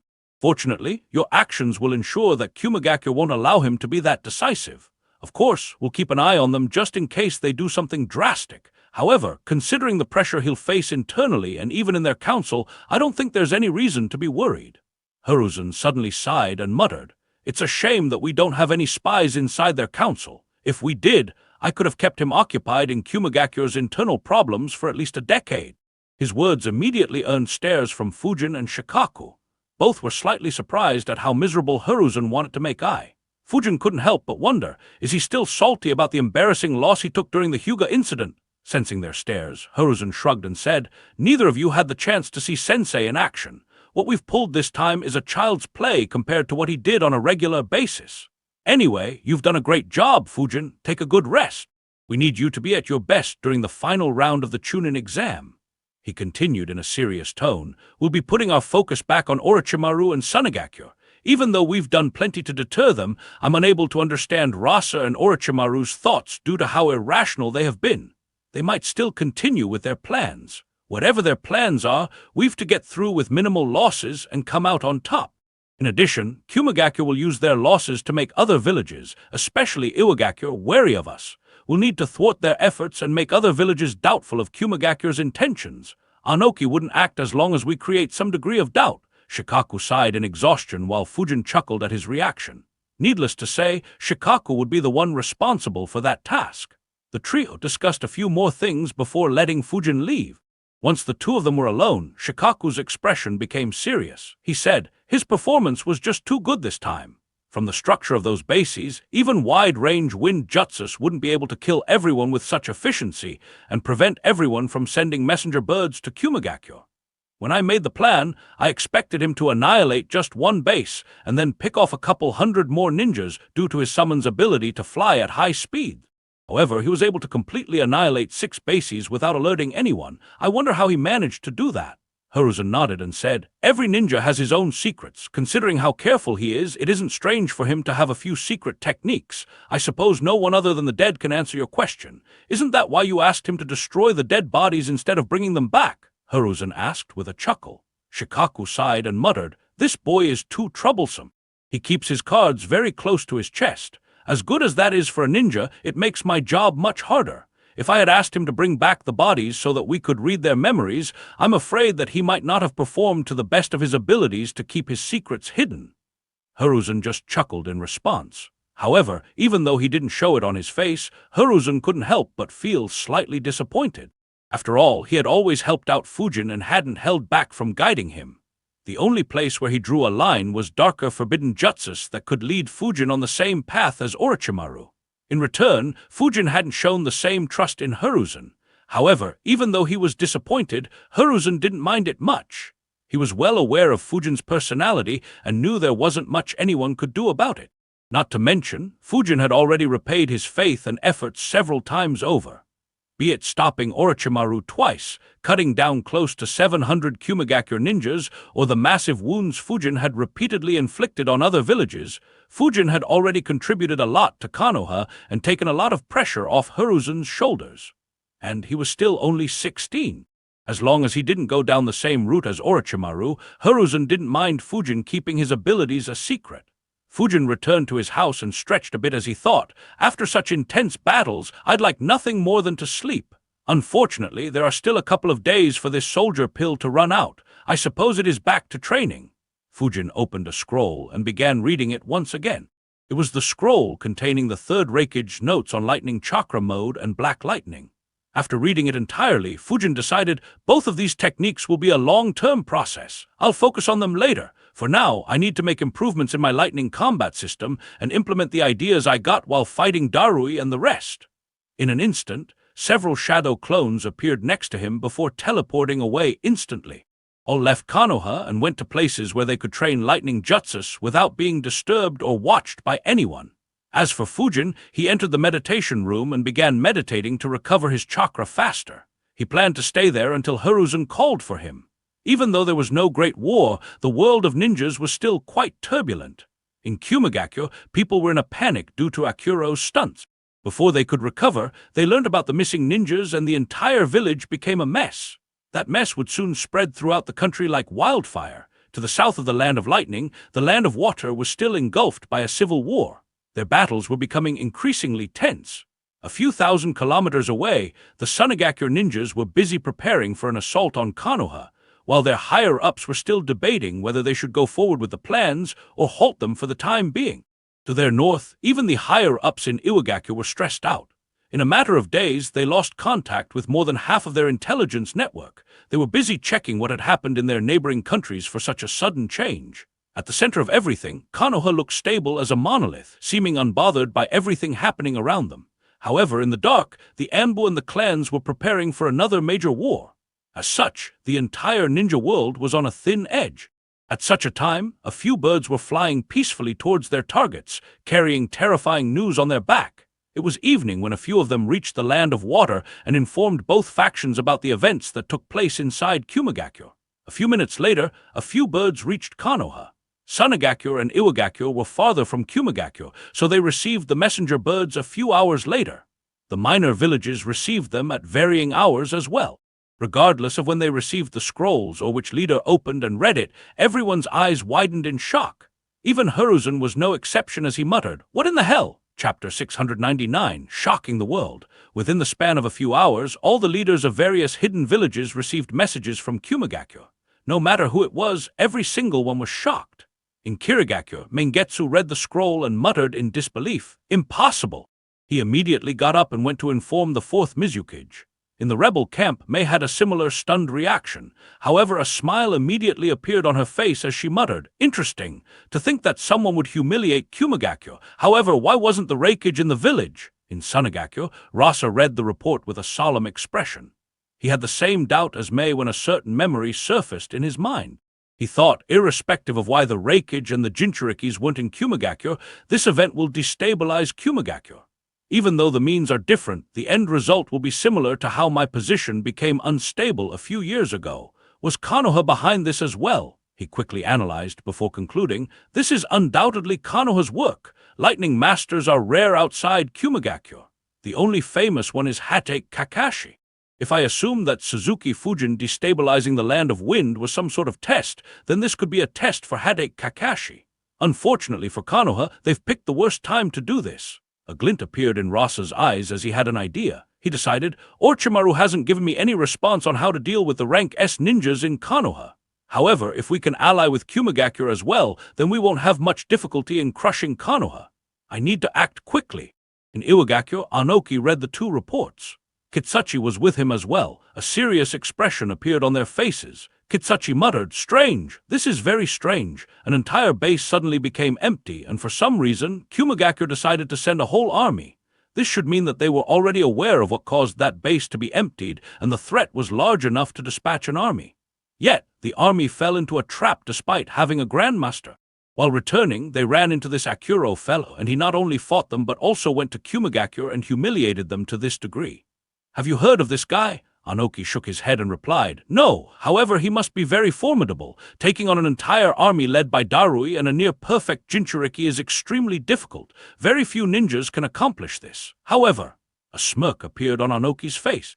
He said, "There is no doubt that he must have great hatred for Kumagakure. This is good news. That brat Ai was too arrogant. This should tamper him down considerably. Pay attention to news coming from Kumagakure. We'll get some interesting news." Unlike the major villages, the minor villages were in a panic. If Kumagakure, despite all its military might, couldn't deal with Akuro and were humiliated to such an extent, what could they do? Akuro immediately became the most feared ninja among the leaders of the minor villages, even exceeding the spectral swordsmen. They could bear losing some of their ninjas, but being humiliated to such a degree would be a very big slap on their faces. None of them wanted to experience what I had to. The leaders immediately decided to order all their ninjas to stay clear of him after Kumagakure put his appearance in the bingo book. In Konoha, Hiruzen muttered in disbelief, "What in the hell?" He continued reading the scrolls. His eyes suddenly widened and he thought, a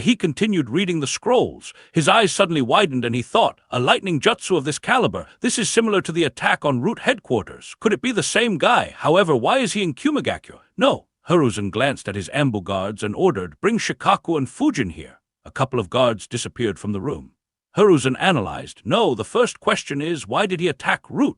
And why did he stop attacking after the Root disbanded? Why did he now change his target to Kumagakure? Was it just because they interrupted his meal, or did he have some other goal?" Hiruzen thought for a while before concluding. If it was just because they interrupted his meal, then it could explain some things. Perhaps some root ninjas ran into him and annoyed him, leading him to take such drastic measures. However, this is still too strange. Why would anyone go to this extent to humiliate others for such a small issue? Something about this guy is off. With his decades of experience and sharp instincts, Hiruzen immediately realized that something was odd about Akuro. However, he couldn't put his finger on what it was. After thinking for a minute, he gave up. He glanced at the scroll again and thought, anyway, Fujin's ability to set up traps is quite ridiculous. To think 67 experienced ninjas died to just the traps he set in one base. Then again, Hiruzen let out a chuckle, recalling Fujin's house. He thought, I guess I shouldn't be surprised considering what he has done with his house. In future great wars, we could use this ability of his to slow down all invading forces. After a few successful traps, all enemy forces will have to move very carefully, even if they don't find any traps. Several ideas appeared in Hiruzen's mind to properly utilize this ability of Fujin to a devastating effect. As he was thinking, Shikaku and Fujin entered his office. He glanced at his guards, who immediately cleared the room and activated the seals. Shikaku asked in an exhausted voice, "What is it this time?" Hiruzen pushed the scrolls forward and said, "See for yourselves." Shikaku opened the scroll and he and Fujin began reading. Surprise appeared on both their faces as they went through both scrolls. Shikaku sighed and muttered, "Another troublesome fellow." As for Fujin, a slight smirk appeared on his lips. Hiruzen had been paying close attention to Fujin's reaction. He asked, "Did you find anything odd, Fujin?" Fujin just chuckled and replied, "Not really. I just can't help but feel sorry for them. At any other time, the Raikage might have been in the village and fought off this Akuro fellow. Unfortunately, they ran into him right when we targeted them." Shikaku added, "They're indeed unlucky. The timing couldn't be more off. Regardless, I now see why the Raikage and Killer Bee were rushing back at such speeds even after they disbanded their bases." Still, Shikaku's expression became very serious, and so did Fujin's. As if reading Shikaku's mind, Fujin said, "That lightning jutsu is suspicious, isn't it? It brings back the memories of that attack en route." Shikaku nodded and added, "Yes, there aren't many who can use a lightning jutsu of that scale. I don't see Kumo sending Killer Bee inside our village to target the route, so it was most likely this guy, especially if we consider how easily he snuck into and took control of the Raikage building." He sighed again and muttered in annoyance, "What did Elder Danzo do to step on the toes of such a troublesome fellow? It's a good thing that we disbanded Root, or we may have suffered quite a bit." Fujin nodded in agreement. He looked at Hiruzen and asked, "Grandpa, did you find out anything about this guy from Elder Danzo? Surely he must have tried to do an independent investigation and figured out some details regarding the attacker and how the Root offended him, right?" There wasn't a hint of doubt or shame in Fujin's voice. Even experienced and intelligent people like Shikaku and Hiruzen didn't find anything wrong with the way he said it. Hiruzen could only shake his head and answer, "No." He always claimed ignorance related to that matter. That said, if this guy is as peculiar as these reports suggest, then it could be something very petty, so it's not a surprise that Danzo doesn't know about it. Neither Shikaku nor Fujin found anything wrong with Hiruzen's line of thinking. Hiruzen asked, "Fujin, did you find anyone suspicious while traveling through the land of lightning?" Fujin replied, "Not really. However, from the information in this report, he was very close to the route I had taken. If I had gone on foot instead of flying, I might have run into him. A shame. We may have got some details about what exactly happened on that day." Shikaku immediately replied, "What shame? Considering his performance, killing him would be very difficult. Even if you had fought and defeated him, you'd have attracted a lot of trouble for Konoha if you failed to kill him. At this time, it could have put us in a tough spot, so it was undoubtedly a good thing that you didn't run into him. Lord Hawkage, I propose that we avoid offending this guy, at least until we have more information on him. Even though he may have killed a few of our ninjas, we don't know for sure whether it was Akuro. Even if it was Akuro, the losses we will suffer to deal with him aren't worth taking his head. It'll be better if we let Kumagakure be occupied in trying to hunt him down. If we're lucky, some other villages might offend him as well." Chapter 700, Our time has passed. Unlike Shikaku, Hiruzen didn't want to ignore the deaths of those Root ninjas and the destruction of the Root headquarters. However, Shikaku's logic was on point as usual. Under current circumstances, Konoha didn't have any strength to spare to deal with such a troublesome fellow. Hiruzen decided, "A shame, but there is indeed nothing we can do right now. Once I've dealt with Orochimaru and Suna, I will ask Jirya to find more information on him. Future actions will depend on the information we get." Hiruzen replied, "All right." Fujin sighed in relief, internally thinking, "Good, I was worried he'd send me to hunt myself once again." Shikaku immediately said, "You'll also need to ensure that Elder Danzo doesn't do anything.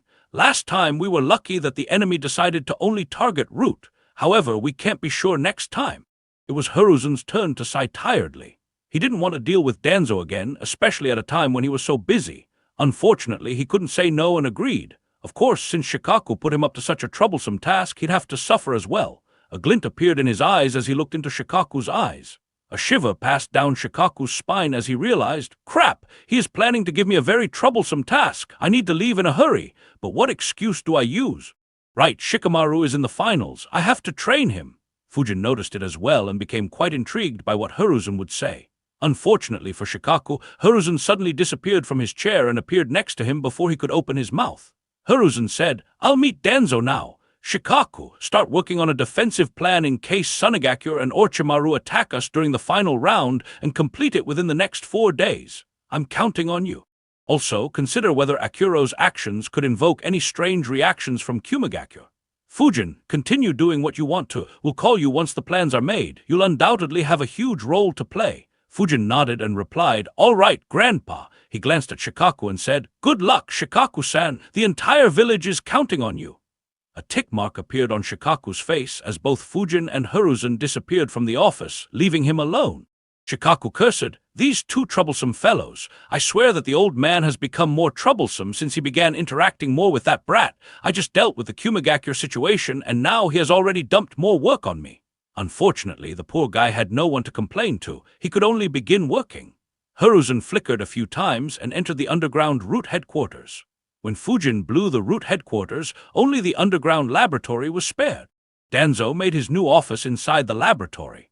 Danzo was slightly startled to see Hiruzen suddenly appear in his office, but he wasn't too surprised. He looked at Hiruzen and wondered, does he want my help to deal with Orochimaru and Sunagakure? For nearly a year, Danzo had been looking for an opportunity to get his authority back. Unfortunately, Konoha was too stable and peaceful. Orochimaru's appearance and Gaara's presence gave him the opening he needed. However, Hiruzen was in no mood to play mind games. He placed a couple of scrolls in front of Danzo and said, "We received some interesting information from Kumagakure." Danzo frowned. He grabbed the scroll while wondering, Kumagakure, shouldn't he be occupied with Sunagakure? Hiruzen looked at Danzo reading the scroll and thought, even though the Root no longer exists, he still has several ways to get information. It's better to talk with him openly than let him make moves in secret and make my job more difficult. Danzo read the report without any emotion on his face, but was quite surprised to learn that such a strong existence was completely unknown to him. His eyes suddenly widened and he stood up and said with a grim expression, "This attack!" He immediately looked at Hiruzen and said, "So this is why you showed up?" Hiruzen nodded and analyzed. His reaction was natural. To think that he still didn't know who attacked Root headquarters. "You've lost your touch, old friend." Had it been a couple of decades ago, Hiruzen had no doubt that Danzo would have turned the entire ninja world upside down to find who the attacker was and give him the most painful death. However, he didn't even know who the attacker was despite having so much time. Of course, Hiruzen restraining Danzo played a big role, but even if it didn't, how could Danzo find someone who didn't exist? Danzo said, "Akuro." Lightning attacks of this scale are tough to achieve. He must have some tool to amplify his attacks like Sensei's blade and probably is the one who attacked Root. However, something about him feels off, very off. Who attacks an army for getting disturbed while eating? It feels more like he was fishing for an excuse to battle them. Hiruzen replied, "Perhaps, or perhaps he's just that peculiar." Danzo asked, "Do you mean to say that he might have attacked Root for such a petty reason?" Hiruzen nodded in agreement. Danzo thought for a bit and said, "No, the situation is quite different. Kumagakure offended him openly while he attacked the Root ninjas inside the hidden bases. If any Root ninja had irked him, he would have killed them on the spot and I didn't have any missy." Danzo's eyes widened as he recalled important information. He muttered, "No, 2 of my subordinates went missing some time ago and were suspected dead. However, there is still a considerable amount of time between the 2 events. Unless my ninjas betrayed me, that's impossible." Hiruzen replied, "Unfortunately, we can't say for sure." Danzo looked into Hiruzen's eyes and said, "Of course we can. We have to hunt down Akuro and read his memories. Only then can we know what happened that day and bring justice to our martyrs." To his surprise, Hiruzen plainly asked, "Do you not see the current situation, Danzo?" Danzo frowned and replied, "Orochimaru and Sunagakure. In that case, focus on them. Give me a few squads of my old Root ninjas and I'll hunt him down." Hiruzen let out a sigh and replied, "You've stopped seeing what's good for the village, Danzo. Hunting down Akuro will make him target Konoha, and we can't afford to have such an enemy at such a critical time. Not to mention, we don't even know for sure whether it was him." Danzo frowned and argued aggressively, "Hiruzen, don't forg." However, Hiruzen cut him off and said, "That's the end of the discussion, Danzo. I'm here to tell you to not do anything foolish. Once the current threat is dealt with, I'll send Jirya to dig out more information about him. If he's truly as reckless as he seems, dealing with him won't be too difficult. However," Hiruzen paused to put more emphasis on his words, said, "until we get more information, you won't make a move." Hiruzen's tone left little room for discussion. Danzo snorted and sat in his chair while commenting, "You've grown soft, Hiruzen. In the old days, you'd be the first one out to hunt him down for killing our ninjas." Hiruzen sighed. He disappeared from the room, leaving just his words behind. "Our time has long passed, Danzo. Stop clinging on to the past." Even though he seemingly backed down, Danzo had no will to follow Hiruzen's orders. Unfortunately for him, Hiruzen increased the surveillance on Route Severalfold. The restrictions ensured that neither he nor his few remaining subordinates could set a foot outside the laboratory without Hiruzen knowing about it. Danzo could only do his best to get as much information as he could from Kumagakyo so that he wouldn't be completely reliant on Hiruzen for information. The other villages were the same. Akuro's sudden appearance had made them curious about him, and they activated their intelligence network to get as much information about him as they could. At the same time, Akatsuki had begun their search for Akuro. At such a time, in a secret base inside the Land of Rice, Orochimaru weaved a few hand seals. Suddenly, the person in front of him let out a blood-curdling scream. Soon, his appearance changed as Orochimaru revived Kabuto in his body. Surprise could be seen on Orochimaru's face as he muttered, "You really are dead!" Kabuto's long absence had been very surprising for Orochimaru. He waited patiently for nearly 3 weeks, and yet hadn't heard anything related to Kabuto. In the end, he finally decided to try the Edo Tensei Jutsu to check whether he was dead or if he had betrayed Orochimaru. To his surprise, the Edo Tensei Jutsu worked.